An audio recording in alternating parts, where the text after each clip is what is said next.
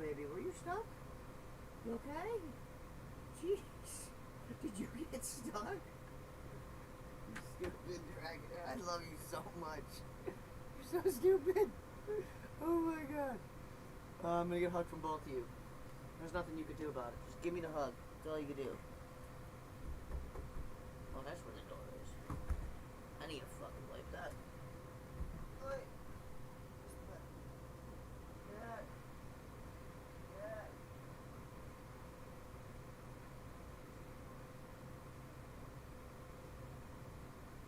Okay, awesome. Yeah, I know that. I can't hear you. What?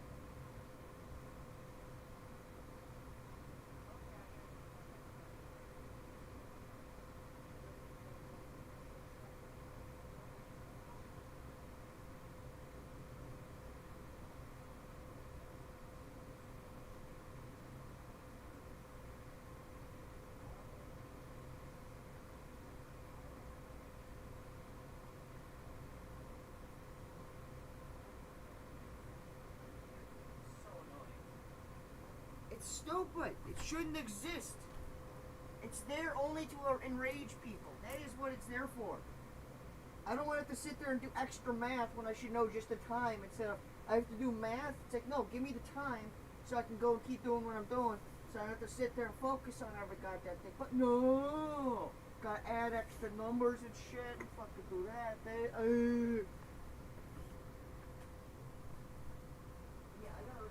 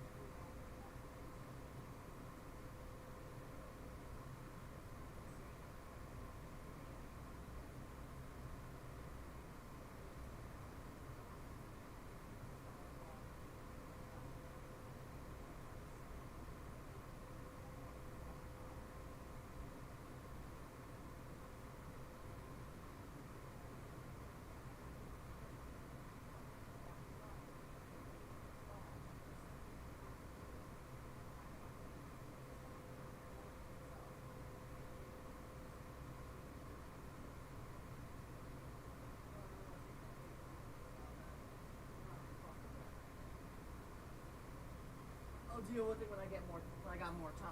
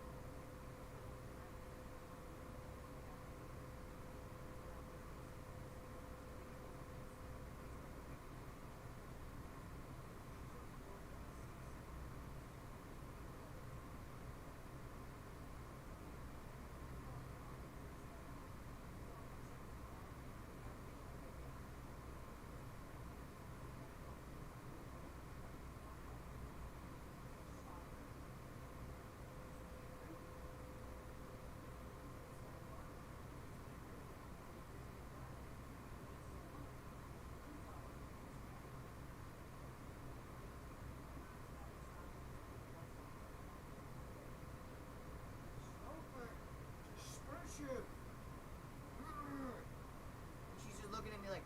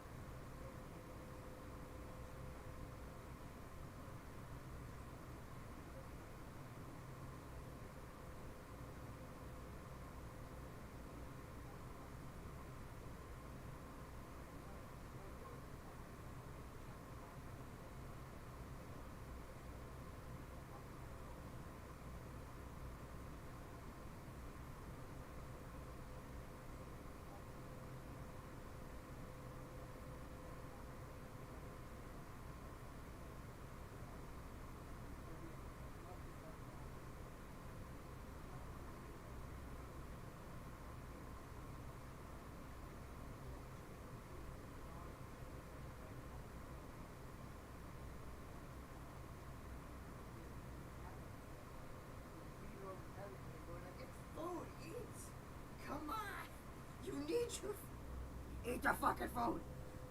No. No.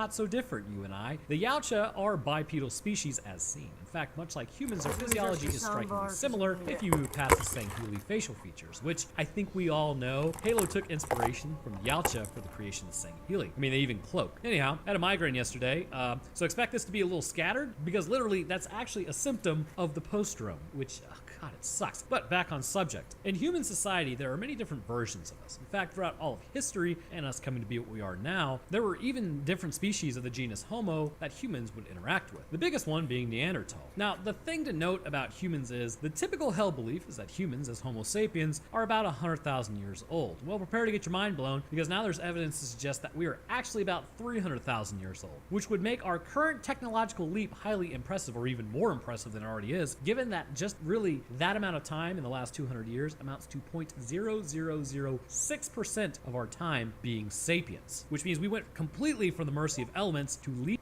God, it sucks. But back on subject. In human society, there are many different versions of us. In fact, throughout all of history and us coming to be what we are, even different species of the genus Homo that humans would interact with. The biggest one being Neanderthal. Now, the thing to note about humans is the typical held belief is that humans, as Homo sapiens, are about 100,000 years old. Well, prepare to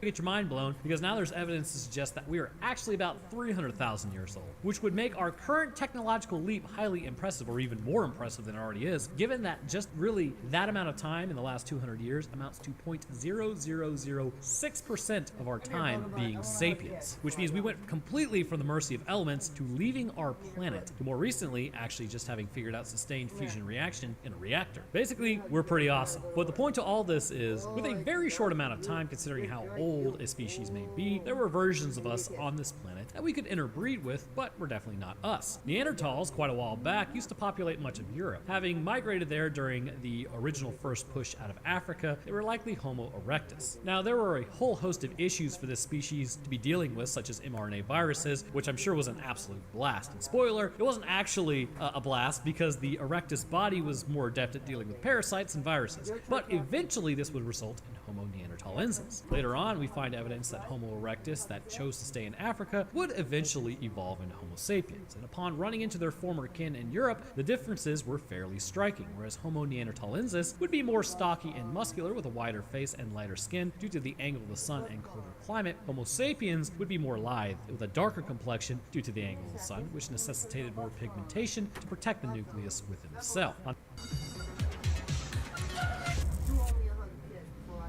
When tape doesn't pass the test, use Velcro brand Sticky Back Dots. Easy does it with Velcro brand hook and loop fasteners. I love you. Wow. This new Special Forces device turns men into beasts. It burns calories on autopilot by emulating 10,000 crunches in 10 minutes, melting belly fat without rigorous diets or lengthy workouts. It's called Tactical X-Abs, and it was created by a former Army officer and a bioengineer, Captain James Snipes. His invention took the military by storm and became a game changer for the Special Forces, boosting their strength and endurance like never before. And now it's helping thousands of people around the world burn belly fat and get in shape quickly. The story began when James was badly injured during a critical mission in the Middle East. After spending 3 months recovering in the hospital, he realized his body had weakened and he wouldn't have enough time to get back in shape for the next mission. That's when James remembered what he learned in the Army about using electric muscle stimulation and had a desperate idea. Using the EIMD phenomenon that powers all the muscle tissue growth in a human's body, he built a revolutionary device that uses military technology and an innovative type of stimulation to ignite rapid fat loss and explosive muscle gain. Having only 3 weeks left for the mission, he started using the device for 20 minutes per day to improve his core, arms, and legs muscles, and the results were incredible. Just after a few days, he began feeling stronger and started losing fat he gained when recovering in the hospital. After only 2 weeks of using the device, he was back in peak physical condition and his muscles were visible like never before. When other soldiers saw the results he achieved, they all asked to try it themselves. Everyone who tried this muscle stimulator reported explosive muscle gain and peak in their strength performance. It was then that James realized the impact his invention could have and quickly partnered with a group of investors. They perfected the device and prepared it for mass production. They named it Tactical X-Abs Stimulator, and it's the most powerful tool for getting in shape ever made. It allows anyone to melt belly fat and build muscle fast without spending hours at the gym or giving up their favorite foods. It works by sending gentle electric pulses to exercise the muscles and promote rapid muscle growth while burning belly fat at the same time. When your muscles receive the signal, they contract and flex, burning calories by replicating natural muscle contractions. It's like doing 10,000 crunches in 10 minutes, but from the comfort of your home, while watching TV, doing chores, or whatever you like.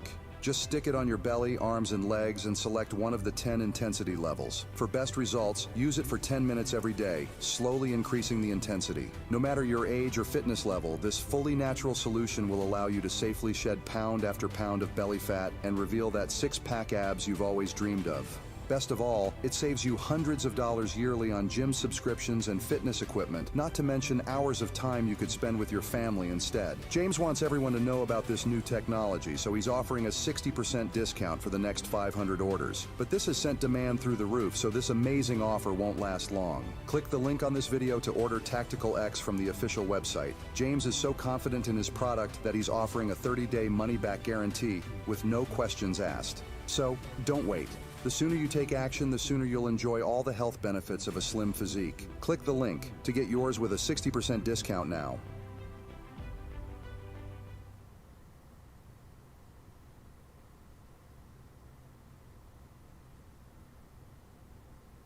On top of this, they were taller and had smaller faces with a slightly smaller skull. The point of all this is that the two species existed in the same time frame and eventually would go on to interbreed because, let's be honest here, as a species, when the hour gets late and you've been partying, who knows? Maybe you will take that Neanderthal home at the end of the bar because they start looking pretty good. But this ultimately results in a lot of our current iteration of species to carry genetic information of Neanderthalensis. However, they do appear to be, or appear to have been, bred completely out, as there were really more sapiens and we were more social. But moving back over to the Yautja, not only do they look similar to humans in terms of build, but there appears to be a similar dichotomy within their species as well. Taking for instance the Yautja in the movie Predator, like the original Predator, like with Dutch, this specific version of Yautja appears much more comfortable in a jungle environment. In fact, their planet is said to have two biomasses. One is a jungle biome with dense jungles, which provides plenty of shade and a moist environment. Somebody just cringed at the fact that I use moist, and these Yautja appear to be radically different from the predators known as the feral predators from the other biome. This biome is said to be a giant desert. It may still be humid, likely not considering it's a desert, but there is very little cover overhead from its binary star system. Over time, this would result in two different versions of the predator that may have intermingled or may not have intermingled as much as sapiens did with Neanderthalensis. And as a result, this left the two species, who are likely from the same genus, but have become different species. And in fact, let's take a look at the possible evolutionary pathways that created the feral predator. If I had to take a crack at it, I would potentially say that Yautja Prime was not what is considered today, which is the main issue with the binary star system. Twice the energy received from the suns. Given that the Yautja are bipedal, we can almost apply the human evolutionary pathway to them. See, prior to humans, or really even Homo erectus, we know a change happened around the era of Australopithecus, where the foot shape began to change because they had to start standing upright. Standing upright became necessary as the environment around them changed from dense jungle to savanna with tall grasses. This also meant that our arms, used to basically grapple with trees, was really no longer necessary, and as a result, our arms got shorter and our feet changed from grasping limbs to walking limbs. As we stood upright, the brain became supported by bone rather than by muscle, allowing for it to get larger, which would result in us becoming more intelligent. But the other thing that happened is we started cracking into bones to get bone marrow for nutrition, which then led to cooking, which led to more nutrition, which led to us getting more intelligent. Basically, everything was turning up Milhouse. Then the aforementioned leaving Africa began, which resulted in different physical appearances amongst species. I believe the same thing happened to the Yautja. We know on their planet that they have quite a bit of volcanic activity, and it may be possible that some of their suns currently producing more energy than what had happened when they were one species running around the global jungle, or at least confined to a specific area in the jungle. And because of this, much like how the Sahara Desert undergoes a transformation of turning into a grassland every 20,000 years, Yautja Prime may have undergone a similar event. Now, it could have been a combination of volcanic activity coupled with the suns, but potentially what happened is the Yautja existed in a global jungle. They may have really only been on one part of the planet. It could have been a continent, much like humans were. As the jungle environment around them began to change into something like a savanna, which is a precursor to a desert, they began to stand upright. Their arms got shorter, bipedalism took over, and they became a lot like humans in a lot of ways, which we will go over the feral predator's physiology momentarily, which will help us understand these adaptations. But as the area became more and more dry, likely some Yautja would throw deuces to the area, deciding to move on, whereas others may have continued to stay, probably finding a stable source of water, not requiring them to move on. This ancient event for Yautja would eventually result in two strikingly different versions of the Yautja, whereas those who decide to move on into the jungles would maintain a lighter skin tone, likely brought on by existing on the jungle floor, away from the strong direct sunlight. Those who resided in the desert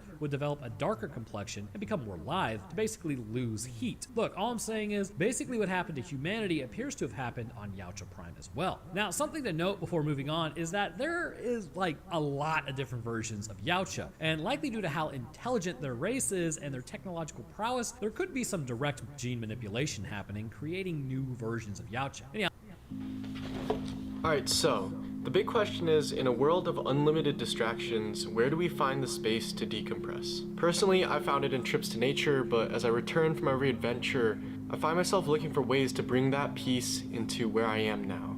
And one way I've done this is through therapy. See, if there's something I've learned in the past few years, it's that there's immense value in creating space for us to process our own emotions and to tackle underlying feelings head on. And there's no easier way to do this than through therapy.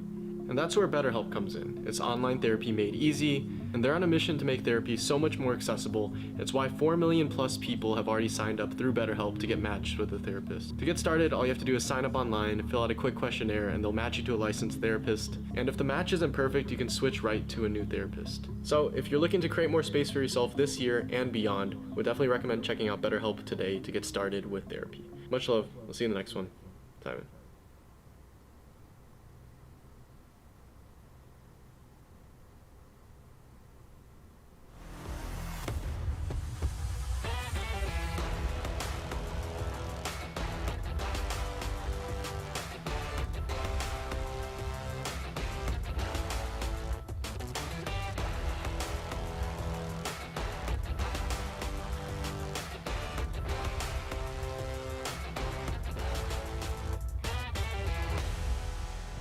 What's poppin', everybody? It's your boy Phil Visu, and it is my pleasure to welcome you to another episode of NFL Tuesday Night Gaming. We got the good games, we got the good vibes, and of course, the good guests. 2 guests, in fact, who were on the show last year, so you can already imagine it's going to be a banger. So with that said, let's meet our gamer, okay? You guys might remember last year, he actually dropped Terrell Owens in a game of Fortnite. So right there, you know he's a bad man for sure. He's a Smash Bros guru, a comedy savant, and the self-proclaimed Mr. Beats Games. Please welcome my guest, Coney.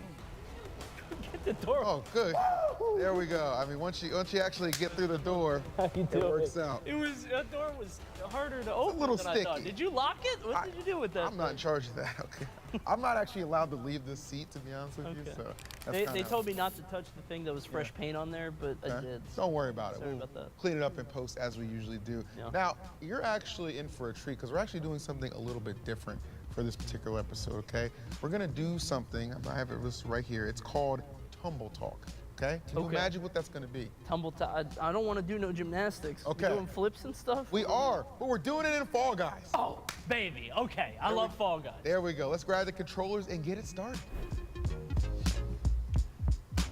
Oh, here we go, okay. Oh, I don't know this one. Do you know this one? I haven't played Fall Guys in a little while. See, they got all these new games now, man. They changed stuff up, and the only people still in the game are really good at it. That's true. There's a lot of like tryhards at this point, but I think that's actually really good to our benefit because when we actually show up and show out, they're gonna be like, damn. Oh, you can't go that way. Okay, good to know. Yeah, you gotta keep your hands up. There we go. Yeah, this is actually, you know, besides this being our first Tumble Talk, they don't actually usually let me play the games. So it's kind of important that we win. Wait, so I have to play, this is the first game that you get to play, and I have to be the guy to carry you across the finish line? 100%. Okay, man, awesome. Yes. No. I had this specifically planned because I knew you were going to be on this episode. Hey, I'm happy. Like, Well, at least we're playing Fall Guys. I need a real gamer. Put me down. Okay, What is this level? You just gotta follow the there it is, there it is, there it is. I'm We're good, so we're good, we're good. scared. Okay, we launch. Oh, did I make it? Oh, Is that the end? All right. I don't understand what happened. Second dip. Oh, you're in? I'm in. Okay. And surely you'll make it. Surely. Oh no, Phil. No, not there. No, I got it. Why isn't it going up? Yo, no, that, like, hold on. You know what? I'm the host now. So when did you start your Fall Guys journey? What brought you to the Fall Guys stage? It was dude, you see that? Like, You have to go the way that it spins. Also, you shouldn't dive there. You said second at Twitch Rivals? Oh no, out second at Twitch Rivals. That makes more sense.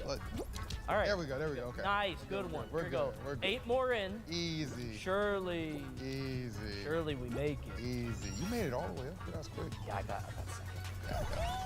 I'm a world champion. I don't know if I told you that. Oh no. I cannot believe you might make it. No, I don't I'm genuinely understand in why. shock. Like, I'm confused why there's like so much. We're playing. We have to hit the button? toddlers At 4 p.m. on a Tuesday. Wait, is this gonna break? Okay, we're good. All right, 5 more. Oh, you're in hot competition, I man. think we're. Because those 2 are in. I think we're good. Yes. Yeah. Wait. What? Well. Dude, no shot. Well. Not my debut, please. 1 more. All right, we blasted. I don't understand. It's you and that guy. Okay. So wait. You and that guy are fighting for last. Okay. You're forcing everybody else to watch you. I think he's stunned out. All right, you're in. Let's get it. He made it. Yes. Congratulations. Top 20%. Top There it 20%. is. You know, Tremendous. this is the kind of athleticism I bring to both games and the field. Hey, you made it across, and that's all that matters. That is all that matters. Congratulations. See, we still got some juice here in Fall Guys. When's the last time you played Fall Guys? Oh gosh, a while ago. In a minute. Well, I know that, you're a champion in Fall Guys, as we've already established. But, Zach, where did we start? It was the Grind 57, and I defeated Remzi, feared MDVA competitor Remzi, in the Grind 57 with my patented Inkling. Where do I go, Phil? I'm gonna assume. Dude, what? I think you just have to weather the storm and then make it to the bumpers. There we go. I don't think I'm gonna make it, man. Bumpers. This is nonsense. This is definitely not the vanilla Fall Guys. No, they added a lot, It's man. like DLC. It's like fighting Bayonetta or something. It's been a long time though. I won a tournament in Ultimate. Yep. At the local, and no way. Okay. I forgot double jumping makes you dive now. Why did they do that? Okay. But I won a tournament in Ultimate when the game came out, and then I stopped playing. I was like, you know what? I'm retired now. Now I'm a streamer. Oh my goodness, I might make it too. I think you might get it. Oh, and I think you might make it too. I think you and I, where I go, you go. I'm going back that's down. The wrong way. That's Okay, I was gonna say, does he know that's backwards? Okay, you know what? It just gives you more time to host. More questions, right? I don't want to be the host. Oh, go ahead. Ask me anything. I'm happy to answer. What games have you been playing lately? Lately? Clearly Fall Guys, you liar. I don't know how much you've been playing, but at the beginning of the year, there wasn't that much stuff. Yeah, And now no, at it was the not. end, it's like, there's heat. Yeah, they're like backloading everything. I mean, everybody wants to win that Game Awards, you know what I'm saying? For the Game of the Year. Do you have a Game of the Year? Right now, it's UFO 50, which is... The indie game? It's not going to win so anything. good. It's not going to win anything, but it's my personal game of the year. It's so good. Okay, fair It's a enough. tremendous game. Phil, what do I do here? Does any... Oh, do I get a basketball? I've never made it this far. Truth time. Do I put it in? Okay, I'll put a basketball in. Blue goes in the blue? It's like that one level in that pet game. Uh-huh. You know what I'm talking about? Pet Rumble? Party animal. Party Animals, yeah, it's like Do I that. put it here? I don't... Well, what is The egg goes in the egg hole. Okay. Over there. Yeah, that's the egg spot. Yeah, there you go. They didn't have this back then. This makes sense. There you go. So you're 2 of 6. So okay, I there's the understand. blue square. I see. understand. Now I don't think I'm gonna make it. You're cooking, bro. You're cooking. Oh no. You're cooking. Because everybody has the same objective. Yeah, that's 3. Any other childhood games you wish would kind of get a remastering? Twisted Metal. I want Twisted Metal. So bad. Imagine a Twisted Metal with like a battle royale style with a battle pass, bro, with online teams. Oh, dude, that's my white whale. That's what I want more than anything. I can see it actually. Because I remember specifically they tried to make Twisted Metal a thing with an actual had a TV live show, act. Yeah, exactly. I don't know how well that did. Wait, no. You made it. No, you made it. Are you serious? The egg is right Oh, you there. didn't make what do you it. mean Oh. it didn't go in? It was right there. I guess you can be a host too, buddy. I'll ask you questions. Phil, what games have you been playing? I watch a lot of Master Chef. All right, well, Fall Guys was a lot of fun. Glad I got to debut Tumble Talk with my boy Coney over here. But for this next game, I think we're gonna need a little bit of help, Coney, okay? We can't do it alone. That's true. I'm not sure. We're both Fortnite gamers, but we're good at mouse and keyboard. We don't know what we're doing here. We need an expert. We do, and we have one on hand from the NFL, hailing from Atlanta, the homie. When you got the ball in your hand, this man is one of the most explosive players, period. Rondell Moore, can you hear me, brother? Welcome to the show. Pleasure to be here, man. I appreciate you guys having me. No doubt about that. Now, Rondell, we need to know right now, bro, are you capable of carrying us in some Fortnite? There's only one way to find out, and I think we're about to in about 5 minutes. Okay, you know what? He's not wrong. He's level 72. Man. He is very high. He knows what he's doing. So I'm feeling confident about that. Well, I'm gonna queue. I'm ready to queue. I'm already ready to. Well, first thing I want to ask you, Rondale, is how is the recovery process going for you, my friend? Like I be peeping you on IG. I know you're in the pool doing the waving and stuff like that. You know what I'm saying? So it feels like the motion is there. How's the process been treating you? This is solid, man. I'm blessed. I think I'm surrounded by a great group of people, organization that's been on my side ever since then and since I got here in March. So, like I said, it's been really good. I think progression's been going well, and I'm just grateful for all the people that have stuck around and been by my side through this whole point. Okay, love that for you, man. Has that just been like your main focus, or has there been anything else you've been getting into to kind of keep your mind like maybe a little bit off of football right now since you're not playing? Yeah, it's tough, man. I think there's kind of two sides of it. Obviously, you want to get back, and this is my love. So I think for me, it's just kind of focus on the rehab process and getting back to even better than I was before. And then there's the other end of it where it's like, oh, you got some downtime, let's get away, let's figure out what we can do to occupy our time and figure out some other trade or something to pick up while I do have a lot of downtime. So a little bit of both, man, both worlds. I've come up with a lot of ideas. I've contemplated on just saying, forget all that and let's just lock in on the rehab process. So it's a lot of it, both sides of everything. Okay, no, I respect that, bro. Like it's definitely, I mean, as like somebody who's like a, very talented athlete like yourself, I know it's never easy sitting on the sideline. What's up, everybody? This is Kyron Williams. I'm super excited to announce that the Madden NFL Youth Championship, powered by Play Versus. This is your chance to win a trip to the NFL Pro Bowl. I'm all about that Madden grind on and off the field. Growing up, Madden was a way for me to be able to dream big and think like a pro.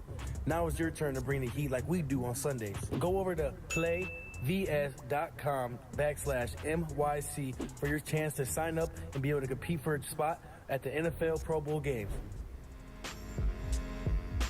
Rondale, what's a teachable moment for you? Did you have a welcome to the NFL moment? Prime time, my rookie year, I think this is game 8 or 9. We're playing Aaron Rodgers in Green Bay. We're at home, sunroof's open, Thursday night, we're undefeated. It's a plus 50 punt. They're basically kicking a messed up punt that's not gonna go very far. And I made a bad decision and I muffed it. Oh no. Like that mistake right there, like I said, we're undefeated, it's a primetime game, and I think that, for me, just how I felt as a player and as a person was probably like my first okay, this is not it's not college or high school anymore. It's real. Yeah. Can't make those mistakes. Yeah. I mean, we're gamers. Like we don't have it's not the same thing, but like we know about them first, them first times. I mean, I can kind of remember my first tournament. Can you, Zach? Didn't I meet you at your first tournament? Probably. My first tournament was Brawl Till You Fall. Yeah, that's why I met dojo. you. Yeah. It's not the same, obviously, but you talking about, college ball versus, NFL professional. There's a moment like that in gaming tournaments, too, when, you're playing with your friends in the basement, everybody's having a good time, you're beating up all your buddies, and then you go to a tournament with, real players, and you're like, oh, this is different. Yep. It's a different world. 100%. Dang, where did we drop? It's like the outskirts of. Yeah, that's what I was about to say. It's like no one here, huh? All right, I'm coming. I'm in the car. All right, let's get it. Let's go. Oh, I see shots. All right, let's get it. Wait, can I back up? Okay, I can. Get us in the thick of it, bro. Yo, why you ain't just stay on the bridge? This is crazy. He went down. Nah, Well, I thought that's where the. He's trying to get a tactical advantage. Okay. Oh, right here. Boom. Oh, get him. Get him, boss. Get him. Boosh. Oh, did I miss? I cannot believe that miss. He does. Did I miss? No, is he? Am I tripping? Is that Peter Griffin? Oh, no. Oh, no. It's the Family Guy. All right, let me hop out. Here. Yes. Did you kill him? Okay. He's not. Yeah, There's another guy over I think here. there's one more guy. Yeah, back here. Okay. Say, I can't get out of this. Oh, my turret's on. That turret's kind of powerful. I think we cleared everybody, right? They call me the War Machine. Ooh. Marvel does. I'm War Machine. Oh, there's another one. Right here. Oh, no, he got me in his sights. Help I'm coming. me. Help me. I got a call too. Hold on. All my fuel. Missed every shot? I blasted that dude. Bro, Rondale's in the middle of it.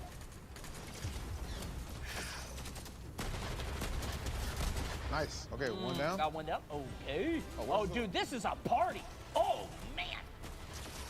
Oh! Blasted headshot. I just got the guy has the Black Panther suit, and he's Hold on.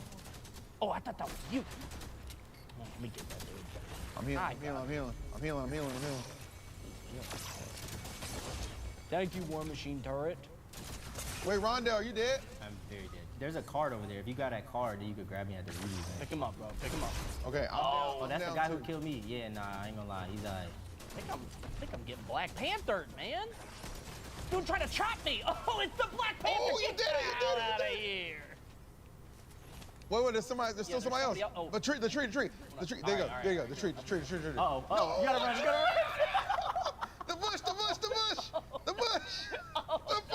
I'm good, bro. We celebrating. You're good. He doesn't even know. I'm popping this. I got 5 bullets, bro. Okay. You go loot my body. I got that. some bullets in my body. I'm gonna try to move like in a circle and try to get back in. Somebody- He's fighting somebody up there. Did you grab his card though? I think I did. Is that the reboot right there? Yeah, reboot man. Yeah, right there. To the left.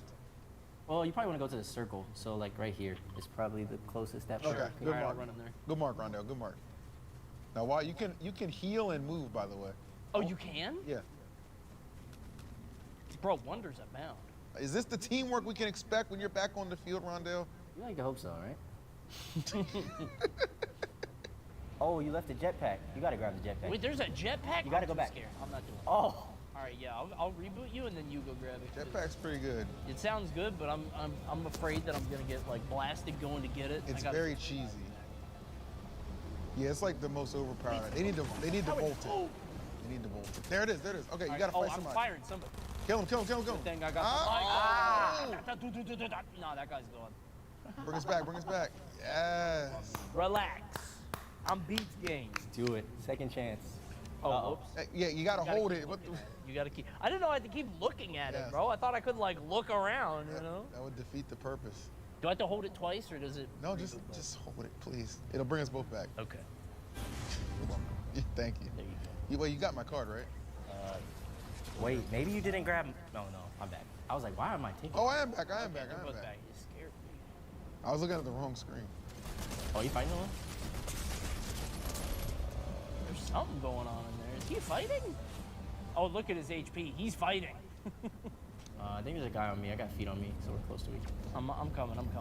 Oh, he's reviving. He's reviving. Oh no. Oh, I see it. Oh, this is not good. This is not good. I'm coming. Oh, there's a lot of people. I just need to find the staircase. Bro, help. Wait, you weren't here the whole time. No, I was. Getting shot from every direction. He baited us in, and where is EE? I don't know. I'm like downstairs in some bunker. He's in the ground, man. I don't know how to get out of this. Hold on. All right, why'd I bring you back? The- I wish I had 2 At this Rondells. point, you might as well just Hey, chill. man. You might as well just chill for like Yeah, just 30 chill. seconds. You said chill, he immediately zooms up. Look at this dude. Okay, I'm waiting. and crouch so they don't Better see you. get my card. I see the. How do I crouch? Yeah. You better get my So card. now they can't see it. I'm going to. How long do we have? Oh, we got like, it says 250 seconds. We got a minute. Yeah, you got 5 minutes. Yeah. Get us out of there. There's 19 left, bro. We're good. We're good.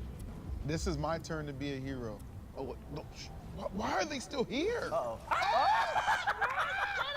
Oh God! I'm Ruben. There's a car. There's a car somewhere. Ah! Went Wait. out on his own terms. I All right, did. running into the flame. I got shot like Ricky. Top 10? Okay. That's kind of a dub. No, it's not bad. That's pretty good. Considering we don't use controllers, that's not bad. Best we could do, I think. Well, I couldn't even tell if you don't use a controller. That was No. pretty damn good. No, it's just, yeah, I'm used to the mouse. This one's a little tough, but you know what? I think we got it. Top 10's not bad. I like that. I like that. On game days, you show up loud. You show up early. You show up in snowstorms and heat waves, just for us. But only 66% of voters showed up to the 2020 election. Which is why this election, we need everyone to make their voice heard. Whether you're in New York, Arizona, Miami. yeah, even Dallas. Now, it's time to show up for our country. And all we have to do is vote.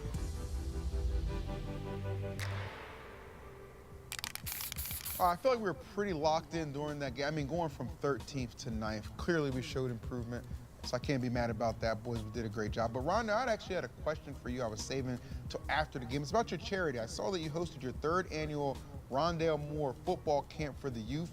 Was wondering how that experience went for you and how important it is to give back to the next generation. Yeah, answer the first question, man. It's super important. A city that has given me so much and showed me so much love and instilled so much confidence in me. It's only right that I get a chance to go back home and kind of lay that foundation for the ones that'll come after me. So it's been something that's been preached to me as a child, and over the years I've just continued to implement those certain things into my life and just continue to inspire and do whatever I can to help that next generation like those before me have done for me. So it's been great, and every chance I get to go back home and speak to the youth and like I said, be around those that have supported me as I was a young kid and had a chance to, I'm not from a big hometown, so everyone knows everyone, so getting a chance to go home and do that is super important to me, and I love doing it every time. Oh man, much respect. How are you gonna follow that up? I don't know. I'm starting up. I just decided I'm starting my own Coney charity too. The Coney charity for the young kid. Yeah, we'll figure it out. Patent pending. Okay, patent pending. Okay. Well, you know what? I did. I actually got to catch up with Rondell during the summer. It was actually really cool. We got to check out like a food festival in Atlanta, kind of get an idea on what he likes to do for like a cheat day, if you will. It was a good vibe. We got to check out the food fest, which I thought was awesome. So guys, enjoy this week's edition of TNG on the road.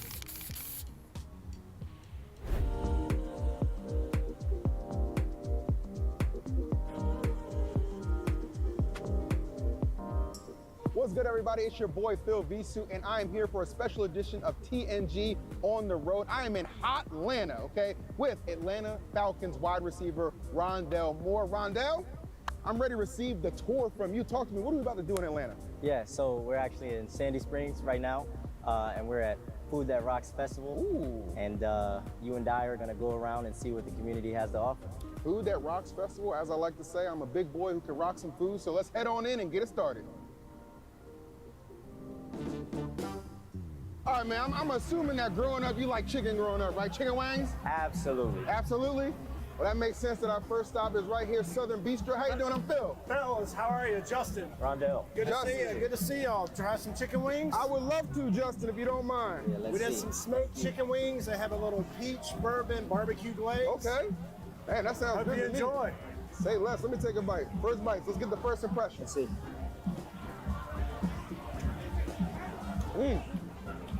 Oh, you're gonna end up having to give me another one of them. Awesome.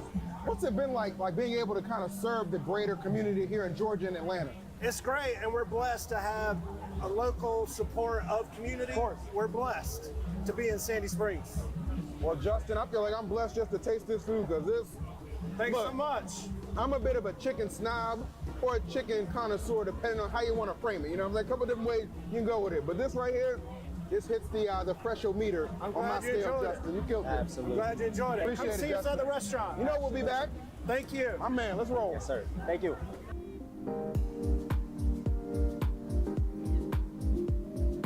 All right, my man, we tried some chicken wings. Can't come to a southern state without trying some brisket. Now, Jeff, I saw you from across the way. I had to come over. Is it the good looks? It's the good looks, it's the hair, and it's the smell, the aroma.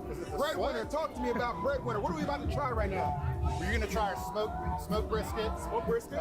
With mac and cheese, crispy fried onions, and drizzled with honey. Drip with honey? Is that any brisket you've ever had? New for me. All right, first time for everything. Let's run it. And let me be first. No, you got it.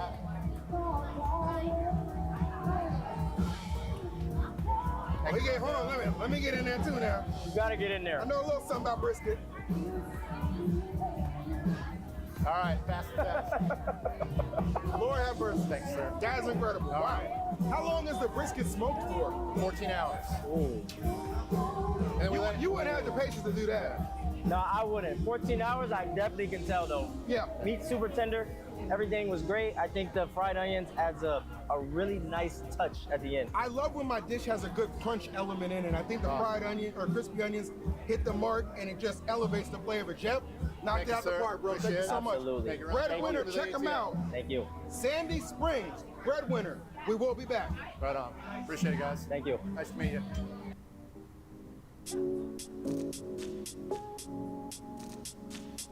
All right, who am I speaking with? I'm Glenn McDaniel. Glenn McDaniel. McDaniel's Q&2 barbecue. That is the Cup Q. That's our signature festival dish.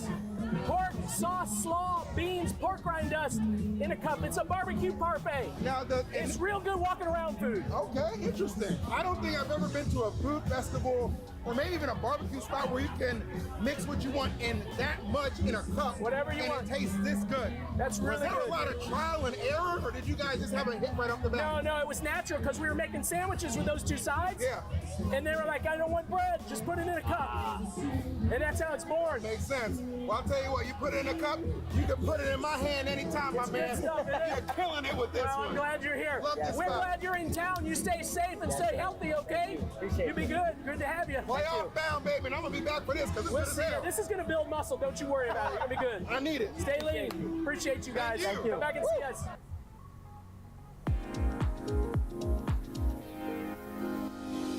All right, man, we cannot wrap up the food festival without some dessert. I saw this from across the way. Henry's Bakery and Cafe. Looks delicious. I'm Phil. Hey, I'm Dave. Dave, this is Rondell. Nice to meet you. Atlanta Falcons wide receiver. What are you going to fuel us up with, Dave? Today we just brought some of our world famous shortbreads and pinafores. Ooh. And we do sandwiches, cakes, pastries, anything you can think of. The whole 9 yards. And more. What's the secret to serving the community for so long and being able to generate all these smiles through all these sweets? Quality and service. Quality and service. That's simple. Always have a smile. Good stuff. It's good stuff, huh? What is in this? Huh? Secret recipe. Family recipe. Can't give away our secrets. That's fair. Yeah. I don't know about you, Rondell, but 10 out of 10 for me. That's it, huh? 10 out of 10 for me. This feels like a touchdown to me. Great. Nice. Appreciate it. Have a good season. Thank you. That worked out great. Appreciate it. To say, Rondell, that I'm stuffed with not only great food, but just great, I don't know, like vibes from the culture here in Atlanta would be an understatement. I can't thank you enough for showing me around and having a good time. What was your favorite stop that we had on this tour? Yeah, It's hard to pick. I think if I had to say one thing that was my favorite, I'm a sweet tooth guy myself. Yes, you're gonna go with the dessert place. Absolutely. And Ray's. I think I'm saying that right. It's a little Yeah, French, yeah, okay? yeah, I am yeah. clearly not anything but that. But nonetheless, yeah. I mean, off camera, they didn't even see you went back for a second one. I ain't gonna tell you coach or nothing or nothing like that. Yeah, but no, I appreciate it. We got a day off tomorrow, so Day it's off a little tomorrow, cheat day. I'll perfect. take it. Nah, man, this was amazing. Thank you so much. I mean, getting the opportunity to come and do these TNG episodes on the road are always a pleasure, and I couldn't have picked a better guest than you, man. You held it down. My man, 100 grand, and we out for now. Y'all take care. Well, as you guys can see, that was a lot of fun, man. I mean, you could tell I like to eat, so getting to go to a little bit of a food festival, especially in Atlanta, where they really know how to throw down, was certainly one of my favorite things. Now, Rondell, since then, have you been back to any kind of festivals with food-related activities in Atlanta, or you just been kind of keeping it thorough? Yeah, I've been keeping it real chill, man. Unfortunately, I haven't had a chance to get back down there and taste some of the wonderful food soon. So when you come visit, let me know. We'll go take them down together. There we go. Easy money. Well, I'll tell you what, I didn't just develop an appetite for food watching that piece, okay? I actually developed an appetite for more gaming. So, Coney, we are gonna put you through something I'm sure you have no clue what's about to take place. We're gonna play some Madden. Oh, man. Play some Madden, come on. All right, we'll do some Madden. I played a lot of NFL games when I was younger, had a Madden phase, had a Blitz phase. Okay. But I always asked Madden what to do, and I don't know.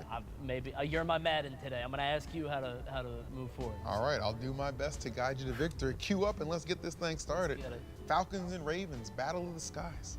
I like it. All right, he's kicking it. Well, that's good for you. You get to receive. Watch this. All right. All right, who's good? Simpson? Is Simpson good? Harrison?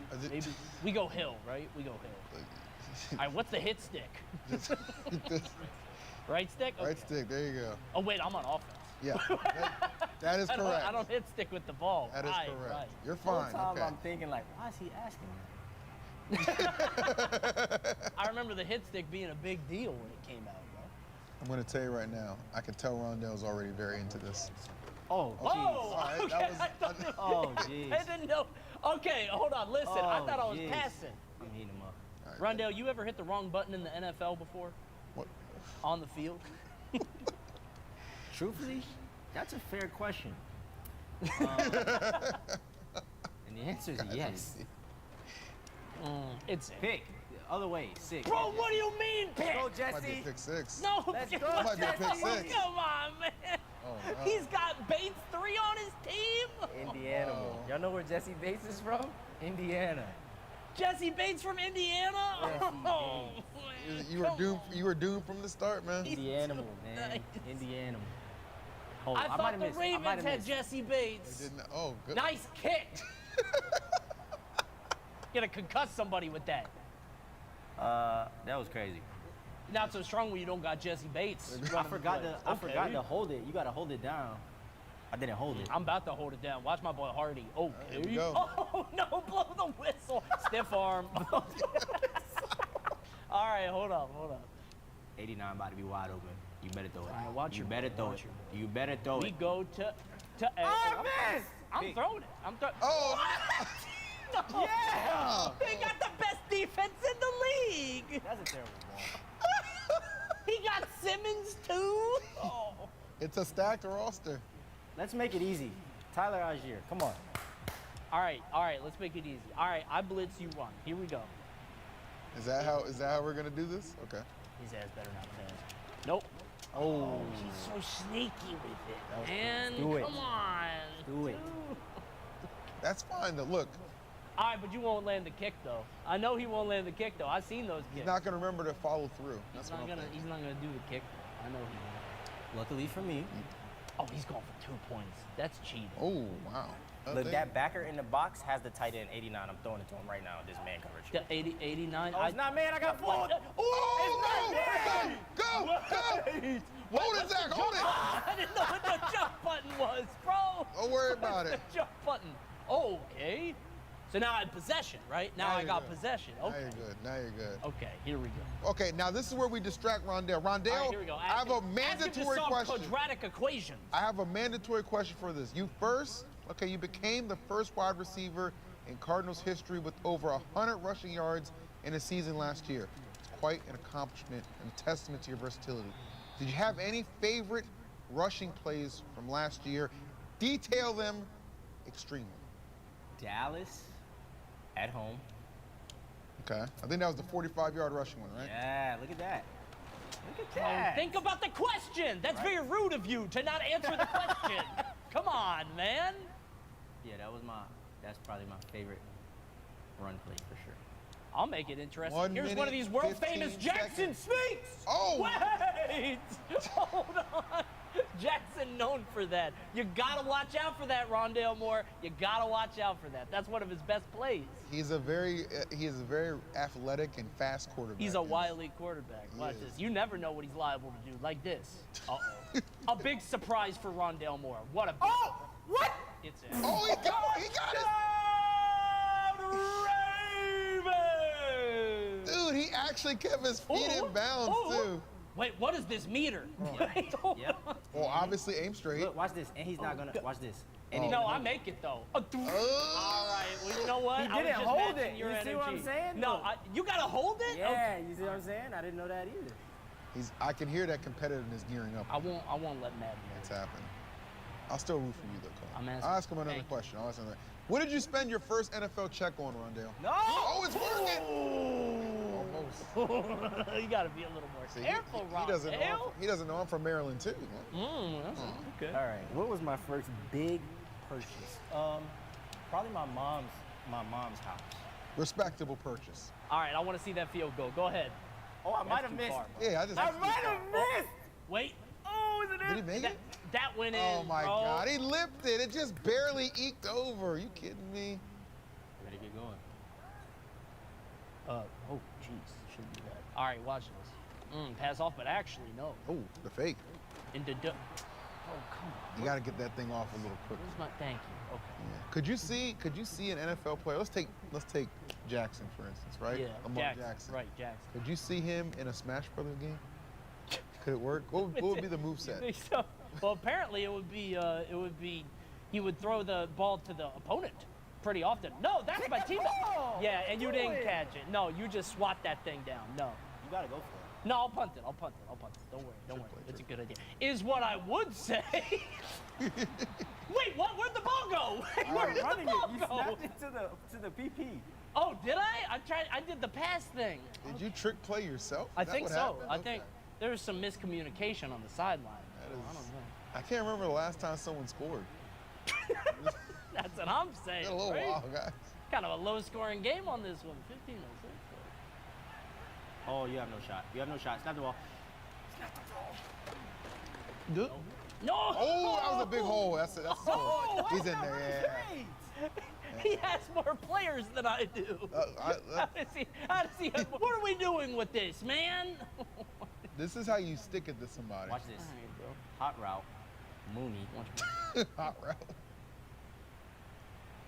I was letting that thing go. Watch my guy away. What we thinking? What we thinking? Watch my guy away. I'm diving. The moment you let that ride. Look how mad he is. Come here. Come here.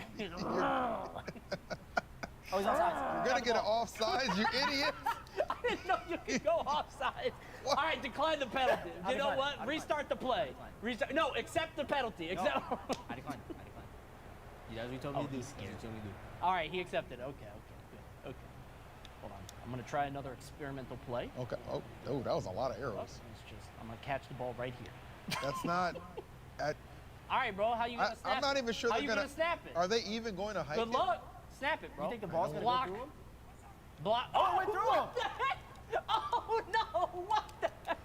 Come on, man. He's cheating. Put the controller down, Coney. I've been removed from the game for excessive offside encroachment penalty. Well, I guess we never would have known who would win. I guess we never know who would have won.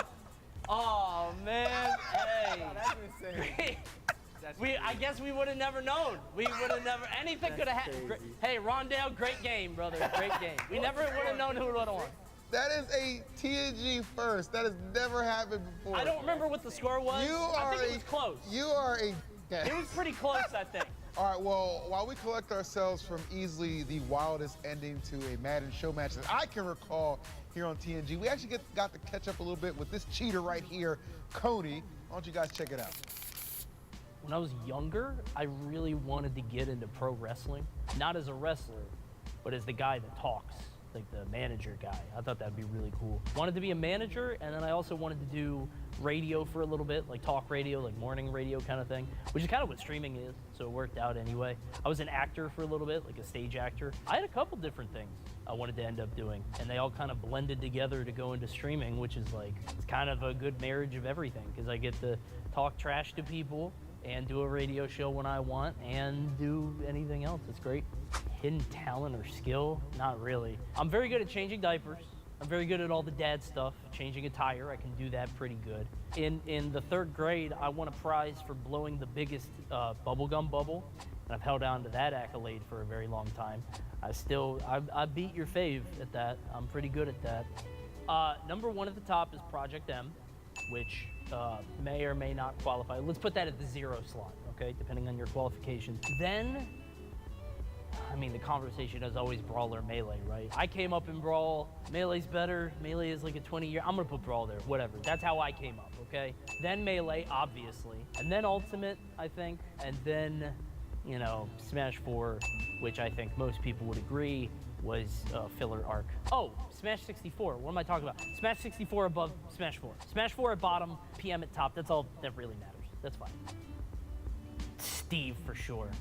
Steve doesn't talk, and he kind of does his own thing and forages, and I'm not a Minecraft guy. That wasn't my generation, so I don't think him and I would be cool.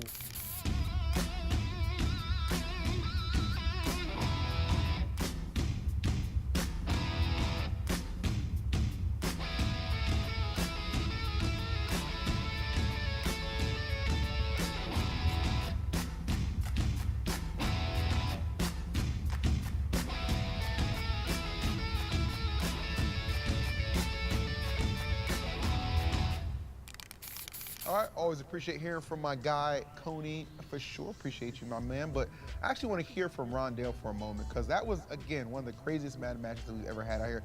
For your next show match, when you do inevitably make another appearance here on TNG, Rondale, what would you do a little bit different? And would you stick with the Falcons?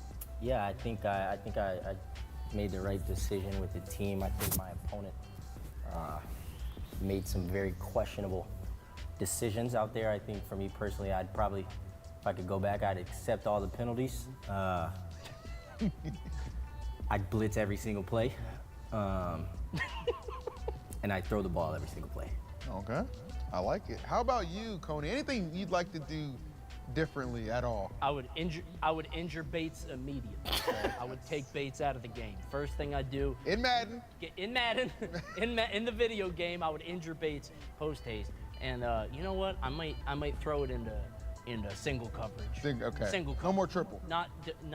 Certainly not triple. Okay. Maybe double if I'm feeling a little spicy, but certainly not that. Yeah. All right, no doubt about that. Well, guys, I appreciate you all for coming on the show today. Easily one of my favorite episodes, one of my favorite people right here. And then Rondell, you're an absolute homie as well. So hopefully you guys enjoyed yourselves. Coney, you have a good time? I had a great time. Yeah, thank you guys so much for having me. It was very fun. How about you, Rondell? Great. Same thing, no complaints. Appreciate you guys having me. All right, well, that'll do it from us here on NFL TNG. Thank you guys for tuning in for another great episode. I want to thank Rondell.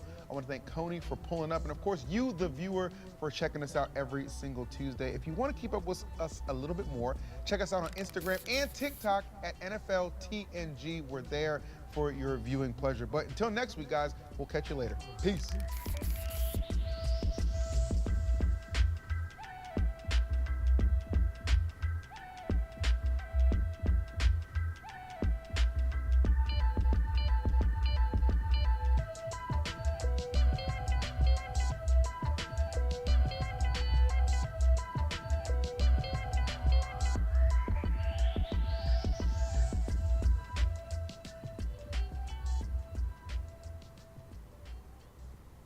Now, ultimately, the division between biomasses on their home planet would result in two very different Yautja that are still the same genus, but might not be the same species, which resulted in different visual adaptations. Whereas the Yautja that come from the jungle would have plasma casters and appeared more technologically advanced, sporting metal armoring and a potentially more developed reasoning ability when it comes to trying to figure out if a prey species is attempting to trap them, the feral predator appears less technologically inclined, having a tracking bolt arm cannon rather than a plasma caster. On top of this, they favor bone armoring, which when coming across human force multipliers at the time, was able to withstand a direct hit with a musket. But against their own technology, the bone does very little. And coupled with this, they also sport a shield to protect their body from direct hits that could also double as a way to kind of separate the 3-pound anxiety meat from the rest of the body. All that said, however, they would still have ships capable of traversing the cosmos, so they far outclass humans in terms of technology, regardless of if they were the jungle or desert variant. And honestly, considering how technologically advanced they are, as a species, they probably all work together and trade amongst clans. So how exactly does the feral predator differ physically from the standard Yautja? Well, physically overall, there's really actually not too many differences. Concerning limb placements, they are bipedal, just like every other Yautja. However, with that said, they do appear to be taller than the other jungle-faring Yautja. Coupled with that, they also appear to be less muscular, but in reality, it's more likely due to the fact that they're taller and the muscle is more stretched out. Sort of like comparing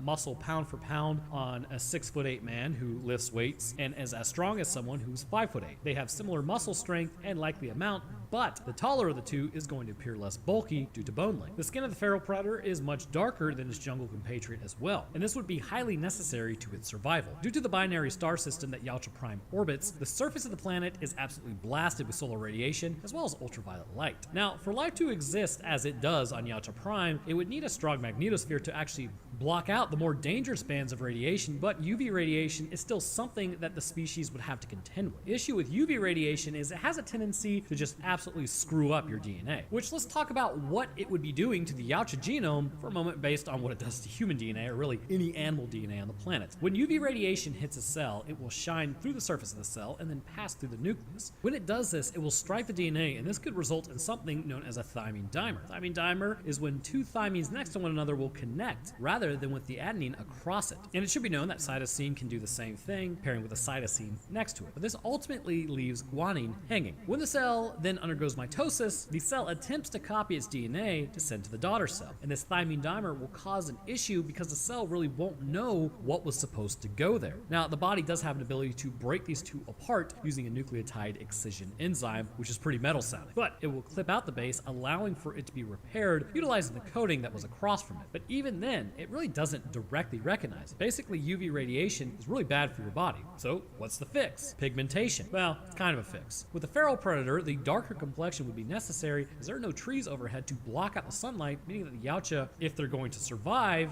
the constant onslaught of this intense ultraviolet radiation, they would need to protect their cells. This pigmentation will gather in front of the nucleus and absorb incoming light and radiation, giving them a physical barrier to the alterations of UV radiation. It's also likely that on a cellular level, they have more precise nucleotide excision enzymes that would repair the DNA or at least cut away the dimers within their own DNA correction method coming in to keep them alive. But apart from skin tone, they also appear to have thicker skin overall. This thicker skin would allow for more protection, as possibly the top layer skin not only being darker, but being essentially a thicker dead layer like we humans have. This would block more radiation in the process, protecting the newer skin underneath. And we see this thickness of skin specifically on the shoulder of this creature, but also in general, since it's getting sliced by literally everyone possible trying to survive an interaction with it, and it really doesn't receive that much damage. Now, moving on to the massive differences with this creature is the head. The head of the feral predator is quite different from its jungle-dwelling brethren. Whereas the Yautja from the jungle have a more rounded frontal forehead, the feral predator has his extend further upwards into a crest. This crest branches out, hiding the connection to the dread-like appendages that this creature has. Due to this more flat cresting as well as protruding further, this means large forehead gang rise up. And also the dreads themselves are longer. Now, it has been hypothesized that the dreads kind of act as some sort of way for the Yautja to cool itself off, which, considering the jungle Yautja just have thicker dreads, which are shorter, would be great for them, but the feral predator actually has longer dreads and in greater numbers, which allows for more wind to pass through, which may cool it off even more effectively. The facial structure overall are different as well. Around the brow ridge of this creature, rather than having sunken back eyes like the jungle Yautja, they are recessed, but the brow ridge, instead of running across, is more perpendicular and at a much sharper angle, almost blocking the eyes somewhat. The reasoning for this adaptation to exist would largely be due to the fact that it would be blindingly.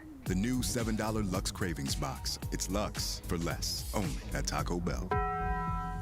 Bright out in the desert. Like, have you ever been out in a desert? There's not much to absorb the light, and the albedo can be fairly high if the sand is light in coloring. And as a result, not only are your eyes contending with the suns overhead, but are contending with the same light being reflected into your eyes as well. This predator would need to block out some of this light and provide the light-sensitive organ some form of protection. This can help to protect the eyes from projectiles as well in case of a sandstorm. Moving down to the mouth, we see a very interesting setup. While it has 4 mandibles, much like the jungle Yautja, they do not appear as long. Instead, they appear larger and thicker, perhaps stronger than the jungle variant mandibles. The jaw itself also appears to contain the mouth better in the feral predator. This could be for a multitude of reasons, but unfortunately, someone already beat me to it, so I gotta give him a shout out on it. On Twitter, a guy named Michael Vincent Art, or at least that's his Twitter handle, remarked on how the jaw appears stronger to break bones, and I'd have to agree. And for that, we go back to human evolution. Back in the day, when we had a lot more fur, our species would stumble across a source of nutrition in the carcasses that would begin making us more intelligent. And this is bone marrow. Now, I mentioned it earlier, but we go a little more in depth. Bone marrow is highly nutritious and can absolutely sustain you. The best part was that a lot of predators on Earth would just eat the meat and leave the bones alone for the most part. When the predators left, as a skeleton was really picked clean, our ancestors would approach the bones, gnaw on them, and break them open to get to the calorie-dense marrow. As time passed, this would lead to us becoming omnivores, which again, cooking and all that. This initial calorie push gave our brains the nutrition it would need to result in us. The Yautja likely had a similar scenario. Because the feral predators are likely to be the original iteration and potentially where this species even originally started out, these adaptations may have been the original ones that the other Yautja would lose over time or adapt in different ways considering the biomes. But the stronger appearing jaw of the feral predator would mean it's more than capable of crushing bone and getting to the nutrition, which when you are in a desert, prior to becoming technologically advanced, any food in this area would need to be utilized to its greatest potential, because there's no guarantee in an environment like this you would run across a meal as easily as, say, in the jungle biome. But what's also interesting is the feral predator's choice in how it chooses to outfit itself. Unlike the jungle Yautja, the feral Yautja choose to wear bone masks instead, which arguably indicates less protecting or less protective ability than the metal mask, but likely still has its roots in more ceremonial purposes, so it's a choice, potentially honoring the older iterations of identities, whereas the jungle Yautja, they're really more about being a better hunter, and the older ways weren't as prevalent as they moved away from their original species origin area. I believe the bone mask is absolutely more of a cultural choice than a technology issue, seeing as the feral predator 300 years ago had access to many different technologies, similar to what we saw the jungle Yautja using, but chose to hunt in a different way according to its customs. Kind of hard to imagine the Yautja having different cultural preferences, but hey, if we can have it, why not a more technologically advanced species? Not to mention, given the different clans and their interactions and emphasis on honorable hunts, this clan is likely not in conflict with the Elder Yautja in any real capacity, considering it will not hunt trapped prey, but instead prefers to go after who's a threat, much like the Yautja Dutch ran into. Which, by the way, if you want to watch a video on that, I will link it at the end of this video. I covered this variant about 2 years ago. But ultimately, this feral predator is a product of its environment. It's odd to call them feral when in reality, due to the cultural choices it makes, as well as the use of its advanced technology, I really don't think it's all that feral. In reality, it hails from a more dry desert side of the planet that is blasted by UV radiation at a more intense angle, and as a result, this caused it to physically adapt to this area. However, one of the things I would also like to bring out before rounding this thing out is its intelligence. I could potentially see it being feral based on if we are using Yautja standards. The Yautja are highly intelligent. It would appear that the jungle variants may have a slight advantage for one reason or another, based on how even after fighting with Dutch and going back to his original hiding place, it located traps, as it seemed more collected and reserved when chasing its prey. The feral predator, after having his almonds activated, will choose to aggressively attack its prey in what appears to definitely be anger. Because of this, logical thought seems somewhat subdued, which if the brain structure is to basically be considered similar to humans, the jungle variant does have a larger frontal lobe than the feral versions, and this could also be due to the larger, more powerful jaws, which just like with our ancestors, limited brain capacity. Again, large forehead gang rise up. But this is not to say the feral predator isn't as intelligent, at least way more intelligent, than humans, but it's still able to be tricked by rustling its jimmies just enough to get it into a rage, which allowed for Naru to take it out using its own technology.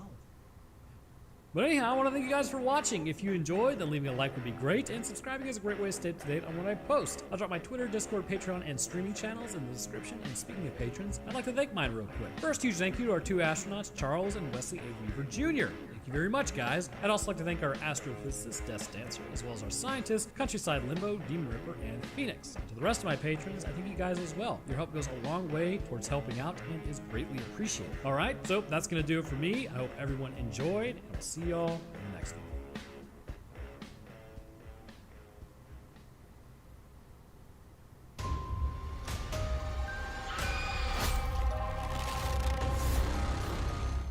What sort of wretched abomination do I bring to you today, you may be asking? Well, you saw the thumbnail, and what even is this thing? Well, I was hoping it was a fever dream, but after confirming the request from a person on my Patreon, I literally had to message them afterwards asking, what the hell even is this? But by God, we're gonna get through this somehow, so just put a helmet on. Also, my wife has COVID. I'm still testing negative, but yeah, it's not looking good. So if I sound weird, that's probably why. In the 1980s, and what I can only assume is the most heavy-handed anti-drug movie ever, like there was absolutely no subtlety down to like the brother hooking up with your girlfriend because you're too interested in that sweet, sweet Listerine-colored brain juice, all given to you by some sort of parasitic thing, like I don't even know what this thing is. Someone made this, by the way. Like, somebody looked at the design of this thing and is like, yep, that's it. That's the terrifying thing we're going with. Anyways, this thing would somehow get out of a couple's apartment bathtub in an apartment complex, and after failing to locate the creature, our boy here would end up becoming its personal meat mech. This thing would basically control him with a promise of making him feel really, really good for a while at least, and then while he was feeling really good, it would be absolutely wrecking people. Now, look, of course we can go into how certain substances destroy the world, and how this is just an allegory for drug use, but that's not fun. So we're gonna approach this thing for what it is. A turd-shaped monster that injects feel-good juice into you and onto your brain. So in today's episode, we're gonna be talking about this thing and the neurological control it exhibits over the human body. But first, this episode is sponsored by Upside. Upside is a cashback app that enables you to get more value from your purchases and improves profitability of local businesses. They partner with 30,000 businesses and 25,000 gas stations across 48 states. So how does it work? Well, you open up the app and claim whatever offer you like, whether that be food, gas, or groceries. Then you go ahead and head there and check in at the business through the app and choose which card you'll be using, or upload a receipt pick later and then pay as usual. From here, Upside will send you the difference. For example, gas is expensive. Well, you can get up to 15 cents cheaper using the app, and I actually found it 20 cents cheaper on a recent trip. I went there, bought the gas, and Upside sent me the difference based on the 20 cents, which, considering it was a 4Runner and I was driving hundreds of miles, that ends up adding up. How this whole process works is predicated on people showing up to these individual businesses in order to purchase something. So you really don't have to pay in or use any special points that are only usable at Upside, and there's no limit on how you can actually earn. Then the businesses get your business and everybody wins. So this is actual money going back to you, and you can withdraw it at any point and then put it back into your account. And even then, if you don't want that, you can cash it out on gift cards too. And if you share Upside with friends today, you can increase your own earnings. So if all that sounds good to you, then heading the link in my description, you too can start earning money back today because gas has just gone completely insane. So we start off our story with the most 80s intro in existence. Then we go on to see a bunch of relics all over the walls, which will have nothing to do with anything, along with a bunch of textbooks about human anatomy, which is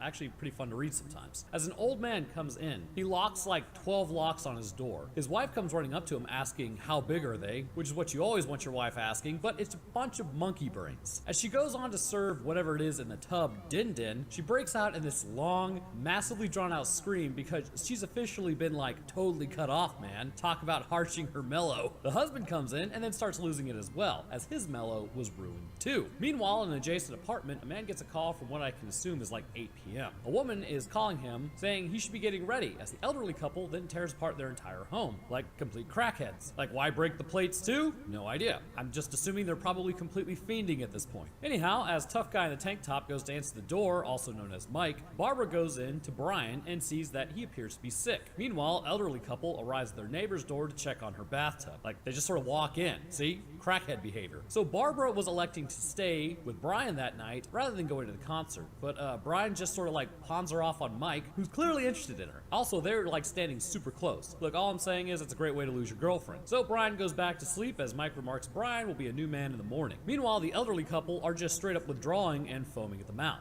As Brian sleeps, he's moving around a lot and has a pretty good headache, but he's also bleeding. He then checks his bed to find that his neck is actually bleeding pretty severely, which I would have to say if I woke up covered in blood like that, I might be a little relieved to find it's my neck rather than other parts of my body. He falls into the bathtub in some of the greatest acting I've ever seen this side of the Mississippi, and our boy Brian is just straight up tripping. And again I ask, Aspie, why did you watch this and subsequently make me watch this? As he lays there, the room begins changing in the most uninteresting ways, such as light turning into a painted eye, and the room now fills with Listerine, which, I mean, that would probably just be more disturbing than anything. That said, Brian doesn't know what's up, but my concern would be I'm having a massive stroke. We then see some 80s effect water, amazing, and Brian is literally almost drowned by Listerine. Waking up, he checks the hole in his neck and realizes it's definitely a hole. A needle hole! And the bathtub is full of water. Brian says he knows someone is there, and we get this god-awful thing. Like, wait for this reveal. Also, the noise that it makes going around his abdomen, it's like somebody literally put a microphone up to a person's abdomen and just listen to the noise it makes. So then this thing appears on Brian's shoulder. Bro, someone thought this thing up. And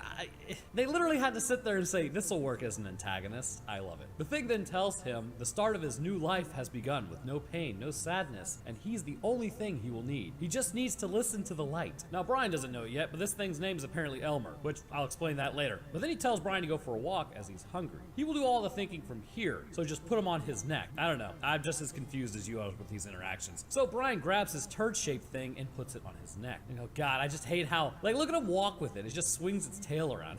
So it opens its mouth, revealing teeth, and a needle comes out that stabs him in the brainstem. Meanwhile, in his brain, it stabs through it and then drops some liquid onto the brain, creating an electric shock. Brian is officially straight tripping again. Oh, Brian, didn't your parents ever tell you to stay away from turd monsters that get you high? So Mike and Barbara return to find Brian missing. Mike takes her home as Brian is running all over the city. He ends up being a junkie in a junkyard, seeing all the colors and whatnot. And like I gotta tell you, it doesn't even look that cool. But while he's screaming about the backlights on the cars, he alerts the junkyard guard, who immediately pulls out his force multiplier. Like, man, don't you think that's a little much? I don't know. So as Brian runs amongst the cars, definitely not getting tetanus along the way, he's being stalked by the guard, who takes his job way too seriously. Then Brian spots it, a broken windshield. Amazing. The guard goes to frisk Brian for some reason. I'm not really sure that's his job, but he tells him to roll over because he felt something. Now, something shaped like that, I'm not sure I'd be asking anybody to roll over. As he feels it, Elmer begins its attack, going straight for the brain. Brian watches on as he's really too buzzed to do anything about Elmer until he finally breaks through the skull and into that delicious frontal lobe. God, I hate watching this thing eat. Actually, you know what? I just hate this thing. So Brian says, "Juice me, bro," as Elmer gives him some more watercolors, causing him to feel it, Mr. Krabs, as he descends back down into his jacket. Meanwhile, back at home, Mike waits for Barbara as he tells her he's been sleeping for like 17 17 hours and hasn't come out of his room in days. Either that, if he's not in his room, he's in his bathtub. He also added a ton of locks to a bunch of doors, and also there's just a ton of buckets of water like everywhere. Basically, he's acting very sus. Again, it's an old meme, but it checks out. Then we get this very uncomfortable, okay, the thing just appears in the water between his legs, and he freaks out like, alright, you know what, I think I've already conveyed this movie is just one giant acid trip. Enough, you get it. Later on, he does make it to his date, and Barbara starts talking to Brian about what it feels to be massively high. As he tries to explain to Barbara further, Elmer ends up jabbing him to make him stop, and as he does, he spots brains in his spaghetti and meatballs as they all become just like breathing brains. Ooh, spooky. Brian then gets up and nopes out of there as Barbara is talking about being together, which is great for your relationship's lifespan, but it doesn't matter because Brian needs to feel the colors once more. Walking through the city, he heads into an alleyway with some dude drinking back there. As Brian talks to a wall for a moment, he lets Elmer out, who juices him up once again. So now we're heading to a nightclub known as Hell. And it is violently 80s in there. Which, did you know 1980 was 42 years ago? Ah, God, it's terrible. So we see one woman watching Brian because he's wearing a suit and obviously is out of place. She realizes he's just totally screwed in the head and goes in to dance with him. So obviously, this means they end up outside. Then we get this scene. Alright, so I can't show this because Susan will be on me like ugly on an ape, but as Brian starts passing out, she feels Elmer in his pants and is like, oh cool, you got a real monster in there. And then she just kind of goes for it. So this has to be blurred for sure. Well, as she goes for it, it goes through her mouth and into her brain to start snacking on that sweet, sweet brainstem.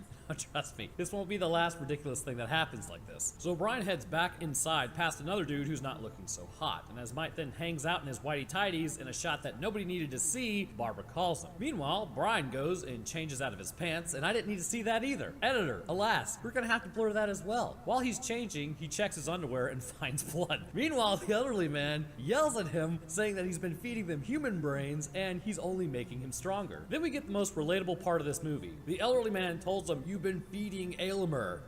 He's like, you named him Elmer? Which I felt that. But oh wait, again, it's Aylmer. A-Y-L-M-E-R, which apparently means all-inspiring famous one. Apparently.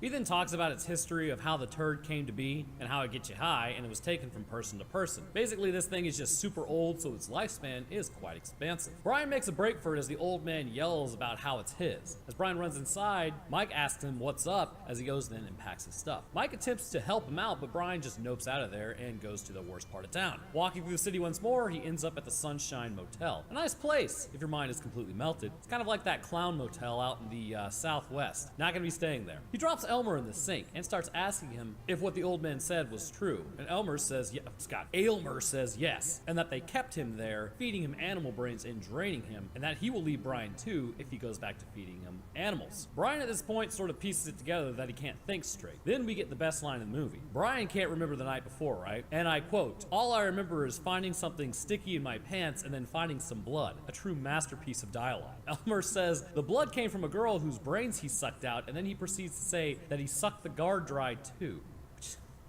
Alright, so this is obviously disturbing to Brian as he's running around town basically sucking people dry when he's elevated. The other shoe now drops. Elmer says that they will keep taking people out since he's hungry. Now Brian is in full withdrawal while Elmer lolls at him from the sink. Brian holds out for a while, all the while Elmer is talking smack about going out. During this withdrawal, you have your standards: hallucinations, sweating, life in general just sort of sucking. Later, Brian is awoken by Elmer singing and is finally broken. Like, bro, you're already withdrawing. Just keep it going, obviously. But he folds and decides that he needs to feed Elmer first. Heading outside of his room, he tries to break into a few doors, all fails as this random dude talking about nuclear war then goes into his room. Like, there was no need for him to show, I don't know. Anyways, Brian then heads to like the public shower in the hotel where this all has to be blurred out, and there's like this super buff dude in there who's just chilling and tells him it's cool, nobody's gonna bother him, which I actually like this dude, so I'm glad he doesn't get taken out. So then the turd slides out of his towel and towards Swole Goals over here, but is not able to get to him in time, so years of working out not wasted. Instead, it elects to go after a dude in the bathroom. It attacks him and then eats his brain as someone literally probably uses a Hershey bottle, like Hershey's syrup bottle with red food coloring, to spray it all over the stall. Now Brian is feeling a lot better, having gotten his high and ceasing his withdrawal. He heads back home as Mike starts moving in on Barbara. Mike picks up Barbara on the rebound, telling her she's special. That's usually how it goes. Mike asks Barbara if he should take her home, but nope. They end up hooking up instead while Brian listens in the other room like a total weirdo. So this whole scene, like one of those is, it's just, I can't show it. But you gotta ask yourself, do you think it was awkward to film this on camera? I think it was probably pretty awkward. Brian continues to lay there listening, to which, oh my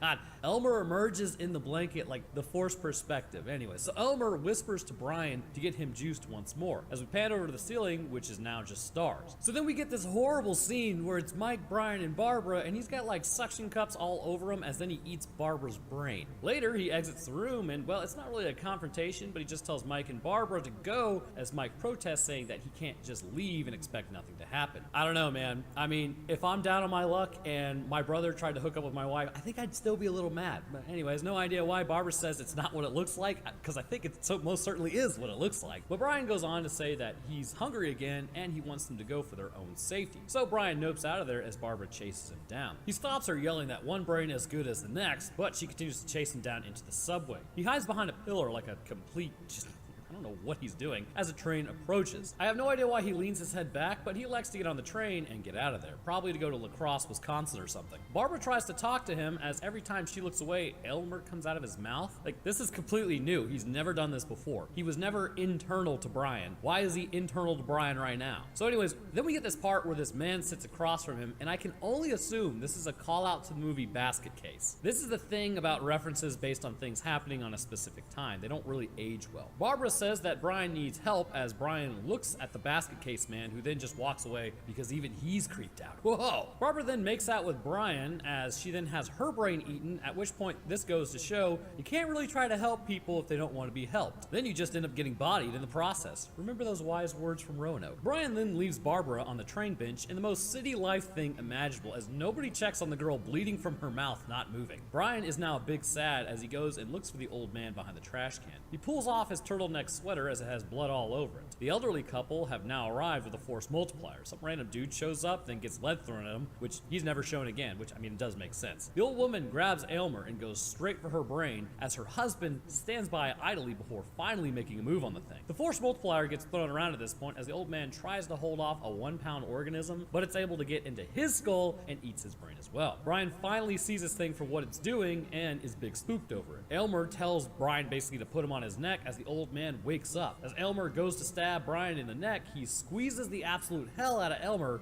juicing Brian's brain to the maximum capacity, which is pretty hilarious. He takes out Elmer because he got squeezed too hard, and the old man collapses because his brain was bleeding. I can't believe nobody thought of this before. And as Brian is now basically having a seizure, he starts forming this giant boil in his forehead. As Mike goes to call Barbara, Brian then comes home, leaking blue everywhere. As he goes to take himself out, instead, what the sweet hell is this? Brian's brain just becomes pure light, and he now officially has brain damage. You watched it, you can't unwatch it. So where to begin with Aylmer?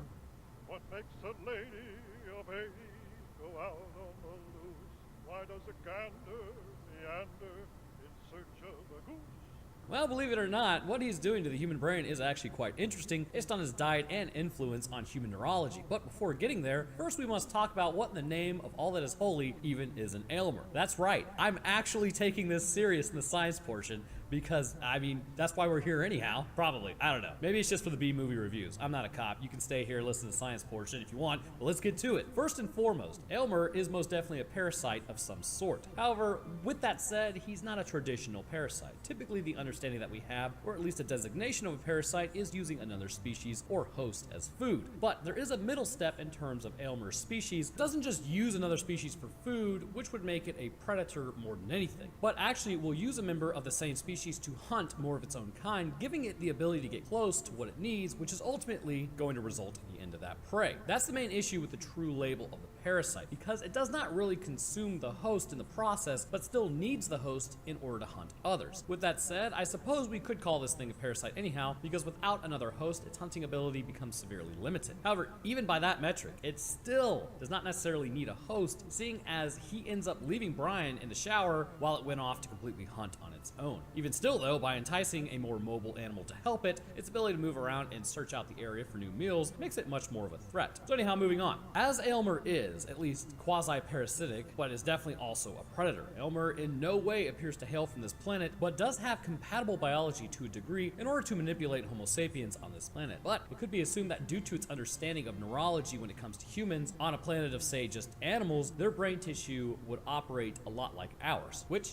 I will go into later on how Aylmer actually has compatible chemicals to our brains in the first place, because this would give him the ability to actually get any animal hooked on what he has regardless of species or planet. Aylmer touched down on Earth presumably thousands of years ago based on the old man's explanation, which shows their species is extremely long-lived. Apart from physical violence, considering the body is extremely weak, but due to the lifespan that they have, this would mean their genome is incredibly stable and not prone to as many errors and issues like Earthlings would be. After passing through civilization to civilization, hijacking humans along the way in order to get them to do his bidding, he would ultimately fall into the hands of Brian, where his potentially immortal life would be cut short at the hands of the old man, who would squeeze him to his end, resulting in all his fluids being evacuated from his body and internal issues leading to the rupturing of major organs, leading to an internal bleed out. But then again, we all saw that. So let's move on to this thing's physical morphology, so then we can get to the actual good stuff. Starting with the turd, this thing is basically a turd. I swear to God, you've seen it, I've seen it, we both get it. Its body ends in a conical shape, giving it almost like a stocky snake appearance. Given the coloring on its skin being darker, this would seem to suggest it may hail from a planet with intense solar radiation, giving what we know about pigmentation protecting its genetic coding. This may also hint at why its coating is so stable, as the darker coloring would protect it from things like UV radiation. However, what I do find odd based on its pigmentation is its eyes, although it may not be as strange as you might imagine, or at least I imagine it to be. If we would look at the coloring of its body, it's clear its species, while having a darker complexion, also seems to favor some blue pigmentation. In nature, the color blue is extremely rare, as there's not much use in terms of purpose for combining yellow and green pigmentation in order to create it. But it does exist, and it has existed in humans before. Known as the Blue Fugates of Kentucky, this family was obviously the hills of Kentucky, and would have a blood disorder brought on by a genetic trait that resulted in a disorder known as hemoglobinemia, and that's definitely a mouthful. That would result in their skin becoming blue tinged, but not due to pigmentation. Instead, it was brought on by too little oxygen being delivered to the integument system, and as a result, the skin would turn blue in this disorder. But see, that's the weird part. This was a complete disorder of the genome. With Aylmer, on the other hand, the coloring seems to be pigmentation, and as a result, this would have to conclude that the species, while it being rare on our planet, might be the standard from where it's from. This pigmentation also extends to the eyes of this creature, resulting in blue eyes that we see, which, if you didn't know, the amount of melanin is what gives you eye color. Higher melanin is going to give you brown eyes, and lower is going to give you blues and greens. In Aylmer's case, it's just blue pigmentation across the board that gives him blue eyes. Under those blue eyes sits an abomination of random teeth with varying size. You have the more forward-facing teeth, used to go on the offensive to crack into skulls, and the smaller needle-like teeth, which are used for biting and tearing away. The mouth can open up to almost half the length of the body in order to allow for the creature to latch onto the skull in order to break into it as well. Concerning the internal organs, we would have to assume this creature would have a lot of similar structures like the creatures on our planet, at least to a degree. The first being a stomach in order to break down the incoming nutrition. However, from here, something different appears to be going on, and if I'm right in what I think happens later, which who knows, maybe I am, we're gonna get to that here in a second. Aylmer would need to also possess an oxygen metabolism, much like any species on this planet. The reason nitrogen is a noble gas, and I'm just kidding about that, it is not a noble gas. So yeah, real quickly, I massively messed up in my other, I think it was District 9 video.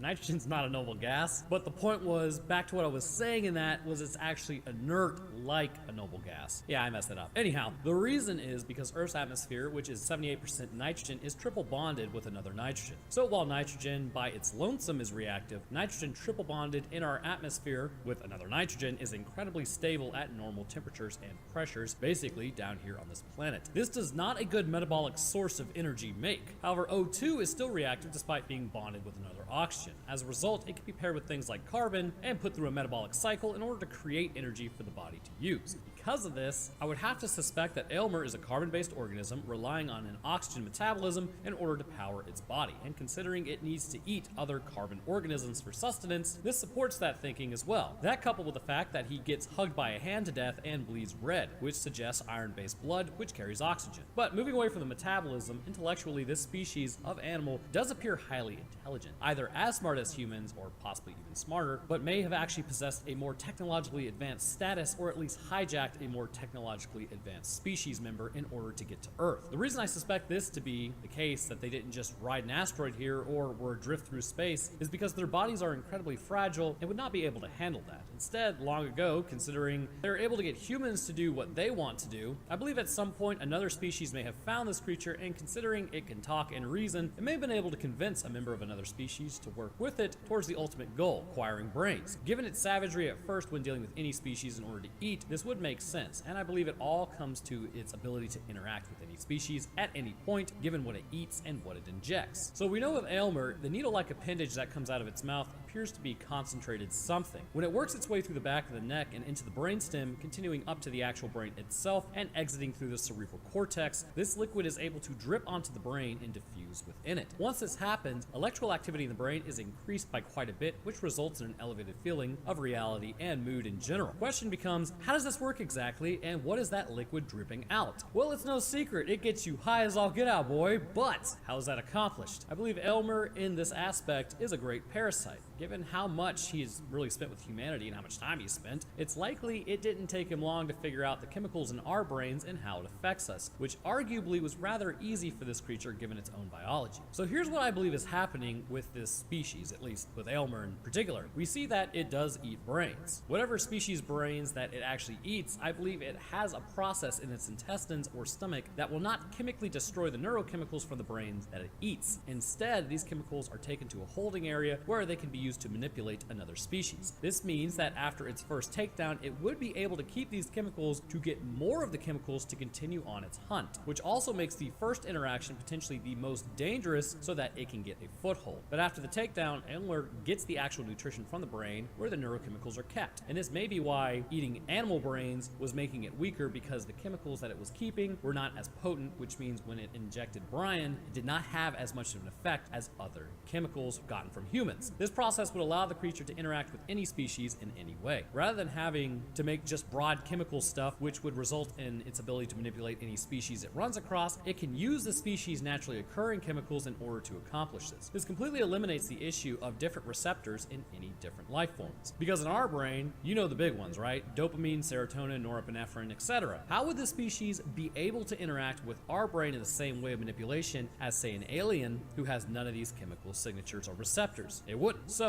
by using the brain as the source for these neurotransmitters, it is able to 100% of the time match it amongst species in order to properly hunt. So how exactly does this affect the brain? Well, after looking into drug interactions within the brain, I think I have it narrowed down based on context clues and subsequent withdrawal symptoms. The first thing I would like to point out is Brian's affinity for Aylmer. It seemed like their relationship pretty much came out of nowhere, and not just because he was getting buzzed the whole time whenever he wanted, but there is a specific chemical in the brain known to inspire feelings of trust and bonding in a short amount of time. Now, typically with something like bonding with animals, people, your children, whatever, one of the chemicals released is oxytocin. This is known as the love drug, or love chemical anyways, but there are other neurotransmitters that can be utilized in this process. Serotonin is known that when it's released in high quantities, can almost immediately make you strike up a bond with somebody and inherently trust them. Taking a look at the symptoms of withdrawal for a moment, when Brian decides that he's going to be in control, he's already basically screwed himself. We see him shivering and sweating on the ground, as well as experiencing muscle spasm. These are all symptoms of withdrawal associated with a lot of drugs, but one in particular that appears to fit the bill based on basically the trust that's formed out of nowhere would be something likened to MDMA or party drugs. These specific drugs work by inhibiting reuptake of serotonin and norepinephrine within the synaptic gap. Typically the process is, as the body releases these neurotransmitters, they will find their mark in the neuron on the other side of the gap, leading to feelings of mild euphoria, trust, bonding, and in general communication. Then the chemicals are taken back up in a process known as reuptake and chemically destroyed or recycled so that they don't just continue to build up in the gap. This process is great until you start chemically altering it with MDMA. When you take this, it will cause the synaptic gap to continue to fill up with these neurotransmitters by binding to the reuptake areas and stopping them from properly operating. On top of this,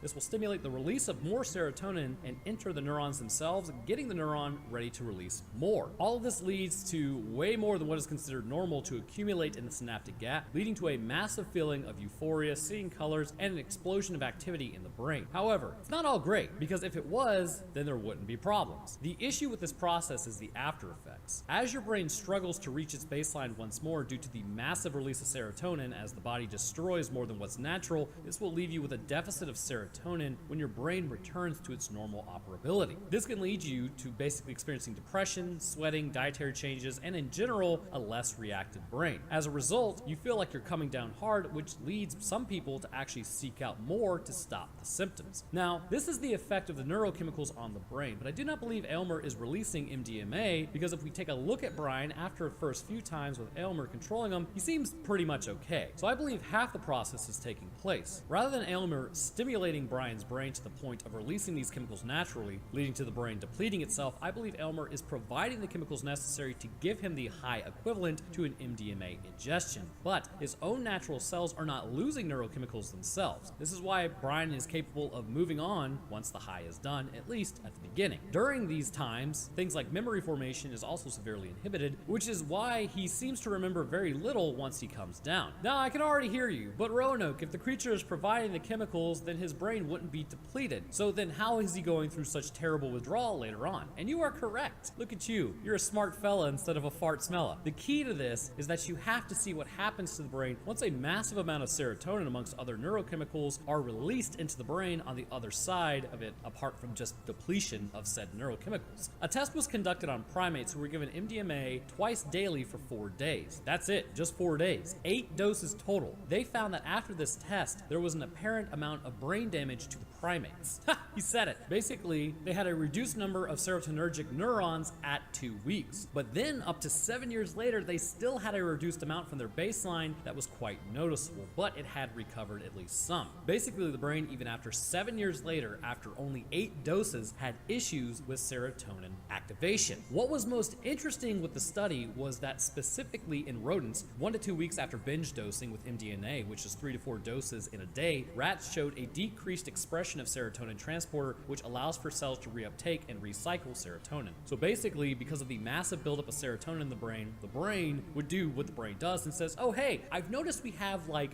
4 chemoreceptors for this chemical, but there appears to be like 16 units of this chemical, so why don't we just make 16 chemoreceptors since there's so much floating around the synaptic gap? Which in turn, when going back to your baseline, means that you really only had like 4 units naturally, and you can never really hope to fill all 16 receptors. Over time, your brain will repair to a certain degree to sort of readjust, but it does appear to take quite a while. Then on top of this, the recycling process your brain uses to naturally preserve these chemicals and send them back through, just in a more broken down state, would be damaged, causing them to no longer properly function, leading to a breakdown in communication. This means that at first, Brian's brain would have too many issues dealing with the serotonin released in his brain, but after basically weeks of hanging out with Aylmer, his brain would be permanently altered to his detriment, meaning that he was reliant on Aylmer to give him the chemicals he needed just to even have his brain operate properly, which this is exactly what Aylmer uses to subdue any individual. It appears he doesn't really trend towards animal brains and needs a certain level of sapience for it to effectively work. This is because he can reason with sapience to go out and get what he needs so he can give them what they need. With an animal, there is a breakdown because the level of understanding wouldn't be there, and instead the animal wouldn't react in a way that Aylmer would be able to manipulate. So to wrap this up, Aspie, why did you watch this?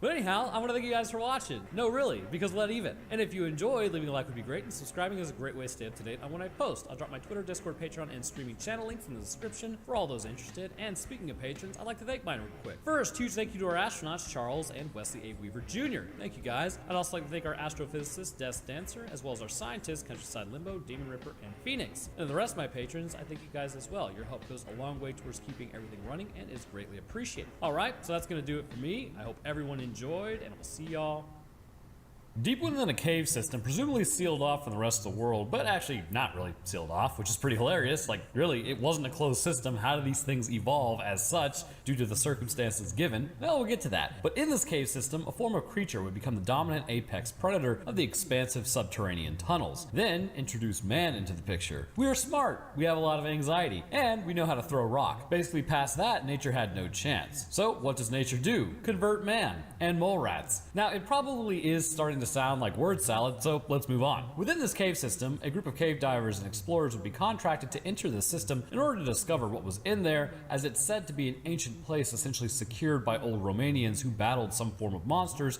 in folklore tales, which is exactly the place that you want to, just go into. But like most folklore tales in Europe, it doesn't end well. Descending into the cave system, the scout would be the first to come into contact with some form of mole life that didn't seem quite right, just before coming into contact with actually the real nightmare. So in today's episode, we'll discuss the creatures in the cave, the alterations to the human form, and what it was doing, and why this is completely ridiculous. Let's first kick this thing off with a bunch of dudes being cave explorers. Reminds me of college. Take that joke for what you will. During the Cold War in Romania 30 years ago, which, get this, it was actually almost 50 years ago at this point. God, we're getting so old. A group of men are heading into the system through winding roads. Well, it's not really a cave system. Instead, it's just an ancient church that they use on intending to discover the cave system. Running through barriers and ignoring them, the boots with the fur guy points up at a sheer cliff, telling them the church is up there. As they crest the peak, they actually end up finding it. A church built into the recessed portion of a mountain, Dimitrescu style. Although it's not a 9'6" woman down in the church, so I don't know, what a disappointment. As they open up the cellar door and descend into the bowels of the church, they find carvings of monsters and battles before finding a seal on the ground. Nothing is in there, but Boots with the fur appears a little freaked out. We see one man's tattoo says VSSF as he plants the charges to get into the cave. As they detonate it though, they all fall in as a rock slide descends upon the church. Apparently this mountain was incredibly unstable, trapping the men inside. As they look up, they hear an echoing noise in the darkness, but have no idea what it is. Present day now, except not really because this was 17 years ago,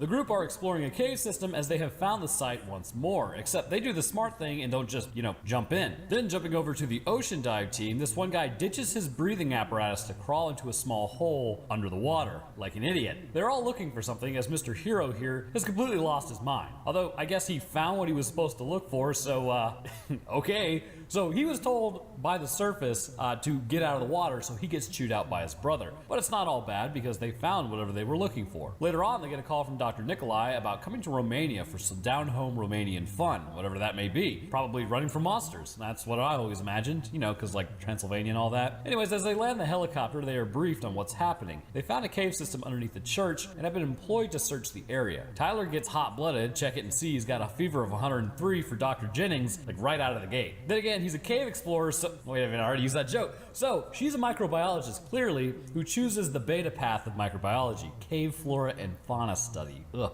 tragic. Everyone knows the true Sigma male grind set is epidemiology. So they talk about Tyler's rebreather that apparently filters out CO2 using lithium, more dangerous, but that allows them to stay under for like 24 hours. Can someone check on the validity of that? Because I'm not so sure that you can really stay down under the water for that long with just a rebreather. As Tyler walks up to the bag, apparently they found shoes at the mouth of the cave and someone didn't make it back. So now we get the standard hype up meeting. Here's the cave, monsters are here, here, and here. We plan on losing about 12 people in this section, and remember, when it's your turn to fall on some rocks, aim here. The usual. Respect the cave and then ruin the toast. Yada yada yada, nobody really cares. So Dr. Nikolai goes on to explain the seal in the church cellar. Essentially, it was built to display God's power of protection. Way back in the day, Knights Templars went in there to fight some demons but ended up losing, so they sealed up the cave system and had really just relied on it not being found or opened. And it did work pretty good for a while. So the next morning, they all descend down and enter an extremely well-lit cave system. They're sitting out the scout first, Briggs, to check out the base camp. And if he finds anything along the way, he gets to name it, which bums out Tyler because,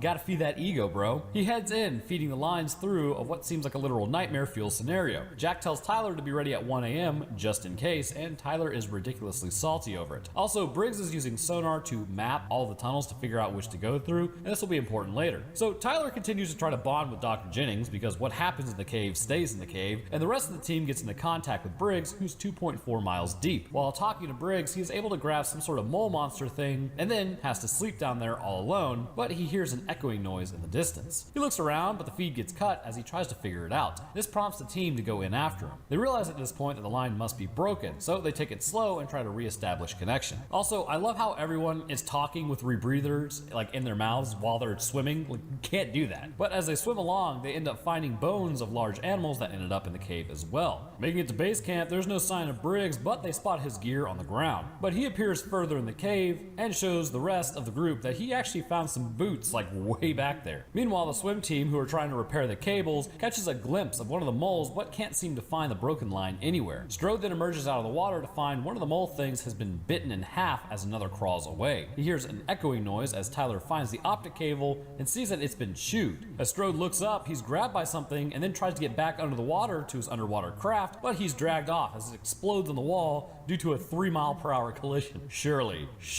it can't be that volatile of a craft. But basically this collapses the tunnel, trapping everyone as they can't swim back up. Jack tells them that they are not going back the way they came, and nobody is going to come looking for them for like 12 days. Strode was apparently special forces, and something got him. That's literally how it's said. And Briggs brings up how he thinks it's the same thing that got whoever was wearing those boots. They ask Dr. Nikolai if there is anything that could have attacked Strode, but really he doesn't know. Tyler brings up that maybe it was just, him hallucinating, but come on, dude. Doesn't matter though, as Tyler Blue steals it in the corner, they talk about the rescue team, and that they're the rescue team, and really they need to just push forward. So let me ask you this. You're in a cave. You just lost your friend, and you believe something else is out there. Would you A, just sort of lay low and keep your eyes open and shut up? Or B, act like a complete idiot and then start fist fighting your friends over a disagreement about if it was narcosis or not? If you chose A, then congratulations. You're not an idiot like Briggs. Briggs literally gets into a fist fight over this for a difference of opinions. Like, calm down there, Mr. Alpha. Then again, Tyler does throw the first punch, so maybe Tyler's just trying to be the alpha. I don't know. They're both stupid. Anyhow, so this team is already falling apart after apparently years together. Truly the best group of friends imaginable. Thank God nobody is named Amy in this group. So Dr. Jennings now decides to check on some samples from the mole. The cells look parasitic almost. Then using a tissue sample from a salamander, they find the same parasite operating in this tissue as well. Interesting. So Top and Jack are skulking around another system before they find a bunch of translucent scorpions. Asking him to back up, he's then attacked by something huge, but is able to tear its claw off before it takes him out as well. Well, I guess really he just cut it off. Bringing it back to the science team, they bring up how this thing may have evolved completely separated from other forms of life, which is a pretty bold statement, as this would suggest the cave system has been there since life first branched out, and then something just ended up getting stuck, which given how much Earth's crust has been reformed and reshapen, I'm really not inclined to believe that. But whatever it is, has almost no sight, but a heightened sense of smell and hearing, so it can hunt in complete blackness that is the cave system. As they continue looking for the claw sample, tendrils then branch out, indicating that this tissue in some capacity is still alive, making the infection ubiquitous, or basically just present everywhere. Jack at this point tells them to pack it up. It's time to go as the doctors protest, but then again, this isn't really their forte. As they head to the next chamber, something is watching them move around below from the ceilings as the group continues to hear the clicking noise. They stumble across a femur with the bone scarred from teeth, meaning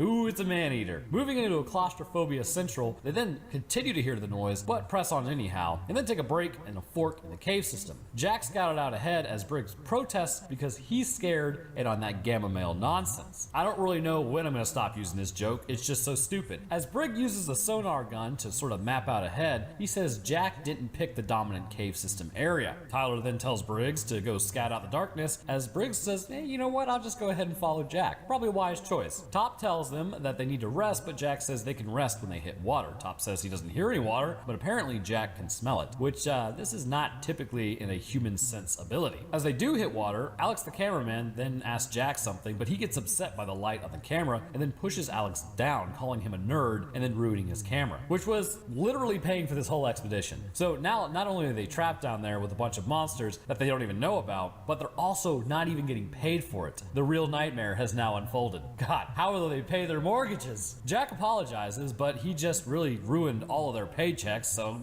not really the greatest fan. Though you think, considering they were going underwater basket weaving, their camera, I don't know, would have been water resistant up to a certain depth. But as the camera falls, Jack sees there's actually a current, and where there's a current, there is something, I'm sure, because I would never go cave diving to figure that out. Jack at this point appears to be exhibiting an immune response, such as fever with hallucinations being brought on. Top seems to think that it might be gangrene and that the antibiotics aren't actually working, but Jack can hear the whole group, despite them quietly talking amongst themselves pretty far away. After a short break, the group now all head into the water. As Tyler's the last one, something comes down, clearly stalking him using the echolocation organ to see him. The group continues swimming through and finds there really is a current down here. They move down in a slip and slide one at a time, with Dr. Nikolai just basically destroying his leg on the way down somehow. Also, Tyler and Dr. Jennings get separated as one of the creatures grabs her leg under the water, but Tyler can't help as he's caught up in the current. Heading down, he passes Dr. Nikolai with a broken leg before falling into a giant underwater lake, which is lucky because, if that was a shallow creek bed, well, actually, you know what? The other bodies would have probably cushioned his fall, I suppose. And also, I've been in a cave with a giant lake like this. No thanks. As they swim out, Charlie comes up and tells them that there's something in the water. Also, no thanks. Tyler goes to check, and it's really just my other nightmare. Albino eels are taking snaps at them in a pitch black lake. Tyler then pops a flare and goes to scare it. The further ahead group then signals them as then they regroup. Nikolai finally makes the plunge into the water with the rest of the group, but he calls out for everyone as something else jumps into the water. Before anybody can get to him, he's then dragged under, which is kind of a huge bruh moment. Tyler then goes and checks, and yep, there's blood everywhere. As he gets to him, he sees the creature basically doing a flying motion under the water, dragging him to the depths. The eels are now attacking the rest of the group, and Tyler spots Nikolai in the wall crevice, as then we see the same tattoo from earlier, that VSSF,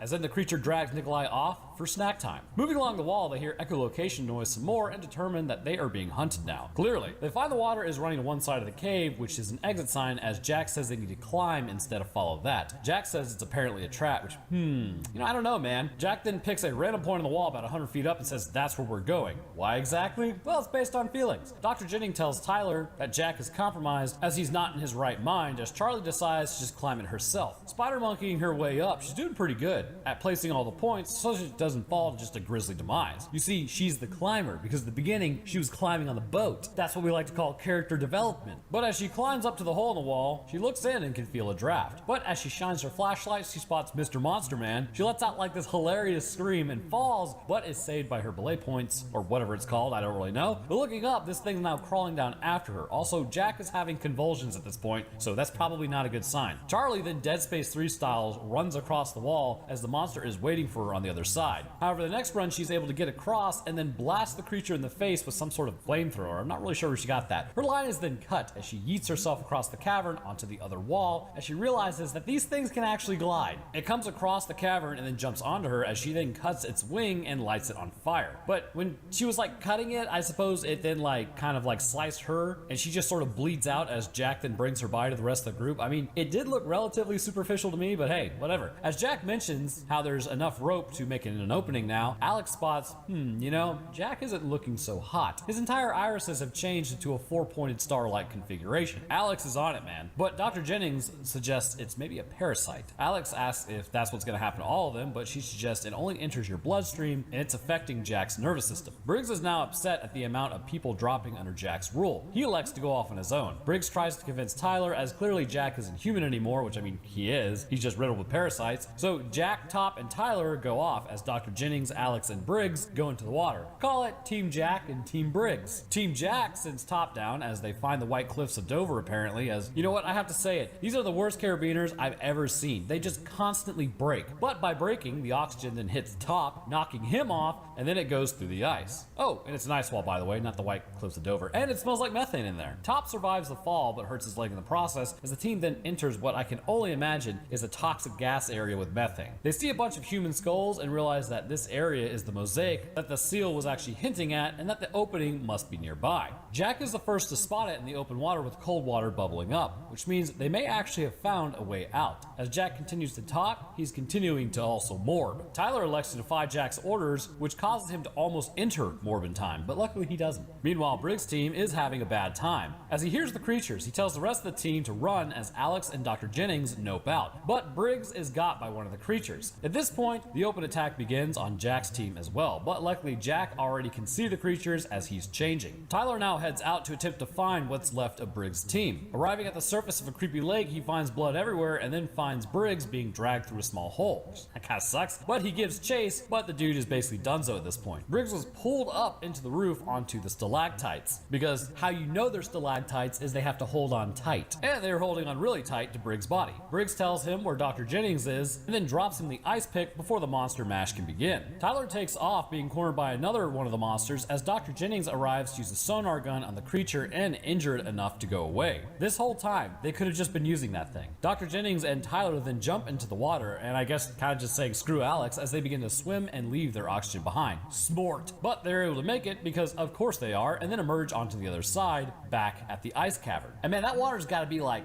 really cold. Also, Dr. Jennings drowns in the process, but Tyler is able to revive her. Also, not so fun fact, Did you know you can drown after already being resuscitated from drowning? It's called secondary drowning. Your lungs will literally prank you after water has already been evacuated from your lungs and then start filling up with water known as a pulmonary edema. Like, bro, why? What possible reason could that have to exist? Anyhow, in the ice cave system, oh look, Alex did make it. Survival skills off the charts. As they begin climbing down, they're eventually able to make it to the methane area. Jack asks about Briggs, but then tells the group that they are being watched. However, the heat waves are confusing the creatures, causing them not to attack as they can't get a good read on them, although they can probably clearly hear them. Their plan is to sort of just get to the cold water and start swimming. Alex is tasked with covering them with sonar as Jack just sort of, walks off. While they hobble down the embankment, they then drop their tank, alerting the SOBs in there. As Alex provides cover, he's hit with a stalactite and then has his head ripped off, I suppose by the VSSF monster. The rest of the group then descend into the cold water as they just sort of like hide there as it attacks the water. And man, these things are ugly. Tyler has now become blooded, moving up from unblooded as he slices the creature, taking it out. Jack has been cornered up a pillar with multiple creatures attacking it as it hits one of the lithium rebreathers, lighting it and then starting the detonation of the entire room. He then jumps out in a way which is actually cooler than the scene with our T-posing buddy from Rain of Fire, who then jumps out and gets eaten, but he is able to tackle the creature and then starts stabbing it like an actual Chad, dragging it into the water and being crushed by a giant cave pillar. As the whole room detonates, Tyler jumps in, catches up with everyone heading towards the light. Exiting out, they come out into an open river as they have officially escaped. And this also means the cave system wasn't really that sealed off. Anyways, days later, I imagine, as Tyler then talks to Top before he gets into a cab, Dr. Jennings waits for him at a cafe, hungover style. Tyler goes and sits with her as they talk about the parasite. He asks about it, saying that she said the parasite was changing him and there's no way he could have survived out here, could he? Dr. Jennings says that she's not so sure that it couldn't survive out here. Maybe it would actually do really well. Maybe too well. Maybe Dr. Jennings is infected. As she kisses him, her glasses get lowered and she says she thinks it wants to get out as her irises have been changing. Tyler gives chase but loses her in like a crazy busy Romanian street, ensuring that the human race is totally doomed because we don't have force multipliers capable of completely destroying and absolutely shredding these things. Sort of like the dinosaurs in Jurassic World or whatever the new one was, like, oh, we have to coexist with the dinosaurs. No, we don't. We have force multipliers.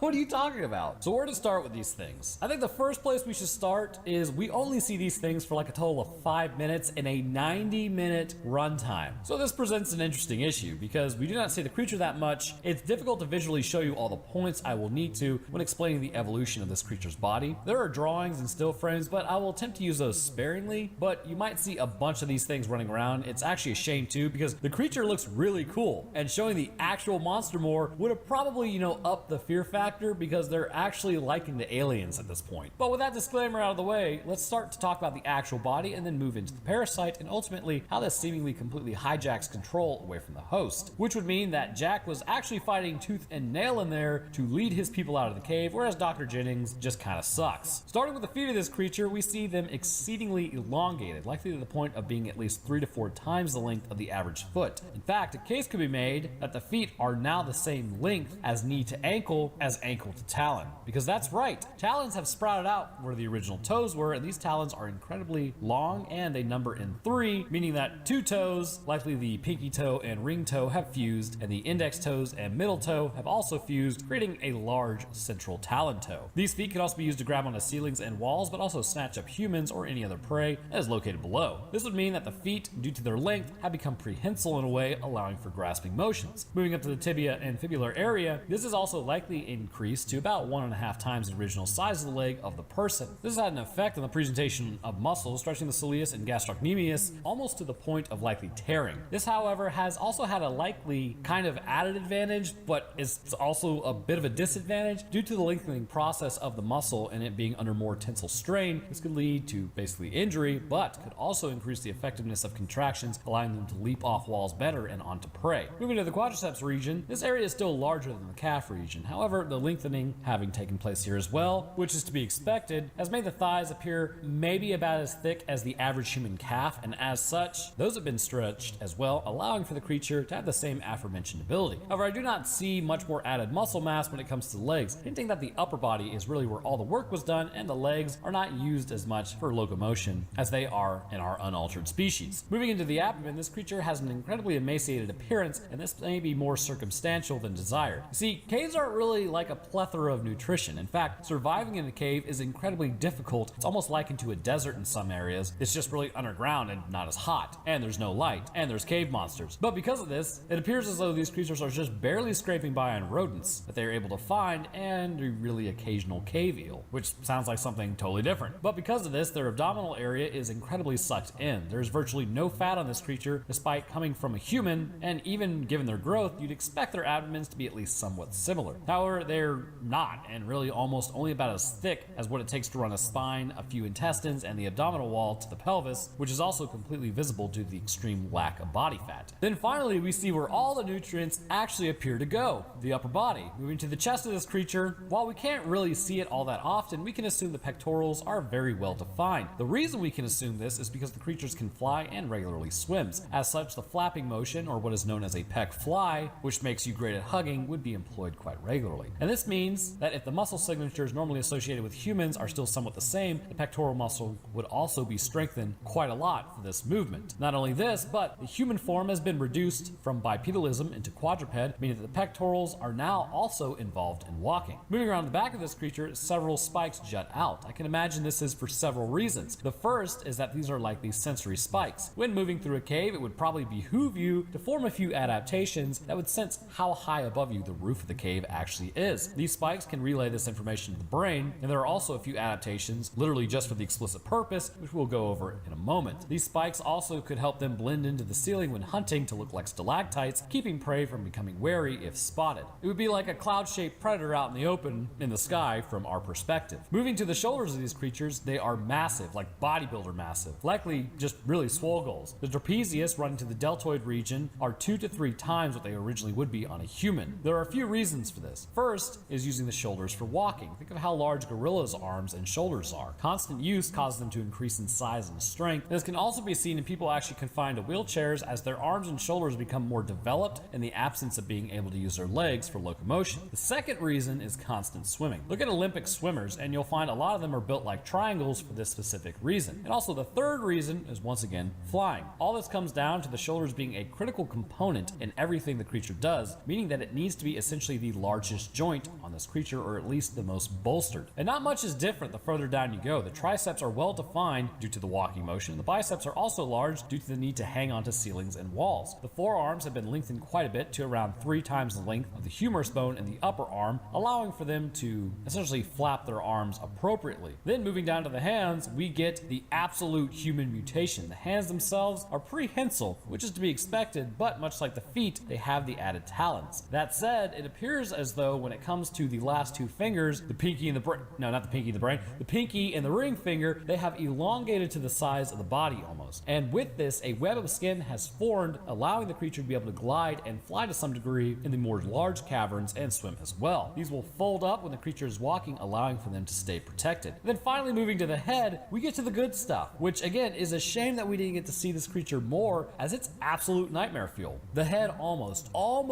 still has its quasi-human shape. And I know what you're saying, but bear with me. You still have the jaw, the mouth, the nose to a degree, and under the crest, you do have the human parameters of the skull, but that's where it ends. The neck is massive and now holds the head rather than bone supporting the head as with bipedalism, which did you know that actually limits an animal's intelligence? Muscle can only hold up so much skull and brain. The head has a giant crest on it as well, and this crest allows for the protection of the skull from rocks and low-hanging ceilings, as underneath the crest is the creature's echolocation organ. This organ appears to have been modified from the original human ear based on location and proximity to the jaw. The clicking noise is produced in this area and then absorbed through the large holes in the crest. The eyes are actually still there in some capacity, but have definitely taken a back seat, having now been covered with a membrane, but the most interesting part is the mouth itself. In fact, this may explain what's even going on, at least to a degree. The mouth has 2 parts. You have your standard external jaw that we all enjoy. Needle-like teeth have been formed on the front of the mouth and extend pretty far in order to completely entrap prey and hold onto it, which would be a fantastic adaptation considering once you find food in a cave, you really don't want to lose it, as you don't really know when you're going to find that again. But there's also the internal functional jaw used to bite and draw the prey further in, allowing for a more successful hunt. Again, it is such a travesty that we didn't get to see this creature in action. This thing could have been amazing. Thin membranous fibers connect the outer jaw for biting, but due to how open it is, this is really more of a holding jaw than a masticating one. The overall body of this creature is one that is super top heavy, definitely skipping leg day. A large upper body with a slender emaciated lower body. Most if not all pigmentation has been lost due to the fact that the cave is pitch black and there is no need for pigmentation under the ground. Skin appears thready, like some areas grew quickly and other areas did not. The muscle underneath was also forced to grow exceedingly fast, with likely nutrition being taken from the lower body to bolster the upper body. Bones were molded into what was effective for cave hunting, but still allowed for the human brain to exist somewhat, making these creatures incredibly intelligent. This is an interesting thought because while the body is absolutely changed, considering the creatures will set traps for prey and take important equipment, this means their ability to rationalize what the prey needs or may do is still present. While I don't think they are thinking at a human capacity, they are definitely still outclassing many other forms of social hunter animal groups. So now we're going to move on to something that I know we're all here for, that microbiology. So given what we know about this creature, inside of 2 explanations and 3 seconds of looking,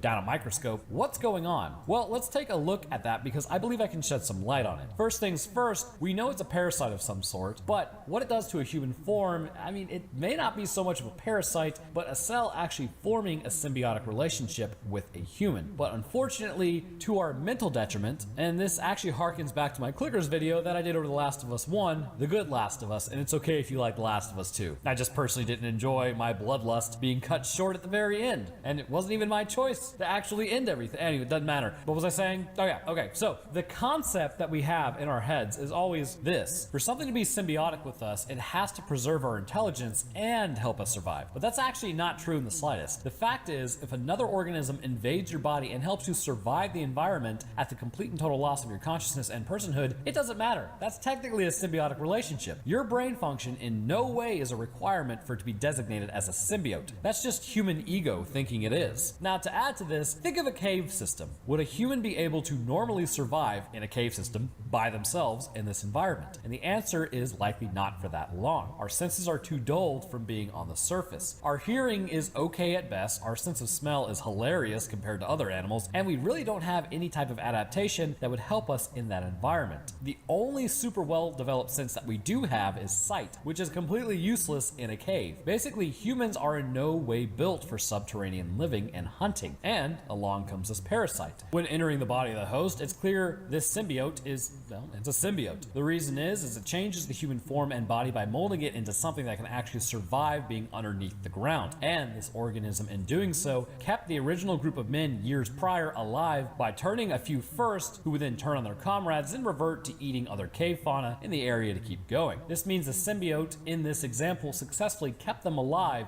but at the cost of their humanity. I know, it's kind of a strange concept, and someone will argue in the comments about how it's not symbiotic, but sorry bro, it is. That's just your brain talking, which is the most important organ that you have in your body according to your brain. Coincidence? I think not. The next question becomes, how does this symbiote actually achieve this? Well, as far as we know, cells typically do not invade other cells. Usually it's cells engulfing other cells through phagocytosis, and considering this symbiote is actually roughly the size of a normal cell, well, at least a normal animal eukaryotic cell, what is actually happening? But before getting to that, I do have to tell you, it is potentially possible that the mitochondria in our cell was actually engulfed by ancient bacteria that became the eukaryotic cell. So to understand this, we must first look at what's happening below the surface on the cave monsters. The talon is cut off one of them, and we're gonna have to just kind of call this what this looks like right now. It's sort of like a mycelium branch that branches out from the wound to look for other connection points. Now, obviously this isn't normal to have underneath your skin or webbed into your muscle, but instead this mycelium is a type of cooperating symbiote structure made up of this one organism. This is almost something likened to like a supercell colony. By itself, the symbiote is able to invade the body of a person through the bloodstream, and once there, it will likely replicate itself through mitosis over and over again and start building up these mycelium structures that we see. Now, your body wouldn't just take this lying down, clearly, because the immune response would be launched by the innate immunity, but therein lies the issue. The symbiote cells are fairly large, and because they are really so large, the white blood cells may not be able to fully engulf them. And these cells would also likely resist attempts of lysing by eosinophils and NKT cells, because let's be honest here, human immunity to parasites in general is horrible, and really it's just more of like a phoned in attack. I mean, don't get me wrong, your body will do its best, but for some reason, when it comes to parasites, our bodies have an extremely difficult time. In fact, actually, it's story time. Here's something that may horrify you. A man was actually diagnosed with cancer and ended up expiring from it due to a parasitic worm that had cancer. When the worm died, its cells dispersed through his body and continued to metastasize throughout, creating more cancer cells, which resulted in him basically having the first known case of contracted cancer, or at least documented case of contracted cancer. Basically, I bring this up to show you that, yeah, your body really has a tough time actually removing a full-blown eukaryotic cell that isn't supposed to be there. Anyhow, once the immune response fails to keep the symbiote in check, it will continue spreading through these thread-like appendages all throughout the body. But they're doing something along the way as they continue to spread. The cells themselves may actually be accomplishing something in order to change the body from human to cave monster. So information has to be delivered to alter the function of a human cell. And I believe the symbiote has a way, likely not a virus itself, but judging by what we see as it latches onto other normal eukaryotic cells, the tendrils it has pierces the cellular membrane of the human cell and implants the genetic coding. So it functions fundamentally like a virus, but does not contain a delivery method like a virus. The point isn't to, make more copies of itself, but foundationally change the way the cells operate. Once this is achieved, this is when the hallucinations and acquisitions of new traits begin. We see this with Jack. When he begins changing, it kind of starts as extreme momentary pain, sweating, and aggression. Due to his cells being changed slowly on a body level, eventually the mycelium strands, which, by the way, I don't believe it's a fungus or anything, but this is kind of the best way to sort of explain it. These strands will work their way up to the brain, where they begin altering the actual neurological firing patterns, which can induce aggression, and to a degree, his frontal lobe may actually be showing early signs of alteration. With that said, Jack is actually somewhat of a badass because he's able to resist all these changes for a time and lead his team out of there. In fact, he's so focused, he understands the patterns of behavior to a degree of the cave monsters, given his access to the infection process. And because of this, he's able to avoid the pitfalls humans would walk into, but also smell out moving water or methane and understand colder water in certain areas leads outside. Later on, he can also see these creatures in the darkest areas of the cavern because his vision is changing as well. This same process also means Dr. Jennings is a punk ass because she was infected. At the same stage as Jack, she brought it to the surface and expresses how the symbiote wants out of the cave. This displays something interesting, a potential desire and sapience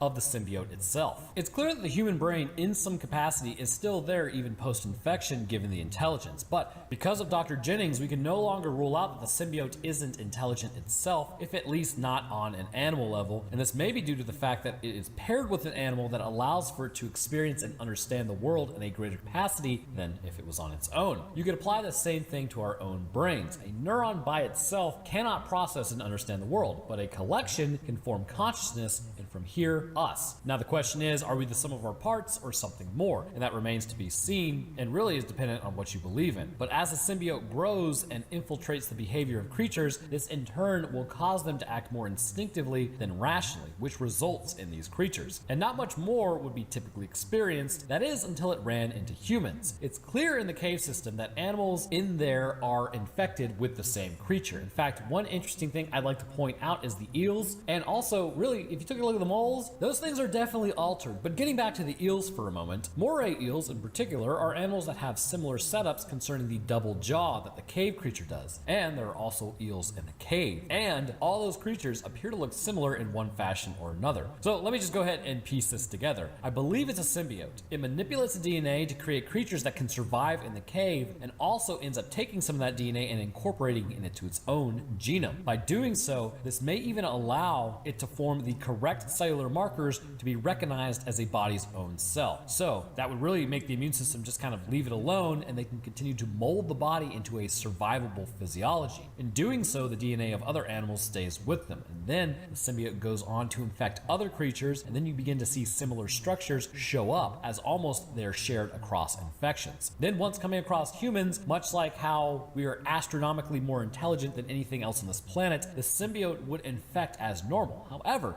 its own own understanding of everything may have been upgraded as well in the process of infecting humans versus just a regular animal. Once coming into contact with a large enough group, the symbiote became vaguely aware of humans with the knights who would come in and try to slay demons, who may have been previously altered humans or may have been previously altered animals. We're not really sure. Then over time, the symbiote acquired more and more humans due to the potential for its own sapience to be at play. And then it became more and more intelligent. Ultimately, a consciousness switched on. Think of it like yourself coming into being. Do you remember just standing there being like, oh, wait a minute, what? I'm alive? Boom. You're the you. It's like at a certain point, your brain hits that point of consciousness where it came to be. I remember when I was like 2.5 years old, maybe 3, I went up to my dad and asked him if we could go to the pool, and for some reason, that's when my consciousness kicked in, and here I am 27 years later, basically like, yep, that's when the lights went on. Potentially before, or having just been sealed in, or maybe even after the cave divers came in, the symbiote's main goal was to leave the cave and continue being a symbiote on the surface with this species that it had run across that would monumentally push it to new heights given human intellect. Essentially, this symbiote is unlike anything currently on Earth. Given its isolation in the cave environment, what I find most odd about this is it's actually not sealed off completely anyhow. There is clearly a way out through the water that the eels seemingly could access. But then again, I suppose the ice walls may have stopped them and even the creatures from accessing this area. But then, even still, the reforming of Earth's crust since the dawn of life makes it hard to believe that these were always down there the whole time, or at least this life was down there the whole time. But if we are to take it at face value, this would have been an incredibly ancient form of life, one that was likely around during the point where fungus branched off from animal life, given the similarities between the two. Oh yeah, if you didn't know, animals are more closely related to a fungus than we are plants, as fungus came from animals, not plants. Pretty weird, isn't it? Well, we came from a common ancestor anyhow. Anyways, I could definitely see it branching off that form of life, but still behaving similarly to animal cells with some fungal abilities, such as the mycelium-like threads. Then, considering it is an ancient form of life, perhaps it had more invasive abilities when entering cells and uptaking it, inseminating its own genetic structures in order to change the function of a cell, leading for hormones to be produced that cause the body to grow into this particular structure, given enough time. Although this would take years to achieve, but clearly it behaves like a symbiote, given its ability to keep the human alive during this transitional period. But I want to thank you guys for watching. If you enjoyed, then leaving a like is always appreciated, as it persuades the algorithm gods to look upon this video favorably, and subscribing does nothing but boost ego, so why not? I'll drop my Twitter, Discord, Patreon, and channel links in the description for all those interested, and speaking of patrons, I'd like to thank mine real quick. First, a huge thank you to our 3 astronauts, Charles, Jonathan, and Wesley A. Weaver Jr. Thank you guys. I'd also like to thank our astrophysicist, Des Dancer, as well as our scientists, Countryside Limbo, and Phoenix, and the rest of my patrons. I thank you guys as well. Your help goes a long way towards keeping everything running. Alright, so just wrapping this up with a few things. YouTube did a purge recently of subscribers, so if you want to check that, that would be baller of you. 2, streaming channel, Roanoke Games on YouTube, and Roanoke Games on the Purple channel. Both those things exist. I'm actually posting a lot on Roanoke Games, the YouTube channel, so that's been pretty cool, and I've been excited to see people show up and support it. And D, I'm going to be at PAX West when this releases, so maybe I'll see some of you there. Who knows? Come up and say hey if you see me. Anyhow, I hope everyone enjoyed this video, and I will see y'all in the next one. There is no way this isn't gonna get definitely copyrighted into oblivion. That's just, it's not possible. So here's the thing about chimpanzees. They're absolutely the definition of fine one moment and going ape mode the next. As a species, it is well known that if you ever tried to fist fight one, it can basically yank off your arm while eating your face. You can know all the signs of what aggression are with chimps, but really it doesn't matter, because one day they'll just kind of wake up and go, oh, you know what? I'm an adult chimp, and they'll just totally Shrek you. Much like most animals, it comes down to looking them in the eyes. It's shown as a sign of aggression. So whenever interacting with humans who also smile, which is also shown as aggression and really that danger is near, couple that with looking them in the eyes, which we regularly do, a few wires tend to get crossed. But there is something to remember with most animals though. Looking them in the eyes is usually not in your best interest unless you have some sort of countermeasure in place. In the great state, in the state of California, a horse farmer and his family have a strange incident happen, which results in the father meeting his end in an extremely bizarre way. Afterwards, it becomes apparent that something else may be going on just above their heads, but looking at it almost certainly results in your end. In an effort to prove this thing's existence, they have to do just that, basically look at it. But what exactly is this thing that exists? Well, let's discuss that in today's episode, covering the movie Nope. So we open up our story with me saying this: if you haven't seen the movie, you should go watch it. I really enjoyed it, but anyhow, it begins like all good stories do, with a shoe, and people just absolutely have been gone goblin mode on. The shoe will become something a bit confusing, to be honest. You'll see what I mean. So we hear a bunch of banging noises. Gordy the birthday chimp is covered in blood, and it comes down from its Hulk out as he spots you of all people. Jumping over to the farm, we meet OJ performing random farm tasks as a radio broadcast plays over the scene. A group of hikers went missing, but the search will resume the following day. There's some weather with high gusts, and traffic is backed up, because of course it's California, so that seems pretty standard. The next morning, the president from Rick and Morty, also known as Otis, is attempting to get a horse broken in. We learn that actually they own this horse farm because they support the filming industry. Otis asks about OJ's sister and when she's supposed to actually be getting there, as OJ then walks off. When he does, however, his phone dies and the machinery around them shuts off. As he messes with his phone, both hear screaming from the clouds as they look up to see what that was, because, you know, that's really not your standard day-to-day stuff. But as they do, things begin falling from the sky. OJ looks back and spots his old man has been hit by something as the horse walks off and then he falls off. Running to him, he takes him to the hospital with the dad just saying random words. He ends up expiring at the hospital as a quarter has punched straight through his eye, breaking through the ocular cavity and probably into his corpus callosum. Which, let's break away for a moment though, a coin at terminal velocity cannot break through your skull. There's this old wives' tale about dropping them off the Empire State Building and doing just this. I mean, it really doesn't happen. Propulsion would need to be added, but considering it appears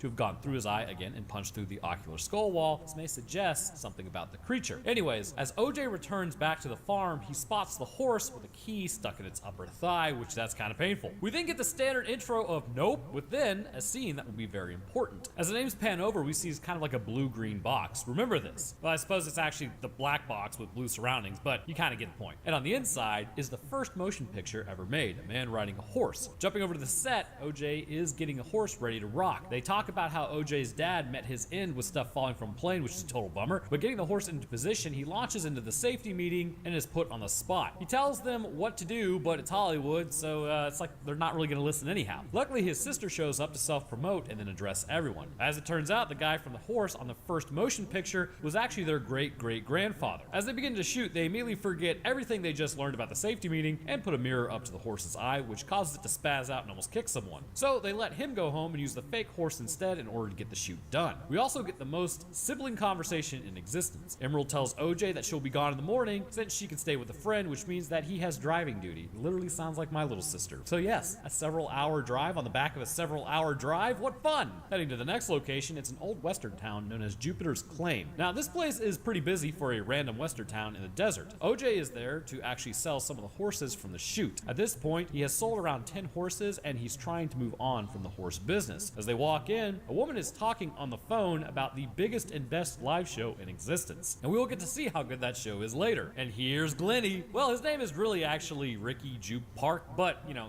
he's the guy from The Walking Dead. Anyways, and he's also the boy from Gordy's home, the survivor of the chimp attack. So I think my boy here is probably dealing with some, you know, like trauma associated with that, but Emerald asks him about what actually happened. And basically he says absolutely nothing about it and really just talks about the Mad TV sketch. So that's probably a little bit of deflection there. Back at home, Emerald and OJ talk about how Jupe offered to buy the ranch. Emerald elects to drop it to see if they want to pursue the hobby of having some liquor from the liquor cabinet. And as them, I have that hobby as well. Scotch is pretty good. So they talk about the old man and, you know, real depressing stuff. Moving on from the liquor, we now get to see Ghost. Emerald spotted him out in the corral. At least I think that's a corral, maybe. No idea. Anyways, OJ heads out there to see why he's out there in the first place. Emerald begins playing music in the house as Ghost jumps the fence and then takes off. Getting on the mule, OJ heads out there to get him and spots light in the distance. It's Jupiter's Claim. He mentions how his family bore witness to an absolute spectacle as the lights shut off. And you know, this is really one of those movies that you have to watch twice, as there's like a ton of context clues that you miss the first time around. Anyhow, OJ begins hearing neighing in the sky as the power dims as Emerald hears it as well. However, looking up, OJ spots something quickly move across the sky above the ridgeline. They check the security footage but see nothing. Emerald questions OJ's what he actually saw out there, which he mentions how a prop plane dropping stuff never made sense to him and what he saw was too quiet to be a plane. So the next morning, they head to Fry's Electronics to get this thing going for real. No more Bigfoot picture cameras. Also, this scene is green screen for some reason when they're walking through the aisles, and it's absolutely jarring. So now we meet Angel. He asks them if they need tech support setting up, which they then acquiesce. Angel also isn't doing so well just out of a 4-year relationship. His girlfriend girlfriend just got a pilot episode on the CW, so the CW sucks. But arguably his life sucks more because he's in the desert setting up cameras. Rough time, my dude. Well, with all that set up, OJ asks Angel to point the camera almost directly up, which starts giving him clues as to what's happening, which prompts the question if he's looking for UFOs. Emerald is now back. She took one of the fake horses from Jupiter's claim to use as bait, with then Jupe showing up saying that, oh wow, you have one of those too, because in the distance he can't actually spot if that is his or not. He also came up with an invite for them to come to a family live show on Friday. So it's now time for Clover. That night, OJ is in the house and Emerald is in the trailer. As OJ works on a mirror, he hears something in the horse ring. The light is on and the sprinkler is running. He shuts it off and then goes to walk out before it turns back around again, and as he turns around, he sees something at the end of the hallway. He reaches into his back pocket and then pulls out his phone, and you're about to see why this could have gone horribly. Another comes out of the stall with him retreating around a corner. Trying to get a good look at it, one hangs down right next to him, which prompts him to punch it. It turned out to be Jupiter's sons playing a prank on him because they stole the horse. Okay, so you want to know why that's a horrible idea? Anybody with that type of land likely has a force multiplier on them whenever they hear something like that, because people actually do steal horses, and that's like tens of thousands of dollars out the door if you're,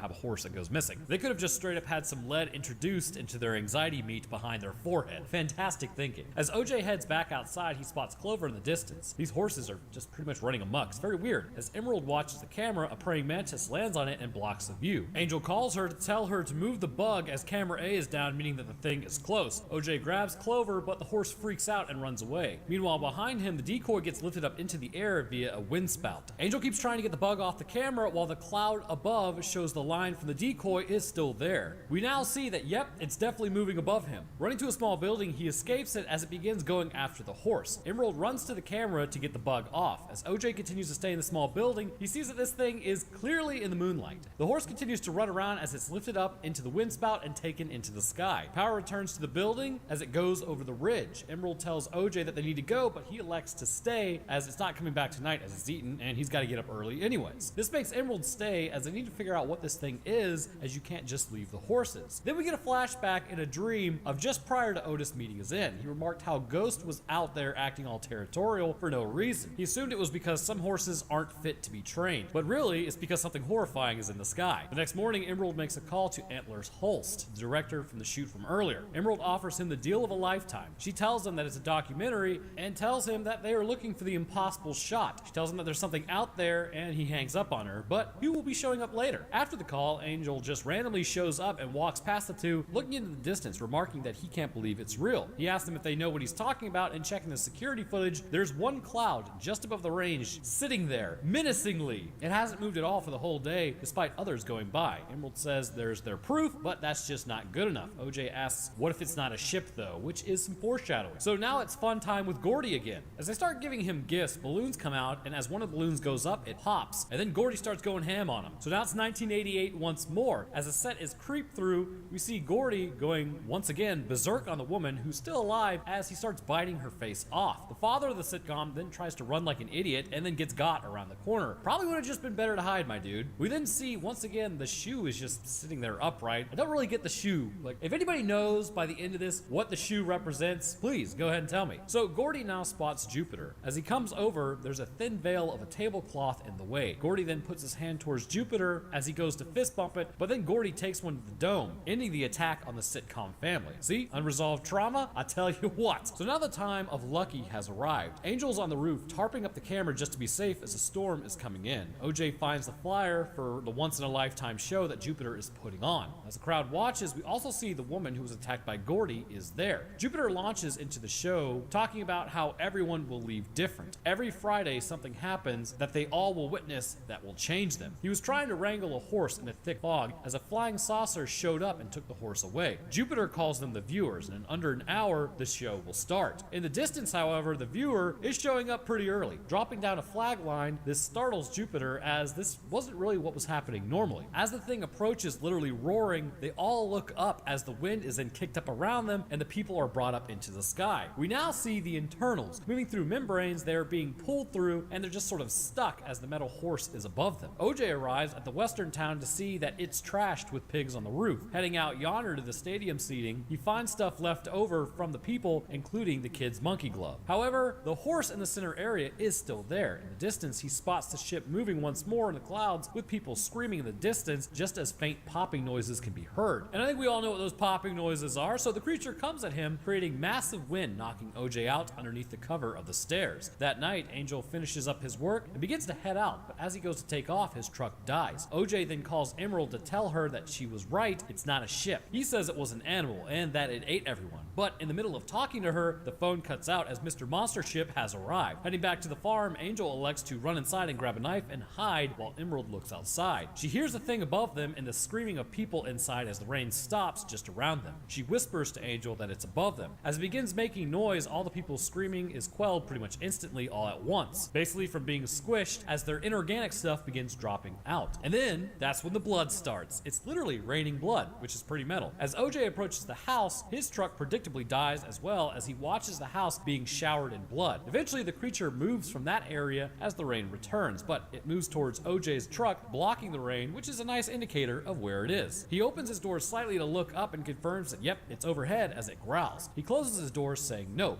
he said it. And then he goes to look at it from the inside of his truck and the safety of his truck as it drops the fake horse on the truck covered in blood and then begins moving on as he locks his door. The next morning, the creature moves on after hanging out there for what seems to be like a few hours, which allows for the power to start back up. His truck limp modes it over to the house, but the issue is the thing is still in the area and they know it. OJ sneaks over to the trailer using it as cover before going to the electronics truck as Angel and Emerald make a break for it. However, the creature now makes another appearance. It doesn't so much leave, it just went higher so that the field of influence wasn't felt on the ground. This triggers a memory in OJ about a horse seeing its own eyes and assuming its aggression. This prompts OJ to definitely not look at that thing, because if he didn't look, the creature left them alone as they then head to Angel's place. Across town, Antler's Holst is looking at footage of predators eating one another while the rest of the group goes to get some food. Angel says that he's not going back to the monster umbrella as Emerald gets a text from Antlers. The next morning, OJ heads out to go get the horses out of the trailer, or at least the horse out of the trailer, as Antlers shows up to get the impossible shot. He asks how they can see it, which OJ remarks it'll get hungry again. They come to the conclusion that it didn't like the fake horse as it must have gotten stuck in its windpipe, which made it angry. They elect to call it Jean Jacket as Antlers says they need to ring the dinner bell and feed it. Antlers also brought a non-electrical camera that is hand cranked so they can actually get this thing on film. So the planning begins. Get everyone set up with batteries and hand cranked cameras, stop the horses from being scared of movement, and they're going to attempt to break Jean Jacket, as at the end of the day, it is an animal. Not sure if that tracks as well with a human understanding of animals, but hey, give it a shot. Antlers begins singing about the one-eyed, one-horned flying purple people eater, and the next morning, OJ covers up the horse's eyes to stop it from looking at Jean Jacket directly as they begin playing sounds over the speakers, which seems to attract Jean Jacket. They also fire up the wacky waving inflatable arm flailing tube men to further attract the creature as OJ begins riding out. OJ then radios in to say that they have a wacky waving inflatable arm flailing tube man down, so the thing must be close. But as they all get set up, someone arrives in the distance. Simply known as Ryder, he asks about if they see that cloud. He's there to interview about the missing people in Jupiter's Park, basically blaming them. He keeps riding out on his electric bike as the creature gets close, and now we get information about the electric field causing it to go in the opposite direction. This ends up flipping the bike and then causing him basically to scream as he's broken some stuff. As the guy lays there, OJ tells him to look at him, which at that exact moment, Holst runs out of film and it has to be changed. OJ jumps off the horse and tries to help the guy, but the creature returns back. He sees the creature in the reflection as the guy asks what that is. But because of the reflection and seeing OJ's eyes in the reflection, it picks up the dude and flies off with him as the creature begins flying overhead, and then it squishes the biker fairly quickly. OJ then puts on the hood, which looks like eyes, as the creature is now flying all over. It comes in fully for a pickup as the cameras all get shut off. He ends up throwing a flag and shoot to scare the creature as it remembers the flags on the fake horse. It flies off, which prompts Antlers to go full dummy mode because he wants the impossible shot. He takes his camera up further on the mountain where everyone can see him as the creature begins approaching once more, spotting him. It sucks him up into the gullet, and that's the end of him. At this point, Angel too looks up, which was a little dumb, but a tarp hits him, knocking him down the hill, getting him wrapped up in barbed wire, but Emerald looked too as it destroys the house that she was in, as she's then flung and injured. Angel realizes that it's probably coming back for him pretty soon, so he wraps himself fully in barbed wire, and as the creature goes to eat him, it can't really seem to pull him fully in because he's she's attached to the fence. Emerald then begins walking with her head down to try to avoid looking at things poorly, as, I mean, she's kind of looking right at it, with OJ trying to get to the horse. Also, this thing is like morbing in the background like you would not believe. Getting to the bike, the thing doesn't work because of the anti-electric field, but OJ looks squarely at it to get it to come to him, which moves it towards him so that she can escape on the bike. Also, the display it's using looks more like an aggression display, like a territorial one, than hunting. So it gets far enough away for the bike to work, and she ends up taking off with the creature giving chase. Heading to Jupiter's claim, she stops at the well to complete the rest of the plan. She begins releasing the giant balloon in order for the creature to go after it. She begins taking pictures with the well camera, not exactly the most ideal process as the balloon goes up into the sky. The creature looks at it, spotting what appears to have whites in its eyes, figuring that's the thing that it needs to attack. This prompts aggression by the creature as it begins the attack on the balloon. Emerald is able to get a picture of the creature as it goes back into hunting mode and absorbs said balloon. As it pops, it completely blows apart the creature, which ends up destroying it as the electricity returns back, confirming that it is done. The picture comes out as the media shows up, and thank God they're here, but they'll probably just take all the credit for the pictures, meaning that their picture that they just got is likely worthless now. And after all that, OJ arrives with a horse out yonder to be an Ultra Chad. So where do we start this thing off? Let's first discuss the physical biology of this creature, its hunting patterns, and what it's called. Then let's move on to where this thing may have come from in the first place, because clearly the only thing hunting our skies that we know of at this point are birds of prey and us. And then let's get to what the electrical field does and what it produces. Well, reverse electrical fielding. We're gonna have to probably make some comparisons with some creatures in the ocean. In Jean Jacket's hunting form, rather than the intimidation form, it is completely folded in, protecting the green central eye, or really green-blue central eye. However, the opening underneath is its mouth, as well as where the eye can see out of to identify prey. In this form, it would look most like a sand dollar commonly found in the oceans and dried up on beaches. This form appears to be its main method of traversing and hunting for a few different reasons. First, it keeps all critical components of its body tucked away and safe from damage. Due to what we see later and the fact that this creature can literally almost float, that means it would be subject to shearing winds and could possibly damage it in the process, more so if a storm shows up. By tucking away its tendrils and sheet-like appendages, it is able to keep itself safe and direct itself through the wind with little issue, and can subsequently use its body to direct wind in certain directions, similar to how a wing provides lift on a plane to move in the direction that it wants to go. When hunting, presumably, a massive negative pressure would need to be created in order to form the vortex that we see, and this may not be as difficult as you might imagine it to be. You have to remember just how large this thing actually is, and even when compacted into its hunting form, it's still pretty massive. Looking at it when OJ throws the parachute out the back and the creature rolls over on its side to avoid it, we get a good look at how large it actually is. If I had to take a crack at it, I would say this creature is at minimum over 300 feet in length based on what we see, which comes out to around 100 meters. And on top of that, it does appear rather thick with 3 Cs, but nothing crazy. So at its widest point, roughly about 50 feet or so, which is about 15 meters. When coming down on anyone, it also produces a lot of wind that it pushes towards them, which can then subsequently blow them or the animal over, suggesting that the winds are up to 67 miles per hour at minimum, as this type of wind has the capability to knock a person over. Although I would say it's probably higher than that, as it's actually able to lift OJ up when it flies over him when it's out yonder in Jupiter's claim. But how is this wind actually produced? I would say externally, it can definitely flap portions of its body, much like a ray can in the ocean, but internally, there must be a procedure done in order to not only produce the negative pressure and movement of upwards air, but also swirl it. This is simply as easy as an esophageal motion at a much more rapid pace towards the sky, with the swirling motion mixed in. The membranes inside a jean jacket will twist while opening and closing, producing the movement needed to draw air into the creature and then subsequently draw in a person. Now, I suggest that the speed of the wind would have to be much higher, as drawing in a horse as well is no issue, and then drawing in something like the fake horse, which is probably several thousand pounds, also appears to be no issue. This means the internal membranes are incredibly strong and actually fairly durable to resist these pressures. It has been described that the opening of this creature is actually roughly 2 school buses in length, with an average length of 35 being for most school buses, and the larger side of those school buses being 45. So the opening is likely around 70 to 90 feet long, or 21 to 27 meters in length. This also has the added effect on those people inside. When you draw a person into this creature, the same twisting membrane that is strong enough to produce those winds quickly twists people into basically being a pole. Once it does, the meat that's left is then used to provide sustenance for this creature, which may actually suggest it's an earth-based organism based on,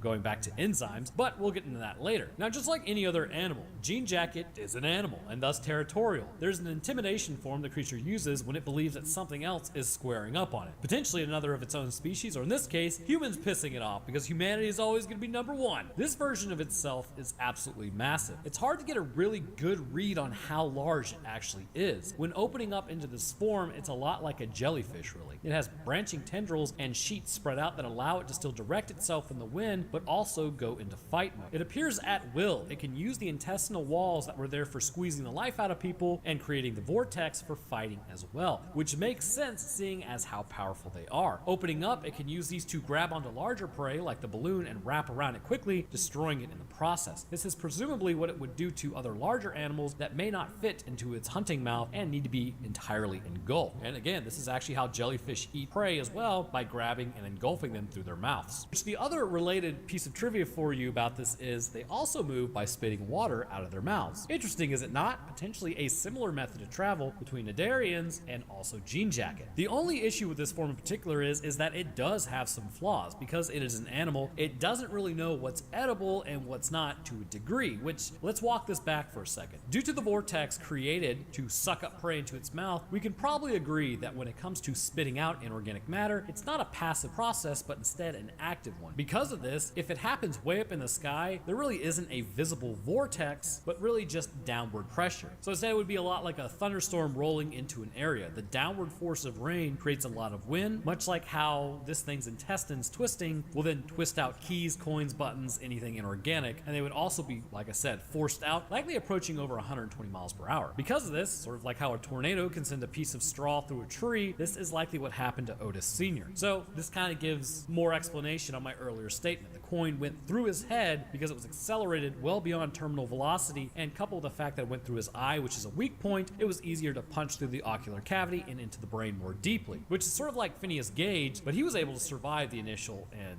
subsequent hit, I suppose. But unlike Phineas Gage, Otis did not permanently survive the wound. This form did, however, turn out to be the creature's downfall, which tells us a little bit more about Jean Jacket's internal durability compared to its external skin. First, the burst of wind was too much. When it went to squeeze the balloon at the end, its intestines would build up too much pressure upon the release of all that air, which then accidentally detonated the creature. This means that while the muscles inside creating the wind and allowing for it to squeeze people and horses into a paste are fairly strong, they can be overcome by pressure. Sort of like if you took an air compressor for some reason and stabbed it in your quadricep. Like, why would you do that? I don't know. But if it turned out that you did do that, like a total weirdo, it would likely blow out your entire thigh. I wouldn't suggest it, but again, you probably aren't eating giant floating balloons either. Or are you? Anyhow, that means that this creature does have stark weaknesses depending on what form it's in. Basically, remember this. Externally, the creature's exterior skin is stronger than the internal intestines, sort of like with us, if you think about it. But however, once opening up, it becomes sort of a glass cannon. It's incredibly strong, but just even a little bit of damage can result in its end. But that damage needs to come in the form of air pressure, because having the fake horse in there made it angry and probably may have even damaged it a little bit, which, come to think of it, may have actually allowed it to be blown up by air pressure in the end. But that's just a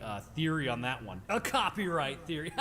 Moving on to the other structures for a moment, I find the eye incredibly interesting. The eye is the central black square with the green-blue tendrils all around it. Now, what purposes do these serve? Well, there may be several. First, movement is basically what eyes are made for detecting, and that can either help to identify predators in the area or prey in the area. It's clear Jean Jacket is looking for something specific, the whites of the eyes. These tendrils serve as a method of getting prey to definitely look at it so it can identify prey versus what's just some random thing on the ground. It's sort of like a photographer holding up keys to get a baby's attention and then taking the picture. Same method. When this thing opens up to more actively hunt, the tendrils will help get a prey animal's attention and confirm to the creature that it's food if the standard method of just arriving doesn't show it. Which animal? And speaking of hunting methods, something you may be confused about is what is the deal with the electrical interference? Well, you know your boy has that covered, because actually this is fairly common, believe it or not. Now, with smaller fish, rays, eels, and even platypus, if you didn't know, we see there's actually a form of electroreception and electrogenesis. And this is, again, fairly common. It's clear, much like the other creatures of the ocean, Jean Jacket has a form of this, and that it is also much stronger than the creatures of the ocean, and there's a reason for this. It's harder to move electricity through the air than it is water. And this is because in water, there's more likely to be dissolved quantities of ionic compounds, which can conduct electricity. Now, we all have seen lightning before, so we absolutely know, electricity can be transferred through the air, but it's just more difficult. So this would suggest that Jean Jacket's electrical organ is massive and quite paraphrasing. By generating an electric field, it's doing this for really one main reason. Food. The outer portions of the skin would act as an electroreceptor, letting it know if anything's near. By generating the electrical field around itself using an organ similar to the aforementioned animals that we know of in the ocean, it would put out a standard field. Once this field is out, the electroreceptors on its surface could feel changes in resistances around it, meaning that it can hunt in the sky and basically see what's on the ground and feel the changes in resistance. However, there are a lot of things on the ground that could change the resistances, from rocks to plants to buildings to basically just the Earth's electrical charge. And this again brings in the second option, which is the eye contact. Upon seeing the whites of eyes and having the electroreceptors pick up the resistances of the body below, it will know it's an animal and it will know it's prey and that it's really just dinner time. The same electrical field also appears to run counter to the standard AC current that we use in like homes and stuff, and direct current that humans also use in our technology. Because of this, it interferes on a local level with electrical equipment, shutting it down. Which is interesting, as this would definitely impact Jean Jacket's ability to feel prey nearby, which would make it even more reliant on eye contact, which may actually suggest that's what's saving humans from being scooped up more regularly, because our technology interfering with its hunting ability. But then, what sort of animal is this? Where did it come from and why is it here now? All great questions. You're a pretty smart person. Let's discuss for a moment, because I see two possibilities based on what we know about life and how it operates now. The first possibility is that this creature does not actually come from Earth. Now, that likely seems to be the most reasonable conclusion, right?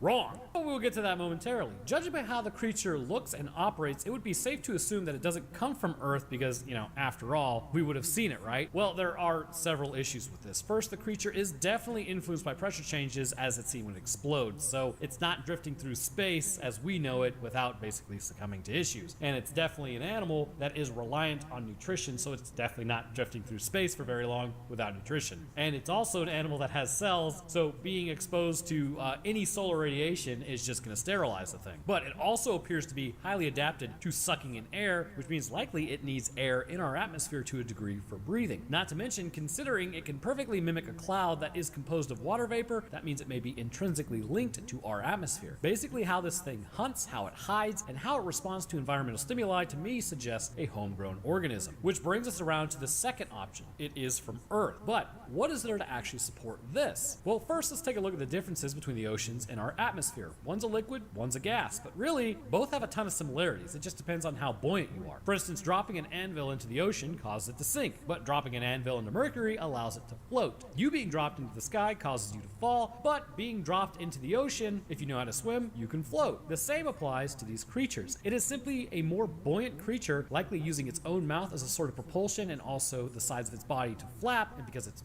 sheet-like and just folded over itself several times, it appears to be incredibly light, but relatively durable given the circumstances, sort of like spider silk. It's incredibly strong, I mean, not to us because we can break through it, but it's actually extremely strong and extremely light. In fact, if I remember correctly, pound for pound, it's actually stronger than cabled steel. So things that are actually incredibly durable but really light do exist in nature all the time. Anyhow, potentially this is how it's able to fly, by using its intestines as the propulsion method, much like how a jellyfish uses its mouth as a propulsion method, and the shape of its body allowing it to easily slice the sky. But then that doesn't really answer the question of how do I know it's from Earth, because after all, we would have run into these things all the time, right? Well, maybe not. And for that, with all our technology and understanding of our planet, I want to direct you to the question of, is there life in Earth's stratosphere? And to answer this, hilariously, we don't know. There were tests conducted back in the day that seemed to suggest that despite how hostile the stratosphere actually is, there was life way above our heads. Now, there are some videos that show larger creatures existing in our stratosphere, sort of like flying and floating around. Not sure how much I believe that, but single-celled life could potentially be abundant if the study was not contaminated originally. There are now more tests being conducted at the stratosphere level that do seem to suggest there is microbial life up there, but then the question becomes, how long has this existed? Well, in a lot of ways, it's simply bacterial spores, but there does seem to be a standard amount of bacteria existing as well. So why is this important? Well, because the stratosphere has a barrier just below it that typical life can't get past without help. The stratosphere is roughly 59,000 feet above our heads. which is not just all uniform across the globe, but that's usually about the standard average. The highest flying bird that we know of, and I hope I don't butcher this name, but the Ruppel's griffin vulture, which has been seen flying at 37,000 feet. Animals,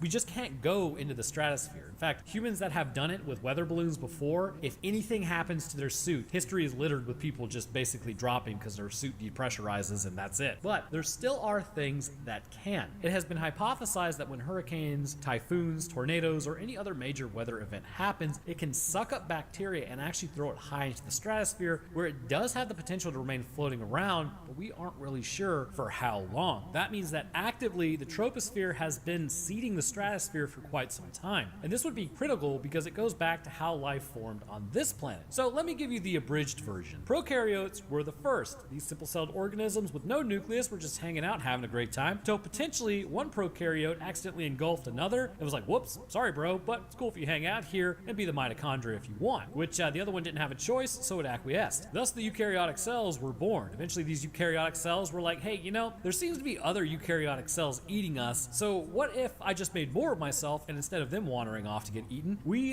just stuck close and communicated so we could protect ourselves, which the newly formed eukaryotic cell that just watched its bro get eaten by a bigger cell thought this was a great idea, which then this led to multicellularism in species. And we all know what happened here. Humanity, the pinnacle. But then again, I'm biased. But the point is, it all began with a simple cell. Well, really, I mean, it all really began with inorganic molecules that became organic molecules that became amino acids, that became polypeptide chains, that became, you know, pretty much everything else. Anyhow, it doesn't matter. But just remember, a simple cell is good enough. I would propose that this is how the creature formed, making it actually from Earth. Due to its understanding of eyes and creatures in the lower areas of the atmosphere, this would suggest that perhaps it's been here for quite a while, and the fact that it has an electric organ, which is used to hunt those creatures, this kind of ties it to Earth. And on top of this, we see its ability to camouflage itself as a cloud, which, I mean, even if you were directly watching it in the sky, you may not know it was still there. And considering the remoteness of the farm, that may be why it was sticking around this specific area, as it's in the literal desert. So there's not many other places to go, and considering there's food here, as Jupiter was feeding the thing, there was really no need to leave either. Potentially the clouds seen moving across the sky could be these things in other scenarios, but nobody would be able to tell the difference. This still does raise the question, how had humanity not come into contact with these things before? Well, it's possible it could be a new species, or things are changing in the upper atmosphere that caused it to become more aggressive. But then the other answer for that is, given its hunting shape, that would suggest that humanity actually has been seeing this creature for a really long time, or at least its species, because we have paintings of UFOs from hundreds of years ago and pictures and videos from the modern era suggesting that this species is just rare to come into contact with and may actually avoid humans altogether, sort of like feeding a bear. A bear will typically avoid humans as we look weird, smell weird, and are loud. However, if you start feeding bears like Jupiter did with Jean Jacket, it will associate you with food until one day it takes a bite and realizes, hey, you're actually made of food. The other point to this is that the atmosphere is a big place, more so the stratosphere. If the creature really did arise from this area of the atmosphere, it comes down lower to hunt, sort of almost like how whales will dive deep down in order to hunt giant squids. Then this also means we would have not seen them or come into contact with them with flights either, because our planes, not only are they incredibly loud, which may scare them off, we simply do not fly into the stratosphere. We fly around 37,000 feet, which is 22,000 feet lower than where the stratosphere actually is. So to add to the stratosphere point as well, and I know I'm talking about the stratosphere a lot, take a shot every time I say stratosphere. You'll probably not survive. This would explain the sheer size of this creature, much like how deep sea gigantism exists in the cold, which makes an animal more efficient with energy, so too may the stratosphere, because while the troposphere is relatively warm, the higher you go, the colder it gets to a degree. With the stratosphere, the lower portion of it is incredibly cold, around negative 60 degrees Fahrenheit in freedom units or negative 51 degrees Celsius in non-freedom units. It should be known, however, once you reach the top of the stratosphere, it does warm back up to a balmy 5 degrees Fahrenheit or negative 15 degrees Celsius. This would suggest that the creature is exposed to extremely cold temperatures, and being larger has inspired its gigantism as well. And with the air so thin up there, powerful muscles would be needed in order to navigate such a lack of air, which when it comes lower, it is able to dodge, dip, duck, dive, and dodge like you wouldn't believe due to the strength of the propulsion that it has. And again, with the electric organ, this allows it to hunt vast areas around it without it having to be present at that point in time in a specific spot. And it may also suggest that there is prey in the atmosphere that we don't know about, and that it actively hunts and eats by relying on this electric organ, and ground animals just occasionally get caught up in the crossfire.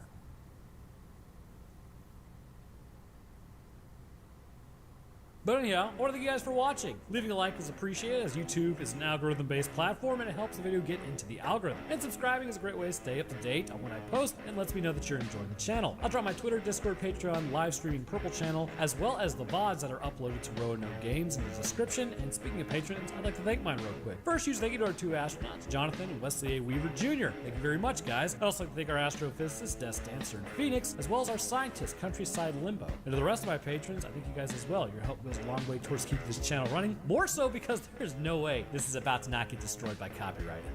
Anyhow, that's gonna do it for me. I hope everyone enjoyed, and I'll see y'all in the next one. Alright, now hold on. Yeah, I know, this is not exactly what I usually go over, considering this basically amounts to Hunger Games of zombies or whatever, but there's a variant in here that's pretty cool. So anyone who clicks off now loses the title of Big Guy. In the future, which is now the past because we have all aged, the human race would be besieged by infected. These infected are quite unlike any other that we have discussed before. Unlike those of other infections where the brain is largely destroyed and only through neural plasticity would some functionality be gained, these infected seem quite different. Able to think, possess internal dialogue, and understand the world around them to a degree, they would live out their lives just infected. However, those who had their infection progress over a longer period of time would become something known as bonies. So the question becomes, how exactly are these people infected if they can think? What's the deal with eating brains and getting their memories? What causes them to progress into the late stages of infection where all humanity is lost? And why would I even choose this movie out of all the other ones? Well, let's discuss that in today's episode. Oh, and I guess how love saves everyone. I mean, okay, it could be interesting. But first, this episode is sponsored by Upside. Upside is a cashback app that enables you to get more value from your purchases and improves profitability of local businesses. They partner with 30,000 businesses and 25,000 gas stations across 48 states. So how does it work? Well, you open up the app and claim whatever offer you like, whether that be food, gas, or groceries. Then you go ahead and head there and check in at the business through the app and choose which card you'll be using, or upload a receipt pick later and then pay as usual. So for example, gas is expensive.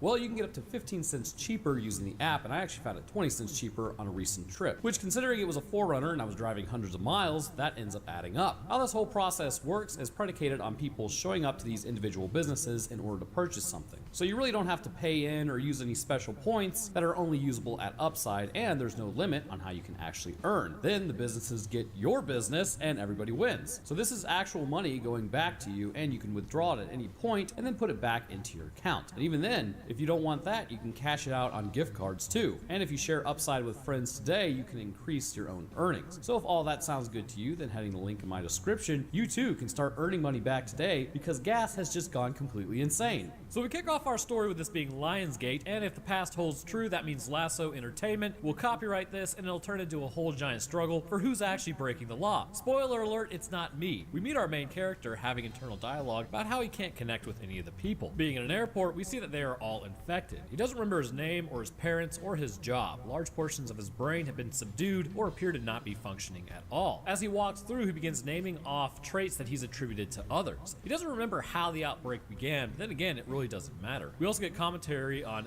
society with people on their phones. You know, pretty much the standard. As he walks through, in the darker areas of the airport exist the bonies. These creatures were infected humans that have gone completely feral with their outside to match. Looking like the feeders from Dead Space 3, their noses still very much so work, as they can smell moving blood within the non-infected and have become extremely aggressive when going after prey. They typically will not mess with other infected, but will behave more strongly if they are in the way. How you become a bony is supposedly once you lose all hope, you begin peeling off all of your skin and then eating yourself until you are left with this Wendigo looking appearance. As R heads back to the plane, his dexterity skills seem actually pretty good. He's been collecting random things within said airplane, including music, which can't be played or I'll be copyrighted into oblivion. But this does suggest something interesting. R apparently does have a friend at the airport who will grunt as they almost appear to talk until finally they actually do utter a few single words, which again is interesting concerning the actual diseases we have seen. But because of this one utterance, they head off into the city to find some brains. Meanwhile, in said city, a group of uninfected have set up and are sending out raiding parties. We get some exposition about how it's been 8 years since the infection broke out. As they make their way outside, things have calmed down quite a bit in those last 8 years, but that doesn't mean there still aren't bonies around hunting and eating people that they can find. As a smaller group moves through, they smell regular humans and then enter the building. At that time, the uninfected group is inside discussing whether or not they should just bolt out of there after hearing a noise, but Mr. Leader Extraordinaire, also known as Perry, also known as Brain Soup, in about 2 minutes tells everyone, no guys, it's absolutely okay. We need to stay here, as there's no way we couldn't, like, you know, come back tomorrow or anything, really, when potentially the immediate danger that we find ourselves in now has passed. See, this is why I wouldn't make a great leader during a zombie apocalypse. Also probably because I'd be getting infected day one. Anyhow, they should have listened because the other group now arrives, here's Johnny style. The infected group bursts through the door and just starts wrecking face of everyone in there. Julie attempts to hold them off along with the rest of the group. By the way, Julie's the blonde, but Perry gets grabbed and dragged to the floor with his brains being eaten by R. This gives R a Jimmy Neutron brain blast as he absorbs Perry's memory like some sort of sponge, which causes him to see Julie. Upon seeing her, like I guess through Perry's memories, Lady in Red starts playing in the background as he goes up to her, except Lady in Red doesn't really start playing. It just kind of fits here. He puts his blood on her to cover up her scent as the rest of the group moves in as he escorts her out of there and back to the airport. Back in the plane, she curls up in the corner as he walks back with a snow globe and sets it down. He sits in another seat and tells her that he won't eat her, but she's not feeling it, Mr. Krabs. So he walks off of the plane and out into the shambling horde, locking her in. Or I guess locking her in. Really, he just shut the door. He ends up going out to a car and eating more of Perry's brains to lock in the memories. It's basically Julie, Perry, and her old man having dinner. Julie starts bashing her father for wanting to build a giant concrete wall to keep out the infected. Like, okay, that's actually a pretty good idea. But we get the montage of the only way out of the city, which will be important later, as you know. And after their romp, though they only brought like handheld force multipliers, like maybe bring a little more than that, they find out that Perry's dad has been infected, which made R aware of why Julie may be so scared of him. Returning back to the plane, she has her force enhancer raised as he gives her a blanket, and then we get your standard love story. Like, why did you save me, super bro? Because he was thinking with his second brain, Perry's brain to be exact. You thought it was something else, didn't you? So he plays some music and then zones out as one does. Couldn't say I would zone out to this music.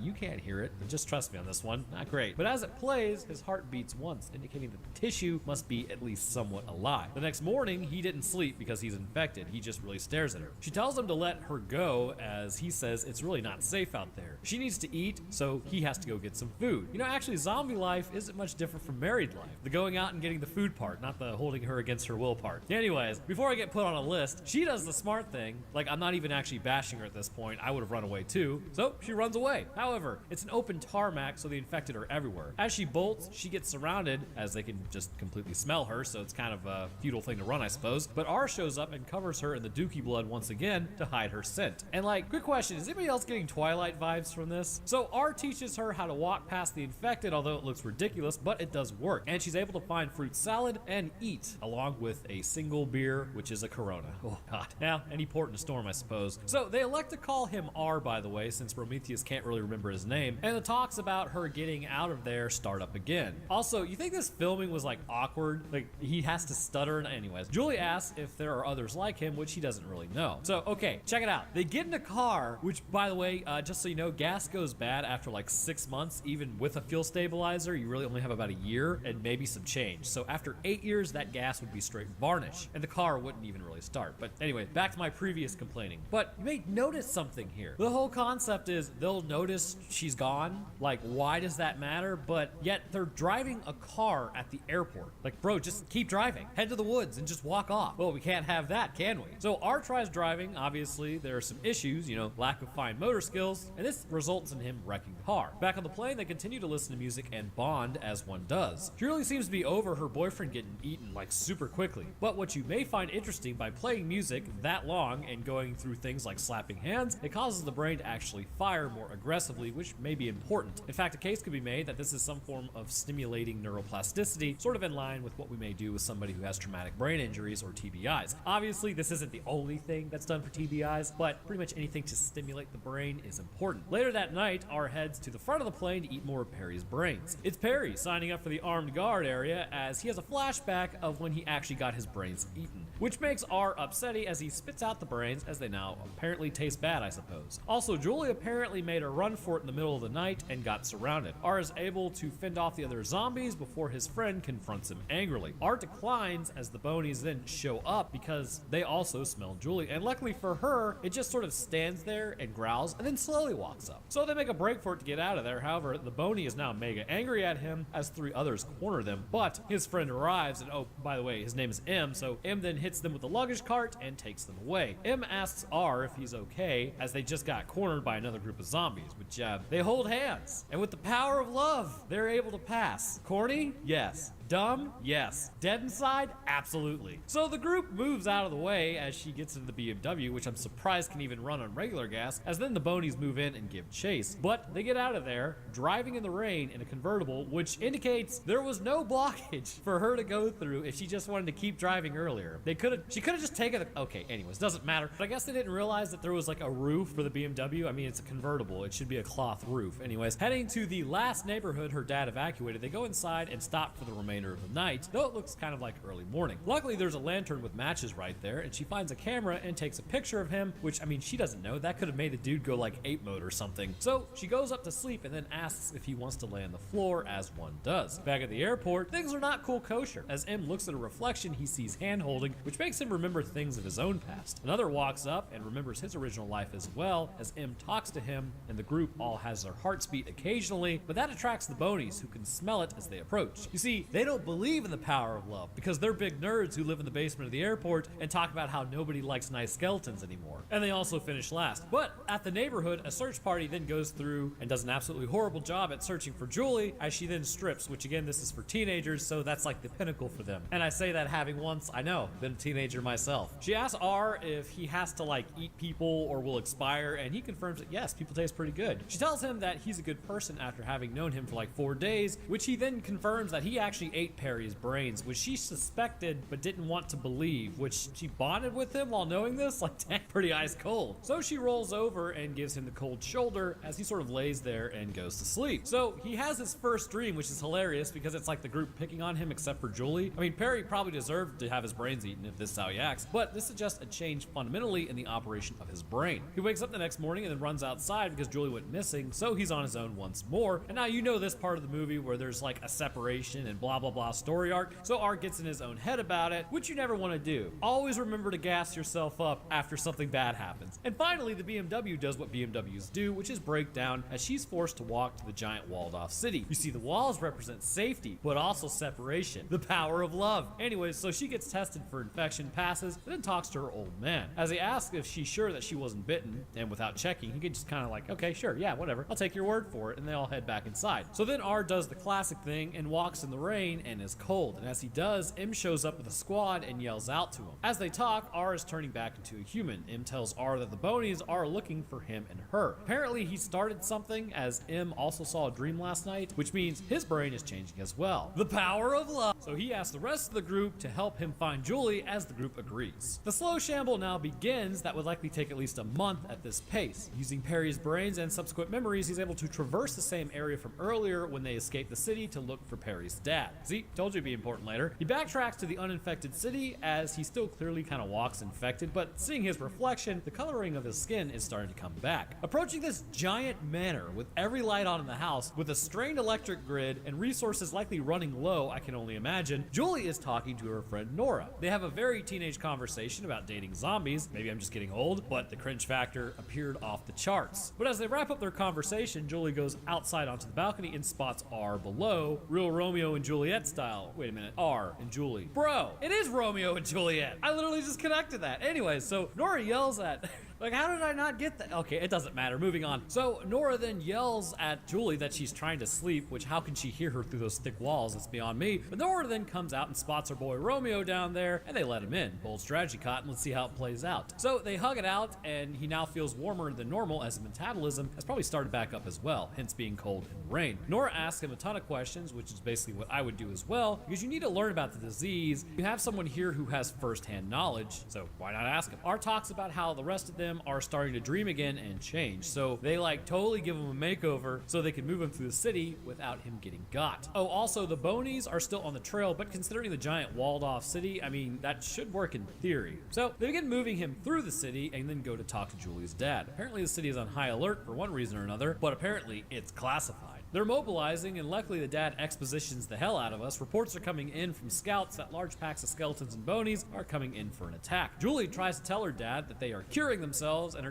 dad is just completely based and then just walks off as R goes up to talk to him. The dad doesn't know who he is, so he questions him, which he automatically knows that he's infected. I don't really understand this part. How would you come to that conclusion? He can talk. At this point, Nora pulls a force multiplier on the dad to stop him. I don't think she would actually pop lead in him, but now the alarm is sounded as R R and Julie take off. Moving into what I can only assume is like a tunnel system, they then backtrack out of the city but are stopped by the large group of infected that had followed R. They aren't mega infected anymore and have now retrieved a large portion of their brains to fight the Bonies, or really fight against. Julie and R take off as they begin fighting amongst each other. A few give chase but are dispatched as soldiers then begin moving into the area to get it all under control. As the Bonies begin their attack and eating soldiers, one soldier in particular can't get his rifle unjammed as another infected helps him, which solidifies there are differences in the infected. Also considering the Bonies are being ultra losers to any infected as well. I mean, hey, basically like in Halo when the elites and brutes start fighting and you just sort of walk through. But M shows the soldier which ones to take out, which makes things a little easier. Also, what in the world? As R and Julie burst out of a door, it's like a door to nowhere. R grabs Julie as they jump into the water as his body acts as a cushion to soften the blow. Julie gets him out of the water as he's hilarious, like he's almost human, but he's instantly shot in the chest. I feel like there could be an issue since he's turning human again, or at least full human, so his eyes go back to normal when he takes the hit as the old man just isn't having it. So it becomes a plea for sanity as R starts bleeding, which makes him be like,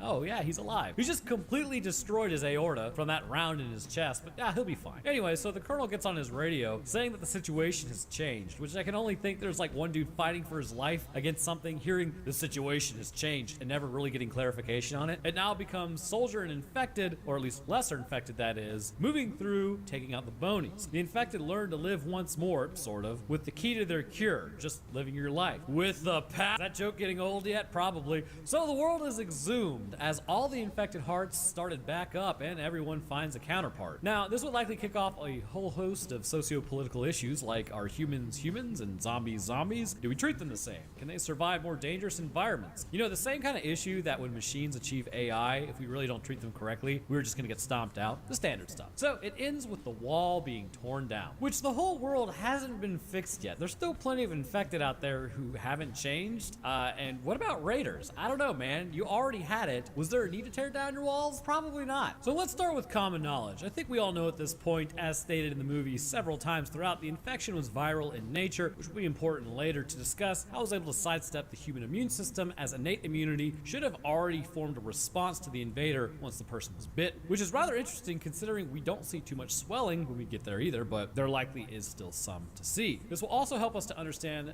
the spreading of black blood vessels that we see branching through the body underneath the skin, as well as the overall coloring and tone of the blood itself. The virus vector, however, has not been discussed anywhere in the movie. Whether it was a bunch of rabid monkeys, a cloud being dropped on them, or something else, it remains to be seen, because after a person is bitten, their memory appears to be wiped out completely. Even after they come to, there is no discussion about how this whole thing was kicked off from those who are uninfected to those who have been changed. But what we do have are two classes of infected, which as time progresses, so too will the effects of this infection. These infected are considered undead, but really, because they can be cured of the infection, or at least have their body be able to subdue it to the point that it's possible for them to become human again, this would indicate that it's an infection, as once you actually literally bite the dust, that's it. There's no coming back. Now, the heart does stop, which means clinically they are dead. And there needs to be a method, because the heart has stopped, in order to keep the cells alive, even in an environment when they aren't supposed to be alive, which we'll get to that. There's actually a lot to get to in this one. At first, the infection presents itself in the only manner we know, post-bite. Once a person is bitten, the exact time to become a zombie isn't really discussed. However, the bite ensures the person will change regardless of intervention by medical staff, which gives us a huge clue as to what's happening internally in the body. It's clear the infection will spread from the bite area using the circulatory system as the main mode of transportation. From here, it's not clear how fast that it enters the cells of the body, but it is clear that the nervous system is likely the main target. Much like rabies, it will begin attacking the nervous system, but not in a way to destroy it, but to subdue it to a large degree. After infecting the nervous system, this may be more easily accomplished because of the fragile nature of the nervous system in general. See, the nervous system tissue is something of an immune privileged area. Now, not too long ago, it was assumed that all nervous system tissue was free of the immune system due to how it could damage the tissue, leading to massive issues for the host's survival. The reality is a little different as usual, and we have come to find that out the last few years. The immune system does regularly patrol areas around the nervous system and in the nervous system, with even things like the central nervous system, such as the brain. However, the methods by which the immune system can counter a pathogen has been largely neutered, and for good reason. You would not want a natural killer T cell going all out in the brain for a simple infection somewhere else. And because of this, the immune system developed a way of almost wearing kid gloves, or for lack of a better term, when dealing with the nervous system that may be compromised or have an infection nearby. Because of this more gentle approach when dealing with infections that may be affecting the nervous tissue, this creates another issue. It allows for a pathogen to more easily spread, even more so if it's using the actual neuron as its target cell for infection. Basically, think of it as the immune system working at 20% strength when dealing with sensitive tissue. However, I also believe it to be more than just this because, after all, the virus is able to make it to the nervous tissue and actually continue the infection process. And for it to do that, it must exist within the bloodstream for a time. Once moving to the heart, it would immediately be drawn past the cardiac tissue to the critical area that actually controls the heartbeat, the electrical system of the actual heart itself. The sinoatrial node, or SA node, which is the pacemaker of the heart, would be infected. Now, it should be noted that the SA node is still considered muscle cell, but it does produce electrical impulses. Once the SA node is subdued, all heart function would cease and electrical pathway it would be basically interrupted. However, it should be noted that the heart is not damaged during this process, which you may be asking, how is that possible? Well, I believe it comes down to how the virus not only interacts with the nervous system, but interacts with cells in general. It's clear that when the virus first infects a person, it spreads rapidly. Now, it clearly wouldn't just beeline for the SA node, as it really wouldn't have any idea what an SA node is because it doesn't have thought. Instead, it would infect cells along the way, producing more of itself, as most viruses do, which includes in the cardiac tissue itself, until reaching deep within the heart and getting to the pacemaker cells there. By the time it does this, the infection has likely spread to almost every other cell in the body, or at least enough to potentially preserve the cell or preserve the body. It's clear some of these neurons of the peripheral nervous system are not infected yet by possible chance, given the infected an unnatural gait and lack of fine motor skills over their muscles. The same could be said for the muscles actually themselves. Perhaps there just isn't enough time to infect every single cell possible, but it's clear that one area is greatly affected, and that would be the brain. Once the heart is shut off and the body is infected, the brain is likely completely inundated with the virus. And believe it or not, this is a good thing, because if you had to be infected, I believe the virus changes the actual functioning of the cell, so you would want it to definitely infect your brain. It's clear the virus slows things down, and this includes like things with aging, which means that the metabolism of the cell itself would need to be slowed down. And this would be critical because with slower cells comes less of an issue of needing nutrients and also less issue with waste removal. And this could be accomplished when the virus enters the cell. All functionality within the cell is altered at this point by utilizing DNA of the cell that would result in this process. But how exactly? Well, it's clear that this is likely a DNA virus. This means that it would implant into the cell and then be transcribed into the actual genes of those infected. From here, it may produce protein structures that either get in the way of or takes out a protein catalyst within a cell designed to speed up chemical reactions. By doing this, less of this enzyme is available, and because of this, the entire metabolism slows down. Now, you would still need to survive, so it can't just cease all functionality of the cell in general, because they do still move, but the metabolism of the cell itself slows. Sort of like when you have a frog that freezes during the winter, the metabolism of the cell doesn't completely stop, but it definitely slows down to the point that they are in cryostasis. But you still absolutely need oxygen, but the only thing I can imagine with this virus is that because we need oxygen to survive, it would fundamentally have to alter the way in which a cell exists, and that may cause it to sport more of an anaerobic metabolism, which is way less efficient than an aerobic one. But I suggest this because they still need to eat and are still hungry, and if they don't eat, they'll actually turn into late stage infected, where clearly their body starts eating itself. So moving on, as this process continues, this will result in an infected person with a flatline heart whose metabolism has been heavily altered by the virus, with it being slower than average, likely way slower, and potentially shifted to an anaerobic metabolism, seeing as not much oxygen is going to be moving around the body without a functional circulatory system. This slowdown in cell function has also resulted in the brain slowing down as well, which is to be expected. It's clear the infected mind is one that is operationally still human, but with slower firing patterns or potentially the altered functionality of the neuron itself. This has resulted in a few issues. The first is memory acquisitions. The infected cannot remember anything about themselves prior to the infection. Now, typically memories are stored in the hippocampus, but memory actually isn't all that difficult for your brain to remember.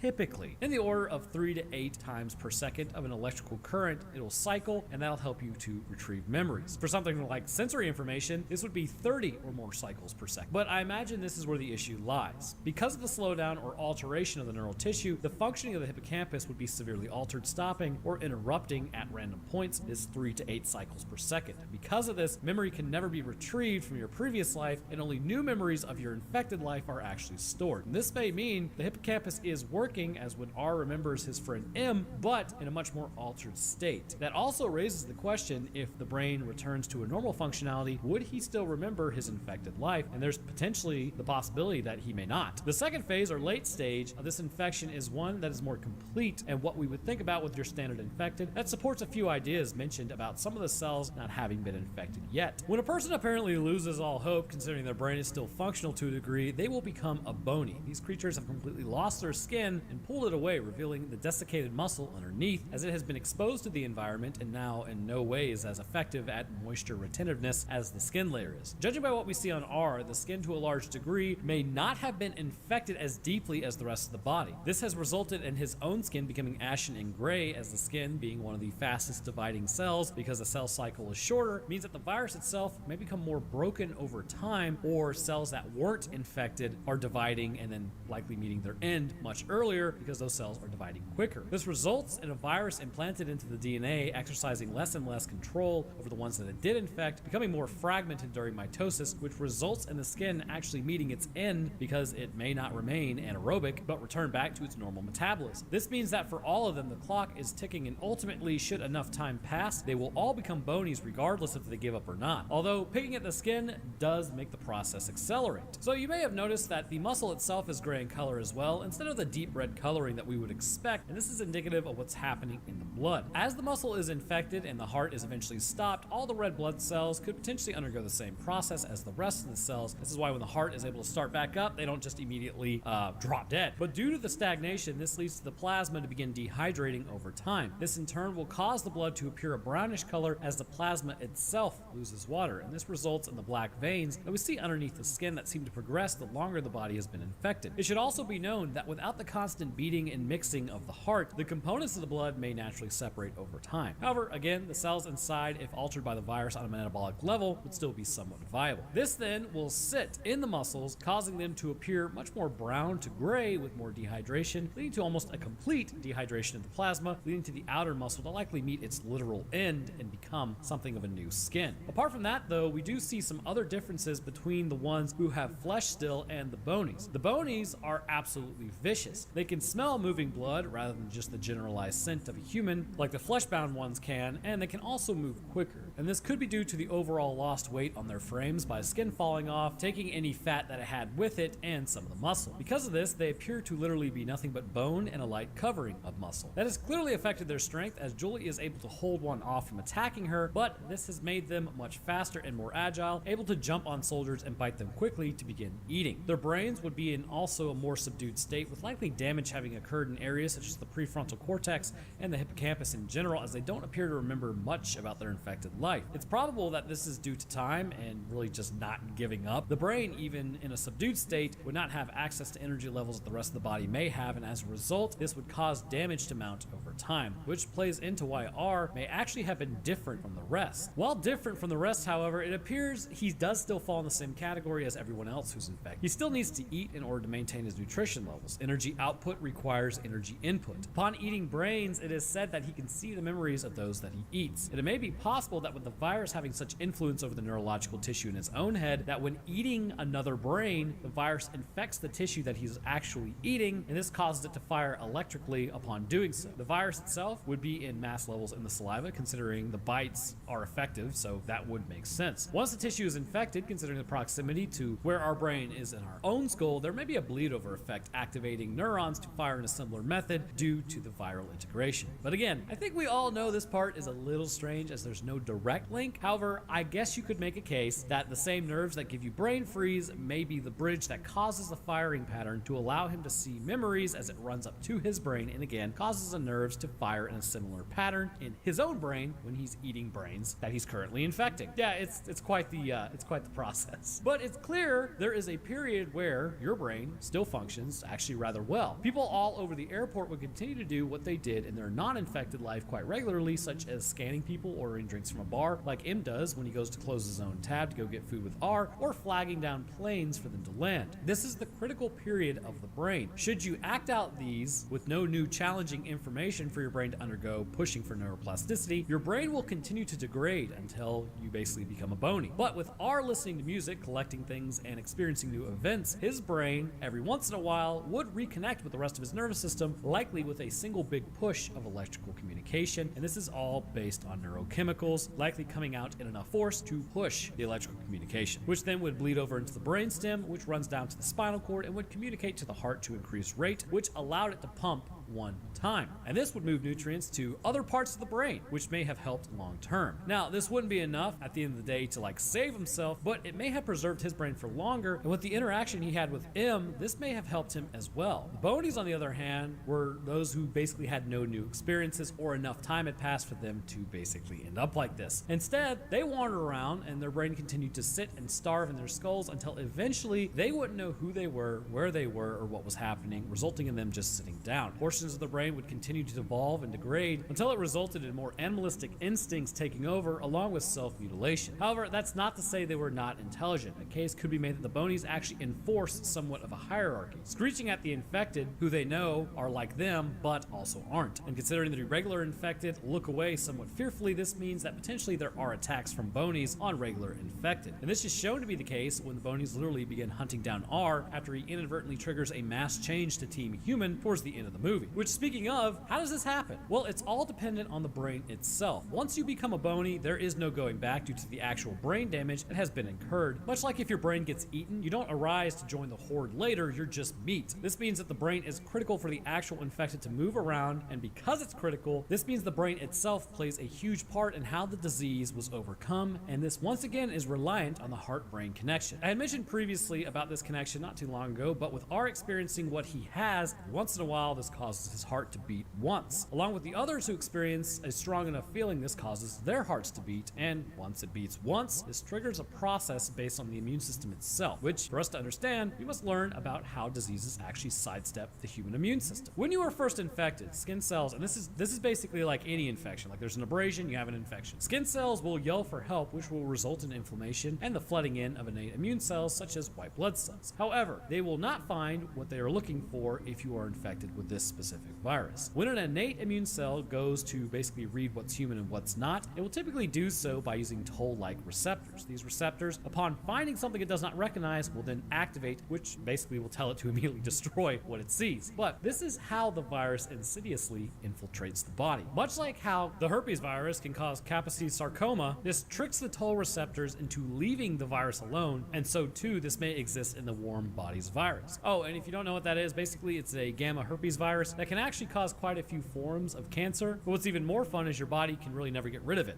What fun! Aren't viruses a blast? But these two viruses operate in a similar fashion in that they prevent the activation of the toll-like receptors, meaning the innate immune system won't actually know to attack this virus. Then as it continues to spread more deeply, likely something would happen that results in a possible counter. You see, basically all of life is randomized to a degree, and somehow, somewhere, with some possibility, one virus would be destroyed and brought to the B cells for interpretation. At random, the B cell would have the right pieces to make the antibodies for the virus, and typically this would then spread and destroy the virus because of the propagation of that specific B cell. However, the virus does something the body can't anticipate. It literally shuts down the delivery method of which it would combat this virus, the heart and subsequently the circulatory system. With this shut down, the antibodies are just sitting there, unable to counter the virus in any major capacity, but ready. Every time R's heart beats, a little bit of those antibodies get released into the surrounding area to destroy any viruses it can find. The cure is within the body, like with most infections, but it just can't go anywhere that it needs to go. This means that possibly if you perform CPR on a zombie, it might actually work to cure them. Anyhow, as the heart beats a few more times, this continues to deliver these antibodies. Then more allows the T cells to begin actively looking for nearby cells as they can move through the circulatory system. Then in turn, this results in the body beginning to self-clear from the virus, as it has the capability to do so. It just didn't have the method of transportation to do it. Over time, this would clear more and more of the virus in R's body, allowing the body to be cleared more quickly. But you still do have the issue with the actual infection infection in the cells in critical areas such as the SA node, but it's also possible that given the time frame in which this virus has been out and the fact that this hasn't happened before, this may indicate that there may be a certain point in which the virus does go dormant within the body, allowing the cells to return to somewhat functionality, coinciding with the immune system clearing out specifically the circulatory system. But once this line is crossed, it can never go back, because hypothetically, if it's implanted into the DNA of a person, it will permanently try to release the virus, but because the body now basically has a way to destroy the virus over time, it would be kept at low enough levels as not to inspire the same bloodlust and aggression that it did earlier, allowing for the body to return to a normal operating status. And this is why towards the end, when they're all commingling, M remarks that he still has zombie fingers even after the fact, because in some ways, his body is still suffering from the effects of the virus, or potentially this is leftover damage that he may never recover from, but his immune system can now keep it in check long term, allowing for them to not ever be able to be infected again by any other infected, and still also control themselves when it comes to humans. But anyhow, I want to thank you guys for watching. If you enjoyed, then leaving a like would be greatly appreciated, as YouTube is an algorithm-driven thing, so liking gets it out there. And subscribing is a great way to stay up to date on when I post. I'll drop my Twitter, Discord, Patreon, Twitch, and Roanoke Games streaming links in the description for anybody interested in that. And speaking of patrons, I'd like to thank mine real quick. First, huge thank you to our 2 astronauts, Jonathan and Wesley A. Weaver Jr. Thank you guys. I'd also like to thank our astrophysicist, Desk Dancer, as well as our scientist, Countryside Limbo. And to the rest of my patrons, I thank you guys as well. Your help goes a long way towards keeping everything running and is greatly appreciated. All right, so that's going to do it for me. I hope everyone enjoyed, and we'll see y'all in the next one. Today we talk about the true villain. Turns out it was the French all along, and that joke was specifically here to activate the almonds of that one guy who launched into a dissertation when I made a joke about like the flag on the moon being white and it was bleached by the sun. Guess he couldn't handle the Roanoke style. So I think we all know life can be a bit of a clown from time to time, and as a result, sometimes it likes to put malformed blood vessels into your brain that could become a massive aneurysm just as a prank bro. Well, because of this affliction the bro known as Derek has, which is kind of hilarious because in this movie the actors' names are actually literally the names in the movie, he and his documentary buddy Cliff go on a trip to hit all the high points around the world. From Paris to the Great Wall of China, he wants to document his travels before the blood vessel in his brain erupts, cutting the game short. However, he doesn't make it very far before meeting up with a woman who thinks she's being kind, but really she's just dooming anyone that she infects. Anyhow, this infection at first seems pretty great, but gets worse as time goes along. You know, like most infections. So in today's episode, let's discuss the affliction in Afflicted, and not The Afflicted, because that is just a complete rip. But first, this episode is sponsored by Audible. Not only can you listen to hundreds of audiobooks across multiple genres, but you can now also immerse yourself in Middle-earth. Between August 15th and October 13th, Alexa customers can listen to The Lord of the Rings free on Alexa through October 13th for 60 days. Just say, Alexa, read The Lord of the Rings, The Fellowship of the Ring. See? Watch. Alexa, read Fellowship of the Ring. This month, stream The Fellowship of the Ring, the first part of J.R.R. Tolkien's epic adventure The Lord of the Rings. Free on Alexa through October 13th. This is Audible. So if all that sounds good to you, because I mean, who doesn't want to listen to a free audiobook, then by using Audible as your go-to for The Lord of the Rings Book 1, you can listen to it at no cost on Alexa through October 13th today. So why not try Audible today, where you also get 1 free credit per month, every month, for an audiobook in the premium selection. Sounds like a pretty good deal. So heading the link in my description, or just simply asking your Alexa to read The Lord of the Rings, The Fellowship of the Ring, you can start listening today. All right, let's get back to it. So we kick off our story with basically the opening from Cloverfield, except these guys left a day early so the party isn't ruined by a giant family-eating monster. They're heading to 6 different continents to look at a bunch of cool stuff, and due to Derek's potential for a brain aneurysm as discussed, which Cliff will be joining him. His longtime friend ever since they were kids. Also, Cliff knows what's up, planes are horrible things. He also apparently is worried about the Ebola virus, pretty obscure thing to be worried about when you're getting on a tube that flies through the air that's also heading towards France first. If you know, you know. The plan is this: film everything and post it online. They appear to have their own website where people can actually comment and post stuff about them doing crazy things like eating scorpions or doing some cliff diving or talking to an infected woman at the bar where, you know, she can snap your spine like a small twig. You know, all the fun things in life. Anyhow, with all that said, some people disagree with the decision. Pretty much all of Derek's family. They're concerned about his condition and as a result do not want him to go, as if he collapses overseas, it's going to be really hard for the family to get to him in time, and as a result, they really don't know if this choice to leave is actually them seeing him for the last time, which could actually probably be a pretty sound assumption, to be honest. So they land in Barcelona, and the trip is off to a pretty good start. You know, all the standard stuff. Nerd with a camera, filming another nerd with a camera. And I can't help but ask, where did they actually get all the money to do this trip exactly? And how, as a relatively young man, did they both leave their job for like a year? Anyhow, they were meeting up their two friends who were in a band called Unalaska for the evening to see their show. How did these guys get a Europe tour? I don't know. It sounds a little too anemic for me, but hey, maybe it's Europe. I don't know. So the 2 days they spend there is nothing but partying, skydiving, and Derek hitting on random women and getting brushed off. Then things take a turn. They head to France. It's now day 7. Derek has been swinging out the entire week, so his friends are trying to gas him up. Derek stands in the back and sort of just orbits women, which is never a good look. Cliff tells Derek that he needs to lead with, "I have a brain aneurysm and I could just drop at any point," which ends up attracting the attention of one woman in the back. Everything's coming up Derek. The group is then invited back to a party after the show, but prior to that, they decide to head back to the hotel and CB Derek. What is CB? Well, it's when your friends bust into a room when you're just trying to have fun. Because honestly, I mean, what's the point of having friends if you don't do that? So as they get there, they do burst in, and it turns out the woman was a little bit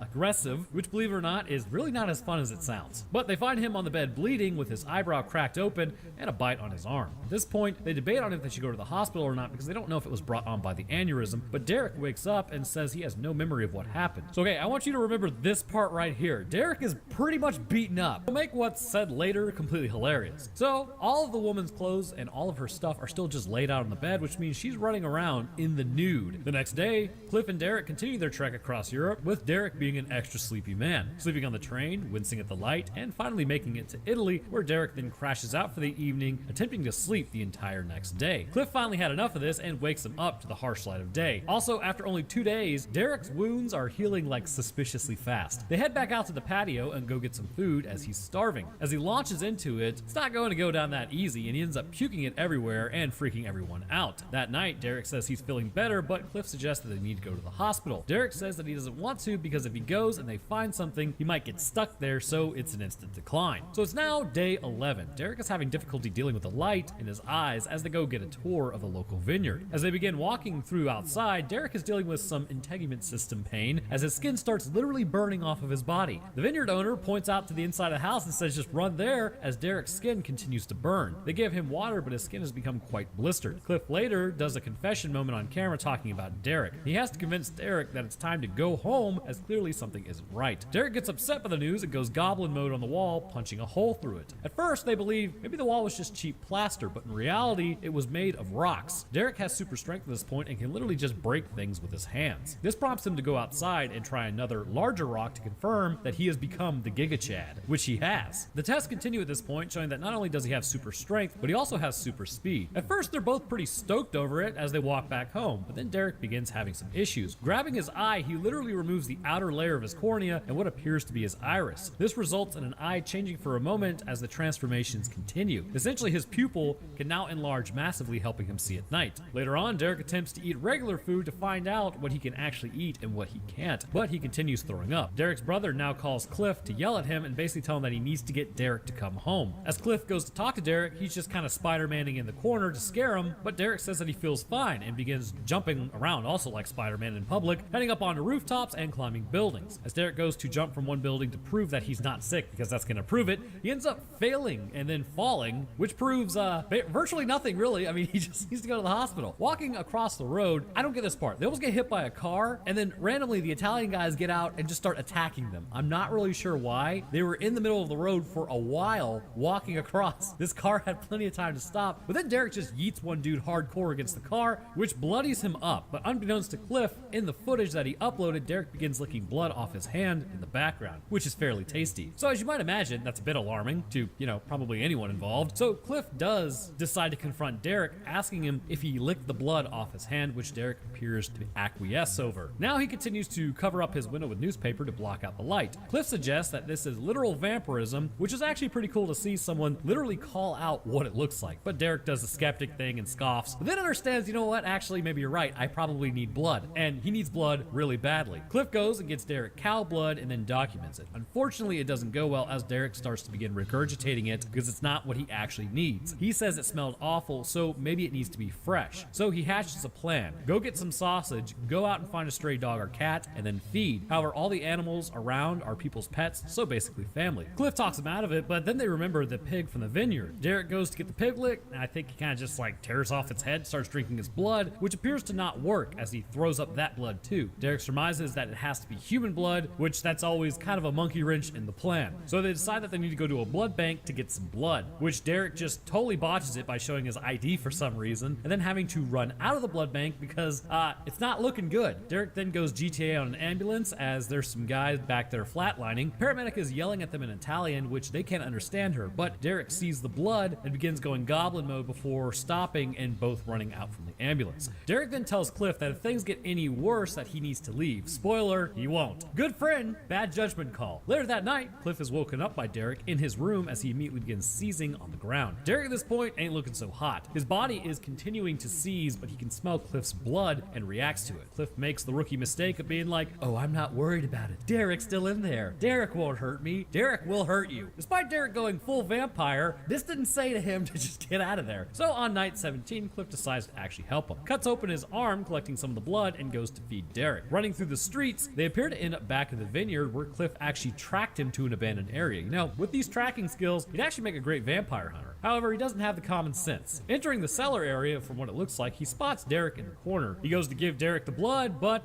Derek doesn't want just a vial of blood, so he attacks Cliff and then cracks his skull, which maybe also snaps his neck. But this ends him in the process as Derek drinks his blood. And you would think that this would end here, right? Nope. Alright, so this part absolutely without a doubt has to be blurred because Susan will be all over me like Ugly on an Ape if I don't. Derek sits in front of the camera, apologizes for taking out Cliff, and introduces his brains to some fresh air. Talk about free your mind and the rest will follow. But you can't see it, so let me describe it. Basically, his fractured skull pieces begin going back into place as Derek then wakes back up, seemingly saved by his vampirism. On night 21, Derek talks on camera more about Cliff and shows the back of his head where the wound is. Derek now becomes desperate for a cure, so he elects to find Audrey. So he uploads his rant and decides on day 22 to head back to France. He's going to honor Cliff's memory by keeping the cameras rolling. Derek now needs to know if he can go outside at all. So he opens a window and tests it, and with his skin burning in about half a second, no he cannot. But he hatches a plan. Just go at night. But unfortunately, it's ruined by Interpol showing up. They caught him on camera at the hospital, which leads to Derek attacking the cops. As he takes off, I mean, apparently Interpol doesn't play around as they just kind of open up on him, popping him multiple times, which I imagine is quite painful, but it does not end him. Eventually, he's able to lose them, however, considering how fast he is, and hides in a cave to get out of the sun. It is now night 22 as he heads out east of Nice. His skin is looking good from his romp in the sun, and he mentions how he left everything behind, so now the cops have everything they need to basically track him. He eventually is able to jump on a train and heads to an underground area in France. People are all over his webpage commenting on his videos telling him that the cops are looking for him and he needs to come home. That sounds like quitter talk, because really he's got a blood vendetta to rectify. Searching through Cliff's footage later to find any clues on how to find Audrey, he comes across one clip where Audrey's clothes, including her phone, are there. He realizes that her phone must actually be back at the hotel, and that's his ticket to actually finding her. So it is now night 25 as Derek heads to the hotel to like a very skeptical front deskman. As Derek looks through the lost and found, he finds the phone but then runs into his brother on the way out. The cops were already there and his brother tries to talk him off the ledge as then Derek takes off. The cops now surround him as he just leaps onto a building Morbius style, and there's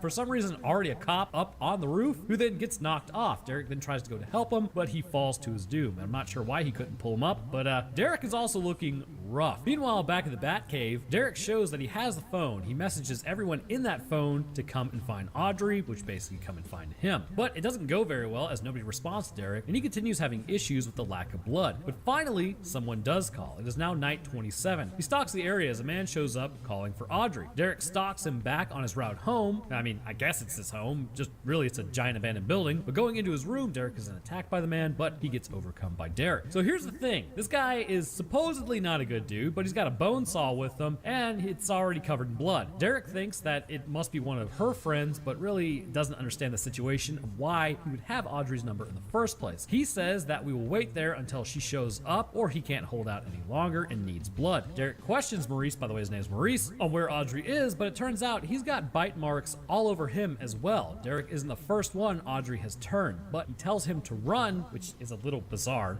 Not really sure why. I mean, something happens here, but how would would he know? Anyways, Maurice goes on to tell Derek that he's ungrateful for this gift that he's gotten. I don't know, Maurice is losing it, I guess, or he's just simping really hard. But that doesn't matter, as the whole place is in flashbanged as the French SWAT breaks in. The confrontation is quick, with Derek taking a ton of rounds, but he's a vampire, so it doesn't do much. It knocks him out momentarily, probably hitting his spine, but after a few moments, he gets back up and continues morbing on everyone imaginable. He begins stalking the rest of the SWAT team members, taking them out one by one and drinking their blood. Delicious! Heading back to his underground lair, Derek then washes off the blood, and I don't really get why Maurice was scared earlier if he's a vamp too, but hey, maybe he's just a giant baby. As Derek sits there, he gets a call on the phone with Audrey to meet up. He hides his camera and then waits for her. Eventually, she does arrive, which results in a right proper domestic between the two. Audrey tells him that he's not feeding enough, and then she goes in this exposition about how his body will not let him starve. He asks the standard thing about, well, why won't you just cure me then? Which, I mean, don't you think she would have done that if she could? Basically, she breaks it down to this: you're screwed, you have to eat, there's no way out, Godspeed. But she does leave him with some parting advice. Just because he has to eat every 4 to 5 days doesn't mean it has to just be like orphans and single fathers working 9 to 5 to support their families. You can pick and choose who you really want to eat. Derek asks why she infected him in the first place, if this is actually a curse, and she said, oh, I thought I was being kind because you were dying. Now I see that was a mistake. Like, yeah, no, duh, sweetheart. Like, okay, this part's dumb. First, she knows how craptacular the infection is. She literally just said that she has been trying to end herself, and that is preferable, but she can't actually die. On top of that, being kind, you literally just punched this man in the head to unconsciousness and then bit him. Which part of that's kind? Nah, bro, total cop-out, 0 out of 10 logic right there. You're really just being a giant douche canoe who saw easy prey. Boo this woman. But now Derek realizes, hey, you know what? It isn't all that bad, because at night 37, he then drops off a video to his family on the page saying it's been about 12 days. He does all the standard, I love you, I'm trying to find myself, I'm mega infected with vampirism, you know, all of the stuff we sent our family in college. But you think these videos would have been picked up by the government, considering it literally confirms vampires, but Derek has elected to go after smallish adult predators. And I have to say it that way, because also, I will get yeeted off this platform if I actually say what it is. So he finds anyone who's doing nefarious things and gives them the same chance that they gave their victims. So at the end of it, he is sort of like a superhero. Like, he's actually legitimately better than Morbius, because he has a testicular fortitude to go after real villains and not just sit there and, oh, my blood. Anyways, the affliction is an interesting disease as it continues to work its way through the human meat suit. We have seen several things about it, from enhanced strength to speeds really only achieved by Spartan 2s to abilities concerned with leaping that would likely tear away muscle from bone. So the question here becomes, what exactly is going on with the internal anatomy? Because as far as we can tell, the external physiology appears largely unchanged, which is fairly interesting given all of the broad mutations taking place underneath the skin. But prior to getting there, let's first discuss what is going on with the skin and eyes. Whenever Derek goes outside during the late stages of the infection, his skin goes from being able to handle it to literally being burned away. I believe what is taking place is likely an aggressive form of albinism. While Derek does still possess skin pigmentation, it appears as though the melanin associated with the pigmentation will not adequately protect the cell and nucleus, and as a result, this causes catastrophic damage to the cell, resulting in rapid apoptosis of that cell, causing it to leak out its contents into the surrounding area, resulting in the blisters that we see. This rapid destruction of cells indicates that while something is taking place within the cells, which we'll discuss later, the full protection of the cell is severely inhibited. Moving on to the eyes, what did we just watch? I would suggest what is actually happening here is the literal human iris is coming out of the eyes. Due to how large the pupils can actually get when we see Derek uncover his eye later, this is clearly an adaptation that allows him to hunt at night, since the sun totally destroys the skin. The new iris appears to have been forming underneath the human iris while the infection continued to progress. Once this happens, it would then push forward the other iris until finally it would begin scratching against the eyelid, alerting Derek that something was wrong. As he thought it was his contact lens, he pulled it out only to realize it was actually his leftover human piece of him, and this is the largest example that we see of an outward change to the morphology. But even then, the vampire iris has the ability to open and contract in terms of greater abilities than a normal iris would. So, to put it plainly, multiple systems in the body are affected by this infection. The skeletal structure after Derek's infection appears in some ways to have been altered, but in others, not so much, concerning the facial bones and appearance of the skull overall. This would indicate to me that likely only certain areas were reinforced at critical points in order to allow for the body to function at the heightened capacity that it does. Let's start with the areas that were likely not reinforced based on what we have seen in presentation. The skull in general would not have been reinforced from what we can tell. This is because the sensitive tissue that lies just behind the skull, any reinforcement would put pressure on the brain or change the way which the mandible operates, which would not be good for the afflicted. Other areas that we can assume using the same parameters are the spinal column, due to the sensitive nature of the spinal cord board itself, along with how vertebrae are required to move, which enlarging them would inhibit this movement and crush nerves that run between the vertebrae, as well as the discs that are used to cushion them. The CNS itself, or central nervous system, and any bone associated with it, appears to have largely been ignored, and because of this we can assume things like potentially the rib cage have largely been left unaltered as well. However, getting to the extremity bones is where we can begin seeing the actual changes take place. While not immediately apparent on the outside, these bones would have been strengthened and hardened to a large degree, likely becoming denser in the process to allow for things like breaking rocks with just your hand without completely shattering the bone would indicate this, or how he's able to jump from higher up without breaking the bones in his legs. Now, there is a caveat to all of this. It's not just about bones. You need shock absorption in these areas, and even still, there is something known as a falciform ligament that if you fall from high enough up and land on your feet, it will slice your liver in half, leading you to bleed out, which, as you might guess, probably isn't ideal. Anyhow, back to the bones. So how are bones improved? Well, believe it or not, humans somewhat have this ability already, depending on who you are. It's my favorite example, and it's known as double bone density. Some people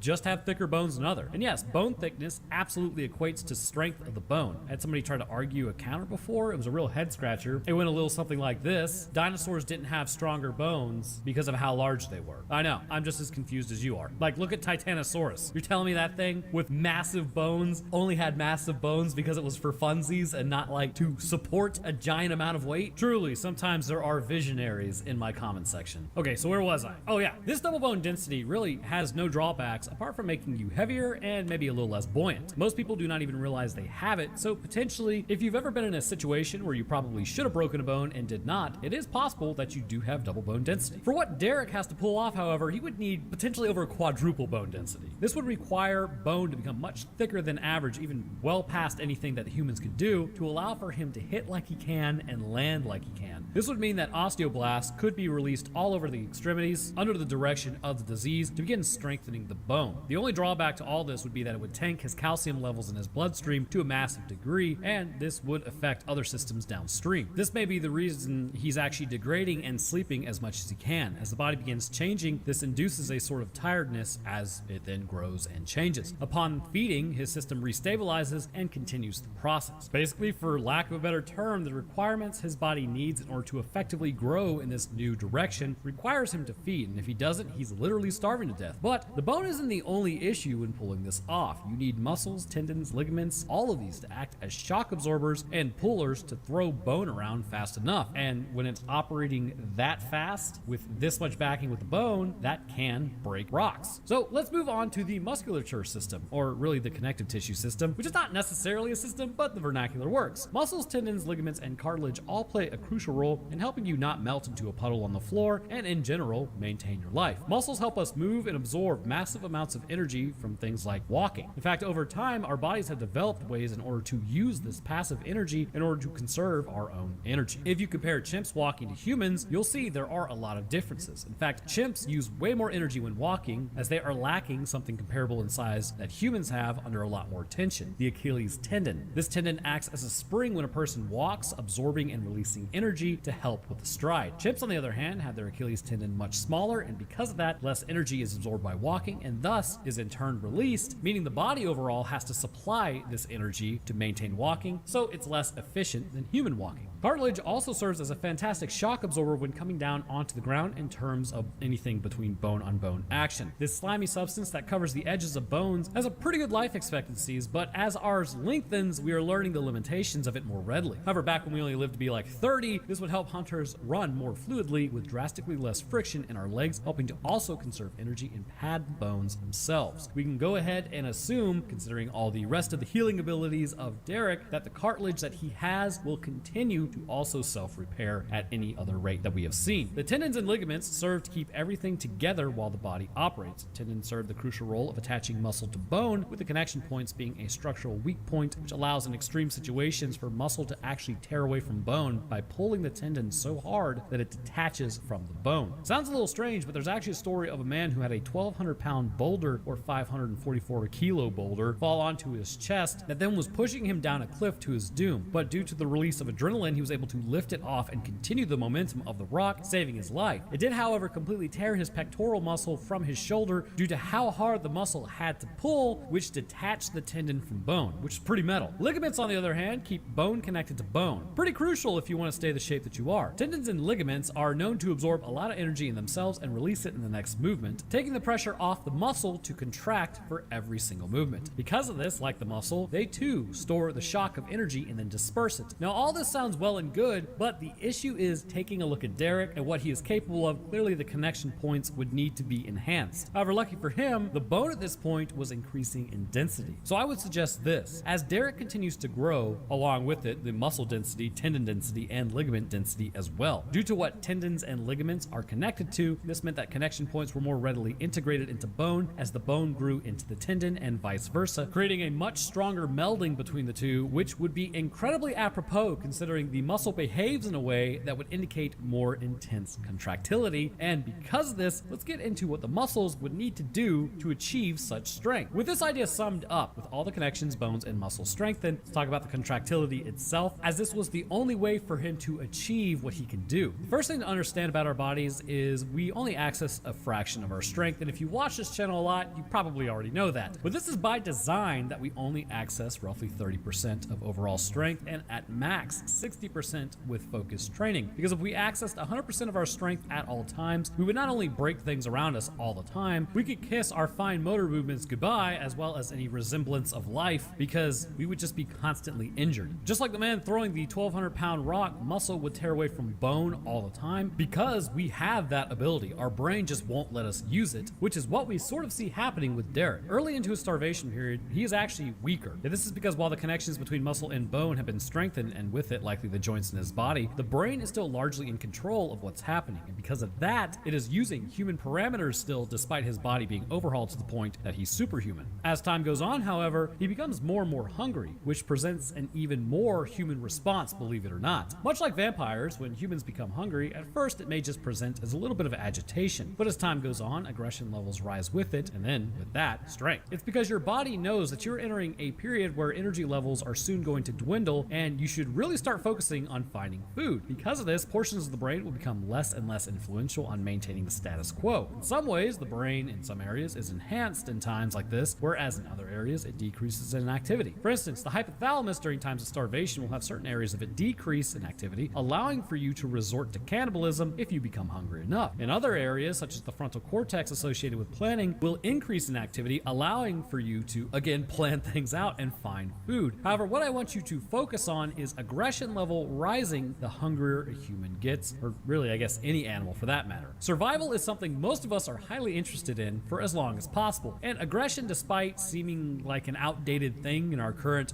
society, really it's highly useful and actually runs all throughout human interaction. Anyhow, as aggression rises, this allows for the body to access more and more strength, and with it, the potential for damage, but the potential to eat. Now, normally, in first world countries, most people typically aren't entering a life and death starvation issue. I say most, but our bodies will still begin the standard procedure should we go long enough without sustenance. With Derek, we see this tracking in a much more pronounced way, but still a very similar pathway. Whereas in us, when our strength rises by a few percentages, in Derek, it does the same, but with alterations to his meat suit to become stronger than anything we have, those few percentages of rising allow for him to access orders of magnitudes greater strength. This is why as time goes on, it goes from punching a wall and breaking it to a large rock to being able to leap up buildings. The more time that passes, the deeper he sinks into more animalistic behaviors, until finally he has gone so far with his brain literally seizing from overactivity in some areas and decreased response in others that he's running off pure instinct, resulting in him punching his friend in the face, fracturing the skull, and snapping his neck. Once gaining nutrition again, his body will exit starvation mode and his brain will resume normal communication, and with it likely has his overall strength decrease alongside his aggression. However, much like going 4 or 5 days without eating yourself, it would begin to rise once again, leading to an enhanced strength due to the brain putting less safety parameters on muscle exertion and contractility in order for the body to survive. The last point to the meat suit before moving on to the actual infection is just how the body is able to do what it does, because there's something running throughout, and without it, Derek would likely still drop from exertion like anybody else was due to the strain that he's putting on his body, and this would be his healing factor. Now again, I can't show you, but clearly Derek has introduced his brain to some lead. His chest was riddled with lead when the French SWAT showed up or Interpol was trying to run him down. And even when he steps out into the sun and has his skin peel away, which he then heals a few hours later, all this indicates that the mitotic pathways of cells have been increased, but are still controlled, as he hasn't become one giant cancerous amorphous blob. Most mitosis works exactly the way it was intended to. Old cells are replaced. If there's an injury of some kind, a signal is sent out between cells closest to the injury to have the immune system show up, clear away the invaders as mitosis begins to close the wound and heal it. The process, depending on the amount of damage there is, can take a few days or months to complete, at least with humans. With Derek, however, the process has been overhauled. The microfractures that form in his bones from landing from a high up or punching a wall or a rock would be healed inside of a day instead of weeks. Skin damage appears to completely rectify itself after 2 days, depending on if it's a burn from the sun, which goes deeper, or if it's just a lead wound. The same can be said for the internal organs underneath as well. Even something as detrimental as the destruction of the brain is still healed. This would mean that another crucial component of the healing process isn't just dividing, but also the accessing of instructions that were originally there. This is why you form scar tissue when you get a cut on your skin rather than regular skin covering it back up. Or if you lose a finger, a new finger doesn't grow. There has to be access of instructions of what was originally there. So taking something as important as the brain, at least according to the brain's important. Thanks, brain. When something like this is damaged in a way, this would be absolutely detrimental to the longevity of a person and their personhood. In fact, 6 minutes without air can lead to a person being a vegetable for the rest of their life. The lights are on, but nobody's home sort of deal. It's really tragic stuff, but it highlights how fragile the brain actually is. Clearly, Derek destroyed his. This would indicate to me that not only is the healing factor dividing cells such as neurons, which typically do not divide, but also reconnecting the neurons to the original neurons, allowing for complete functionality to be returned. Now, this does raise a question. After the fact, is Derek still the same Derek, or is his brain just operational and he's moving on? Well, I would argue that it has to be the same structure after the damage is done, due to the fact that he still remembers his parents, remembers Cliff, and he remembers Audrey. All this would require similar neural patterns to be maintained in order to fire memories correctly and allow for him to move around in the environment with purpose. Sort of like, you remember that one Wolverine movie? The name escapes me, but Wolverine takes an adamantium round to the brain. The brain heals, but was wiped clean because the round was able to pierce the skull. That would typically be the process if your brain was somehow able to recover, at least from that, because all the memories you have affected the brain and shaped it, and that would have been lost. With Derek, because this was not the case, the brain itself must have a memory within each of the cell of how it was connected and rebuilt from there. Now, what is the probability, or how probable is this in general, do you ask? Oh wait, nobody's asking that? Good, because the reality is completely and utterly not gonna happen. The only process that possibly would be maintained is the healing of the brain by cellular division of the neurons, which requires the infection itself to behave in a certain way, which we're about to go into that, but the actual keeping of memories, that would be long lost. So really, if you destroy your brain as a vampire, I would argue you basically return back to a baby until you figure everything out once again. Moving on, this is clearly a virus by the way it behaves, but also how it forces your body to respond. But you know what it sort of sounds like? The mythical rabies. Well, to a degree, because of how it spreads by biting, but that's kind of where the similarities end. As the virus moves into the body, it will infect all cells, apparently regardless of functionality. This would indicate that the virus may have multiple attachment abilities to all different types of cells in order to achieve this. Considering it is a human disease and no other animal appears affected, this would not be surprising at all, as it is specialized to infecting human cells regardless of cell type. But the point is, once entering a cell, it would inspire certain events. The first is, regardless of cell type, mitotic abilities would be enhanced. In things like muscle and skin, it would be noticeable due to how the skin heals after being burned by the sun. In other areas, such as neurons, this would be a massive boon for survival, as clearly Derek can survive a hit with apparently his neural tissue taking just moments to heal, such as a direct hit with the French SWAT, as clearly they hit his spine, which knocked him down. But the top-down issue still remains something of a mystery. And by that I mean, how would the virus understand how to connect the neural tissue in just the right way in order to allow for the retention of memories once those neurons were destroyed? And for this, I don't really believe there's an answer apart from, much like the disease itself, it appears supernatural. A virus could inspire mitosis by influencing cellular behavior, but to link up perfectly to the point of repairing the brain in such a way that all prior functions return would be something well beyond what would be stored in the coding of the cell or within the means for the virus to achieve. I'll leave that open to you though. If you have an idea of how potentially this could work, I really do enjoy reading what your guys' kind of thoughts on these things are.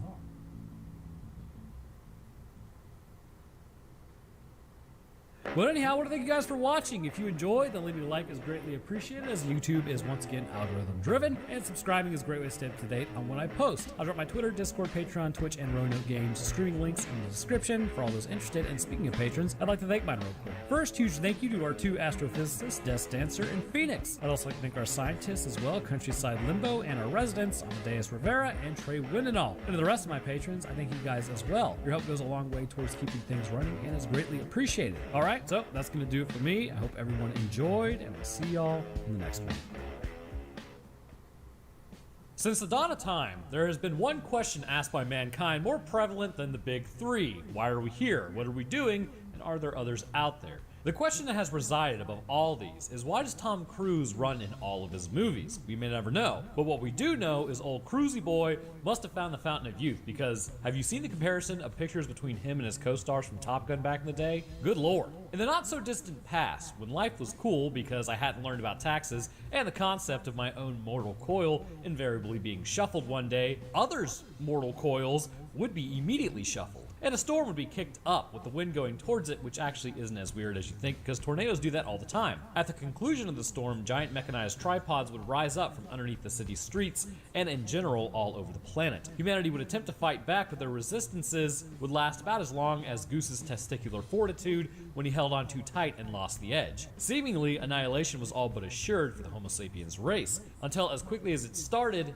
it suddenly ended. So, what exactly happened? Well, let's discuss that in today's episode, and understand the immunology behind why these aliens must have just completely lost their minds. I mean, come on. You're telling me that a spacefaring species has like never heard of a microbe. Literally too dumb to be alive. But hey, it's a classic. So let's get to it. But first, this episode is sponsored by Factor. What is Factor? Well, Factor makes meeting your diet and nutrition goals a snap by delivering fresh, never frozen, dietitian-designed meals right to your doorstep. The team of world-class culinary experts use only the freshest ingredients, and all Factor meals are free of hormones, antibiotics, refined sugars, and GMOs. So look, we're all pretty much getting busy with the holidays coming up, and we also are about to eat like a ridiculous amount of food, and in some cases, it's gonna probably be pretty unhealthy. Well, at least for me. I don't know about you guys, but that pushes me away from my fitness goals. By using Factor, I've been substituting my lunch with healthier options, and as a result, I have more energy, I've begun actually toning more, and in general, feel healthier as a result. So for me personally, that helps me keep my focus, and basically just means on Thanksgiving and Christmas, I'm just gonna eat whatever I want. And it's because my meals up until this point have been extremely healthy and delicious. Gotta focus on those gains, you know, and by taking out the guesswork of what I'm eating, it also makes life much more simple. Just 2 minutes in the microwave, let it sit for another minute, and boom, meal ready to eat. So if that's something that you are also focused on, then by heading to go.factor75.com/Roanoke60 and using code Roanoke60, you can get 60% off your first Factor box. All right, let's get back to it. We kick off our story, and I know I always say this, but God bless it, it's paramount. Warped frame incoming. Also, if you didn't know why I have to warp the frame, well, companies don't really operate inside of the actual law of copyright and fair use laws. Fun abound. But our story starts, as always, with microbes and Morgan Freeman talking to us. Basically, that humanity is number one, which is true, and that microbes swarm our water, which is also true. And that we are awesome, which is, true. And that aliens are about to come beat the hell out of us, which is false. Well, maybe a little. Then we kick off our real story, a man in a crane. Ray Ferrier is unloading shipping containers at a large dock. Imports and exports and whatnot. And I would like to point out that Scary Movie 4 has completely ruined this movie for me because the spoof version was absolutely ridiculous. His boss is trying to get him to come back at 4 instead of 12, which that's what you want, a crane operator moving thousands of pounds of material overhead being super tired. As Ray leaves for work, we see the movie does have one major redeeming quality, the absolute cherry 1966 Shelby GT350H Mustang Fastback with a 289 CID Cobra V8 engine making 106 horsepower and 329 foot-pounds of torque. Now, if you ever want to know the difference between a 65 Mustang and what a 66 Mustang is, you can basically just look at the front. The 65 will have the corral and bars on the grille, whereas the 66 will just have the corral. The GT350H, however, is special, with only 1,002 Hertz-style fastbacks actually made. It's exceedingly rare, and the car really goes for almost $300,000 on average at auction right now, with it going as high as $466,000 in one of the auctions. There's no way this dude has this car, and there's no way he's driving it like that in the Rust Belt, living where he is. All right, where was I? Yes, I gotta shift gears in my brain. So basically, Ray drives what amounts to pure gold in the streets like a complete idiot. And okay, hold on. I have a 67 Impala, just baseline, but it stays living in my garage. It's not even worth like a tenth of what this Mustang is. The immersion is just completely ruined for me because of this scene. Alright, rant over on that one, but just know, super rare car, worth a lot, and it's amazingly ridiculous hard to get. So when his son steals it later, immediate and swift end for this guy would be appropriate. So rant back on, as he gets home, there's another one of these things in his garage. Like, the dude is literally sitting on $600,000 to $900,000 right now and parks one of them outside where this thing can get jacked at any moment. It even looks like he still has room in his garage.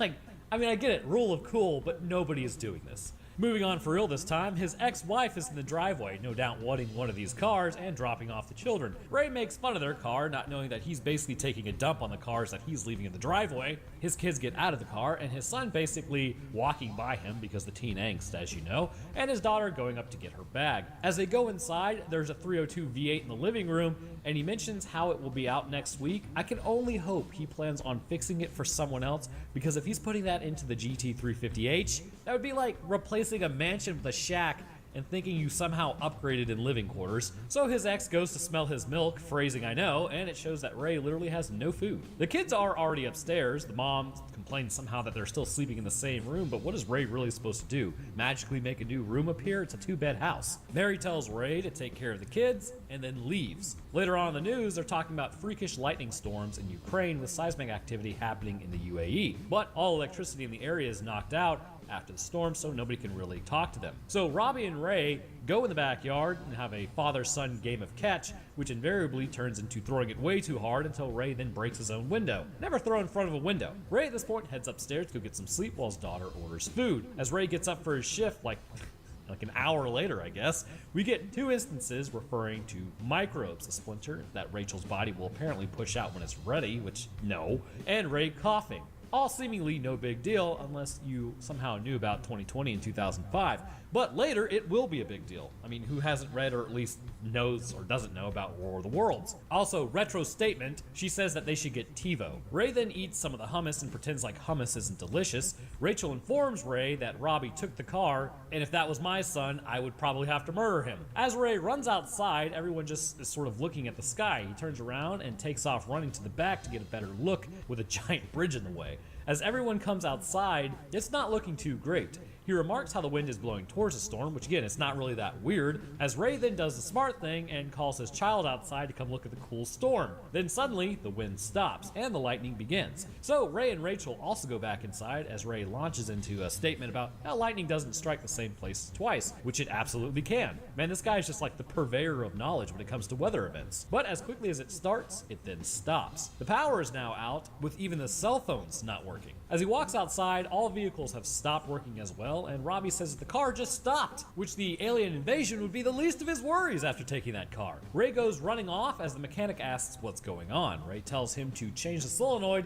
and continues on, as apparently he knows like everyone in the surrounding area. 2 guys start talking to him as they all go to one area where the lightning hit the ground in the middle of the street. Ray picks up one of the rocks to find that it's ice cold, but then it begins. Something under the ground is moving, which takes a large chunk of the street with it, along with the front of a few buildings. As all this is happening, this is the epitome of now would be a very good time to leave, and leave they don't. The tripod then emerges and immediately begins the ashification process of multiple meat suits. Now, everyone is running for their lives, which will be the theme of this movie. Everybody run. You know, there is a much more efficient process than this because feasibly, you know how long this would take to destroy all of humanity extermination epic style with beams of energy? Ridiculously long. And I'll talk about at the end of this video about what is a way quicker way to just totally wipe out humanity. But then again, who would want to do that? So, Ray is covered in human ash now as he heads back inside to his loving kids. They ask what happened, but he's sort of in a state of shock. He comes to and says they are leaving the house in 60 seconds. His kids protest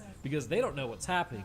Bro, just say alien invasion. Also, I have no idea how this neighborhood hasn't been attacked yet. He was literally 2 blocks away. And even with all that happening, the mechanic is still working on cars. People are running around freaking out. Like, there's so much chaos, and he's like, okay, whatever. I'll just keep working on cars. Committed to his job, I guess. Ray tells the mechanic to get into the car as he's gonna die, but the mechanic says, you know what, I'd rather just stay here and get totally got. To which, as Ray pulls away, he gets got by one of the beams. So now everything is getting blown to smithereens, with Ray having the only working vehicle. Rachel starts screaming in the back like a total turd, and Robbie tells her about her safe space, which calms her down. Oh my god, we were warned in 2005. Life is dangerous. There is no safe space. More so when aliens are attacking. Ray launches into trying to work out how these things are and where do they come from, rather poorly. Rachel continues to scream in the back, please God make it stop. Ray takes Robbie and Rachel to their parents' house as they have every light on in the mansion that they reside in, and good lord, the energy bills. Come to think of it, what do they do for all this? That's pretty expensive, but at least the power is on, so the aliens haven't really been there yet. Ray elects to stay there as he talks about food and that they need to eat. Neither of the kids are hungry, so they just elect to go to the basement and sleep. The kids protest by saying they have their own beds, and I still don't get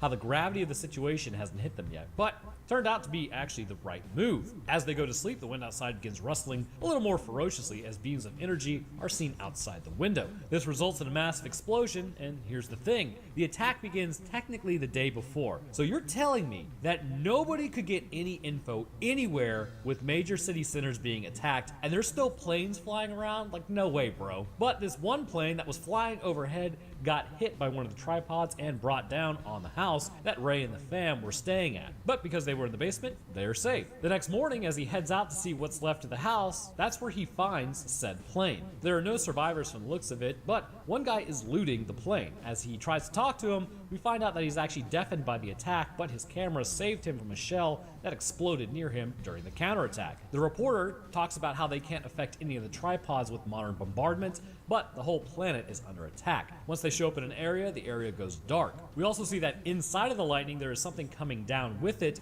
and it appears to be organic. The machines are under the ground and something is activating them. Ray gets confirmation that they are under attack by aliens as if he needed it, but Rachel and Robbie look around and see that everything is destroyed and they're pretty bummed out about it. This activates Robbie's almonds just a little bit as they take off. Ray does the smart thing and sticks to the back roads and turnpikes as he doesn't want anyone seeing that they have a car.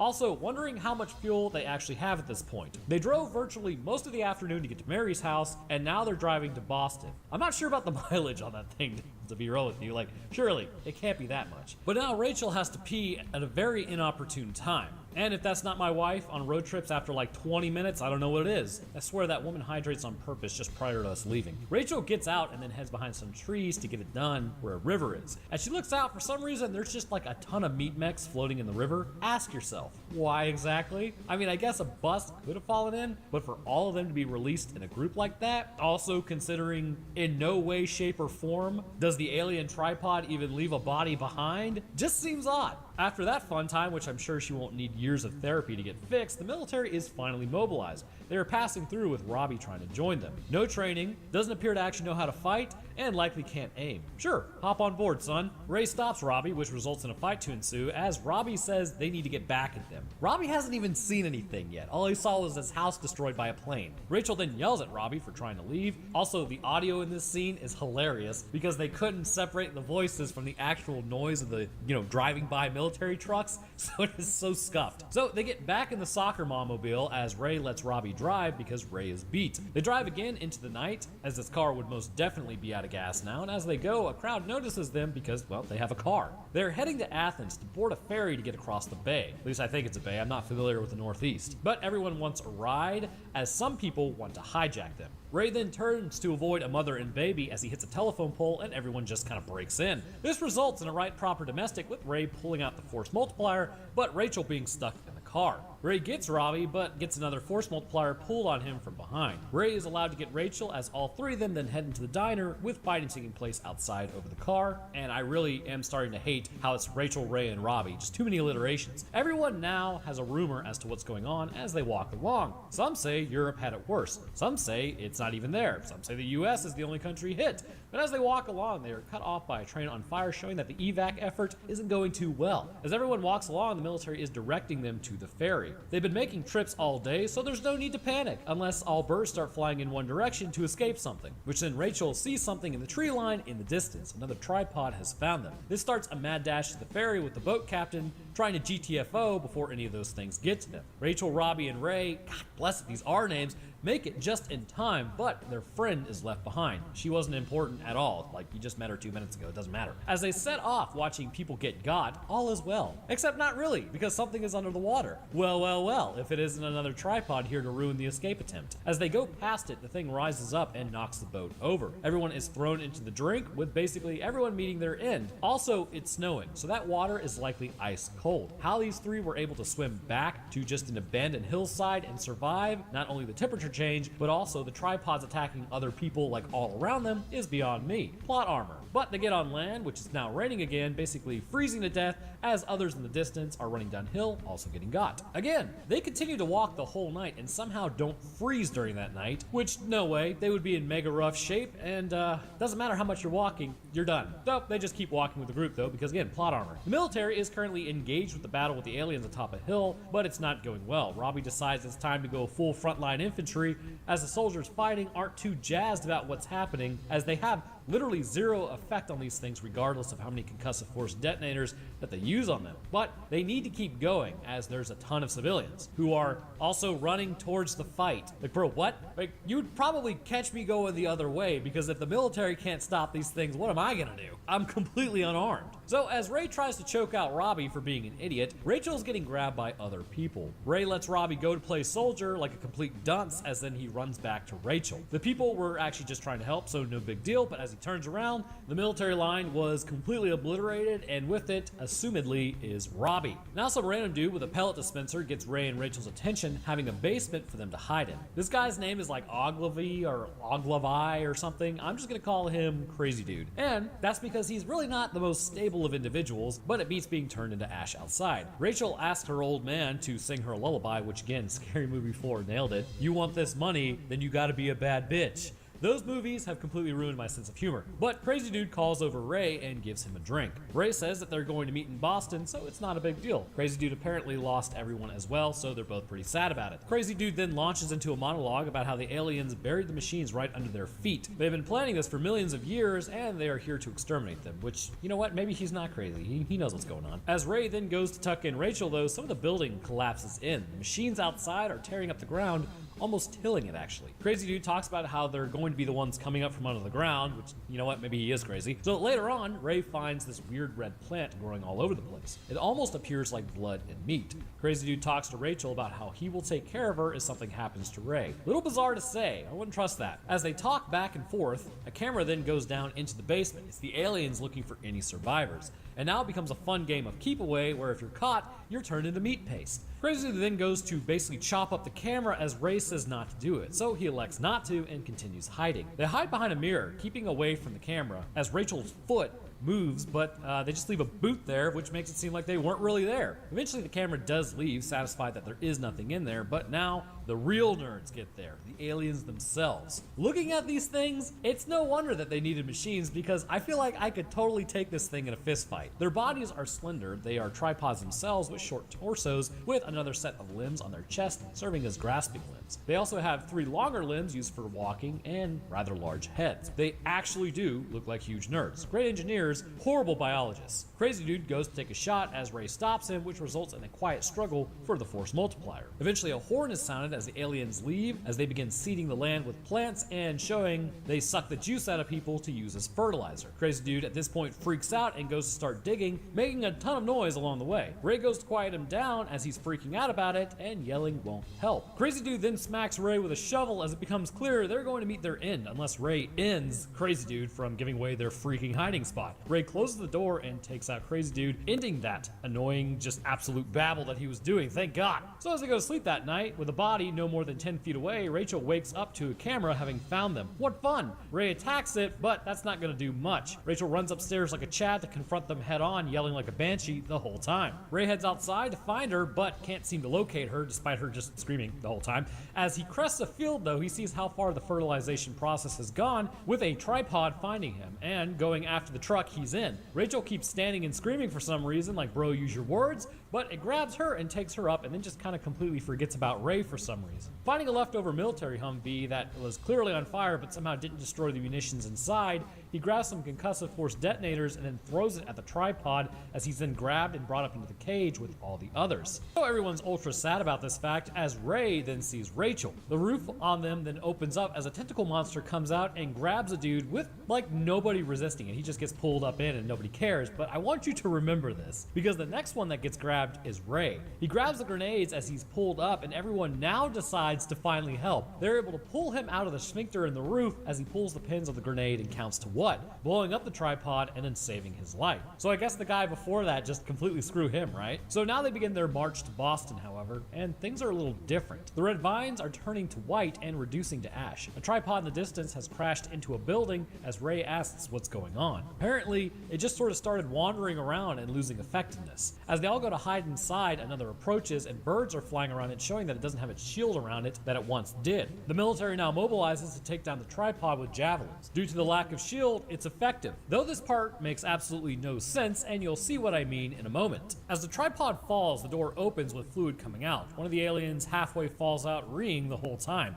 However, his eyes turn white, showing that he's getting got. What that has to do with the shield functionality on a tripod is beyond me. You think that would just kind of be an auto feature, but they're able to get to Mary's parents' house with Rachel, and somehow Robbie made it out and still hadn't changed out of the clothes that he originally, I guess, got bombarded in. I'm guessing because maybe he just recently got there. So they're one big happy family. The human population has likely been reduced significantly, which means pretty much is a guaranteed collapse of the modern world, with rebuilding taking quite a while. All the while, that may have just been an invasion force, so that means the aliens could still be out there and aware of Earth. Next time, they probably will do the smart thing and not just exit their ships without proper decontamination measures in order, like PPE. I mean, how dumb can you actually be? But Earth is saved for now, with microbes having destroyed the invader and man earning the right to exist on this planet after billions lost over our species' lifespan. Thanks for the outro, Morgan Freeman. The intelligence exhibited by the alien race when invading Earth is likened to that of a toddler falling into a gorilla enclosure. There was absolutely no plan and no understanding of what they were descending into. This just absolutely boggles the mind concerning what this species was or was not thinking, and it's relatively difficult to grasp how this large of an oversight could have even happened. So let's discuss their physical morphology first and then move on to life in general to understand the evolution of these creatures, which may suggest a few things about their original planet and why potentially they may have wanted Earth in the first place. To get to what they were even thinking when invading Earth in the first place, man, it really has been a while, but we all know where we have to start because these guys, like the machines that they were using, which are tripods, and phrasing, starting with the feet, we see this species has 3 of them, walking on their finger-like toes. These are clearly grasping limbs that in some aspects can be used to walk. Seeing as they are long like fingers and can be used to move around the basement seamlessly, this would suggest that the home planet they hail from likely has extremely dense foliage, or at one point during their evolutionary process they evolved in this environment. Each foot has 3 finger toes with a back single leg, appearing to have the smaller finger toes, suggesting that it most likely is used more as a walking appendage, with the 2 front arms being used for locomotion and manipulation of the environment. Moving further up, the more dominantly leg appendage, it's interesting as the leg is shaped a lot like ours. They appear to have a heel and ankle where the long toe protrusions come out of, and the long bone connecting to the knee to the heel. It's hard to tell if it's more than one bone, but I would hazard a guess as to say it probably is only one. Their knee looks like a lot like ours, which runs up into the thigh area. What you may not be able to see, as they don't really appear on screen very long, and this may require pictures, is that there's actually a divot in the middle of the leg near the pelvic region, which may suggest that at some point these creatures could have been bipedal, but over time became more tripod. Though this is not 100% assured given their head posture, indicating bipedalism, so actually quadrupedalism may have been what they actually were. Moving up to the abdomen, it's incredibly sucked in with the pelvis itself not really being too apparent. Heading to the thoracic area is where we see most of the life-sustaining structures, or could assume them to be here. The chest is large. Most of the internal organs would be here, and likely they have lungs in some capacity that we do, given their ability to growl and make noises to one another using the expelling of air, kind of like how we do. On this chest are 2 smaller arms that would likely be used for feeding or fine motor manipulation. Again, the dense foliage hypothesis works here, as the 2 arms that are attached to the chest would allow for the creature to hang on to limbs and branches, while the smaller arms to be able to allow it to feed or hold on to whatever it was holding. Given that this creature is highly intelligent, it may be that it would need protein like we do, but given the cellular hypothesis I have later, this may come from plants rather than from other animals. And this falls in line with the red vines they were planting on Earth, as this is postulated to be their food source. And I use the word postulate because in my last video, somebody got really butthurt about me saying apropos, because apparently saying there's essentially a benevolent coincidence is me trying to sound smart. He's right. Let me flex on you with my vocabulary skills. Don't make me break out the thesaurus, bro. Anyhow, it all makes sense later why these creatures may not be meat eating, but still get their nutrition from these plants. Moving up to the head, we see something pretty interesting. They have a forward head posture where the muscles hold up the head, which usually would limit intelligence as there's only so much weight that muscle can hold up. But in this case, it is possible the crest on the back of their head helps to counteract some of the weight on their neck. This has allowed them to have a sizable brain to allow them to develop their own language and subsequent society, which led them into the stars to get wrecked on Earth. The face of these creatures aren't exactly one that inspires fear. Like, I really think I could actually take one of these in a fist fight. They have mouths with teeth like we do, with really more of a ridge of a large upper and lower tooth. There appears to be a central opening above the maxilla of their face, or what could be considered the maxilla of their face, which is likely the nose, and two large black eyes that are forward facing, but that might not necessarily mean that they're predators. Honestly, they're not really that horrible to look at and appear to just really be the nerds of the universe. Now that we have a good look at their physiology, let's move on to how this relates to life and why it was horrible for them to think that they could actually invade Earth. Life down to its smallest point is a single-celled organism, and this was given rise from amino acids, which came from the ancient oceans that were highly acidic, with a dense amount of minerals from the crust having recently just formed that swirled in the water. Throw in a few lightning strikes and the chemical reaction of life began. Now, as always, take it with a grain of salt, because for all we know, life on Earth could have been seeded on this planet. Sticking with the original thinking though, as materials began to mix and form amino acids, iron sulfur minerals, which are still found at the base of proteins today, would continue to form, creating proteins, until eventually a set of genetic material would enclose itself in a phospholipid bilayer, creating the first exceedingly primitive prokaryotic cell. From here, we all know the process. Prokaryotes would dominate the oceans for an expansive amount of time until eventually one would eat another that was producing more energy than it needed, and rather than break it down, it would enter a symbiotic relationship with this absorbed cell, which would go on to be known as the mitochondria, or the powerhouse of the cell, as you know. From here, eukaryotic cells were born. Eventually, those cells would get tired of getting dunked on by larger cells and would form the first multicellular creature. That creature, realizing that it could eat another multicellular creature, would then begin attacking those colonies of cells. That colony would respond by reproduction and surviving, and then go on to basically make more of itself, which those surviving copies would develop some counter, and so on and so forth, until you result in the pinnacle known as man. Don't at me. I know it's popular to hate on humanity currently. We can be a little dumb from time to time, but there has never been anything quite like us on this planet before, and our ability to think abstractly and create is unmatched, orders of magnitude higher than anything from here. It's almost odd how far we outclass everything on this planet. Now, where was I? Yes, the stupidity of this alien race. So, we, being the lowly, not really spacefaring species that we are currently, have an understanding of germ theory. I would argue that any sapient species that proclaims to be intelligent would know this. Life, unfortunately, is nothing but a struggle to stay alive.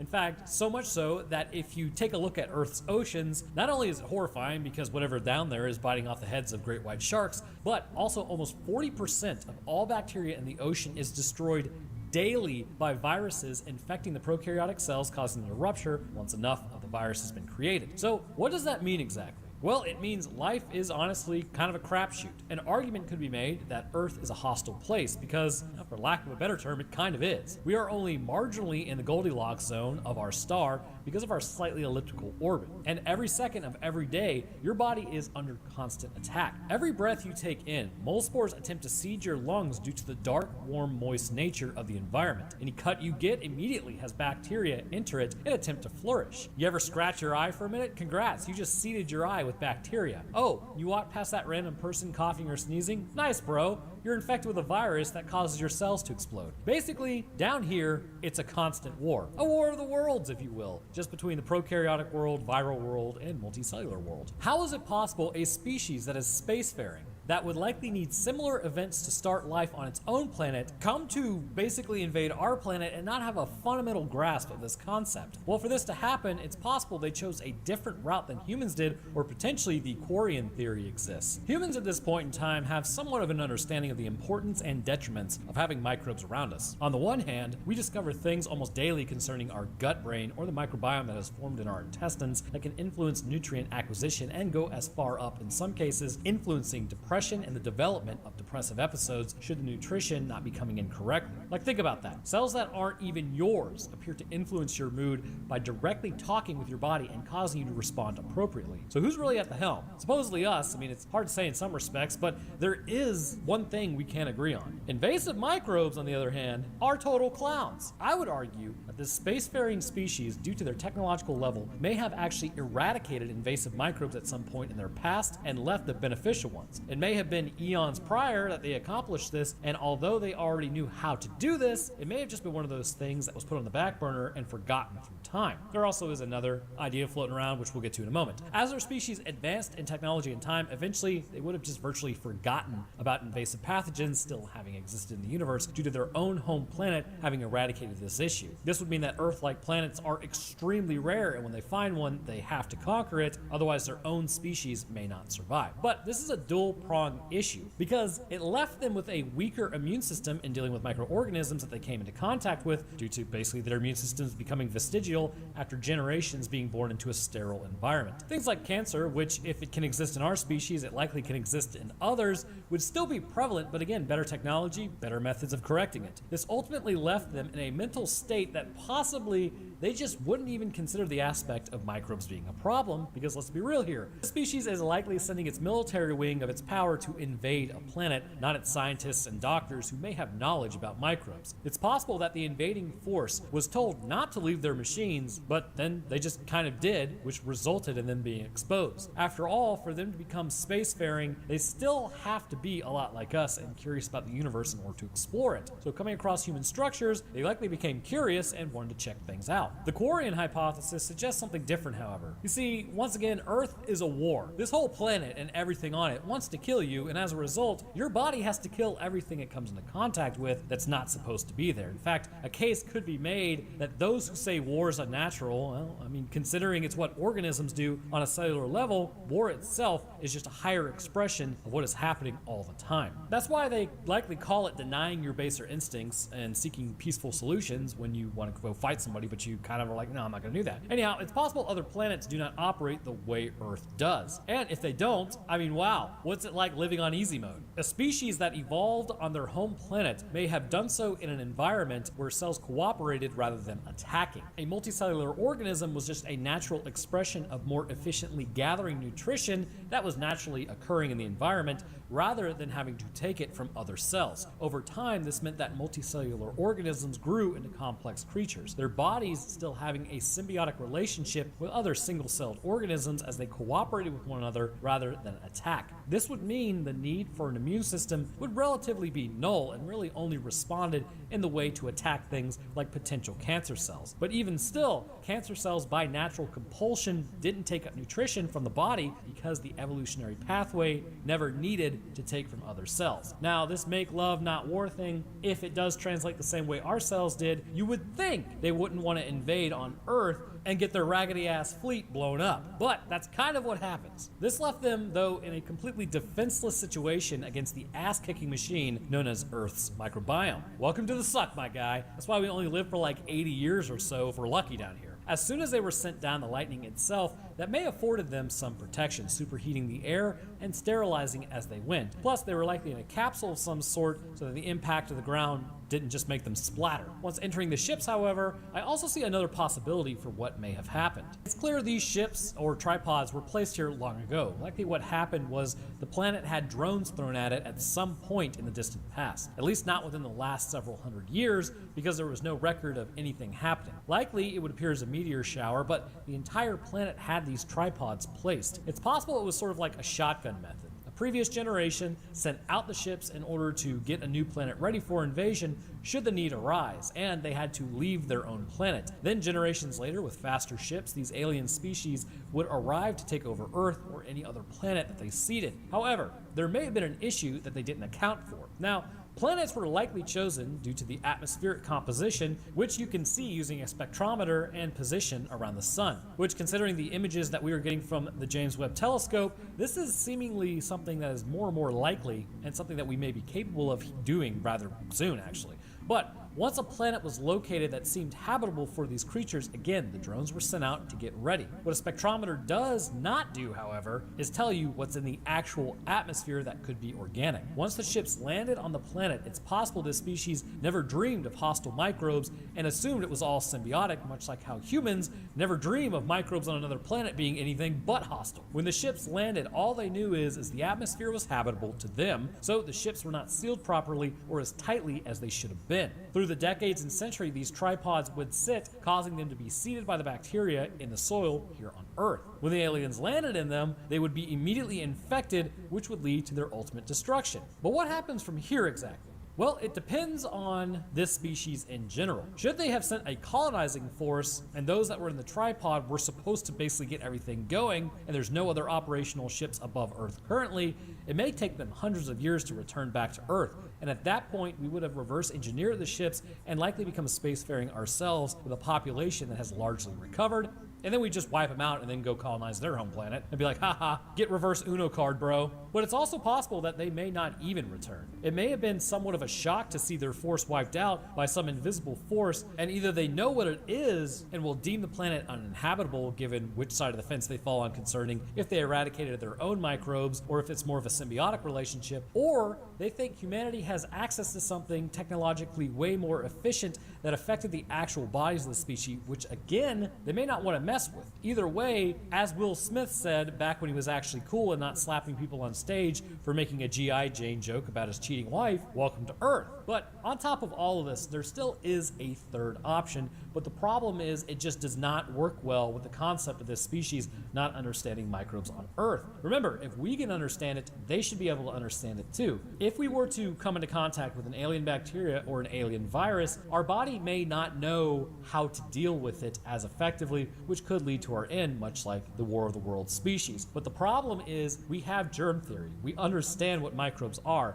so how could this species not? It is possible that they were just careless, but considering that this would take a ton of planning to orchestrate all of this invasion, I kind of doubt it. But before wrapping this up, I always find it funny in movies how we expect aliens to like come down here and fight us for the planet when really they wouldn't have to do any of that. Really, if a species wanted to eradicate man, they could do so quietly that we wouldn't even know that they were here in the first place. All they would have to do is design a virus that infects our cells and destroys our immune system so there wasn't any real resistance, making it fast infecting, and once it has infected cells, having it use the cell for the standard function of creating more of itself with maybe a 2-week limit on it. And by destroying the immune system, a response wouldn't be as severe. So people would walk around maybe not even really knowing they were infected. Then after a while, they have the virus attack their DNA and then just chop it up, leading to quick cell death. Making it airborne, our species would have virtually no time to respond to this infection. And with it floating around the atmosphere, it would just be game over. You could even have it refined to the point that it doesn't take out other animals if you, say, wanted them there for some reason,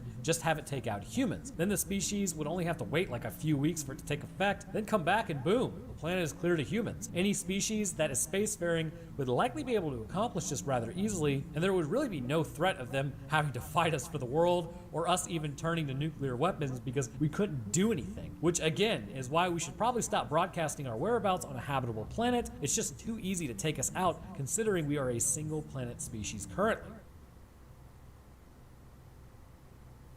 Anyhow, I want to thank you guys for watching. If you enjoyed, then leaving a like would be great, and subscribing is a great way to stay up to date on when I post. I'll drop my Twitter, Twitch, Roanoke Games, Discord, and Patreon links in the description. And speaking of patrons, I'd like to thank mine real quick. First, huge thank you to our 2 astrophysicists, Death Dancer and Phoenix. I'd also like to thank our scientists, Countryside Limbo, and our residents, Amadeus Rivera and Trey Winenall. Thank you guys. And the rest of my patrons, I thank you as well. Your help goes a long way towards keeping things running and is greatly appreciated. Alright, so that's going to do it for me. I hope everyone enjoyed. I'll see y'all in the next one.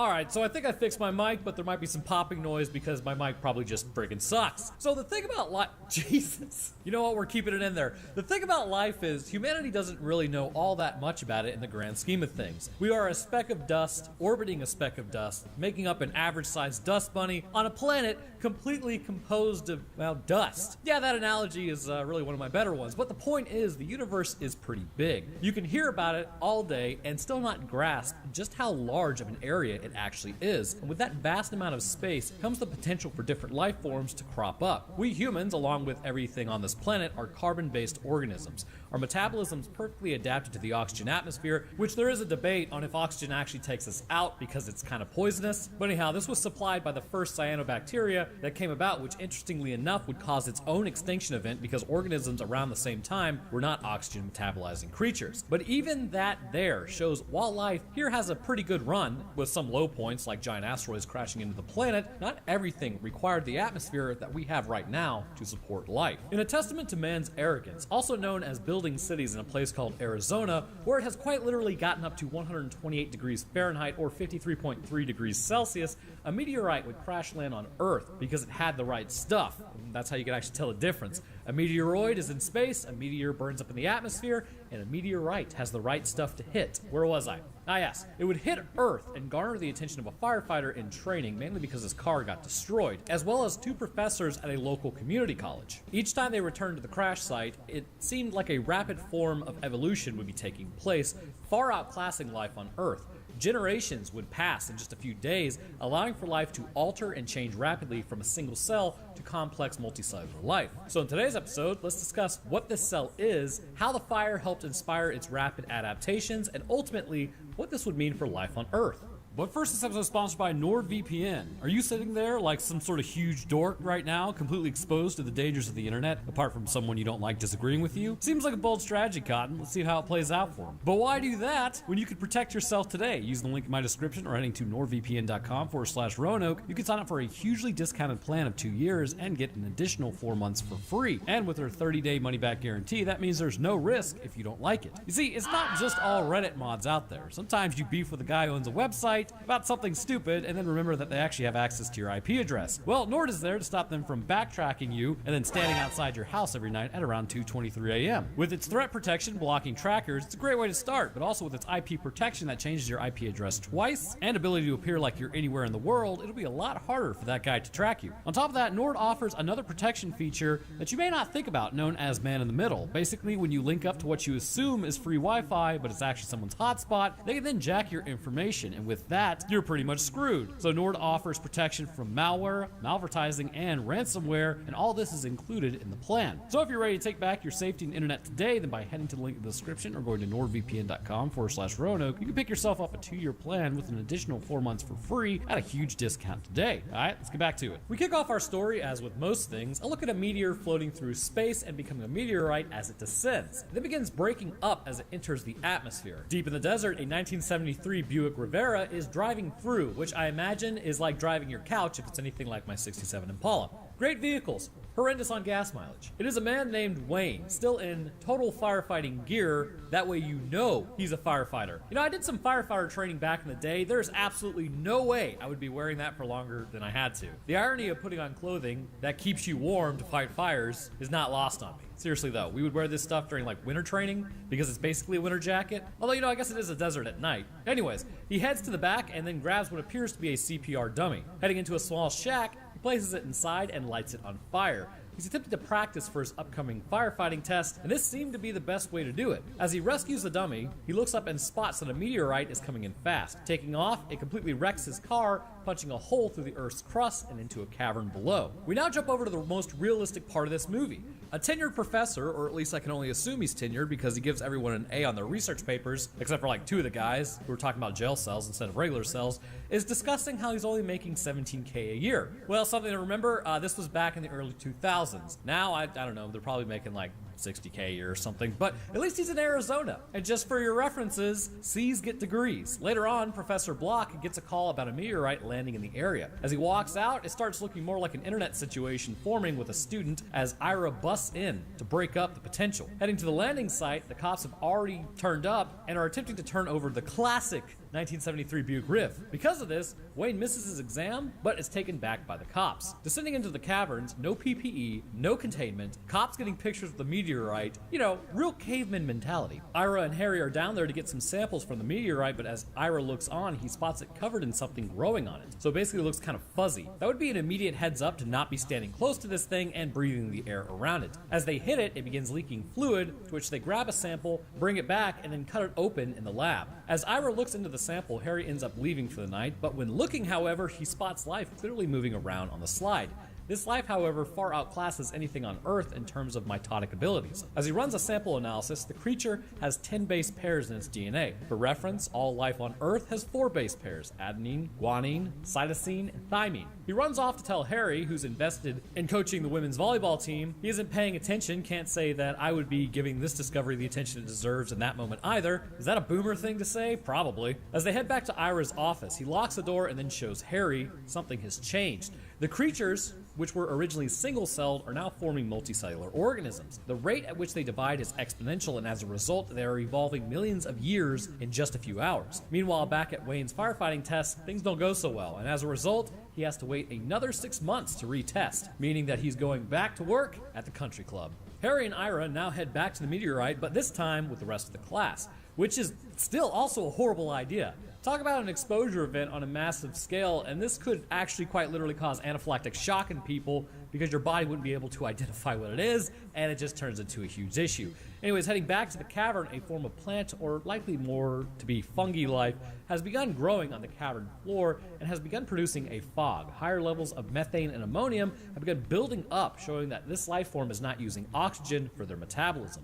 As the fog clears, flatworms have already begun forming. As Ira brings it back up into the oxygen layer where he's at, the creature ends up expiring due to the incompatible atmosphere. Grabbing the glass container, they are able to scoop up some of its air and keep a few of the flatworms. Later on, they begin splitting, showing that this species reproduces asexually, which can create a whole host of issues for the life form, which we'll kind of get into later. At this point, Ira and Harry start taking this way more seriously, as clearly this is their key to fame. Meanwhile, back at the country club, Wayne starts finding these flatworms all over the place, coming up from a crack in the ground. As he tries to go and check out where they might be coming from and grabbing chemicals, he sees a new life form swimming in the water tank. As Harry and Ira head back to the meteorite site, the military has beat them there. As they pull up, they get asked who they are. One soldier walks up aggressively, asking if he is the Ira Kane, which he starts trying to pull out his force multiplier on him for some unknown reason, which will become known soon enough. Another soldier grabs him, and then they allow both of them through, which you would think after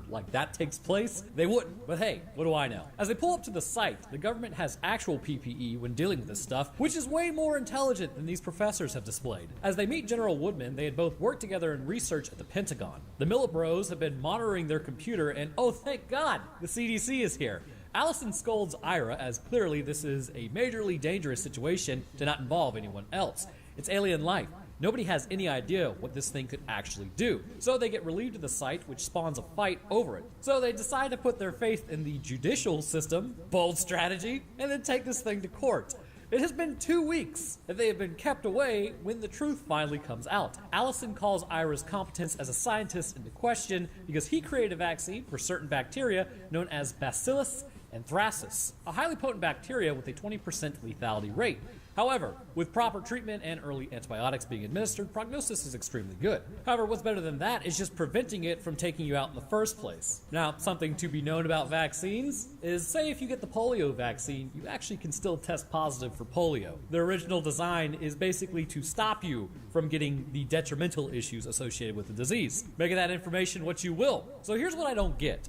Ira developed this vaccine, then they ran tests with the military after it clearly had to leap major hurdles to get to that point, but it unfortunately didn't go as planned, which resulted in Ira being let go and being shunned as a scientist. Having the side effects being known as the Kane madness, this resulted in him being where he is now. Heading back to their lab, they realized that they actually got hit while they were in court. Someone came in and took all of their data, experiments, and equipment. So they decided to break into a military installation. What could go wrong? Heading in, They're able to successfully get past a lot of personnel, which remember, if you need to get into anywhere, the key is to look like you actually belong there, and then nobody will ask questions. Easiest way is to carry a ladder with you. Nobody will ask what you're doing there, and if they do, you can say you're just there to fix something. Getting into the airlock area, they put on PPE, well, finally, which they are spotted by someone watching the security footage. However, they are allowed to continue and then enter the cavern system. Walking in, things are a bit different. Complex life has begun flying everywhere, and it can only be assumed at this point that the cavern is completely devoid of oxygen, necessitating the PPE. Many different forms of life have formed a food web as everything eats everything else. Back up on the surface, security goes to talk to Dr. Reed and ask if she authorized a walkthrough. So, as Ira continues to smack talk her, she's listening to the whole thing, as one does. But as they go to grab their sample, a mosquito-like creature begins attacking Harry. Reed and her team came down at this point to confront them, and while they confront one another, the creature enters Harry's suit fairly easily, which kind of begs the question how this didn't happen with anybody else. As Harry turns up his oxygen, he realizes it actually entered his body, so taking him to surgery, they find it's in his leg under the skin. I'm not sure if this man has ever been to medical school, but the doctor immediately says they're going to need to amputate the leg. Like, bro, what? Just cut open the skin. But things get worse when it goes for his unborn prodigy. Luckily for him, however, well, depending on how you ask, it goes for his colon because of the methane. Flipping him over, they're able to pull it out of him, saving him from a fate worse than death. Later on, at a party at a country club, party's going pretty well. As a man sets up a picnic on the green, he spills virtually clear champagne on his pants. So he does the smart thing and walks over to a muddy lake in order to clean off his pants. Now yes, genius. As he calls out to a woman he's setting this whole thing up for, a creature emerges from the water and then drags him back in. She runs back to the party to tell everyone that he's gotten got, which kind of puts a damper on everything. Back up on the surface, Allison is questioning Ira in something that would be way too casual for what he just did. This is like someone murdering somebody and then taking them to Denny's to discuss it. Which, I mean, I guess that happens at Denny's. It's expected to happen at Denny's. But then they are let free, which is interesting. As they head back to the college, waiting on them is Wayne. Somehow he was able to get this creature out of the water. No explanation on how he pulled it off, but he was concerned enough to bring it to the professors. Laying it on the table, despite the fact that it was water-dwelling and apparently choked out, which is supposedly how he was able to get it. I don't know, I really don't understand it either. Meanwhile, all over the town, the worms are showing up from underneath the ground. At a friend gathering, they follow the trail of worms to the closet as the creature comes out. This thing is having trouble breathing, and as she reaches out for it, its tongue comes out biting the woman. It, however, isn't long for this world as it crashes out due to metabolic issues. Ira at this point goes to Allison to tell her that the creature is sitting in his lab. The military and CDC are already all over it. And now Ira and Allison start orbiting one another because plot demands it. Across town, Wayne and Harry are getting breakfast as Ira shows up. Wayne asks if this is an alien invasion, which now Sarah Silverman tries to flash Ira about wanting his shirt back, and the cop boyfriend gets a call over the radio from the woman who called the cops over the animal attack. Officer Johnson lets them go in and check it out to figure out where it may have come from. Under the house is a fissure where the worms are able to crawl up through to form this creature. As they look across the hillside, a ton of dinosaur-looking animals are just getting bodied all over the ground. Harry now has an idea. They must be using the cavern system to get further and further away from their point of origin. Most of them are trying to breathe as one sits up and then spits up a creature from its gullet. As they look at it, it hatches from the sac, and this one appears to be able to breathe the oxygen in, making it different from the rest. Which would be horrible news for Earth and a nightmarish ecological disaster. Fun abound. The thing gets up and flies away as the thing also needs to be taken out immediately. As it flies through the friendly skies of Arizona, it ends up at a mall. Harry parks the Jeep like a total tool, which is the second most unbelievable thing about this movie about how reliable this Jeep is. But they break in to the Force Multiplier stash store and lock and load Brides of Christ. So apparently an alarm hasn't been raised yet, as one woman is shoplifting. She opens the door to what is basically a flying velociraptor, and she gets grabbed. Wayne starts making noises to draw it in, which doesn't work. And I say it doesn't work because I guess it's not loud enough, but the thing starts flying through, and as it flies through, it kind of starts looking back. So then Wayne gets on the PA system to get it to come back with his singing. Again, I have no idea why it would come back to just singing, but hey, maybe we'll figure that out. As it flies down, Ira is able to hit it in the back, knocking it out of the sky. Except it really isn't done yet, so they have to double tap the thing. Now, the media is in on it, so thank God for that. They all start talking to everyone they can about these weird-looking creatures that are starting to pop up all over the place, to the point that the governor finally gets involved. The governor wants to know how bad the situation is.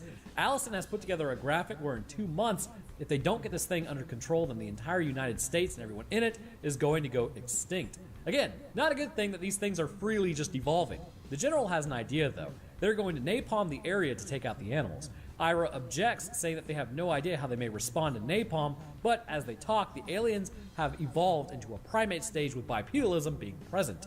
The creatures are breaking the cameras as they begin their attack on everyone else. As the elevator comes up, it appears that nothing is in there as a few of the alien apes jump out of the pit and start attacking everyone. They still respond to lead being put into their bodies, so at least there's that. This gives the governor the motivation to give the general everything he needs to put the issue to rest, which I'm not really sure a governor has that authority. Kind of seems like a federal issue. Ira and Harry then are pushed out, which finally prompts Allison to take their side as she abandons her post, saying that she's leaving the CDC and the real money is in the private sector, which is absolutely true. Less political as well. But would they want a disgraced CDC scientist? The answer is yes. Allison also got their research files and samples. It's just so bizarre how cavalier everyone is about this. So we get a blast from the past, some early 2000s grunge music, set to a giant montage of everyone evacuating and the military securing the caverns. As they get back to the college, everyone is partying out in the courtyard. Not a great time for that. But as they discuss how to take out the aliens, Harry is smoking a cigarette and then throws the lit match towards the sink, which lands on the sample. Once it does, it turns into a cancerous mass. They now realize if they drop napalm on this thing, it's going to do just that. Allison calls the general, who then ignores her call, as Ira looks at the back of Allison's shirt and figures out there may be a way to subdue this alien growth without having to use fire, which won't work. I kind of feel like nuclear fire would still work, however. Basically, because we are carbon-based, arsenic destroys our body by interfering with the phosphate binding sites in ATP, resulting in the formation of ADP arsenate, which blocks metabolic pathways. Basically, it stops your cells from processing energy, which leads to your expiration. Because these creatures are nitrogen-based organisms, then by using the same method, that would mean selenium may work to disrupt it, sort of like arsenic does to us. Does that work? Well, it's a little more complicated than that, but hey, it's worth a shot. They only need 500 gallons of this stuff. Luckily, Head & Shoulders uses selenium for dandruff, so it's actually really easy to come by. I'm pretty sure this is just one giant commercial at this point for Head & Shoulders. Like, I really think they came in and saved the budget. You'll see what I mean at the end. Wayne, at this point, jacks a fire truck to administer the selenium. Heading to some abandoned silver mines, they begin setting up for their attack. Heading into the underground cavern area, they walk through, finding the walls highly acidic. The governor now has shown up to oversee the napalming process. Back in the mines, the trio then head in as Wayne goes outside to charge the line, but the napalm has started early. This instantly causes the cells to go rapid growth due to the fire. Exiting the mine, they manage to outrun the fire, but with this thing growing from underground, it starts breaking apart large areas. As they look on, everyone runs to the fire truck as the creature emerges from the ground. This cancerous blob begins making its way towards the town as everyone also starts kind of just running for their lives. It's survival of the fittest, and the simplest organism is the strongest. The creature then immediately begins to divide to make more of itself, just sort of a macro version of the single-celled organisms from earlier. So the selenium plan is still the idea. They charge the lines and then head it up to spray up its blowhole. In doing so, Harry then gets sucked in momentarily while administering this giant enema. The creature immediately begins responding in a not-so-pleasant manner, but they are able to pull Harry back down. Climbing back down the ladder, they take off, escaping the creature. And as they do, it continues to build internal pressure before finally exploding, showering the place in alien goop. So everyone is pretty jazzed about this, and they start handing out medals left, right, and center. Wayne becomes a firefighter, and Ira and Allison head back to a fire truck to hook up, because why not? So we do see later that one of these things has survived, so that's still really not a good thing. But then it legitimately becomes a commercial for Head & Shoulders. Again, something had to be up with the funding towards the end of this movie, because it comes out of nowhere. But all's well that ends well, and the alien menace supposedly is crushed, with again, except for the containment breach that is just flying around, but who cares about that? So this one is going to get potentially a little complex, and I'm hoping I've already drunk enough coffee to keep the line in order. But the first thing we need to understand to draw the differences between Earth-based organisms and the alien ones is to figure out our own metabolisms, as this is critical as to why these creatures are dropping as soon as they touch our atmosphere. Humans have something known as an oxygen-based metabolism, along with every other animal on this planet. Add to the plants as well, because making CO2 utilizing oxygen during the oxidative phosphorylation pathway and building sugar from carbon. Now, sometimes people get a little confused about how nitrogen comes into play with plants, but it's not so much that they are using it for their metabolism, but turning it into molecules that can be used in the process. Nitrogen itself, the nitrogen floating around the atmosphere, is known as N2. This type of nitrogen is extremely non-reactive, and this is because the nitrogen is triple bonded to the other nitrogen, making it exceedingly difficult to pull apart and requiring a lot of energy to break those bonds. Because of this fact, N2, for the most part, is not a part of our metabolism, but it still does serve a purpose, and this is why we are oxygen-based organisms, because the O2 in our atmosphere is extremely reactive, and as such, can be used in our metabolism to produce adenosine triphosphate, or ATP, which is caused by glucose reacting to oxygen. Now, there is a point to me launching into metabolism discussion, because first, it's highly important to understand why animals from another world wouldn't just crash land here and be like, oh dope, this is awesome, I can breathe the air as well. The second is because I've had people ask how I know other animals don't just breathe in the nitrogen that's in our atmosphere, as it's not really a biological question, but a chemistry one. It just would take too much energy to break the N2 bonds to actually make it a reliable form for our metabolism. However, I can hear you now. But wait a minute, Roanoke. Ira said in the movie that these things are nitrogen-based organisms, and if humans are oxygen-based and we breathe in O2, wouldn't these organisms breathe in N2? And that's a fantastic question, viewer. You get the title of Big Guy today. So there's a critical component that is mentioned when they descended into the caverns for a second time with the class in order to check on getting the meteorite out of the cave. As they walk through, a fog has appeared on the floor, and just really above the floor, where underneath existed flatworms. As Ira and Harry talk about it, they postulate that it must be ammonia amongst other gases that they breathe in. As they bring one of the worms up, it immediately expires, as the oxygen-based atmosphere is toxic to it. Sort of like if you dunked your head in that gas, it would be toxic to you. So what does this mean exactly? Well, it means that there's way more science to this movie than you'd expect, and someone actually did their homework for a comedy movie, because even the way that they take these things out makes sense. It also should be known that ammonia is critical for our bodies, and there is also something known as the nitrogen cycle in soil that helps plants thrive on nitrogen itself, so it's not like it's something completely shunned by plants and animals here on Earth. But the question is, how do you even get ammonia? Well, the compounds in our atmosphere are all there. You just need something to convert it. To balance the formula for ammonia production, you need N2, which there's an abundance of it in our atmosphere. You also need H2, which can be gleaned from H2O,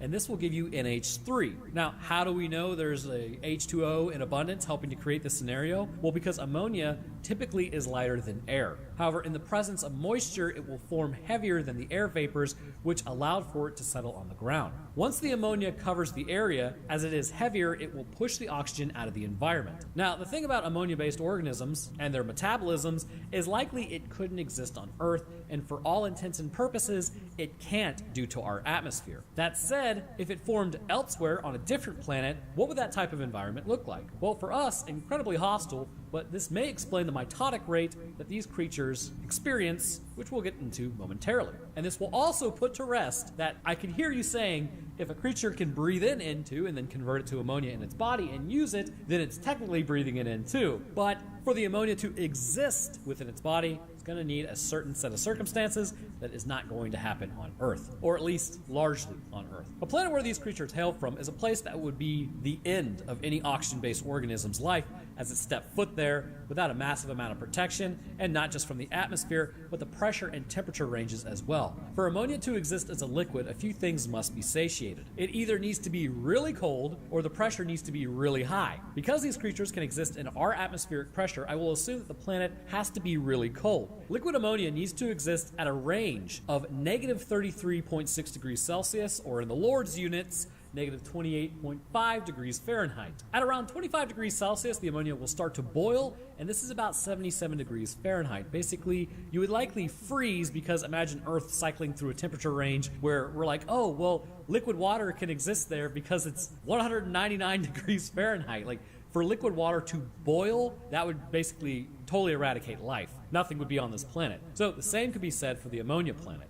The temperature is likely extremely low. So what does that mean on Earth? Well, that means these creatures completely lucked out. It appears that based on what everyone is wearing in Arizona at the time the meteorite hit, it's probably late fall to early winter. And that's based on the fact that the Jeep has no cover on it. Because of that, the temperatures have dropped to the point where the creatures will have ammonia in their cells almost literally boiling the second they exit the cavern. But the oxygen is still highly toxic. Even in the cavern itself, It's roughly about 62 degrees Fahrenheit, like most cave systems, and it can also maybe get into the 50s, which means they're just barely on the edge of not boiling over. But this has another effect, which could explain these creatures' growth rate. We see generations pass in hours, not years. Typically, for the Homo sapiens race, it's agreed upon about every 20 to 30 years, we see a new generation come around, which means that we have reached the point where enough genetic material has been passed along from previous to subsequent to warrant a new designation. With this species, again, several generations appear to be able to exist within the same hour instead of years, and that means changes are going to happen rapidly. For reference, the dawn of civilization began 10,000 years ago, and that was only 400 generations back. So, if we take this and say maybe 4 generations exist per hour based on we see flying dinosaur aliens spitting each other up and growing before your very eyes,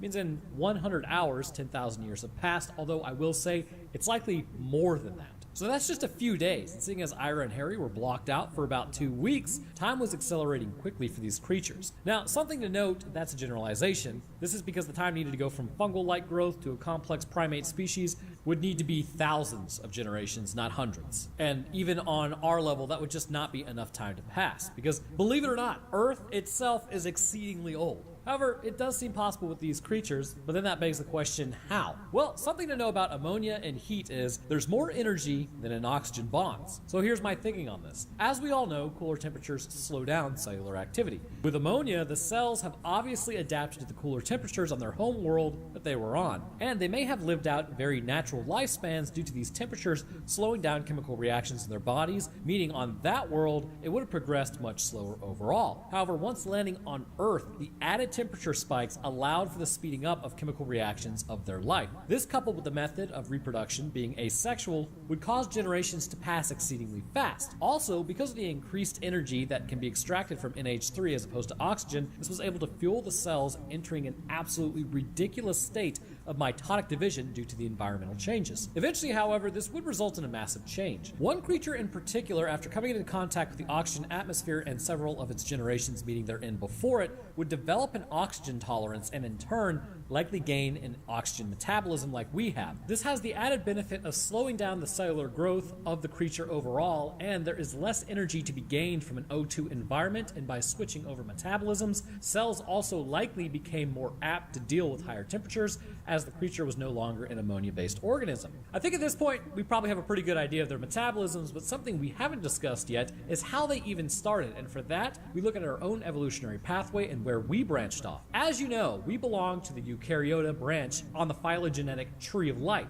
like the Chads we are. Bacteria and archaea branches get wrecked. But the thing to note about us is that plants, animals, and fungi are all originating from the same branch further down. But what's even more interesting is our branch splits with plants way before the animal branch split with fungi. So, what does that mean? It means fungus as we know it has similarities to animals that make us closer to it than it has with plants. Basically, fungus is creepily similar to animals in some respects and can have things happen that almost seem like behavior. I know, right? The thing to know about fungi is mind-blowing because despite us thinking, well, it looks like a plant, it has communication, breaks down meat, and responds to its environment pretty well. Now, obviously, there are differences between animals and fungus, but it's just incredibly interesting to think about and remember a fungus is something that can also control animals, such as with cordyceps fungus manipulating ants. Anyhow, the reason I'm drawing this comparison is because of what's said by Ira when he brings down the group. He mentions how not to eat the mushrooms, and I think he's spot on. When looking at the organism on the ground, they are extremely basic, basically worms. Now we know with fungus, they will put out hyphae, which branch out a lot like roots do on plants. However, just like plants, they are rooted in place. That said, I would say this, given how much time can pass so quickly,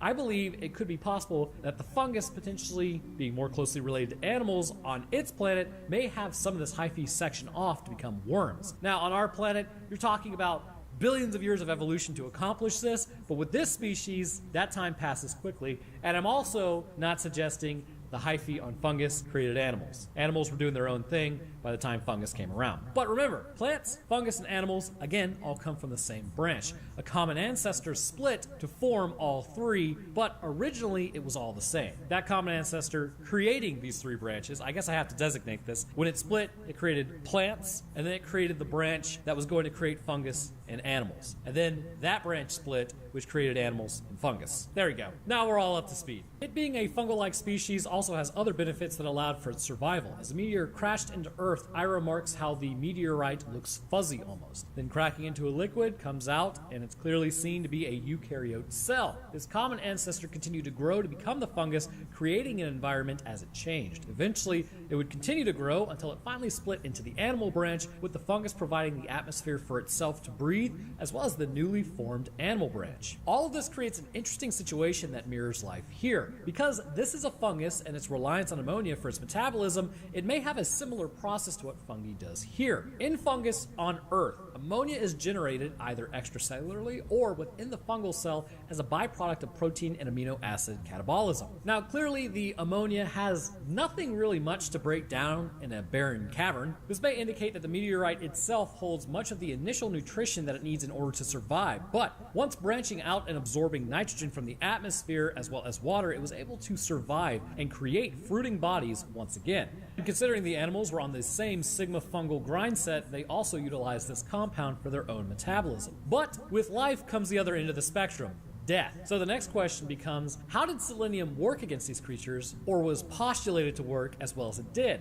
Well, first and foremost, selenium sulfide is an antifungal compound that works extremely well. We know that in some ways it inhibits the actual growth of a fungus, but hilariously, we aren't sure how it actually does it. Clearly, it's disrupting some sort of chemical reaction, leading to the cells to not properly divide, leading to the chemical reaction of life being halted, and this is what makes earthbound fungus succumb to. In evolution, the concept was put forth because if you go down 2 and over to the right 1 from a carbon-based organism, you get arsenic. Arsenic is a fairly insidious element that will interfere with the binding sites of ATP, resulting in ADP arsenate, which then clogs up the metabolic pathways that require ATP, leading to your cells to run out of energy and for you to expire due to oxidative stress. Basically not a good time. The same concept can be applied to these creatures. Going down 2 and over to the right 1, you get selenium from a nitrogen-based organism. By binding to nitrogen, this would induce nitrogenic stress into the metabolism of these creatures and disrupt their entire metabolic system. This would result in them suffocating to a degree within themselves. Now, would this cause a giant creature explosion at the end? I'm about to talk through it, because it appears to have been caused by a buildup of gas within the body, which actually says to me the selenium-nitrogen bond isn't as strong as you might believe, but it does appear to be strong enough to cause the metabolism to bond with the nitrogen to the selenium, which then causes a buildup of the hydrogen gas within the body. As further up the chain, some of the elements of the metabolism were still working,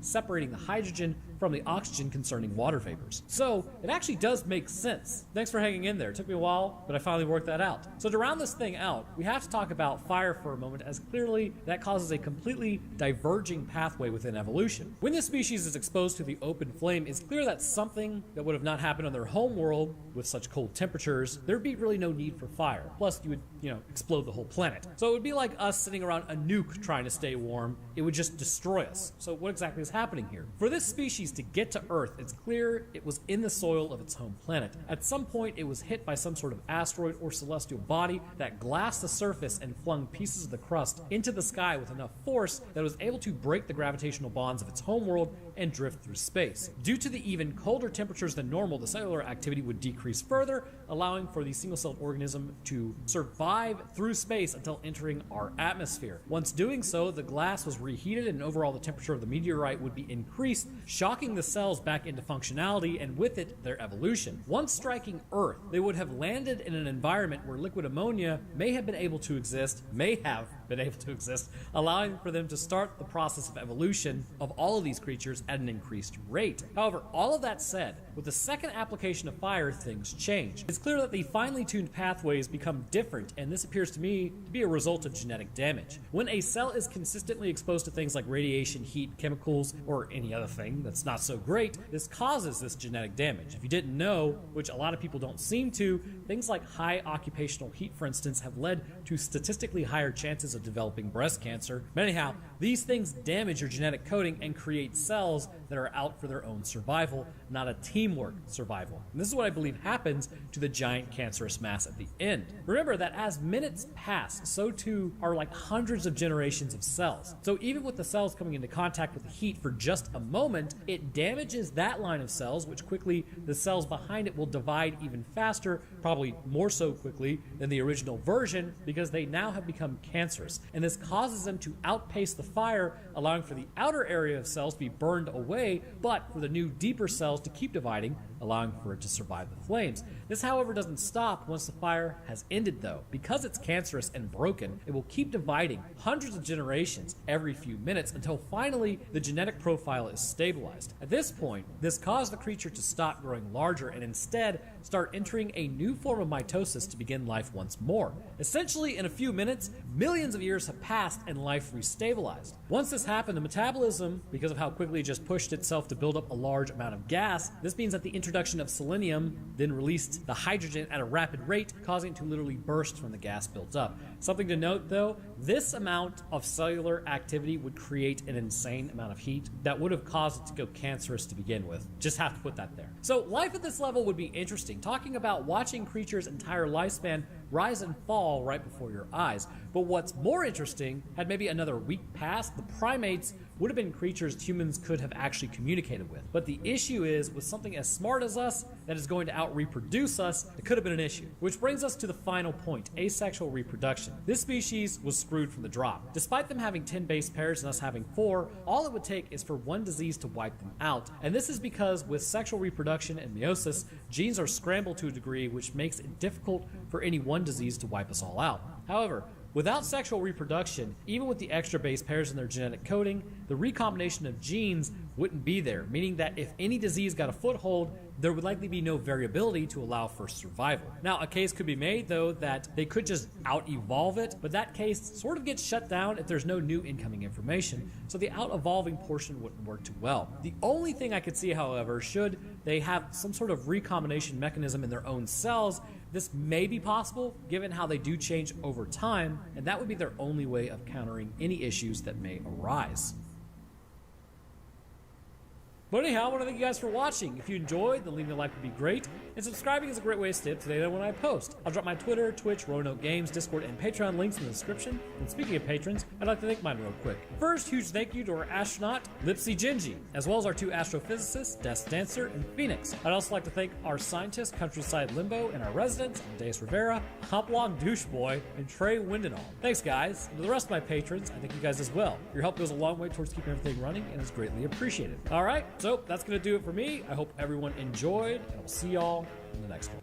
So we're getting pretty classic up in here because it's getting pretty spooky this time of year out there. In Haddonfield, Illinois, on October 30th, 1978, an absolute unit would escape from the asylum that he was housed in after taking out his sister 15 years prior. Known as Michael Myers, it seems like absolutely nothing is capable of stopping him. Not to mention the god-awful cult timeline backing him up, like the name of all that is holy was that. The question is, though, is that really reality? Can nothing truly stop Michael, and more importantly, how has he not been scooped up by some organization in order to figure out how he actually does what he does? Well, join me, a random guy on the internet, telling you today how to actually stop Michael Myers. A little outside of what I normally do, but every once in a while I'll do this. What better time than with Halloween right around the corner? Also, quick heads up, YouTube purged subs again because it's fashionable, and as of right now, it's in. So if you want to check if you're unsubbed, it's actually very depressing how many comments I get confirming that. Very cash money, YouTube. So to kick this thing off, I had a question a few days ago. Well, I call it a question, but really it was just a massive read in the comments.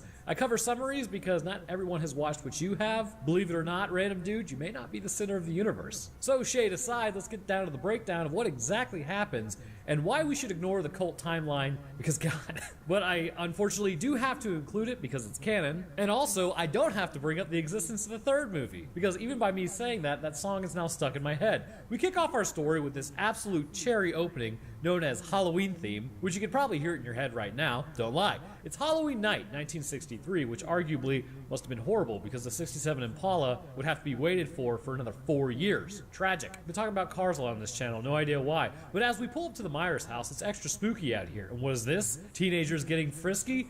not on Michael's watch. You see, from a young age, Michael believed in complete celibacy. Hashtag virginity rocks. Heading inside through a door which was just left open, and I mean, I get it was the 60s, but, you know, there could be a knife-wielding murderer out there, you don't know. So Michael grabs a knife and then heads upstairs as the Minuteman is already dressed and then heading out. Like, I actually kind of feel bad for this dude. Anyhow, as he goes upstairs, he puts on his mask and approaches his sister, which has to be blurred. And then he just begins stabbing, and she does very little to stop it. So then he heads outside to his parents with a knife covered in blood as the origin story is set up. 15 years later at Smith's Grove Sanitarium, it's an extra spooky night with extra spooky Dr. Loomis and a nurse who apparently got called in from a Halloween party where she's literally dressed as a nurse. For real though, if you're in the healthcare field and you go as a doctor and you're literally a doctor, you're a huge dork. So they talk about Michael and how he doesn't talk, but Dr. Loomis doesn't buy the catatonia, and that he's being transferred for his court hearing, and then we get the most hilarious comment from the nurse. Since when do they let patients wander around? Well, at night, in a thunderstorm. I don't know, gal, that's probably a real head scratcher. Dr. Loomis then tells her to pull up to the main gate, as clearly there's been an escape plan hatched. As the nurse sits there, a man jumps onto the car, and we all know who he is, as he puts his hand through and grabs her. She does the smart thing and then bolts out of the car, which is then stolen. The next morning, we are back in old Haddonfield. It's Halloween! Spooky happenings! We meet our main woman, Laurie Strode, as she strides to school. Of course, it was back in 1978, so by the past tense law, she actually strode to school. Alright, so now that at least half of the people have stopped watching this video because of that joke, she's told to drop off the key at the Myers place as the real estate people are coming in to look at the house later. And fun fact, did you know Halloween was actually filmed in South Pasadena in Southern California? So all those leaves that you see on the ground are probably brought in, as it likely wasn't very cold either. And I'm going to be doing that throughout this basically breakdown for no other reason than I want to, and it's interesting.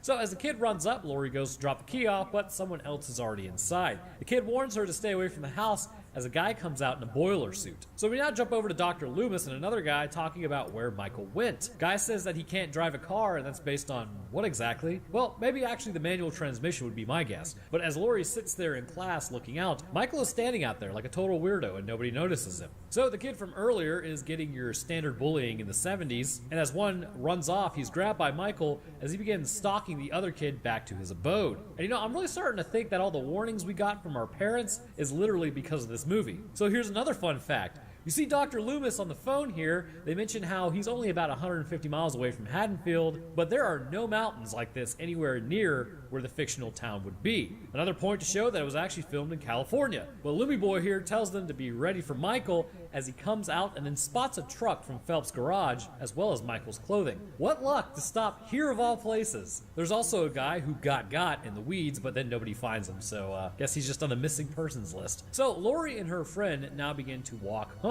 They talk about random stuff as Laurie turns around because she forgot her chemistry book as Michael drives by with one of the friends yelling something as he stops, debating on totally ending this woman's whole career. As they drop off Linda, Michael is then behind a bush and backs up. And right as Annie goes to see who it is, you can actually see some smoke pass in front of the camera. This was John Carpenter smoking. He says he was standing a little too close to the camera and it got captured. Why they couldn't have just done a reshoot? Beyond me. But now know that that's taking up some neurons in your brain. Anyhow, Annie then calls over to Linda and says that it's no one. I mean, like he couldn't have just walked off or something. So here's another thing. Because this movie was shot as like one long thing, the roads and sidewalks will frequently go from wet to dry. Like here, when she gets home, as apparently there's been a downpour, but when she was walking there was no downpour. And the kids are already out trick-or-treating right now as Laurie then heads inside and spots Michael out in the laundry, standing there, menacingly. When she leaves from her house again later, the roads are also dry again. They went from wet to dry, and now it's shady to sunny. Classic. But Annie has come to pick her up. At this point, Dr. Loomis heads to the graveyard with a gravekeeper. The headstone of Michael's sister has been desecrated and stolen, indicating that he has come home. As Annie and Laurie drive along, they start getting tailed by Michael's car, who breaks off as they run into Annie's dad. And they were puff passing something, and like you can't smell that in the car. The store has been broken into as a mask, a knife, and some rope have been stolen. Dr. Loomis now arrives to talk to the sheriff as Michael drives by. And good lord, how long have they been driving for? The sun is already setting. So now apparently it's night. Like, really, I want to know, how long did it take them to drive? How big is Haddonfield supposed to be? Well, we'll get into that in a few minutes. But it doesn't matter, as they arrived at their apparent long-awaited destination as Annie then heads inside the house with Michael following. The sheriff, after having listened to Dr. Loomis, goes to check out the old Myers place. Heading inside, it's a little worse for wear, and there's a dog on the floor. Apparently Michael had been eating on its body. Heading upstairs, it continues to be 3 spooky 5 me. They go to Judith's room, where she was taken out, and as they stand there, a rock gets thrown through the window, scaring Dr. Loomis, making him pull out his force multiplier. He launches into the story of Michael, the ugliest boy in town, and if you get that joke, then we actually have a similar pattern of watching things. Anyways, emotionless and capable of horrible things, this informs the sheriff of the gravity of the situation and why this is probably not going to be a good time. That night, as Lori babysits the kid that got bullied earlier, a quadruped named Lester comes in as she starts talking to Lori. Lindsay has no interest in stopping Lester's barking as Tommy screeches about someone being outside of Lindsay's house. As Lori looks, she sees nobody from a cursory glance, like maybe a bit more investigation might be necessary. I mean, I don't know, you could go outside or something. So as Annie takes every opportunity to just completely strip because she got butter on her shirt, I have no idea what this... You know what? Now, we all know what this is about. So Michael almost gets caught peeping Tom style as Lester finds Michael but then gets got, which is the saddest ending in the movie. Rip the quadruped. Also, you know how this movie was directed by John Carpenter? Well, old Johnny can't resist a callback as he has The Thing playing for Lori and Tommy, which he also directed. And I cover that movie as well. So if you know you want to go see that, it's somewhere in this playlist. So as Annie now goes outside to the laundry room, still those things weren't in the house back in the day, which just blows my mind. Michael then stands outside and locks Annie inside, or she locks herself inside. It's not really said. Annie then calls out for Lindsay, and there's no way she's gonna hear you, bro. But Michael is inside the room with Annie. So she crawls out the window in the worst way possible, and then Lindsay gets a call and then goes to find Annie, basically help me step bro style in the window. Heading back inside, everyone leaves the doors open, like a ridiculous amount. So Paul's on his way over as Annie does the mature thing and dumps the kid off at Tommy's house so Lori can watch her and she can go hang out with a dude named Paul. So Lori agrees to watch Lindsay because they are enthralled with the TV anyhow. As Annie goes back inside to find her keys, she sings about Paul and then gets into the car, which is all fogged up, which usually indicates that somebody is in the car. As she gets grabbed and choked out, she gets a knife to the back and taken out by old Mickey. Why am I calling all of the characters this? I have no idea. As Tommy gets up to scare Lindsay, he spots Michael outside carrying Annie's body back into the house. Lori clearly doesn't believe him. I mean, call the cops, get it checked out. Her old man is the sheriff, that's worth investigating, but I guess not. So now Loomis has become the hunter. Standing behind a bush as a kid gets dared to go into Michael's house, he scares them off, but then he gets scared, so he becomes a hunted. And in a modern movie, this would have been a jump scare with jump scare music 100% of the time, but they refrained from doing it, which I appreciate. The sheriff doesn't believe Loomis at this point, but decides to stay anyhow, just in case all these kids running around are lined up for a slaughterhouse. So now we see a Ted Bundy look-alike with Linda. They're hammered and driving that sick van. Like, I'm not gonna lie, that thing actually is pretty sweet. We use some tiger paintings though, or like a wizard on a mountain shooting out lightning bolts. Linda and this dude named Bob get right down to business, activating the almonds of Michael, who begins watching them. And if there's one thing a 70s and or 80s villain can't stand, is premarital relations. They're here just to protect your chastity. Linda now calls Lori to see what happened with Annie, but was really more focused on what's up with Lindsay. So here's the thing. The parents at some point have to come back. And then when they find these two knocking boots in their house, they don't even, do they know them? I don't know. It's a little strange. So then Bobby takes the phone off the hook. So when someone calls, as they keep going at it, that means you can literally hear them. Like, my next question is, why couldn't they hear that? Anyways, Bob then goes downstairs to get some beer for them as Linda stays upstairs, which the door is open again. Bob opens the door and gets grabbed by Michael, lifting him off the ground and impaling him through the gut, which that's not an instant kill. That's a start wildly screaming because that's incredibly painful, and then you bleed out over 20 minutes. I mean, he may have hit the abdominal aorta, but I severely doubt it. Anyways, so Michael now decides to play along for reasons unknown with a sheet over his head and Bob's glasses. Linda asks him a bunch of questions, but he doesn't answer, as she calls Lori. Takes her out with a telephone cord before she can actually speak to Lori. Lori then calls back but gets no answer, so she becomes a little concernicus. The kids are now asleep in bed, so it seems like the perfect time to head over there with no help to get got. Loomis, meanwhile, spots his car finally. How long has he been standing in that spot? Beyond me. He now realizes that Michael is 100% in the building, and he's ready for a chutes and ladders match with what remains of the family. Lori now does a smart thing and heads over to Annie's as all of her friends, well, they're disappearing or seem to be missing in some form or fashion, and instead of calling the cops, she's gonna be the one to go figure it out. So as she goes up to the door, she calls out to them, but it's hard to answer when your body's out of blood. Heading around back, she finds another open door. Bruh, Michael doesn't believe in AC or heating bills. Getting inside, there's no lights and nobody to be found. She does, however, hear a thumping noise. Heading upstairs, she opens the door to find a gravestone for Judith Myers placed at the head of the bed where Annie now lays. And Annie is just completely gone. Now, that's the point where you, run out of the room. So then Bob makes an appearance as he swings by, with Linda having the door open near her, saying, "What's up, player?" Wow, that was dated. Michael now comes from a darkened room and takes a stab at Laurie, who then falls and astonishingly doesn't break anything on the stairs. She does, however, injure herself a little bit, but look at that, the glass door is finally closed. She breaks the glass and then moves the rake. Laurie now takes the classic mistake of activating people's bystander effect. She runs outside on the lawns and yells help, which human psychology shows doesn't work. People will literally stand there and listen to you getting got if you're yelling help. What you should do is either yell fire, as people love watching stuff burn, or point specifically to anyone in the area, like when she runs up to someone's front porch, to tell them specifically to help you. Name something about them like, "Hey guy in red shirt, there's someone after me and I need you to help me." Then, because they're wearing a red shirt, they get got while you run away. It's pure science. So anyhow, nobody believes her because they assume it's a Halloween prank, bro. So she runs back to the other house where the children are to try to get in. Like, just keep running. It's not a finite area, and you aren't really even that far away from help. So Tommy lets Laurie in, but the phone isn't working, and the freaking window was left open. What's the deal here? Laurie is able to hit Michael in the jugular with a knitting thing, I don't know what it's called, which knocks him out momentarily. She then sits there with his knife and then puts it down, which was the only counter she could have possibly had to this dude. Loomis is now on a midnight stroll as he almost gets hit by a police car because he's in the road rather than on that nice sidewalk right there. Like, really, the actual relief you see on his face, the actor's face, when he doesn't get hit, made me laugh. Like, believe it or not, that was actually a close call. Laurie at this point goes to get the kids as Michael has showed back up with his knife because she was dumb and left it behind. She opens the window to the outside to make it look like she jumped, as Michael then goes to check the closet because he's completely unfazed by that chump prank. So breaking in, he turns on the light, which this part also makes me laugh. Because the light was never actually supposed to be turned on in the first place, he has to reach up and turn it back off while they were filming, making it look like he's trying to attack. Why didn't they just refilm this? Don't ask questions you don't want to know the answers to. Laurie now gets him with a coat hanger style on the shoulder before hitting him with his own knife. Time for that double and triple tap, but that won't happen for like another 35 years. Well, actually probably longer. Once again, she drops the knife with complete un-Chad-like behavior. Some Chadness though is kept as she sends the kids out but turns her back on the guy who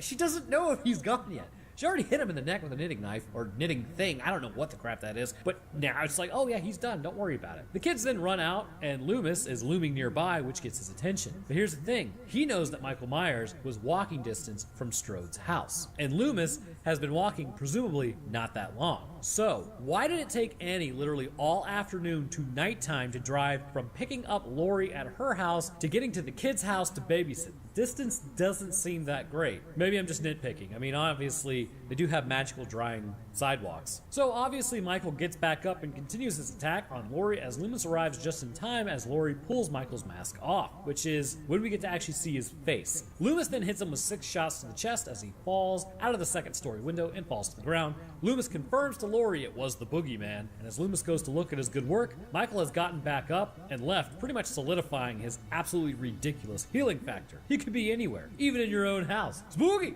And also, back in the 70s, this was like a super scary thing. Nowadays, it's oversaturated that obviously you just can't take out the main villain, but back then it was like, oh my god, he's not dead. Alright, so let's be real here. There are several movies in this franchise with diverging and converging storylines.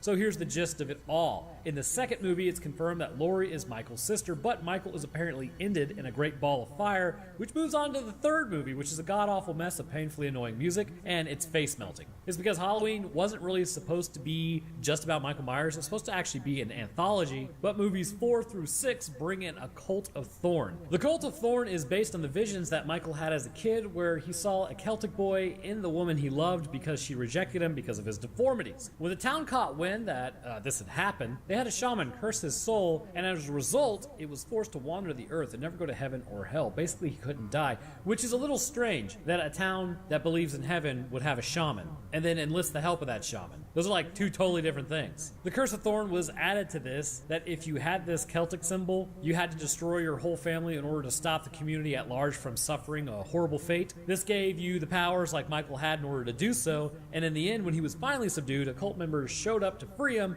which Michael in the 6th movie then takes out the cult, potentially ending the entire curse. Maybe. We don't actually know. Then the reboots take it back to a more human-based villain. He's not invincible, but stronger and faster than a normal person, but there is no cult and magical healing or teleportation or really any of that. So because of this, it's really kind of a choose-your-own-adventure style things moving forward with this video. Do we pretend it's magic, or do we pretend it's not dumb? Well, let's do both, because why not? I mean, that's what we're here for, right? So first thing that we need to do to start this, really, is seeing what Michael Myers is actually capable of so that you know what you're dealing with, because step one of taking down something that would completely wreck you, whether it be Predator or a Terminator, is you need to know what, if any, weaknesses it may have. Michael Myers has very few weaknesses, and the one that he does has requires you to get in so close, you're not likely to survive the encounter. I don't make the rules, I just enforce them. So what exactly are you going to be contending with? Well, it's not looking good for your normal, non-enhanced Homo sapiens body. The first thing to understand about Michael is the human element does still exist within him, and animals, anger and rage are actually quite useful as long as you don't completely become unhinged. But really, that's only because you can be damaged. When an animal essentially sees red, whether that's human or otherwise, as long as the other animal that's seeing red isn't seeing red and isn't trained in martial arts, it gives that other animal that's in an enraged state a better chance of winning the fight. As with all fight or flight interactions, things like adrenaline get thrown into the mix, allowing you to make snap decisions quicker, hit harder, and run faster, all while ignoring damage for a short time with your own body. Although once the adrenaline wears off, you'll feel all of it. Michael Myers, being human and an animal himself, possesses this. When Michael enters sort of a rage state, it's somewhat compared to having a feral mind. The more rage that builds, the angrier he gets, the more people in his way get turned into bodies, whether that be family or protectors of the family. Able to smash through walls, put his thumbs through a human skull, or lift a person up with one arm, this rage state is nothing to mess with. The counter to this is you're going to have to strike, you're going to need to hit hard and hit first. Cobra Kai. Because if you run, it enrages him. If you injure him, congrats, you've enraged him. If you hook up with your girlfriend while he stands outside watching you, he becomes enraged as well, because he was not able to reach Chad levels like you. Basically, existence of you is enraging, but anything you do is even worse. And with this rage, as stated, enhanced strength. One-on-one, an Olympic bodybuilder would lose out to Michael, which allows us to assume a few things from him. Now, this does raise a question, but we'll get there momentarily. This strength that he has does not appear to be anything that we would expect with, say, like a superhero, but it's definitely an enhanced version of human strength. In fact, I would almost compare it to something like chimp strength more than anything. If you put a bodybuilder in a ring with a chimp, the dude is getting wrecked and getting an arm ripped off in the process, because chimps are insanely strong compared to us. But why is this the case? Well, longtime viewers of this channel know, but for everyone else, essentially we are blocked from accessing our full strength that we possess due to our brain's limitations on muscle contraction. If all of our muscle pulled in the same direction, we could lift 25 tons in the air. That's 50,000 pounds or 22,679 kilograms. So basically a lot of weight, but that's with no limitations, and also if our muscle was all pulling in the same direction. And with that said, there'd be no human form to speak of. However, this strength still resides in our bodies. On average, a regular person without training can access roughly 30 to 40% of their strength. In times of adrenaline release, it can go up to 60%. With a person who strength trains, however, they can access more as the mind-body connection is stronger, to which they can get to around 50 to 60% on average, with adrenaline unlocking more of their ability. But even then, we never truly access everything in the tank. I believe that Michael does, which is why nobody can actually go toe-to-toe with him, because unlike a chimp, Michael isn't dumb compared to us. Michael is actually fairly intelligent, and in some cases more intelligent than the average person. Because of Michael's ability to access all of his strength, this allows for him to pick somebody up with one arm and staple them to a wall. It also allows for him to subdue any full-grown man that attempts to counterattack, with Busta Rhymes actually attempting to go mano-a-mano with him in the remakes, holding his own for a while, at least, again, in the remake. But ultimately, you can't keep Michael down. This strength acquisition puts tremendous strain on his skeletal-muscular system, necessitating the need for some sort of healing factor in order to repair muscle that is consistently ripped from contracting as hard as it can to take down victims. And for that, we move on to the next portion, his survivability. Michael far outclasses any animal on this planet, apart from maybe a tardigrade in terms of survivability. Michael has been shot multiple times by Loomis, which would have hit critical organs such as the heart and lungs, and even destroyed his spine. A firing squad of officers lit him up, which he crawled away from. He's been run over, blown up, engulfed in flames, stabbed in the neck by Lord knows how many things, and yet he still gets back up and continues to hunt. This gives us some clues to how his body works. Michael, to survive all of this, has two possibilities. Either it's biological and based in reality, or it's magical and supernatural. Of course, then again, the question becomes, what is supernatural, and how exactly is it not natural? If I were to somehow get someone from the 1500s to present day and turn on a TV, they would call me a witch because I'm using radio signals to turn on a TV, and they also wouldn't even understand a TV. They'd probably think it's a portal to a different part of the world. Just because we can't comprehend something currently doesn't necessarily mean it's magical and can't be understood. I'm going to blend the two for brevity's sake, but honestly, that's making the most sense to me. We know at Smith's Grove the cult was operating out of this facility, which means they have 15 long years to experiment with Michael Myers. Now obviously, it was a hell cult, so they were doing some pretty nefarious things. Michael's soul, or at least his body, was corrupted to the point with the Samhain worshipping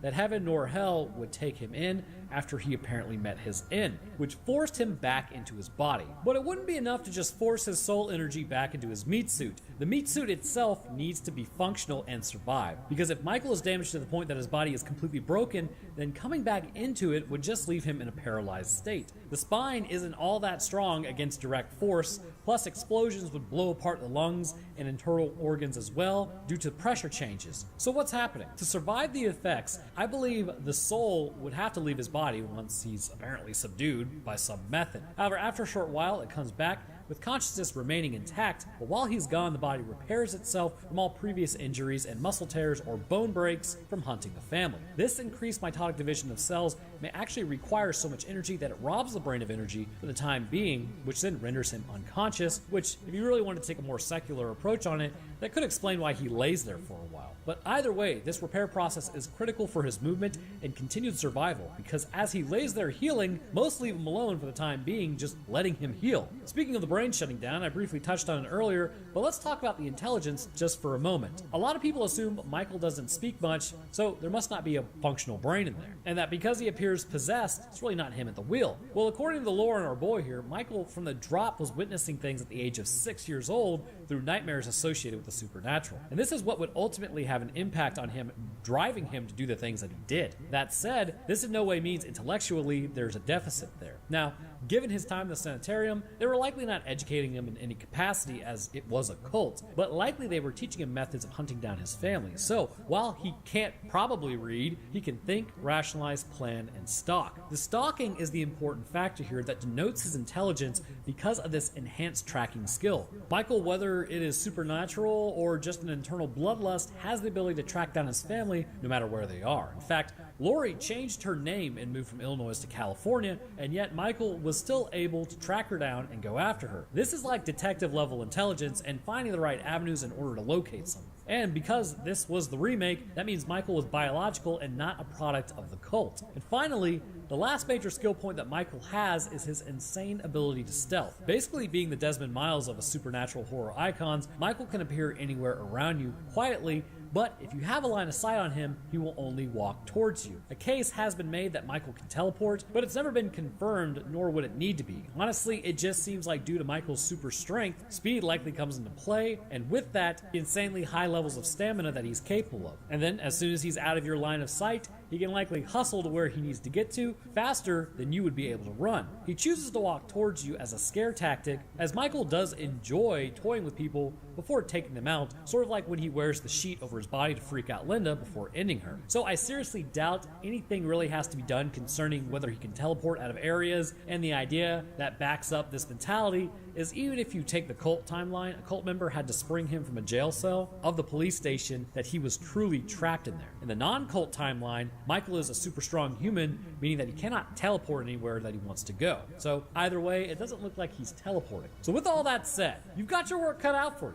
How do you stop something that is stronger than you, has limitless stamina, enhanced strength, is intelligent or potentially more intelligent than you, and can literally rip you apart if he gets his hands on you? Well, there's a quote, and I can't remember who said it, but superior thinking has always outclassed superior force. You're gonna have to use your anxiety meat in your skull. Michael will walk towards you. He can be halted momentarily by extreme force, and the odds are the police and National Guard isn't going to help you. You wouldn't want to jeopardize your friends and family in the fight, So you're gonna have to do this alone. So what exactly are you supposed to do? Well, it's time to get really cracked out. When dealing with something that amounts to a Shy Guy SCP version of a human that is slower, it's better to err on the side of extreme focus and agitation. It may age you a little bit, but this seems like the best way to go about it. Now, disclaimer, I'm not saying to take these things outside of fighting Michael Myers, so don't do this. I'm telling you, don't say Roanoke said it was okay, because I'm not saying it is. Now, I bet you think I'm going to say meth.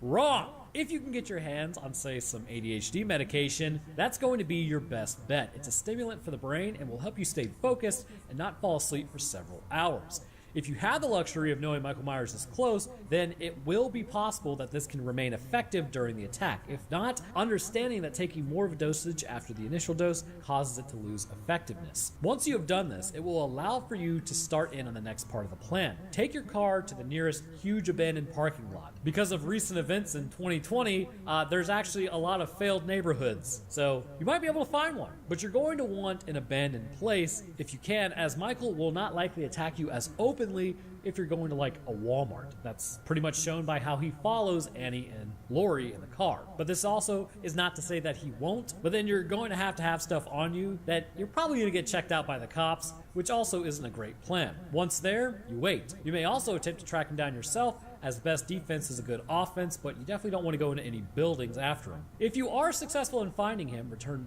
back to the large open area and exit your vehicle. You're going to need several things for this encounter, as Michael has one major flaw that you're going to need to exploit, because if you can't do that, you're screwed. Remember, you're just a regular person. I've seen other videos talking about, oh, well, you could get yourself some access to this crazy amount of acid that's regulated and you're not going to get, or why don't you go to a stadium and then have the lights turned on? That's not going to happen. You're on your own, as with most things in these movies, so it's going to be things that you have access to on a day-to-day basis. If you weren't successful in finding Michael Myers, stay in the abandoned parking lot and set up lights, because nightfall is the most likely time that Michael is going to show up to just completely Shrek you. If you have access to rounded razor wire, put that around your sight, though it's probably not likely. So if not, then you're going to need to stay extra vigilant. Get on top of your vehicle so that you have access to 360 degrees of sight. The larger the parking lot, the better. It can also be a low field or in general any open area which you can see at least several hundred feet. When Michael finally shows up to clap those cheeks, remember, he will not break character and will remain extremely slow. Now, the issue is, if you aren't vigilant enough, Michael can move incredibly stealthily, meaning he can get to the car that you currently are on, pull you down, and take you out in a secluded place where nobody's going to find your body for months, so it's game over at that point. Hence why the razor wire may be incredibly important, but again, not everyone's going to have access to that. And that is why the ADHD medication is to give you that extra edge. Once he is in line of sight, honestly, it's not that hard taking him down. From what we have seen, damage to his body that would take out a normal person is capable of putting him down for a few seconds. The more damage he endures, the longer he stays down. But doing things like dropping dynamite down a mine shaft to blow him up isn't enough. You need to maintain eyesight on him, as stopping him for even a few seconds requires a lot of force, and if you look away, it's enough to lose him. So much like Clayton Carbine says, practice reloading. What I would say would be the best thing that you're capable of getting that isn't locked away in some armory is anything that can throw a 7.62 round down range. This is completely capable of being picked up today and has ammo readily available. Once you get that, Michael is going to drop, but you don't have time to celebrate. There is one thing that appears to be able to overcome Michael's healing factor, although I severely doubt it's going to take him out, and should this issue ever be rectified, he's going to get back up and come after you. And this is where the next steps come into play. After he drops, do not stop firing. If you must reload, keep eyesight, reload, and keep going as you approach. Once you have gotten to him, considering Michael forcibly changed clothes with another man in order to not get his brain case separated from his meat mech, it can be assumed that this is what works. Using an axe, a machete, or anything that is sharp that's only going to take about one swing because you may not get another, you need to do this quick. In separating the two parts, Michael's healing factor will not be able to overcome this hit. However, his body is still very much so alive, but nothing is at the helm. And this is also why it's important to do this in a secluded area, because again, anyone that sees this is going to call the cops. Michael is going to get put in a bag with his head, and invariably it will reconnect, and you'll be in a jail cell and he will come after you. Once this is done, comes the final step in the plan. What you're going to need for this is concrete and something to break Michael up, if you know what I'm saying. You know, return him to the point before the factory assembled him. Once he is in pieces, the most dangerous part is coming up, because you're going to need to keep a specific piece with you, which is the head. The legs, the arms, the main portion of the body need to be encased in concrete and buried, and not all in one area. It needs to be a process that's going to take you several hours to complete, so bring a snack. You need it to be spread out as much as you can, as there's less chance of the pieces being reassembled by any cult or any officers who are curious. And remember, he still looks human. It's in the law's best interest to figure out who did it and find all the missing pieces. So man, this is getting pretty dark. Once all the pieces are scattered as far as you can get them without the pieces being too close that you don't get spontaneous healing in your vehicle, you have to keep the head. Now here's the issue. You don't know exactly what this thing can do. If it really is a part of the cult may in fact know where it is and come looking for it. Because of this, it's in your best interest to send it somewhere that even the cult can't retrieve it. But where is that? Well, a volcano would probably be the easiest place, but even then there's no guarantee this will end Michael, and it's not deep enough. So you need something worse. You need the bottom of the ocean. Now, here's where things get difficult again. Because you being the average person can't just schedule an excursion out to the super deep area of the ocean like Point Nemo, but you can definitely still schedule something to go a little ways out without too much issue. Encase Michael's head in more concrete, back at your home, don't get bitten or anything because you can assume it's like a snake head, and once encased in concrete, it's going to be incredibly heavy. If you can, put it in a safe. Once there, you now need to book the boat. You're going to need to, first and foremost, it has to be sketchy. Someone who doesn't care what you're throwing overboard. And second, there's going to need to be a point far enough out that you can reach that boat is capable of getting to, which is the continental shelf. This may require a little bit of money, but it's likely achievable if you look hard enough. Once you've gotten there, dump it. Now the issue is, all of Michael is still alive. Don't think for a second that he's completely done. Over the centuries, the safe will rust away to nothing. The concrete will break up, the ground will be pushed up, and things will change, potentially allowing for the parts of Michael to be found in astonishingly good condition, which will invariably pique the interest of the people in the future who may try to piece him back together, and boom, he's back. But you'll be long gone by then, and then it won't really be your issue. It may be the issue of like your great-great-great-great-great-grandchildren, but I mean, hey, they could probably send him into the freaking sun at that point, ending the issue permanently. And considering that's a lot of generations away, there's probably like hundreds of kids by that point, as long as you reproduce. Or you may choose a life of celibacy to end everything permanently. Who knows? It's up to you, dude. I'm gonna have kids, and then I'm gonna like write in a notebook cryptically about how to like end this thing. I'll be like, hey, by the way, I did this. Good luck, future children. But that's so how you, the average person without access to ridiculous like super acids or football stadiums or a rocket heading into space, because again, let's be real, you would totally be on your own with this, and just like everyone else's protectors, they fall after being brought in. So you don't want to lose your people, so it's best just to handle it yourself.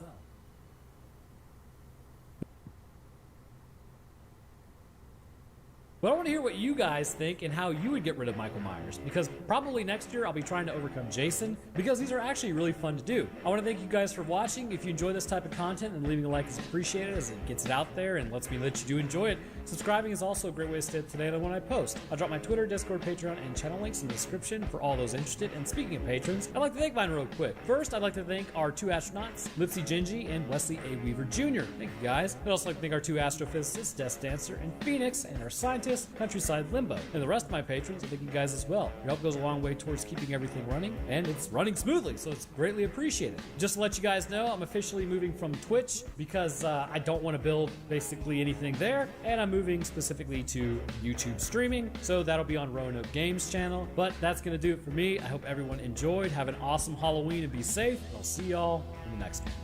Imagine, if you will, you're invited out to your boss's cabin in the woods, and when you get there, he's got cameras set up, a gate, and you were dumb enough to drive a giant SUV on 1/8 of a tank of gas. Now imagine an alien which can scramble your brains and for some reason completely strips your clothes off before abducting you, is running around snatching up your friends and wife. Well, there's no need to imagine because that's today's topic. I know, quite the segue. In the vast wilderness of Graceland, a group of friends head to said imagined cabin, which kind of sounds like a band that plays in the backgrounds about thunder and whatnot. You should never really listen to them, but always somehow it's on the radio. Anyways, but once arriving and partying, everyone keeps making really weird comments about the younger brother's girlfriend. Yes, very good guys. As they continue to party, a meteorite touches down from overhead, almost blasting through the cabin to do so. Once tracking down its landing point, they find something which activates the almonds of the other aliens who intend on getting it back. However, getting a look at this species and the capabilities that they have, straight communication would have probably been preferable, but obviously that's not happening here. So let's talk about them. Also, if you guys enjoy this type of content and want to be notified, subscribing is free and lets you know when I upload, supposedly.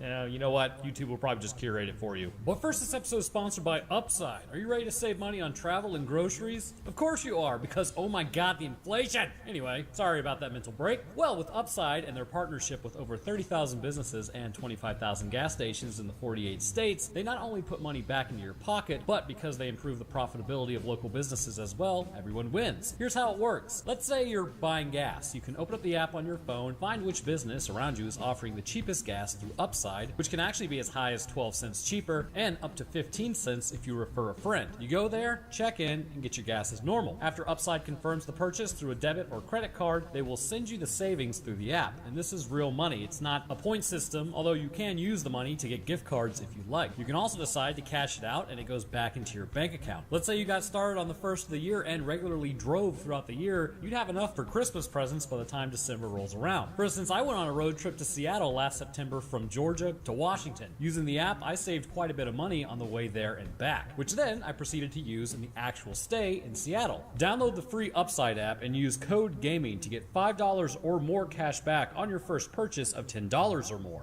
So if all that sounds good, which why wouldn't it? It's saved money after all, then by heading to the link in the description, you too can start earning back money today. We kick off our story with a happy couple having a great time where nothing can go wrong. Oh no, it's all about to go wrong. As they drive along having a great time talking about how much they love each other and how great it is to be pregnant and have 2 functional eyes. They're heading to the hospital for the second ultrasound while Padre over here is filming with a camera while driving. Sigma behavior. And you know, it's not really their fault. I mean, it is city driving. I mean, I can't tell you how many times people have almost wrecked into me in Atlanta while I'm just standing on the sidewalk. But the T-Bone does the work, which I'm guessing there was some sort of glass in the car or something.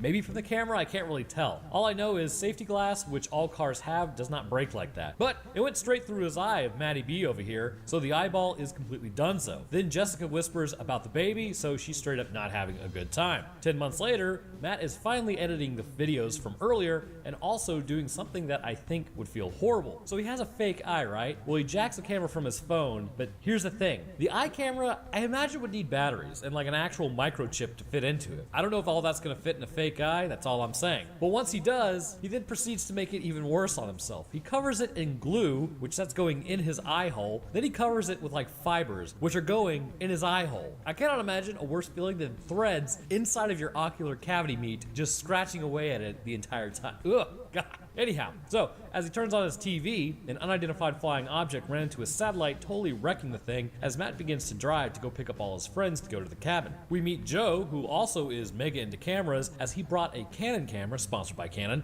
to bring to the cabin. Also, Matt literally has a pupil glowing red, and nobody seems to notice the camera at first. Also, all the women are changing in the car for some reason. Who knows? Which now we meet Jessica and Trey. Trey calls Matt Tron because of his eye, so he takes it out, covered in eye juices, hands it to everybody so they can get their bacteria all over it, but then it gets dropped in the back of the car as the dog starts licking it, ensuring that when he puts that back into his eye hole, full-blown bacterial infection is all but assured. Several hours later, they do the most nerve-wracking thing imaginable. Like, for me, this is one of those anxiety things that puts me on edge so bad that I would probably be like irritable the whole trip. Matt refuses to stop at a gas station. The gas light is on his SUV, meaning, hey, now would be a very good time to prioritize finding some fuel. But he keeps driving, in the woods, on back gravel roads, apparently so far out that they can't even get a phone signal. Someone relieve this man of his captain duties. He's failing. I don't know why. This just always rustles my jimmies. Anyhow, so get this. They start questioning why Matt's boss would want a cabin out this far. Oh, I don't know. To get away from people, perhaps? But they chalk it up to how he's just trying to capture Bigfoot. Okay, that's a pretty good conclusion, I suppose. So they pull up to the gate, which everyone has something to say. Also, I know you can't hear this, but this whole thing is like ADR'd, and it sounds hilarious because for some, it sounds like they're literally outside the canyon talking, while others actually sound like they're in the car.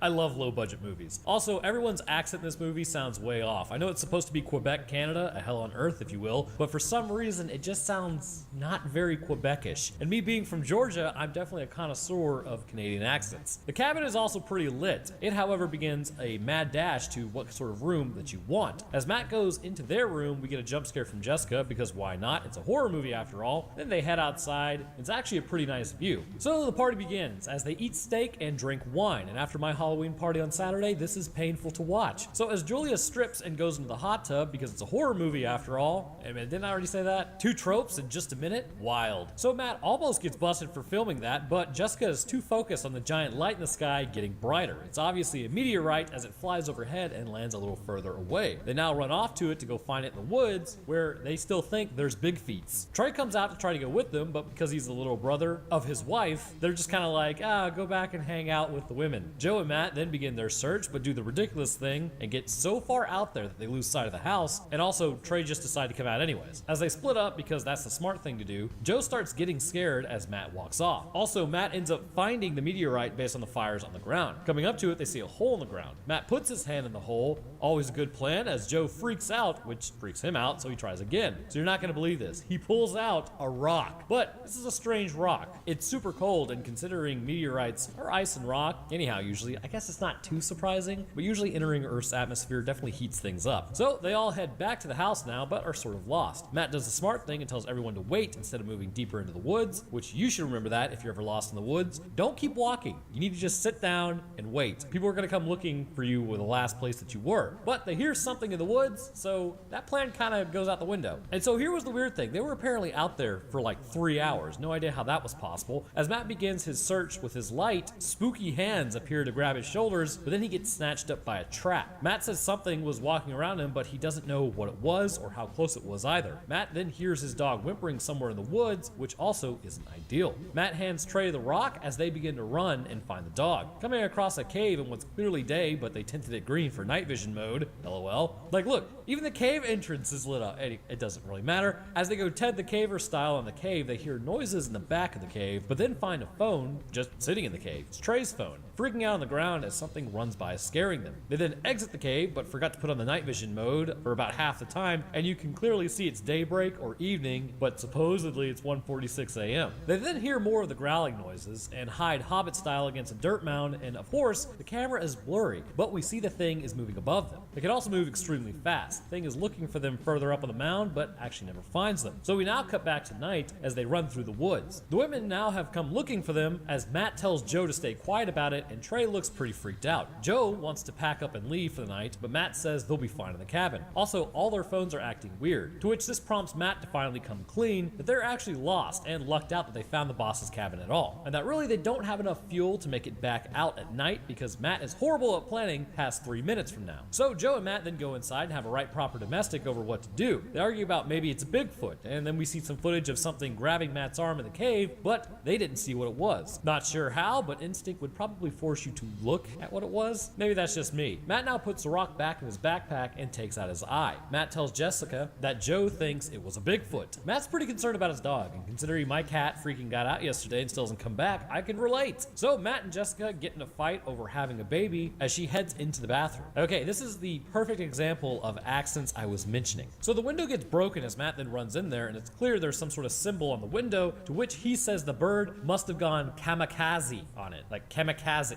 It was just a weird way to say it. So Joe and Matt then head downstairs where Matt opens a beer. Joe confronts him about, drinking, and we get this whole thing where he doesn't want to lose another baby, but Joe is telling him to move on. So here's the most unbelievable part about being 30 myself. It's 2:26 in the morning, and they have been drinking since like noon. Okay, maybe not noon, maybe more like 5 o'clock. I don't know about y'all, but I'd be completely dead to the world at this point, like lights out, nights over, snoring. But Matt doesn't want to talk about it anymore and just keeps drinking that natty. So outside, it's almost 5 a.m. when the TV cuts on. For some reason, there's a camera on Trey and Julia as they sleep. It's a little odd. The window is open as he gets up and then heads to the TV room fully dressed. Again, why exactly? Who knows? Like you've been asleep for 3 hours, the mad lad. But as he sits there, old Mr. Monster Hands is lurking in the background as the TV is freaking out, and then it palms his head, causing him to freak out. Electroshock to the brain? Possibly. So now somehow Matt wakes up after heavily drinking at 5 a.m. and walks out onto the balcony inside of the actual cabin and spots a bunch of balloons coming up. The lights are all flickering and the clocks are going ham. He spots an open door and heads outside to see more of the same, all electrical disturbances all the time. I kind of expected a jump scare here, but I was pleasantly surprised. The radio then turns on as he gets to the car and stops it by locking the doors somehow. He then hears a growl out in the woods as he sees a shadow inside. Following the noise, he heads to the basement as another shadow is also inside. Going to the couch, he finds Trey with his eyes open and mentioning how it's too late and they're all gonna die and all that. He gets him up and brings him back to his room. As Matt heads back into the TV room, he sees a symbol on the TV flashing on and off before it cuts out and he heads back upstairs. The door is back open and it's clear that something is still in the room with them for a moment as something is running all around and all the doors and cabinet doors are basically flung open. It really, I mean,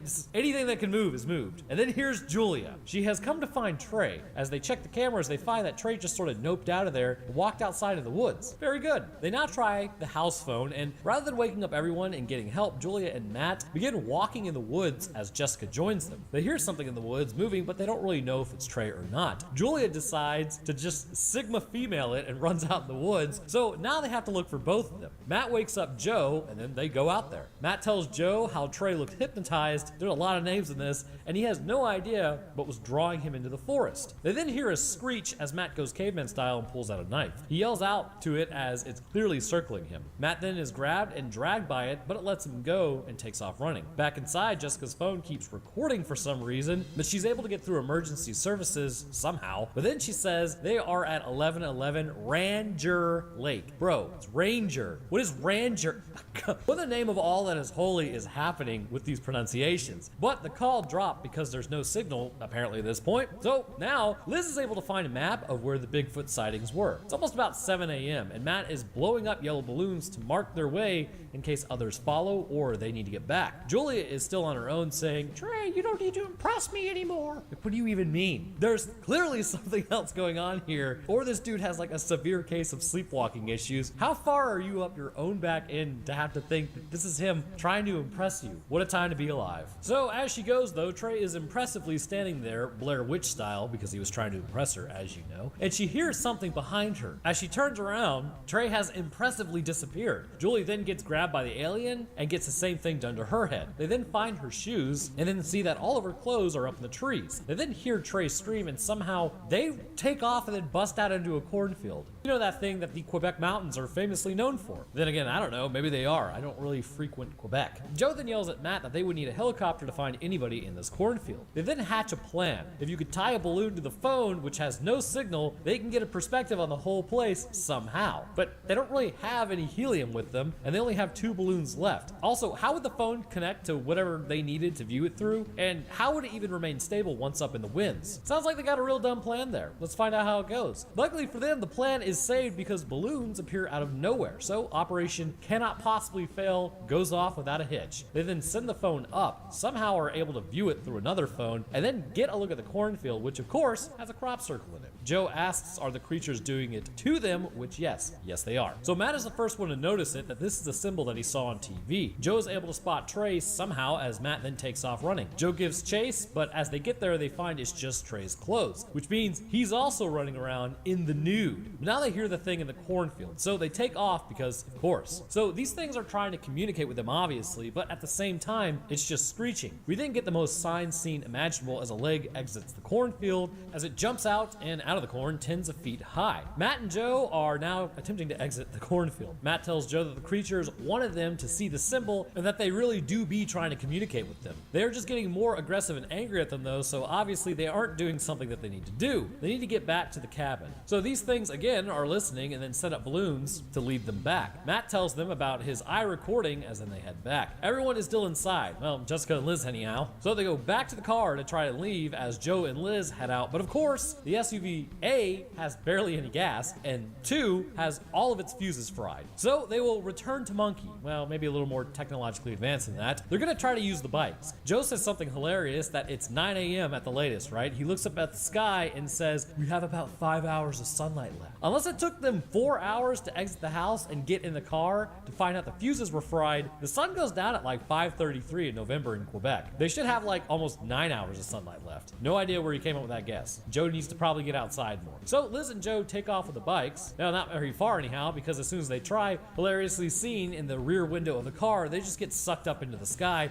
as their clothes get sent back down. They check the footage and it confirms, yep, they're totally screwed. As Matt watches the footage, we see his eye get poked out and also footage of the satellite getting destroyed, which Matt can see the symbol on the ship as well as the creatures trying to grab Matt on screen. He goes back into his backpack and then finds the symbol on the rock. Somehow, it's now night. Like, bro, vast amounts of time are passing like crazy fast. Like he just said they were leaving the house in 30 seconds and it was day, and now it's night. That wasn't 30 seconds. But he puts on his backpack and they are now throwing deuces to the alien house. Heading downstairs, they find the balloons are there, and brah, they are trying to tell you something. The balloons pop as the aliens have had enough and begin a full attack on the house. Jessica has a freak out in the corner as everything does stop, but it's not really looking good for Team Human. They head outside and make it further than Joe and Liz did, where they find their clothes and bikes. They then see a Prometheus on the hillside as it jumps down, and I don't know, it looks like it punches Matt, which then inspires a mad dash out of the cornfield. The thing appears and then grabs Matt, pulling him into the corn as Jessica gives chase and helps him in the distance. I'm not sure how they were able to free him, but hey, it worked. As they sit there with Matt holding Jessica, he tells her, "Don't worry, I'm not gonna lose you too," as then she's instantly pulled up into the sky. The comedic timing of these aliens. Matt at this point dropped the rock and apologizes to the corn as light appears overhead. The alien comes out of the corn and then finds the rock. You see some symbols on its hand and it has huge eyes. It touches the rock, revealing it was a capsule for a baby alien the whole time.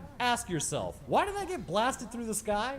Dude, I have no idea. How would this even happen? Seems like bad parenting. So Matt apologizes because he didn't know what this thing was. It screeches overhead at the ship and then it's brought back up. As he sits there with the thing throwing deuces to our planet, it fires a few times back at the planet, which is all of his friends who are nude, probably about to be super cold. Well, would you look at that? The authorities have finally arrived. Wow, thank you for your swift and speedy response. So now it's a year later. They have a kid and everyone is super jazzed about life. It's really kind of surprising they didn't end up in some sort of government facility considering that they had alien contact. But then again, it's Canadian, so maybe rules are different over there. So first things first concerning these creatures is to establish the notion that they actually aren't naturally as we see them. Now, I'm not saying our eyes are not interpreting them correctly or anything, but it's more in line with what this species is and the issue with spaceflight and what they are capable of. And to determine that, we first need to talk about their actual frame and how they move around. So, getting there, starting with the feet, we can't actually see them. Things move ridiculously fast and it's borderline impossible for us to percept. However, we can assume a few things about them based on the few frames and what we see with their hands. They likely have 4 toes in total, much like how, since they have 4 fingers, typically in biology it tracks to have a similar amount of fingers to toes. Something to understand, however, is that's not always the case. Things like geckos, for instance, they can have 5 toes and 4 fingers. Sometimes on one leg they will have 5 toes and on the other they'll have 4, whereas one arm will have 5 fingers and the other still has 4 fingers. Basically, geckos are just a crapshoot of press random and see what you get. Given the reptilian look of these aliens, I would say it is possible they could potentially have a similar genetic makeup concerning toes versus fingers, but again, it's not confirmed. Wow, we just spent a lot of time talking about feet. Moving on. The legs themselves are digitigrade in structuring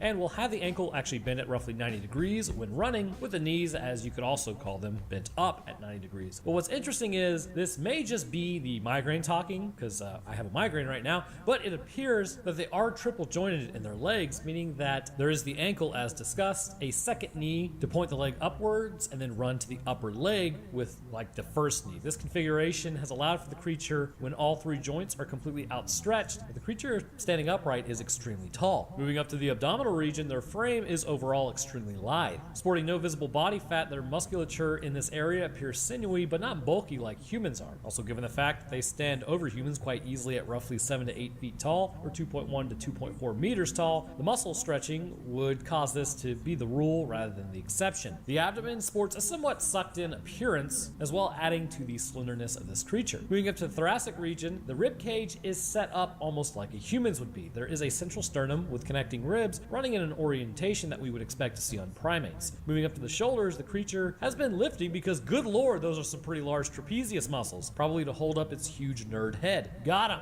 The shoulders themselves are not very big. It's clear this creature, while not very muscular, relies on contractility of the muscle itself in order to move, as it does, because moving down the arms, we continue to see that it's still sinewy and not very large. However, moving down to the hands, we do see something interesting. Seen only a few times where the creature grabs for a human skull, points of light have been seen at the fingertips, which may give us a clue as to what's going on internally with these aliens. However, before getting there, moving up to the head, we see the actual features of this creature. The head is elongated, almost like the skulls found in Peru from ancient cultures, which is always interesting as clearly it's a cultural phenomenon, but why were people binding their skulls in such a way? Moving past anthropology, these alien skulls appear very similar. This has caused their face shape to appear long with a small mouth and massive eyes. The sclera of their eyes are black with massive irises to function to limit light, much like ours do. The crown of the skull continues upwards, adding to the overall height of these creatures. features. What's interesting is the skin pigmentation change over time. It's clear when the alien finally makes contact with Matt and cracks open the egg that the young are really more of a pinkish hue, whereas the adults appear dark gray to almost green in color, and in some ways this may suggest on their own planet that given the skin pigmentation in Black Scalera that their bodies were adapted for decreasing the glare of a bright sun or potentially hailing from a binary star system given these physiological adjustments to their home planet. And speaking of home planet, what exactly would that look like? Well, we have covered the brightness based on the physiology. However, with that said, it was also likely a lower gravity world. Lower gravity planets and moons that are able to house life hypothetically would have animals on it that are much larger or at least taller. And the reason for this is it's easier to grow taller because you don't need to be as much squat, I guess is the best way to put it. On Earth, our gravity isn't too horrendous given it's pretty much we know and all we know. But if we ever were to say conquer Mars and start colonies there, it is theorized that just within a few generations of people being born there, they will start to get taller than on Earth. And the reasoning is the bones have to contend with less downward force and as a result ends up longer. Now, take this with a grain of salt because this isn't the only thing that affects height. If you take Titanosaurus way back in the day, which is said to be the largest dinosaur on Earth, they were extremely tall, but also there was more oxygen in the atmosphere allowing for them to grow to that size. Now, you may not know, but this presents humanity with some interesting issues that we're going to have to overcome, and it all goes back to our bones, planets, balance, muscle. See, our meat suits are perfectly adapted to our planet because this is where we're from. Surprising, right? Well, if you were born on Mars in the year, say, 2400, for instance, while you may be standardly 6'5", coming to Earth would be a nightmare if you wanted to stay long term. First, you'd have to contend with a higher gravity, which is going to be consistently uncomfortable. Your bones and muscle are going to be weaker, and as a result, your strength here would make everything even more difficult. And coupled with that, everything would feel heavier. Your bones also would not be equipped to deal with the pressures of this planet, which in turn could cause you to more easily break them. And on top of that, you may have your joints deteriorate at an increased rate due to the extra perceived pressure. If it's not perceived, it's there. It is well cited that humans in low gravity environments can quickly lose bone mass. Astronauts, for instance, who were in space and at the peak of their physical health, upon returning to Earth had lost over 20% of their bone mass. And maybe even worst of all, your inner ears would have to contend with this move and readapt to a new planet that is spinning slightly faster than Mars with more gravity, meaning vertigo would be a real issue, knocking you completely off balance. If you've ever had vertigo, it sucks. Virtually everything about you, believe it or not, is affected from going from lower gravity to higher gravity and vice versa. While the effects of lower gravity are less noticeable since your body is physically capable and more unrestrained when going into that environment, adding pressure such as higher gravity or a thicker atmosphere causes your body to endure more stress and would have to be countered in some way. Now take this alien species, a species that is hypothesized based on its physiology to have evolved in a lower gravity environment given their height and light appearance. How exactly would they function and survive on something like Earth given our higher gravity environment? Would they be able to jump as high as they did?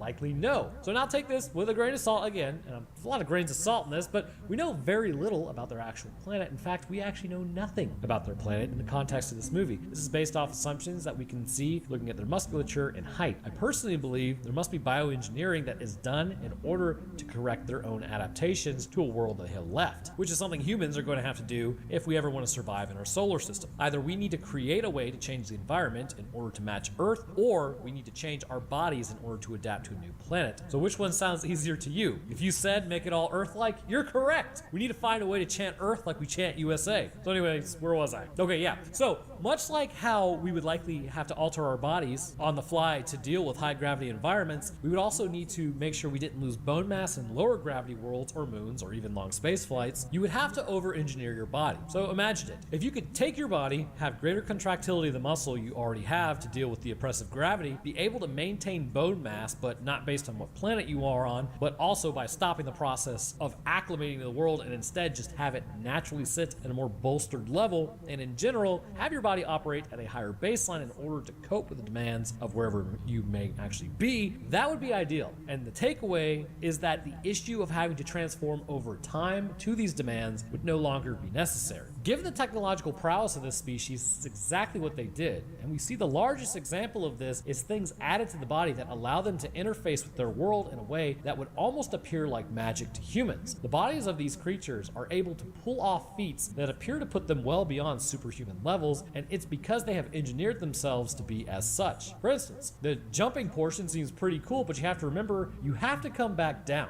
The compressional forces of jumping and landing along with the elongating forces would leave several thousand pounds of PSI on the bone, and yet it does not break. Running as fast as these creatures do would tear our muscles to pieces because we are 100% homegrown. However, with them, it's almost synthetic in how they can operate and move. While I'm not suggesting it's a suit of any kind, it's pretty clear to see that these creatures, instead of wearing a suit like humans will have to when we first start colonizing, they've changed their bodies to the point that they are the suit. Which there's an argument to be made that humans have almost topped out with our own evolutionary pathway, and one day we may have to do this. Our brains, for instance, cannot get much larger. They can grow a little more, but eventually all that's going to do is slow down the thinking process, and that's not going to help much. There's also the issue of heat generation, and due to the size of our brains, if they got much larger, how would we export that heat out of the area in order to not cook the brain? Our heights have grown significantly with nutritional values increasing, although if you want to know something horrifying, that's going to definitely cause you existential dread. Our farmlands are becoming less nutritious, and at this point we're heavily reliant on fertilizer in order to actually get nutrition. The dirt itself is pretty much almost depleted. Fun abound. Probably something we need to figure out on Earth, honestly, because if we plan on, again, conquering Mars, I doubt there's any usable nutrition in the soils,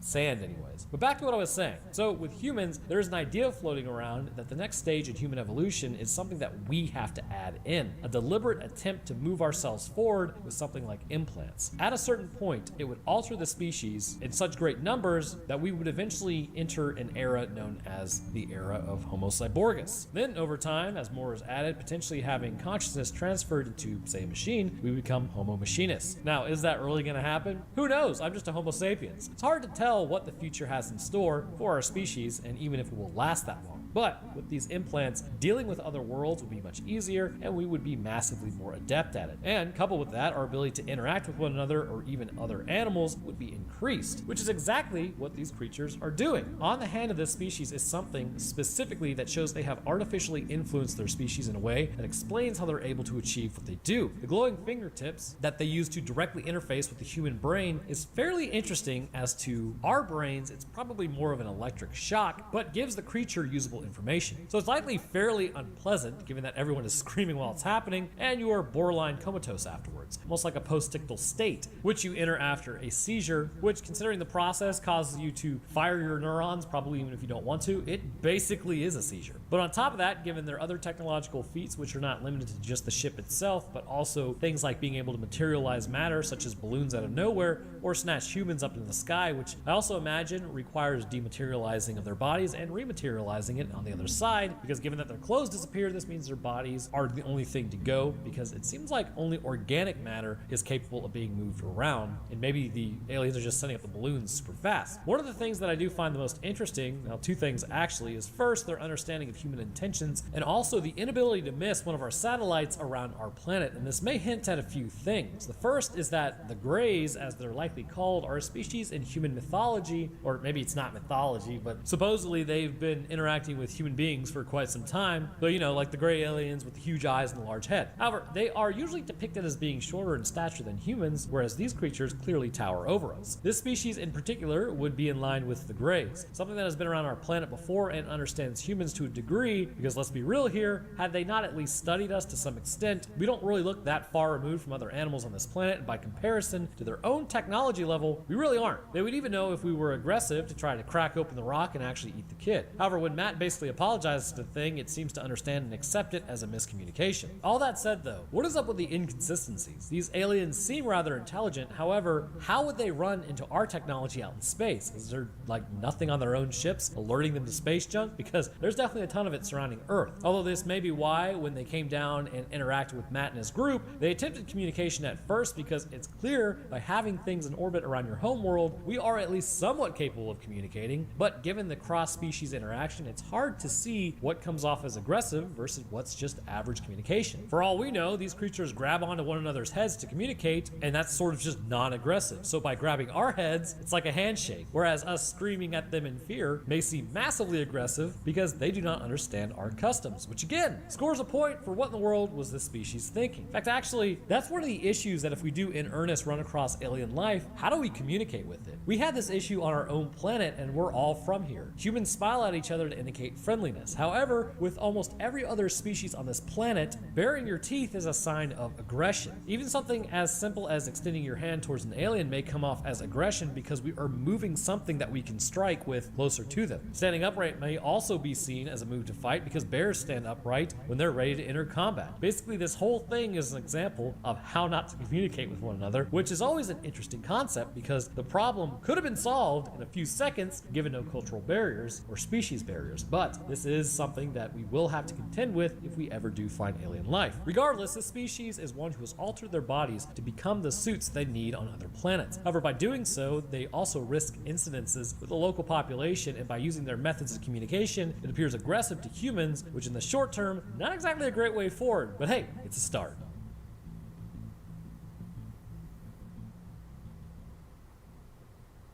But I want to thank you guys for watching. If you enjoyed, then leaving a like would be great, as it actually does get this into the algorithm, and subscribing is a great way to stay up to date on when I post. I'll drop my Twitter, Discord, Patreon, and other channel links in the description. By the way, I'm officially exclusively streaming on Roanoke Games on YouTube because I have no faith in Twitch as a platform. Guess we'll find out what happens with that. But speaking of patrons, I'd like to thank mine real quick. First, huge thank you to our 2 astronauts, Lipsy Genji and Wesley A. Weaver Jr. Thank you guys. I'd also like to thank our 2 astrophysicists, Death Dancer, as well as Phoenix, and our scientist, Countryside Limbo. The rest of my patrons, I do appreciate your support. All right, so that's going to do it for me. I hope everyone enjoyed, and we'll see y'all in the next one. The concept of something in the woods just beyond our light of our campfires when humanity had a little more hair and a little less technology is something that is prevalent in all cultures across the planet. And with good reason too, because likely there was. Animals such as bears and large cats would be less inclined to approach a fire at night with a bunch of people around it. However, tread too far into those woods and you would likely get grabbed, whisked away into the darkness, and never seen again as you become a cautionary tale to the next group of youngins to abide by. As humanity continued up its technological scale, however, eventually we started clearing woods and creating open spaces for our homes. Our homes became sturdier, able to withstand most animals outside. Our dwellings became larger, as well as with camps growing into villages, which grew into towns and then cities. Over time, humanity began to realize there was nothing supernatural in the woods, just animals as it's always been. But still, the stories persist about other creatures out there lurking in the darkness, and despite how far we've come in exploring and owning this world, I would wager a lot of you are like me. When you look out into the tree line at night through a window, you wonder if there's something staring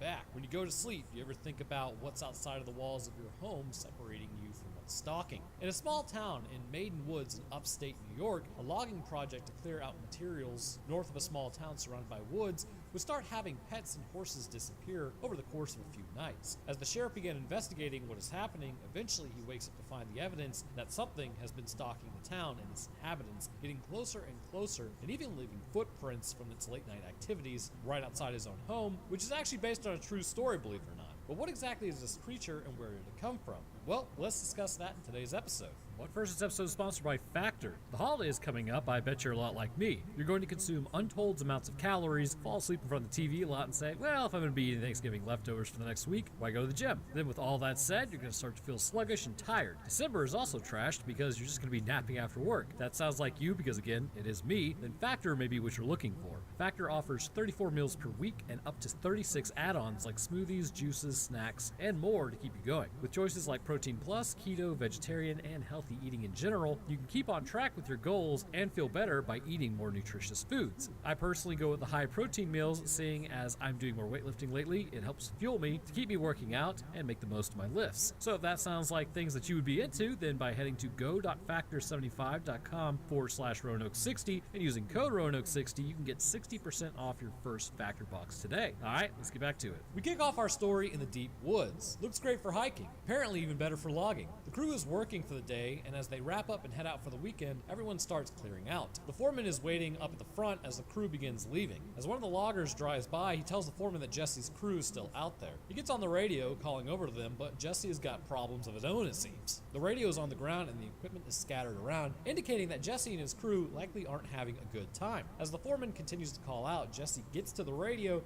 but can't get a word out before getting got. The foreman then heads over to the site and begins calling out, but gets no one. Hearing radio static, he spots Jesse behind a tree with the radio. Only it isn't Jesse. Now, actually, I guess it's part of Jesse. As he rounds the corner, he's got an arm off. Might have to blur that out, but the humorous bone is completely exposed. Blood begins dripping on his shoulder as he looks up and spots what's left of his worker. As with normal people, this prompts the foreman to GTFO at this point because no thanks. As he gets back to his truck, it's clear that something is hunting him. His truck doesn't start either because, of course, why would it? And he hears heavy footsteps behind him. He looks back as something breaks through the window, tearing him apart in his truck. If this truck's a rockin', don't come a knockin'. We now head over to Maiden Woods. Nice town. You have your church, your main street, a sheriff crying at the playground with a dark past. You know, all the standards. He and his deputy are heading over to a horsery. Someone actually told me what these are actually called in the video Nope, but for the life of me, I cannot remember. Anyhow, we see how many people actually live in Maiden Woods, and it's set at 243, although it should probably be set at 242. So it's a real small town, and it's actually kind of a dream of mine to live in a town like that, but my wife completely hates small towns. Basically, she's a mega nerd. Dunking on the wife aside, as they head to the horse farmer, the guy is upset because he had 23 horses yesterday, but now he has 22 today. The sheriff says there's no truck tracks, maybe the horse just got loose. The owner continues yelling about missing horse 88, but the deputy says he definitely just left the gate open, which the sheriff agrees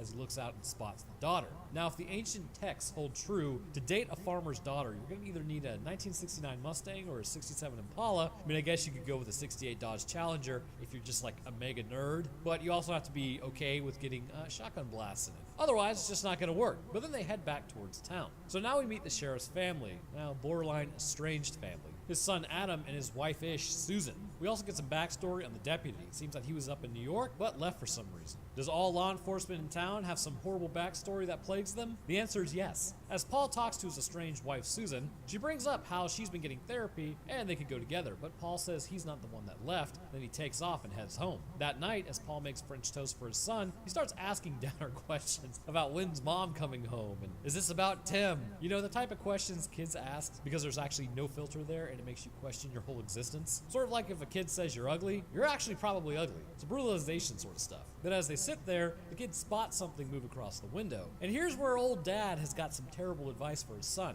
As he goes to take a look, his son wants him, again, to go outside and check it out, but to take the force multiplier as well. Paul says that he doesn't need to take it because he's going to go back there and prove to him there's nothing to be afraid of out there. Okay, weird flex because bears absolutely do still exist at this latitude, and I'm fairly certain black bears actually are up there. There's a lot of things to actually be scared of in the woods because to be scared of something is to respect the possibility that you could absolutely get bodied by something. So he heads out and calls out to whatever it is. But as he walks around, he also gets spooked because he hears something, but it doesn't sound like a human as it sits high up in the trees, cracking branches. He then heads back inside and puts his boy to sleep as he spots his other son's bed. Like, bro, it's probably time to mourn, my dude. But he heads out and then goes to sleep. The next morning, as he's getting ready for work, the deputy comes inside. He asks if Adam is still asleep, then he asks Paul if he's been outside yet. He motions for him to follow him as they exit out the front door. Looking at the ground, there are massive tracks all around the house. As Paul follows them, he sees that some of them appear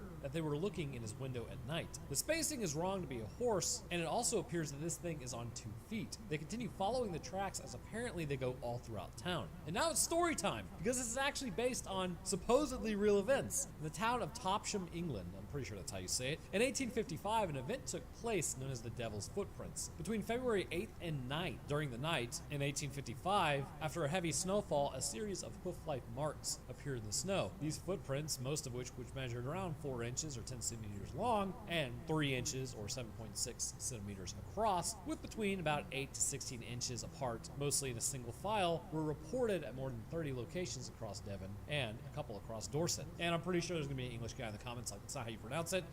USA, baby. It was estimated that the total distance of the tracks amounted to between about 40 to 100 miles or 60 to 160 kilometers. Houses, rivers, haystacks, and other obstacles were traveled straight over. Footprints appeared on tops of snow-covered roofs and high walls which lay the footprints' path, as well as leading up to and exiting drain pipes as small as 4 inches, about 10 centimeters in diameter. Also, if it sounds like I'm saying centimeters weird, I bit the hell out of my tongue the other day, and apparently that's just a word that causes me to use that part of my tongue. So, what in the name of all that is holy is that? Well, likely it was actually a prank with some remembrances being off, but still highly interesting. So, back to the movie. So, the town is obviously a little spooked by this. The sheriff and deputy follow the footprints into the woods a fair ways back. As they do, the tracks abruptly end. The sheriff looks around and spots claw marks in the trees, but no other sign of the creature. Paul at this point calls for the forest rangers. They inform him that no animal that they know of would match that description, but he would appreciate it if they would come check it out. They think it's a prank, so they elect not to help. Great use of our tax dollars. As Paul leaves the station, we get more backstory. The Padre is there to discuss how his dog has gone missing, and that Paul also needs to mourn and the church is there. But everyone is down to follow Paul as long as he leads them correctly.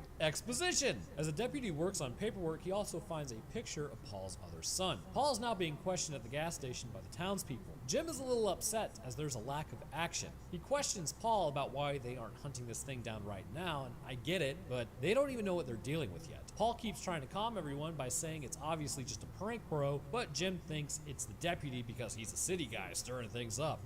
Okay then. Walking outside, we actually do get some real information though. Earl flags down the sheriff and asks if he's been in the trees lately. Paul tells him about the prints, which Earl responds there are no animals within 5 miles of the town. Like they all just got up and vanished. Paul asks why they would do that, to which Earl says that usually means there's a new predator in the area, as they can sense it there, so they noped out of there. Heading back to Susan's mom's house, he talks to Susan and she starts asking about where he is mentally, and Paul ain't doing so hot, bro. That's the sort of like white knuckling through horrible stuff that you probably need to talk about. But as Paul and Adam drive through to Paul's house at night, Adam freaks out saying he saw something. He yells for his dad to stop as Paul looks out and then spots an animal running like something that I don't know about you, but I normally wouldn't see. He then chases it as it climbs up into the trees. He looks around and hears a metallic rustling, finding the halter for the number 88 horse. Going back to his truck, his son is gone, so he runs into the house as the kid was hiding because he heard something outside of the car and also noped out of there. Meanwhile, at a bar, Donnie is having a few drinks as he talks to Earl. Earl asks Donnie how much does he know about the woods and this place. He then tells him a story about the spirits in the tree and how previously back in the day,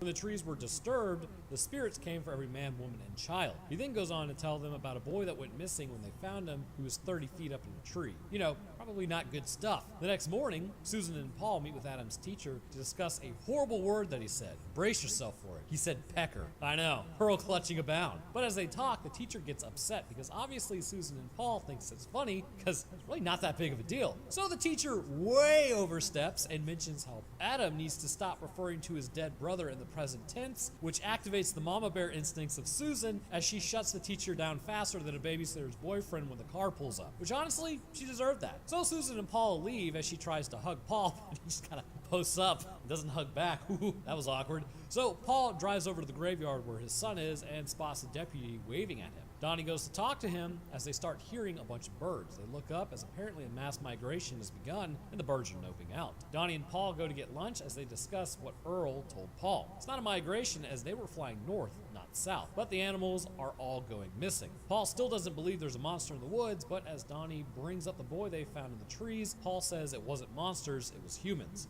Yep, pretty much. I mean, in this case it's probably monsters, but humans are also monsters. Bad things happen because people let them happen. Now, rounding back to humans are monsters, some humans are monsters. Others are really good. That night, we also see Paul is considering divorce with Susan as he's opened a petition. So yeah, again, Paul ain't doing so hot as previously mentioned. We get some more backstory on Donnie at this point. He became a cop because he spent so much time bailing his old man out of jail that he figured, why not become one? Which prompts Susan to tell Donnie about what happened. Apparently, Paul was supposed to be watching Tim. They had a kiddie pool, which then Tim kind of slipped and then hit his head on the bottom and got knocked unconscious and subsequently drowned. Now, fun fact, depending on what your definition of fun is, that almost kind of actually happened to my brother. Apparently, it was at some party. I was super young. My dad was holding me, and my brother went missing for like 2 minutes. Old man got a feeling he may have fallen into the pool, dropped me, ran over there to find my brother at the bottom of the pool looking up. So pretty wild stuff. So at this point, I think the thing to know is this crap happens all the time. Watch your kids kids around water. All it takes is a few minutes of not noticing. Anyhow, Susan doesn't blame Paul, but he blames himself, hence the depression. So as Paul sits there not having a good time, he's hallucinating his son running around, which is pretty standard actually. High amounts of stress will trigger that. Sort of like how you see a dead loved one's face in a stranger when you're walking down the road sort of scenario. But he gets a call from the horse farmer guy, the horsery, the horse keeper. What is he called? Anyways, he talks about how last night someone was banging on the side of the barn. Paul calms him down, but as he does, something then jumps and breaks the light. Paul goes to check it out as he spots an animal run through the hay and jump the fence. He doesn't know what it was because it was too dark and he only saw a leg. He says that they will come back in the morning and check it out. So now it's morning. They find claw marks all over the side of the barn as something was clearly trying to break in. As they look at the prints, they find that there's actually, and I'm not sure the best way to say it, but basically 3 hoof points making contact with the ground. So these aren't horse hoof prints. As Paul looks up, he finds that there are no natural animals that would actually possess this. However, there is one, and it's kind of funny because it calls it a Wendigo, but when you actually click on that link, it just says there is no Wendigo, it's a Wendigo. Maybe it's just a local thing, I don't know. Anyways, I literally went to that link. So basically, they're saying it's a Wendigo. Paul drives way out of town and finds that there's actually still animals there, but they've been torn apart. Heading back into town, it's time to have some lunch with the family. Adam starts asking when they can go home together, you know, right in the gut, and Susan says it's complicated, to which Adam's like, oh, do you still love each other? And Susan doesn't know, but Paul finally answers, yes. We do still love each other, but it's not that simple, which gives Susan some hope and then just completely destroys it. Just remember, you can't take away something from somebody that has nothing. You have to give them something first to take it away.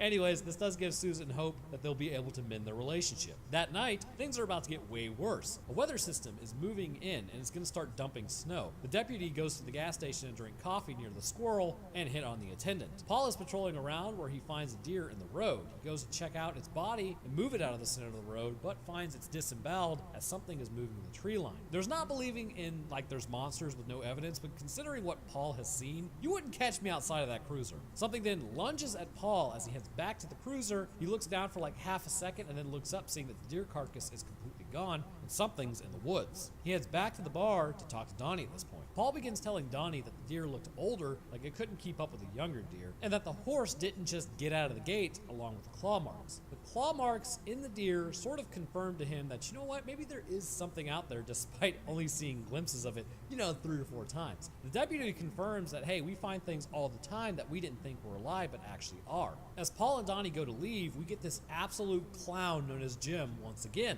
So let me ask you something. You live in a small town. Would you start picking a fight with the sheriff about his deceased son and how he couldn't protect him? So how can he protect the town? Like, bro, what is your angle here? Get hit with a police baton in the face?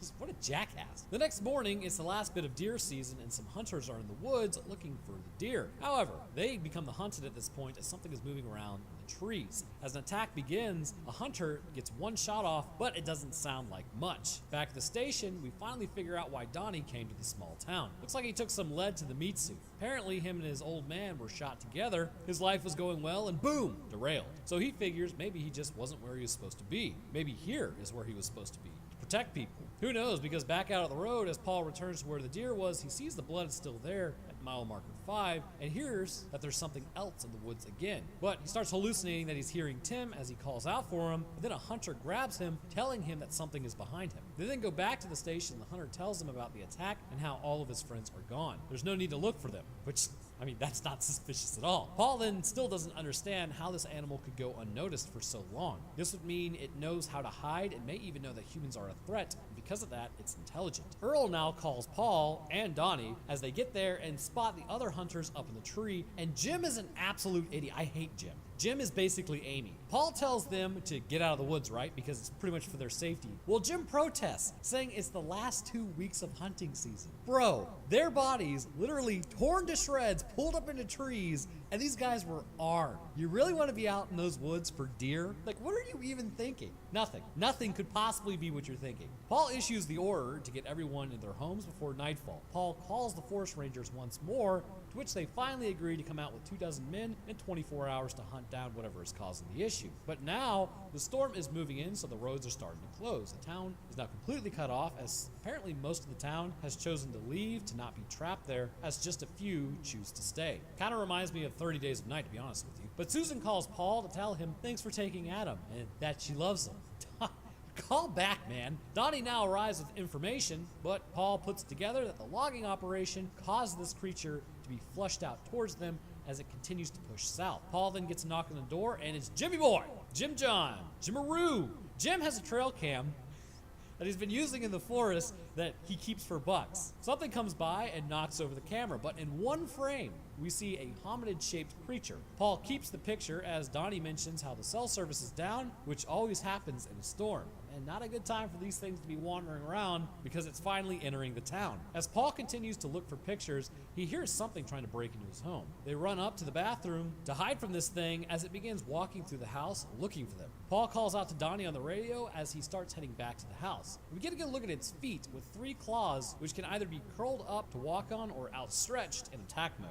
As Donnie arrives, it scares the creature away as Paul goes to check with Adam locking the door. The creature runs past Donnie, knocking him down as he takes a pot shot at it. Paul and Donnie now gather up the townspeople to stay in the church, or really what's left of the town. He starts telling them about the logging camp and the bodies in the trees. The next morning, the forest department will be there and have rangers crawling all over the woods looking for this thing. They just need to survive the night and they'll be good to go. I feel like a more defensible location would have been better. Maybe a bar, less windows, thicker walls, head to the Winchester, have a pint, and wait for this whole thing to blow over sort of scenario. So Paul looks through some pictures of what his son has been drawing, family-friendly sort of stuff, as Donnie then sits with Earl talking about hope. He gets up and then goes to talk to Claire as he finally makes his move. Paul tells Susan he can't protect these people because he couldn't protect Tim, as it finally all comes out. He sees Tim and he feels like he's going crazy. So the reconciliation begins between him and Susan as he finally stops being a weirdo and actually hugs his wife, but it's short-lived as this thing has arrived at the church. Thinking quickly, he asks the priest about the shelter in the basement. It's jam-packed full of stuff, but it sure beats being out here. They head down there as the creature breaks in upstairs. Paul kisses his wife, hugs the kid, and goes off to do paladin activities. You know,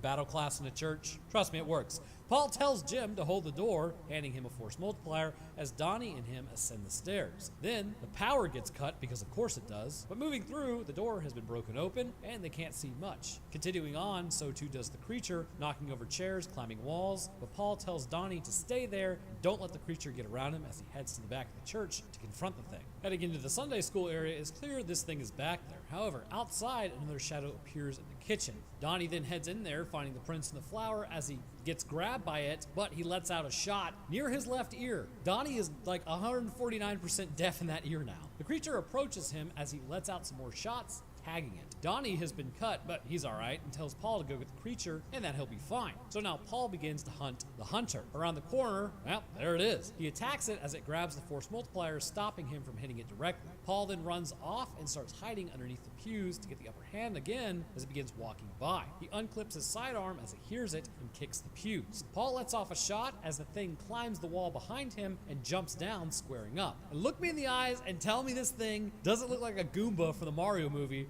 or at least related to it somehow. Paul then lets out a few shots, hitting it, but it continues its attack. He's able to get his knife out and gut it, ending the creature in the process. Limping back to the group with Donnie, they manage to overtake the creature and all's well. They get everyone out of there to come out of the shelter, telling everyone that, it's safe. So now we have a big happy reunion as everything is gonna be fine. So it ends on a happy note. Or does it? Examining the body, Donnie comes to the horrifying revelation that, wait a minute, I took a chunk out of this thing's shoulder. How did it heal? Well, that's because it didn't. Panning to the outside of the church, the place is crawling with these things, literally, and that's where it ends. My guess is they are completely screwed unless they head to that choke point earlier and just keep firing. So where to begin? I think we need to first establish, does this creature appear to hail from our realm of life, or is it something completely supernatural? On this channel, I have been known to occasionally cover things that really are supernatural creatures, so it wouldn't be too far-fetched, but I actually don't believe this is anything more than a naturally occurring species, at least in this universe. The running theme throughout this movie is how could an animal hide for this long without us having some eventual run-in with it, but the fact is we already have.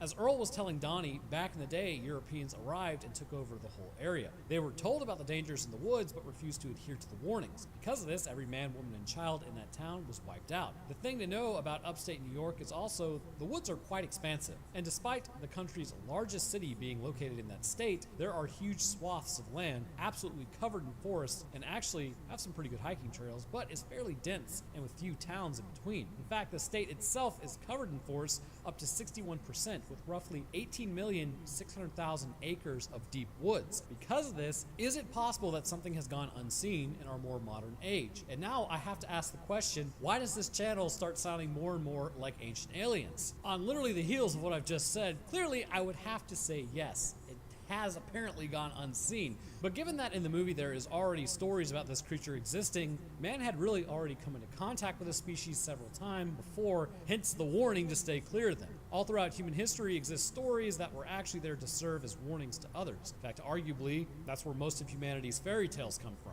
They are simply there to serve as warnings to children, and I guess people in general, about literally the people and events that we may encounter in the world that we inhabit. Of course, usually they are bolstered with some ethereal aspect, and that causes them to be more easily remembered. But enough of the mythos of these creatures. The takeaway is this: I don't believe that they come from a different planet or are entirely supernatural. What I do believe is the people living in these areas prior to Europeans coming over already knew of a dangerous animal living in the woods, using trees to move around and hunt, that could overpower man, and they are the creature that are called the Wendigo. Because while modern lead being flung into the body most definitely hurts, imagine trying to take these things out with like bows in close combat. They would almost appear invincible given their hides and counterattack abilities. And speaking of hides, to figure out where they may have come from, we must first discuss why these things are even so dangerous in the first place. And thankfully the movie, they did it correctly. There's a lot of examples of the foot to analyze, which we can extrapolate to the hands as well. And for all new people, I'm required by law to tell you I am in no way, shape, or form a dude into feet. It was a meme, we just leaned into it, and now the whole channel has become a giant meme from the drop. What can you do? Anyways, apart from that, we see with the feet that these creatures actually have two abilities. First is the attack mode, and second is traveling mode, which I will go over momentarily, but first, the creature has what appears to be 4 toes, but really, these are going to operate much like a hand does. And this is what's known as a prehensile foot. 3 of the toes are used for grasping, whereas the 4th toe appears to be more of a dew claw. Anyways, chimpanzees and many other apes have been known to have this type of foot, which can be used for grasping and walking as well. Typically, tree-dwelling animals will need this arrangement, as if they do not want to fall out of trees, then it becomes appropriate to have extra grasping limbs. The reason humans lost our prehensile feet a long time ago is because we collectively started standing up more to see over tall grass as well as travel greater distances, and our feet needed to change shape to accommodate walking as opposed to grasping. This is a major indicator to me that these creatures are not supernatural in origin, but actually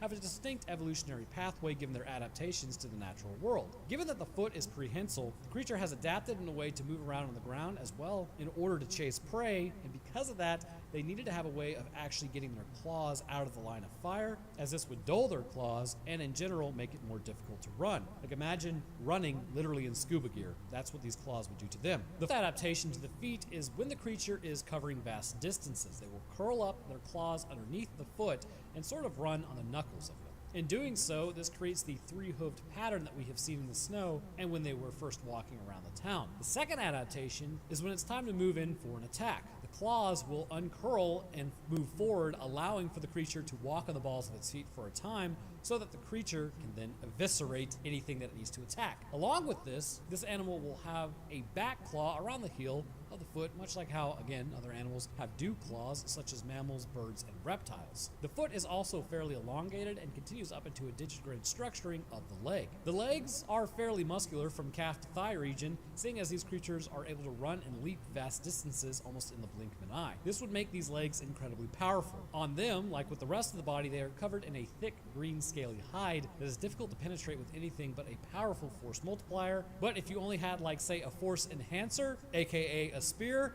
it's very unlikely that you would do enough damage to actually slow this thing down if you went for its legs. Moving up to the abdomen, while we only see it for a moment, we can assume that since Paul was able to gut the thing much like with any other animals with scaly hides, the stomach is a weak zone for the body. The abdominal region also appears more lithe than the rest of the body, suggesting that this thing may actually have more vertebrae than we do as humans. Its elongated appearance means that this creature is also a lot taller than man as well, likely somewhere in the range of 2 to 3 feet taller.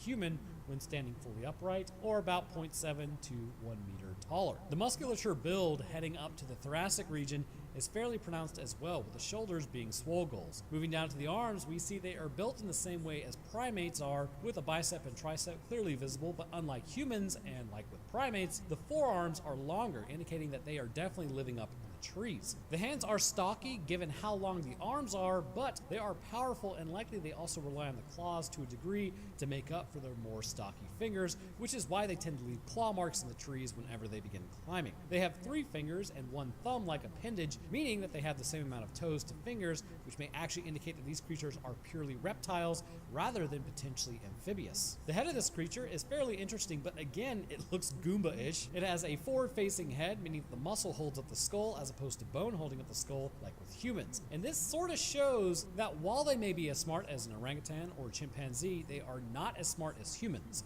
But that's sort of the issue, isn't it? These creatures, while not able to outsmart humans, given how powerful they are and their hunting abilities, can overpower man even when he's armed. Because of this, it gives them an edge over our species, and if there's a perfect storm of scenarios that renders a small group of people fighting them, it's probably game over for that small group of people. However, if a larger group of Homo sapiens were to come into contact with these creatures and actively know about them, it's likely it wouldn't be much of a fight at all, and this would result in the capture or neutralization of this species. On the face exists forward-facing eyes, which, as always, typically denotes a predator, but is not 100% steadfast in the ruling. While forward-facing eyes give you binocular vision and allow you to focus on movement, if you take something like a gorilla, for instance, it also has forward-facing eyes, but it's not exactly a hunter. Just figured I would continue to make that distinction. Non-hunting animals can absolutely have forward-facing eyes. The teeth of this creature are absolutely massive. When it peels back its armored lips, several jagged teeth can be seen protruding from the gums. Again, this thing is full predator, so these are used to bite down and inflict massive blood loss, leading to shock. Given the shape of the teeth, it may be similar to other reptiles and that they have a tremendous bite force as well to snap bones like twigs, which could also lead to further shock. The overall structure of these creatures is an animal that prefers to live in the trees, but will come down if the environment is disturbed, leading to bipedalism. They are larger than humans, can run faster, and in general have no issue tearing apart anything that it deems prey. On top of that, they appear to be social hunters, coming together as a pack to attack an entire town. But what's most interesting is their intellect that is shown when they scout out the town first, looking in windows and getting a feel for what the prey is doing, as opposed to me see, me eat. Evolutionarily speaking, how did these creatures come to be what they are? Well, evolution is a funny thing. It's not so much an order of succession, like some people tend to believe, which I'll never understand. Just because the newer thing evolves doesn't mean the original branch isn't even still there or didn't splinter off to make a new, different version from you. So to understand their evolution, we have to kind of take a look at our own. Mammals, when we first came around roughly 178 million years ago, basically just a rat. Essentially, a reptile had a mutation where its scales became hair. In fact, if you look at mammalian hair, it looks almost exactly like plated scales. Anyhow, this hairy weirdo that produced milk and engaged in viviparous reproduction took off. Due to their smaller stature, when Earth started having really horrible times around 66 million years ago, they were able to scurry back into their burrows for survival. But one of the interesting things is we don't give early mammals or reptiles in general enough credit for their social ability. In fact, there is something known as Triassic cuttle, which is a fossil showing a Brumastega, which was a really old amphibian with eyes on the top of its head, and a Thrinaxtodon, pretty sure I said that correctly, which was a reptile-like mammal covered in hair. Basically, something not so great was going on, and the Brumastega ran into the burrow and cuddled with a Thrinaxtodon for safety, as the burrow was then filled with floodwaters, taking them both out. Basically, animals are pretty social no matter the species. Well, that's not true. Cats aren't really that social, but cats can also be fairly social. Just remember that. But anyways, there's a reason I'm launching into this. With humans, as mammals evolved over time, this created primates, which were highly social creatures living in troops, till eventually humans would branch off from Homo erectus and then ultimately became Homo sapiens. Now, we're covering millions of years in time in just a sentence, but the key to our intellect and ability comes down to 3 things, really. Actually, maybe 4. Potentially 1, depending on what you believe. Time, luck, environmental pressures, and protein. Humanity stood upright to see over grasses, moving our skulls backwards onto our spines due to the changes in landscape going from trees to large savannas. Humanity has lived during a relatively peaceful time frame on our planet, except for that one time where we almost went extinct and there were only like 2,000 of us left on the entire planet, living on a coastline eating clams for survival. That was really not an ideal time. Accompanied with luck is the time frame we have lived, because it's been relatively quiet on this planet planet with no major impacts from space or massive diseases taking us out, or anything of that nature, we have had time to evolve. Finally, protein. This allowed us to have larger brains and continue to grow them, which unlocked cooking to release even more nutrients. All of these things came together to make humanity. Unless your thing is that we were created, in which case there's really only one thing that led to us. Regardless of what you think is the reason what led to us, the ultimate reality is humanity absolutely dominates this planet as a result. No other species on this world at any point in time has had the ability to deep fry the planet or leave it as we so choose to do. And I mean, when I say leave it, can't really leave it large scale, but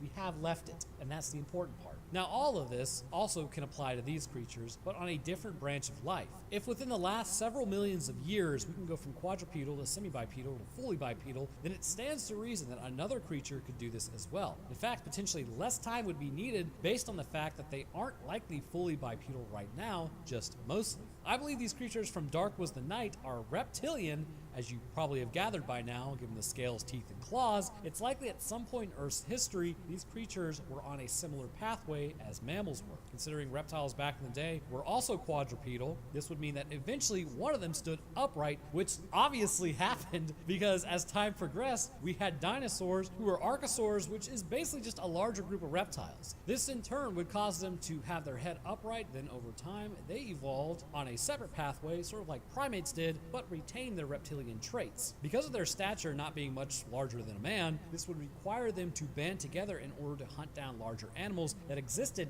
not so long ago, much like how man had to do. This could also mean that they were actually endotherms, believe it or not. For a creature to survive this far up north, more so with Earth having just come out of a real ice age and the subsequent little ice age actually not too long ago, it does hint that they are warming their bodies with their metabolism, which is time for some new lore. Did you know that basically it's hypothesized now that dinosaurs were mesotherms? Not quite ectotherms, but not quite endotherms either. They relied on both the heat from the environment, but also on their own metabolisms, which heated their bodies as well. This is why things like T-Rex could live in colder climates, as they also retained heat with their feathers. Because I believe it's hypothesized that T-Rexes actually used to live on ancient Antarctica as it was moving south and literally became a lost continent. Like, how awesome would it be to have actual access to the 7th continental landmass on Earth? We kind of got screwed with the time frame we're in right now. But back in the day, there used to be a rainforest on it, and then it started getting colder and colder and colder, and now it's just a giant glacier. Anyways, the reasoning behind man not knowing about these creatures, or at least recognizing them on a large scale, is because geologically speaking, humans only arrived in North America roughly 13,500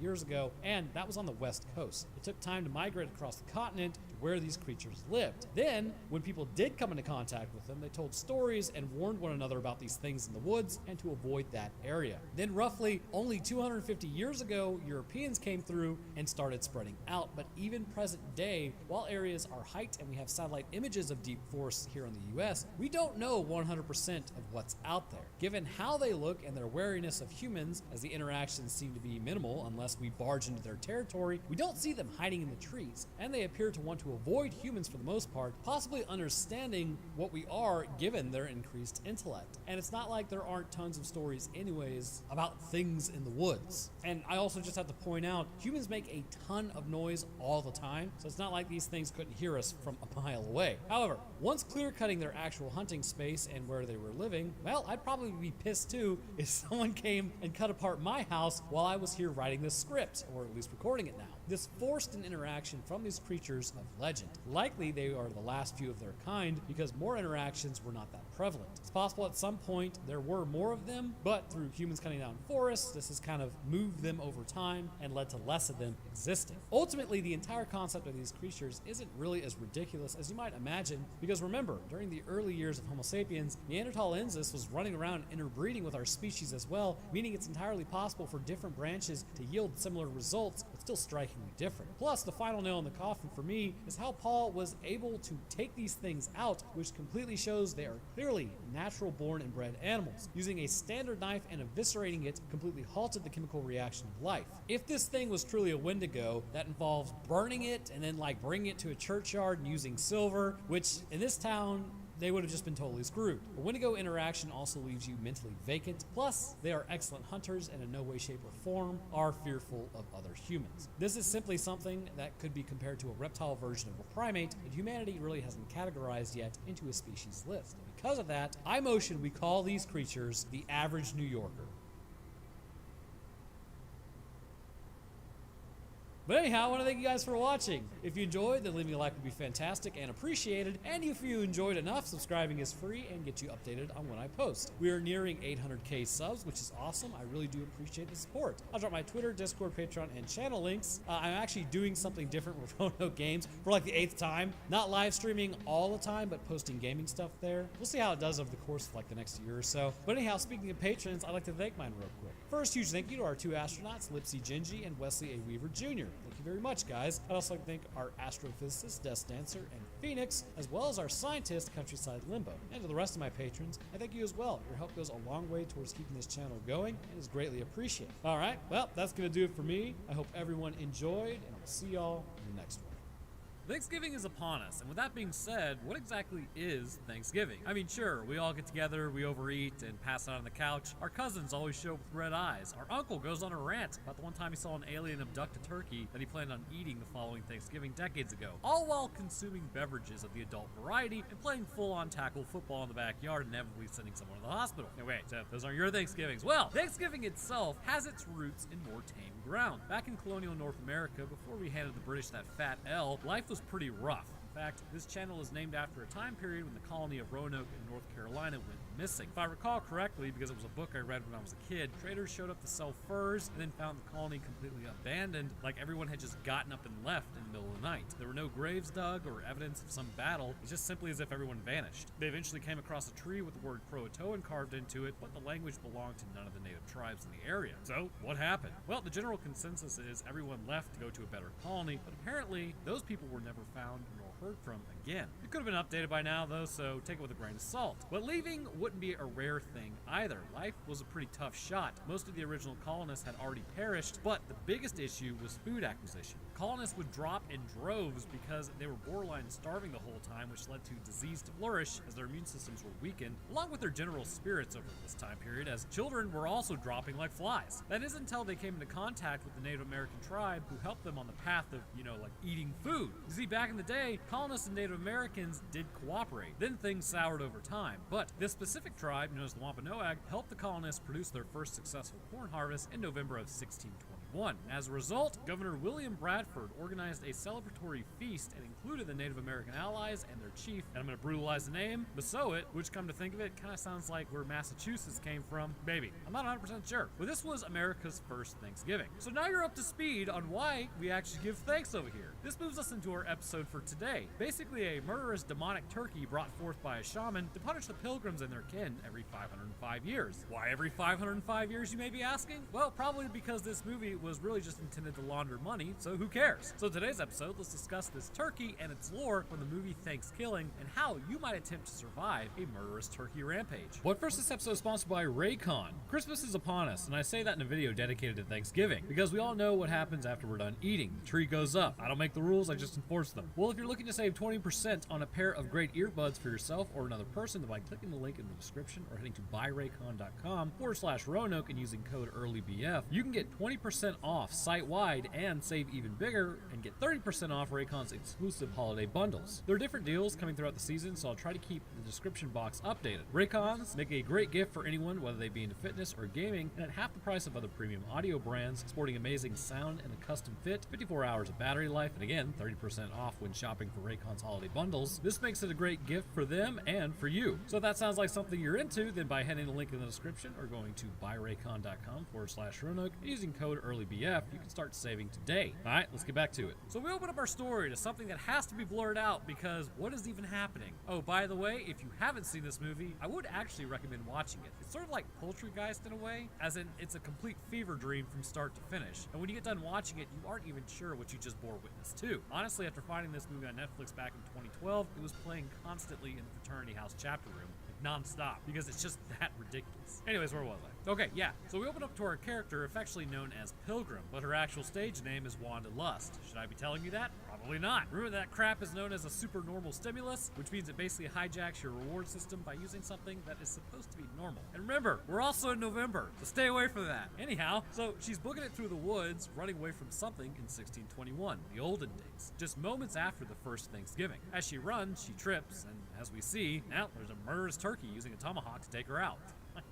What an opening. Next, my favorite part of the movie is literally that it's only an hour long and the credits scene lasts literally 3 minutes of those. Padding the runtime? Perhaps. So now we move on over to a school in November. It's officially Thanksgiving break. Around here, that's just as exciting as spring break, apparently. Although, what that really means is on the other side of that break are just a ton of finals, literally the next week, and then Christmas break. So the question remains, I've been asking since day one, why not just put finals before Thanksgiving break and just give college students like the last half of November off through the first part of January? I just don't get it. But we meet up with our group. Okay, wait, before we meet up with our group, because if you did that, that means people could work over Christmas too and make some money before going back to college, and it wouldn't have to be broken up so weird. Okay, now back to the group again. Billy, the guy who just ripped off his shirt for Thanksgiving break, Johnny the quarterback, because of course he has to be that, Allie, who's a little confused about which break it is, but she's got the spirit, and Kristen, who's much more reserved. This movie has always tripped me up because my ex actually looks like Allie, but her name was Kristen, so headcanon says I get those names mixed up, or I used to, all the time. As the group walks off into the sunset, we meet our final character, Darren. He's the nerd of the group, invited by Billy to ride home with them for Thanksgiving. Pretty apropos that they all live in the same town together, but don't think too much about it. Darren loves Johnny because he's an ultra Chad, so they all head to Johnny's Jeep, and then we get this scene where Johnny asks Darren to feel his bicep, as one does, so they all load up and then head out for the break. Meanwhile, in the woods, a hermit who's living in a pallet house with his dog is just kind of walking around. The group continues to drive back, talking about what they're thankful for, as Johnny has a flashback to apparently all those years ago that he was throwing the football around with his dad and he's wearing the same clothes as he is right now. I love this movie. Meanwhile, Darren says he's going to go buck wild. He's going to go skinny dipping in November. He's also going to ghost ride the whip, which if you don't know what that is, many a vehicle has been destroyed by doing this. Basically, you pop your car into neutral on a relatively flat road with possibly a slight downhill, and the car will continue on while you walk by it. Better hope your car's alignment is cherry, otherwise it's going straight into a telephone pole. Then he goes on to say that he's going to hook up with someone in the car, and he finally won't be alone. Alright, so as the hermit comes back outside to call for his dog, the dog's pretty deep in the woods. It finds a talisman of some sort and then pees on it, which wakes up the demonic turkey. It attacks the quadruped, and that's the end of that. Next, we meet the sheriff, who drinks his coffee. Apparently, Cheryl literally took a dump in it and then tells him that she wants a divorce. There's gotta be a better way to tell someone that information. But he says, alright, and then gets a call from his daughter, Kristen. So she tells him that they'll be there in a couple of hours, which makes no sense, and you'll see what I mean later. So then the most normal thing happens in this movie. The Jeep breaks down. Who could have predicted this? Kinda seems like a blown radiator hose maybe, but Allie suggests it's a flat tire. But they all decide to just camp for the night since the car needs to cool off anyways. As Darren jumps on Billy's back, he gets bucked off, which causes him to find a sign on the ground that says Crawberg. He then runs back to the group to tell them the most notorious moments in Pilgrim history. Basically, here's the spark notes. A shaman was disrespected by one of Billy's ancestors, which made him necromance a turkey to take out any pilgrim it could find. Apparently, there are tons of books written on this, and turkeyologists all over the world refer to it as Thanksgilling. True story if you didn't know. Kinda seems like I chose the wrong degree route. I didn't even know turkeyologist was on the table. Ha! Anyways, so he comes back every 505 years, and in 45 minutes, it'll officially be the 505th year. So the group is scared now, but Darren says he's just gonna get wasted, and the women are hot and bothered as most of them mention how they have a free space in their tent. Everyone knows that if Johnny was a true Chad, he would be like, oh, we should all just stay in the same tent. Sort of like, what's his face? Fred from Scooby-Doo. How he always goes off with Daphne and Velma. But as the hermit stalks through the woods looking for his dog, he runs across the turkey, having just ended his dog. The turkey seems to have accidentally cut him. Turkey's words, not mine. The hermit takes a pot shot, but he's invincible for the time being. So now the group decides it's time to hit the sack. Kristen heads to go call her dad real quick, but as she does, she gets spooked and is confronted by said turkey. But her yell causes the turkey to recoil and not attack. This encounter causes her to haul it back to the group, but nobody believes her. Johnny asks where the turkey is, but he doesn't see anything, so he's like, let's just go to bed. But as they sit there, a baby bunny gets thrown into the fire, but its stomach was like totally gnawed open by a beak, a turkey beak. Don't worry, that's definitely not a stuffed animal. The next morning, as Billy wakes up, the hermit is standing over him. He's got turkey turds on his chest, as the turkey was going to peck his heart out, but the hermit saved him. Johnny comes out and tells the dude with the pellet sprayer to buzz off. Bold strategy. The hermit does go away because his quarrel is with the demonic turkey. So Johnny does something to the Jeep, maybe tighten up a hose clamp, I would assume, which allows them to continue on home. Billy now believes in the demonic turkey as well. Kristen was also a little beaked out. The puns. We now get this scene. Dude picks up a turkey using the phrase gas, grass, or favors of the adult variety. I mean, it's a turkey, so obviously it goes with option 3 because in this world, that's how things are. But it pulls a pellet sprayer on him from nowhere and then takes him out, which of course has to be blurred because no fun allowed on this site, and then steals his car to chase after the group. So remember how Kristen said that they would be there in a couple hours? Well, when they dropped Allie off, they've been driving like literally all day. Nothing crazy to note here. It's literally been all day. So the day prior, they would not have been there in just a couple hours. The hermit, meanwhile, walks in the same direction that the group went. As Johnny goes home, we get some backstory that 2 whole weeks ago his dad stopped talking to him because he's not starting quarterback anymore. Johnny goes to lie to him, which works. He's now the best son anyone could ask for. But the turkey then takes out the old man as Johnny runs inside to find his mom has been taken out as well. No more pumpkin pie, no more cranberry sauce. Because of this, Johnny vows that he's going to take this thing out. Meanwhile, at Allie's place, she's bringing some random dude home. The group meets up at Billy's so Johnny can tell them that the turkey took out his parents. So back at Allie's, good lord, I'll just have to explain because there's no way this is going to be monetized if I leave this in there. After all, it's not naked yoga. Basically, the turkey tags Allie after taking out the dude, then takes her out, and that's the end of that. So the group then heads to Allie's to get her as Johnny runs in and finds that she's already gotten got. He finds a feather and an extra small gravy-flavored latex covering. Thank God for the thesaurus. Billy is the most sad as she was finally warming up to him too. They turn to Darren and ask how to take this thing out, and he responds, well, I don't know, it survived everything we've thrown at it, to which Johnny reminds them that they actually haven't tried anything yet. This jogs Darren's memory as he suggests they go to the library in the most hilarious way possible, like literally. After this is over, I know I'm explaining the summary, but you have to go watch this movie. The actual real responses, they always make me laugh. So the turkey now heads to Kristen's to take her out. The sheriff is dressed up in some turkey jamboree thing, and the turkey is wearing a human disguise. The turkey tells the sheriff he's about 510 years old, but mentions how this is awkward, so he's gonna leave. But the sheriff says he's an odd little duck, which prompts the turkey to take him out. Kristen points out her house, which Johnny remembers because he literally dropped her there off last night. Seriously, the responses. It's worth watching for that alone. Kristen knocks on the door and finds a turkey wearing her father's face, which works as she asks her dad to show her to the garage. But basically, she just chalks it up to his rapidly failing memory, which is why he doesn't remember where the garage is. Going through a montage that actually lasts only 5 minutes to them, they find the turkey book that they needed. The book says if they can remove the talisman from the turkey's plumage, if you actually look at the book, it's written in a mathematical code. Why exactly? Well, we aren't sure, but there it is. Billy at this point is starving, even with a necromancer turkey on the loose. Darren tells him to go outside and find some food, but as Billy comes into a room, he finds the sheriff, which means that the other person must be the turkey,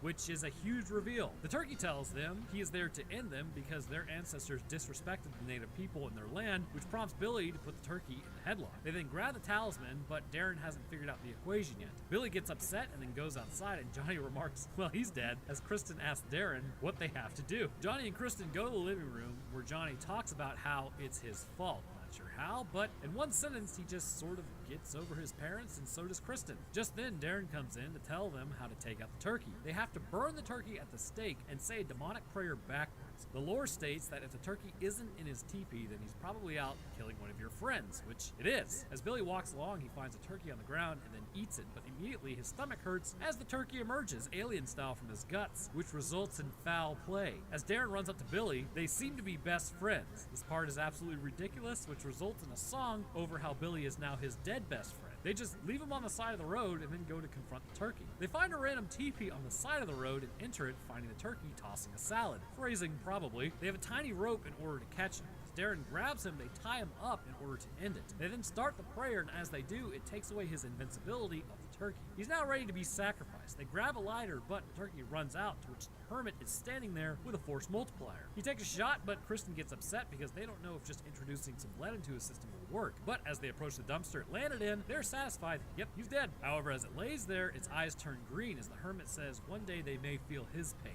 Pain of losing a dog. It's like losing a dad, or a mom, or a best friend. The group has a good laugh as they head back to Kristen's to watch a movie. So the issue is that dumpster was actually a container for radioactive material. Johnny asks Kristen to go out with him as they start making out next to Darren, who thinks it's a little awkward, so he gets up and leaves to go and take a pee. As he walks into the kitchen though, oh no, killer turkey. It's radioactive now and starts to peck out his heart as Billy beckons for him to come up to heaven as there's no demonic turkeys up here. Kristen and Johnny are awoken by a laugh, and Johnny says it must be gone unless it's fallen into a bunch of radioactive waste or something. As he goes to check on Darren, he goes into the kitchen but finds Darren has been taken out and then takes a turkey cutter to the guts, because that kind of hurts. Kristen punches the turkey and then pulls Johnny outside as they run for the shed. She takes his lighter and grabs some paint as she flamethrows the turkey. Johnny starts passing as he says he wishes he could call timeout on death. The turkey then gets back up as Kristen hits it with a bat and knocks it into a conveniently placed bonfire. His leg then falls off.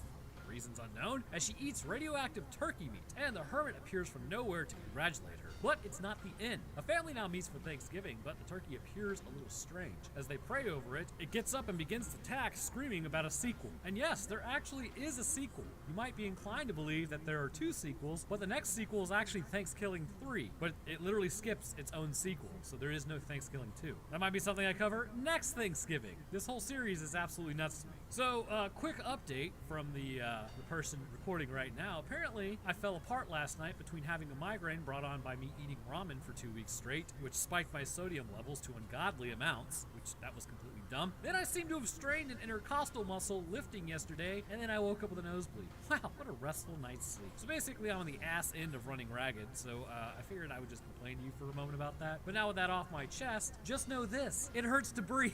We can finally move on, though, into the actual lore and morphology of this turkey, which is about the strangest sentence I think I've ever written in my life. Then again, I've been running this channel for officially 5 years, so maybe not. Not much is known about the turkey in terms of healing factors or abilities. What we do know about the turkey is that it's a supernaturally powered beast due to its ability to speak, hunt on humans with laser precision, heal itself as long as it has a talisman on its body or the prayer hasn't been sent backwards. The turkey originally was already taken out some time ago by a hunter, which seems to have been from a native tribe. Shortly after Thanksgiving, someone disrespected one of the shamans and was subsequently taken out by the turkey. So let's discuss for a moment the abilities of this turkey to determine what it's capable of. Yes, we are taking this 100% serious here. First thing to discuss with this turkey is its healing factor. The turkey can survive shots that would take it out, but only due to its invincibility bestowed on it by the shaman. This would indicate that the actual spell itself does something to the functionality of the turkey's cells. In general, based on the intellect we also see later, it's clear the turkey's cells have entered a state of increased mitotic division to respond to cellular damage in the area. But on top of that, the same rules of life do apply to it. Even when seemingly destroyed, the creature can get back up again and continue its hunt. So how is it doing this, and how does that actually mean that it's really responding, I guess, to the rules of life? Because if it wasn't, then there would be no way to stop it, even for a short time. So with most things that are supernaturally driven on this channel, it's really hard to say, but we do know that likely the first reaction sets forth to get a cell dividing under circumstances that would actually outclass normal healing factor on Earth. Cyclin-dependent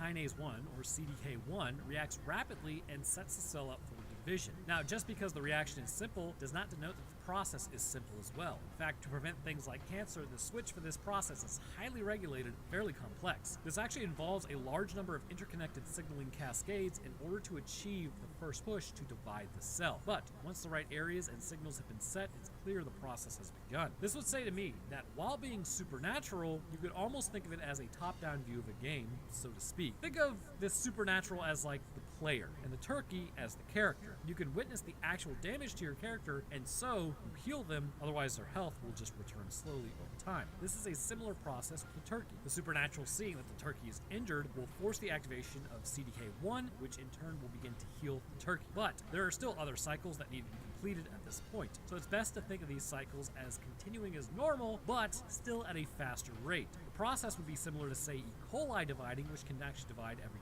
20 minutes, whereas, say, with normal eukaryotic cell, such as with humans, typical division time from prophase to telophase is roughly about 24 hours or so. The healing factor, in my mind, would have to be triggered by something much more external than just the body naturally adapting to damages received by any who would try to attack the turkey, and instead, the supernatural force that compels them to heal is really what's at the helm. This is also how, after the turkey is burned in a bonfire and seemingly completely destroyed, it is able to get back up again and attack the next family, and go on to continue its onslaught with Thanksgiving 3, seeing as it's awakened by something outside of itself. Continuing on with this line of thinking, this may also help to explain its intelligence as well. Turkeys are not very smart creatures. In fact, I've seen a video of one trying to attack itself in the hubcap of a car. Now, it's not their fault or anything, they're just animals, and to that point, there's no need for them to be highly intelligent creatures. They appear to do just fine on their own, even with millions of them being eaten every year around this time. But the intellect could have come from one of two sources. Either it's due to the turkey's increased mitotic division. This may have led to the creation of new neural connections within the brain itself, potentially leading to a larger frontal lobe. However, I don't believe this is actually the case, or even what's the most feasible possibility, because of the actual size of the turkey's head. Looking at a turkey's skull capacity, we see it's not larger than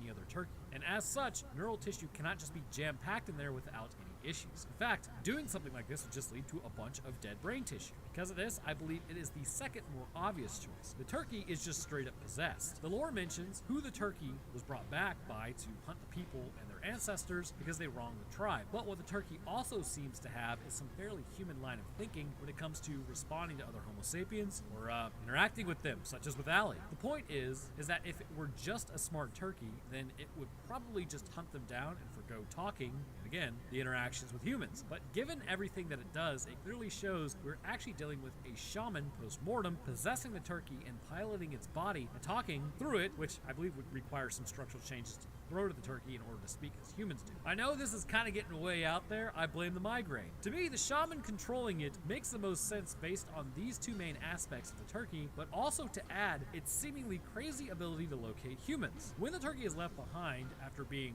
run off by the hermit when the group was camping, how exactly did the turkey know where to go? And also, where does it get the force multiplier? Well, none of that's important. Well, the force multiplier isn't important. I mean, I think that's just because it can do that. How the turkey actually knows where to go is because, again, it's almost like a top-down sort of view, I imagine. While to us, existing on the ground makes things difficult to figure out where others went. I mean, come on. I mean, if you had the supernatural powers of a shaman, wouldn't you be keeping an eye on college students and where they went? Exactly. And I believe it's using these powers, obviously, to know where they went. With his powers understood, what exactly is the point of the talisman? It's clear to me the main link between the shaman's powers and the turkey resides within this, but not necessarily just the shaman itself. When the talisman is on the body of the turkey, this makes it stronger and gives it full access to all the powers the shaman has in its control. By removing it, the shaman is still inside the turkey possessing it, but his powers, which are basically just the top-down view, are separated from him, and in doing so, the turkey becomes vulnerable because the shaman's powers are no longer unlocking the ability to initiate instant healing via mitosis, and the shaman is trapped in the turkey and is reliant on the body once more. That is until he's blasted into a container full of radioactive waste. So why does he regain his powers then? There's actually some logic to this. I know, can you believe that? I bet you're wondering how. Well, you know, Papa Roanoke has made all the connections, like Charlie trying to figure out where the mail is going, and nobody is actually working at the company. Let me ask you this. How does a phone work? Well, you need a receiver, a sender, and a signal, correct? Its most basic form anyhow. Well, this is how I believe the connection may work between the shaman, the turkey, and his powers utilizing the talisman. But even when the wire is cut and the signal is lost, the receiver and sender are still on both sides, and this is also how I believe it's working with the healing factor.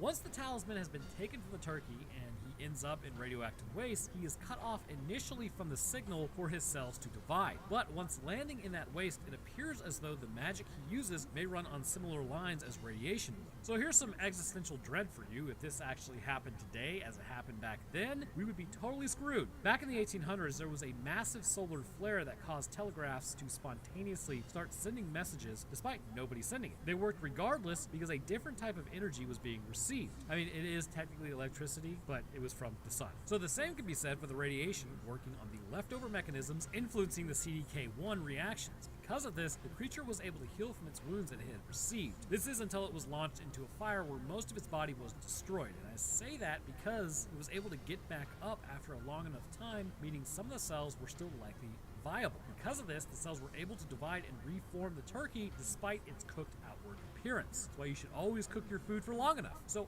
how exactly do you take this thing out? Well, it's actually not that difficult. Apart from the healing factor, it seems like the shaman still feels the pain of the turkey, hence why it ran off from the campsite and the hermit showed up to basically blow it away. The offensive capabilities that the turkey has are higher than what a normal turkey would have, as it also appears to have increased strength, likely that to the point of 10 turkeys. Where did I come up with that figure? Well, the average human has a strength of about 5 turkeys, so double that, and that gives you 10 turkeys. Trust me, it works. But the only real advantage the turkey has over humans is the omniscience provided by the talisman and the shaman's powers. Obviously, that could be removed, much like the group did to the turkey with their battle against it, but for you personally, it doesn't seem too terribly difficult. After all, Billy was able to get the thing in a headlock, and even Darren was able to get it roped for a time before it escaped. It seems to me consistent supplied force is able to subdue it, meaning the more of you, the better. So, what do? I think the only thing you would actually need is just a regular net. Instead of running from the turkey, you become the hunter of the turkey.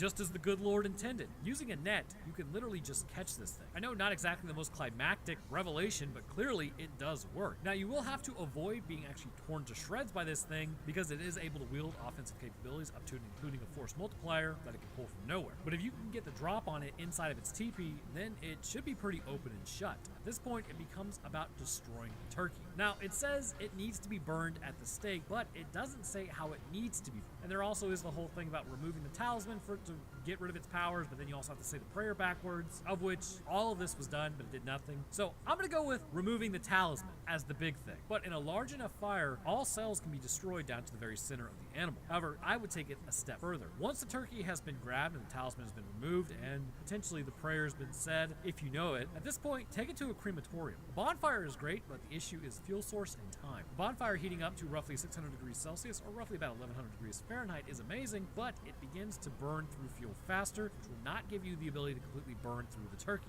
A crematorium, however, has access to cremation chambers and retorts, which have the ability of running for extended periods of time at 1800 degrees Fahrenheit. This will ensure you can run the furnace long enough to completely reduce the turkey to ash and even destroy every cell left over in the bone. This means that there is no cell to bring the creature back to continue its reign, and a net and a crematorium are not difficult things to come by either. The turkey in Thanksgiving is one that, due to its healing factor associated with the shamanistic powers and the actual possession of the body by the shaman utilizing human intelligence, means it's actually fairly difficult to put down on your own unless you have the right tools. This, coupled with its strength and ability to use tools also against humans, means that despite it looking ridiculous, it is a threat that has to be taken seriously. Your best shot at survival is subduing the creature and immediately burning it. You may be even able to use a standard fire to pre-cook it to give you enough time to actually cremate the turkey to make life easier on you so you're not fighting with it as much.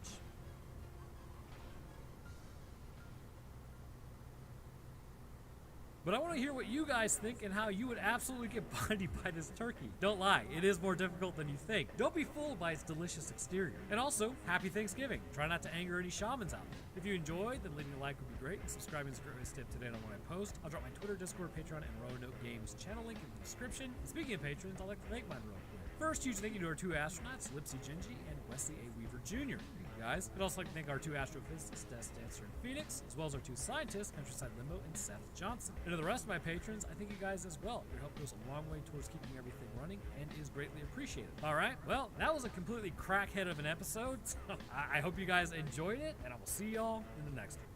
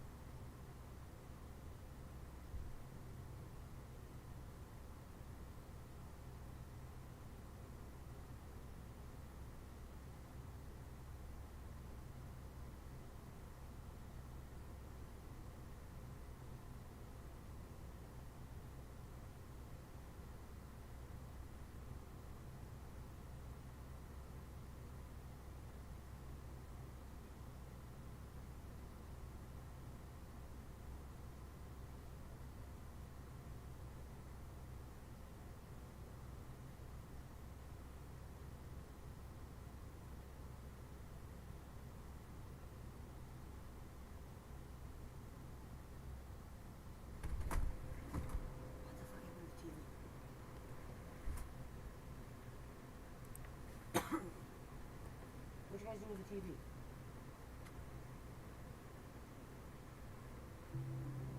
What the fuck happened to the PC?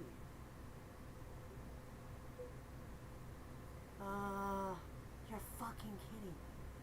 Fifth following content may contain suicide or self-harm topics. Mass Effect has ruined any sense of self. Oh my god, we're just going over fucking Mass Effect, and the thing has to throw a titty twist. Okay, a titty bit with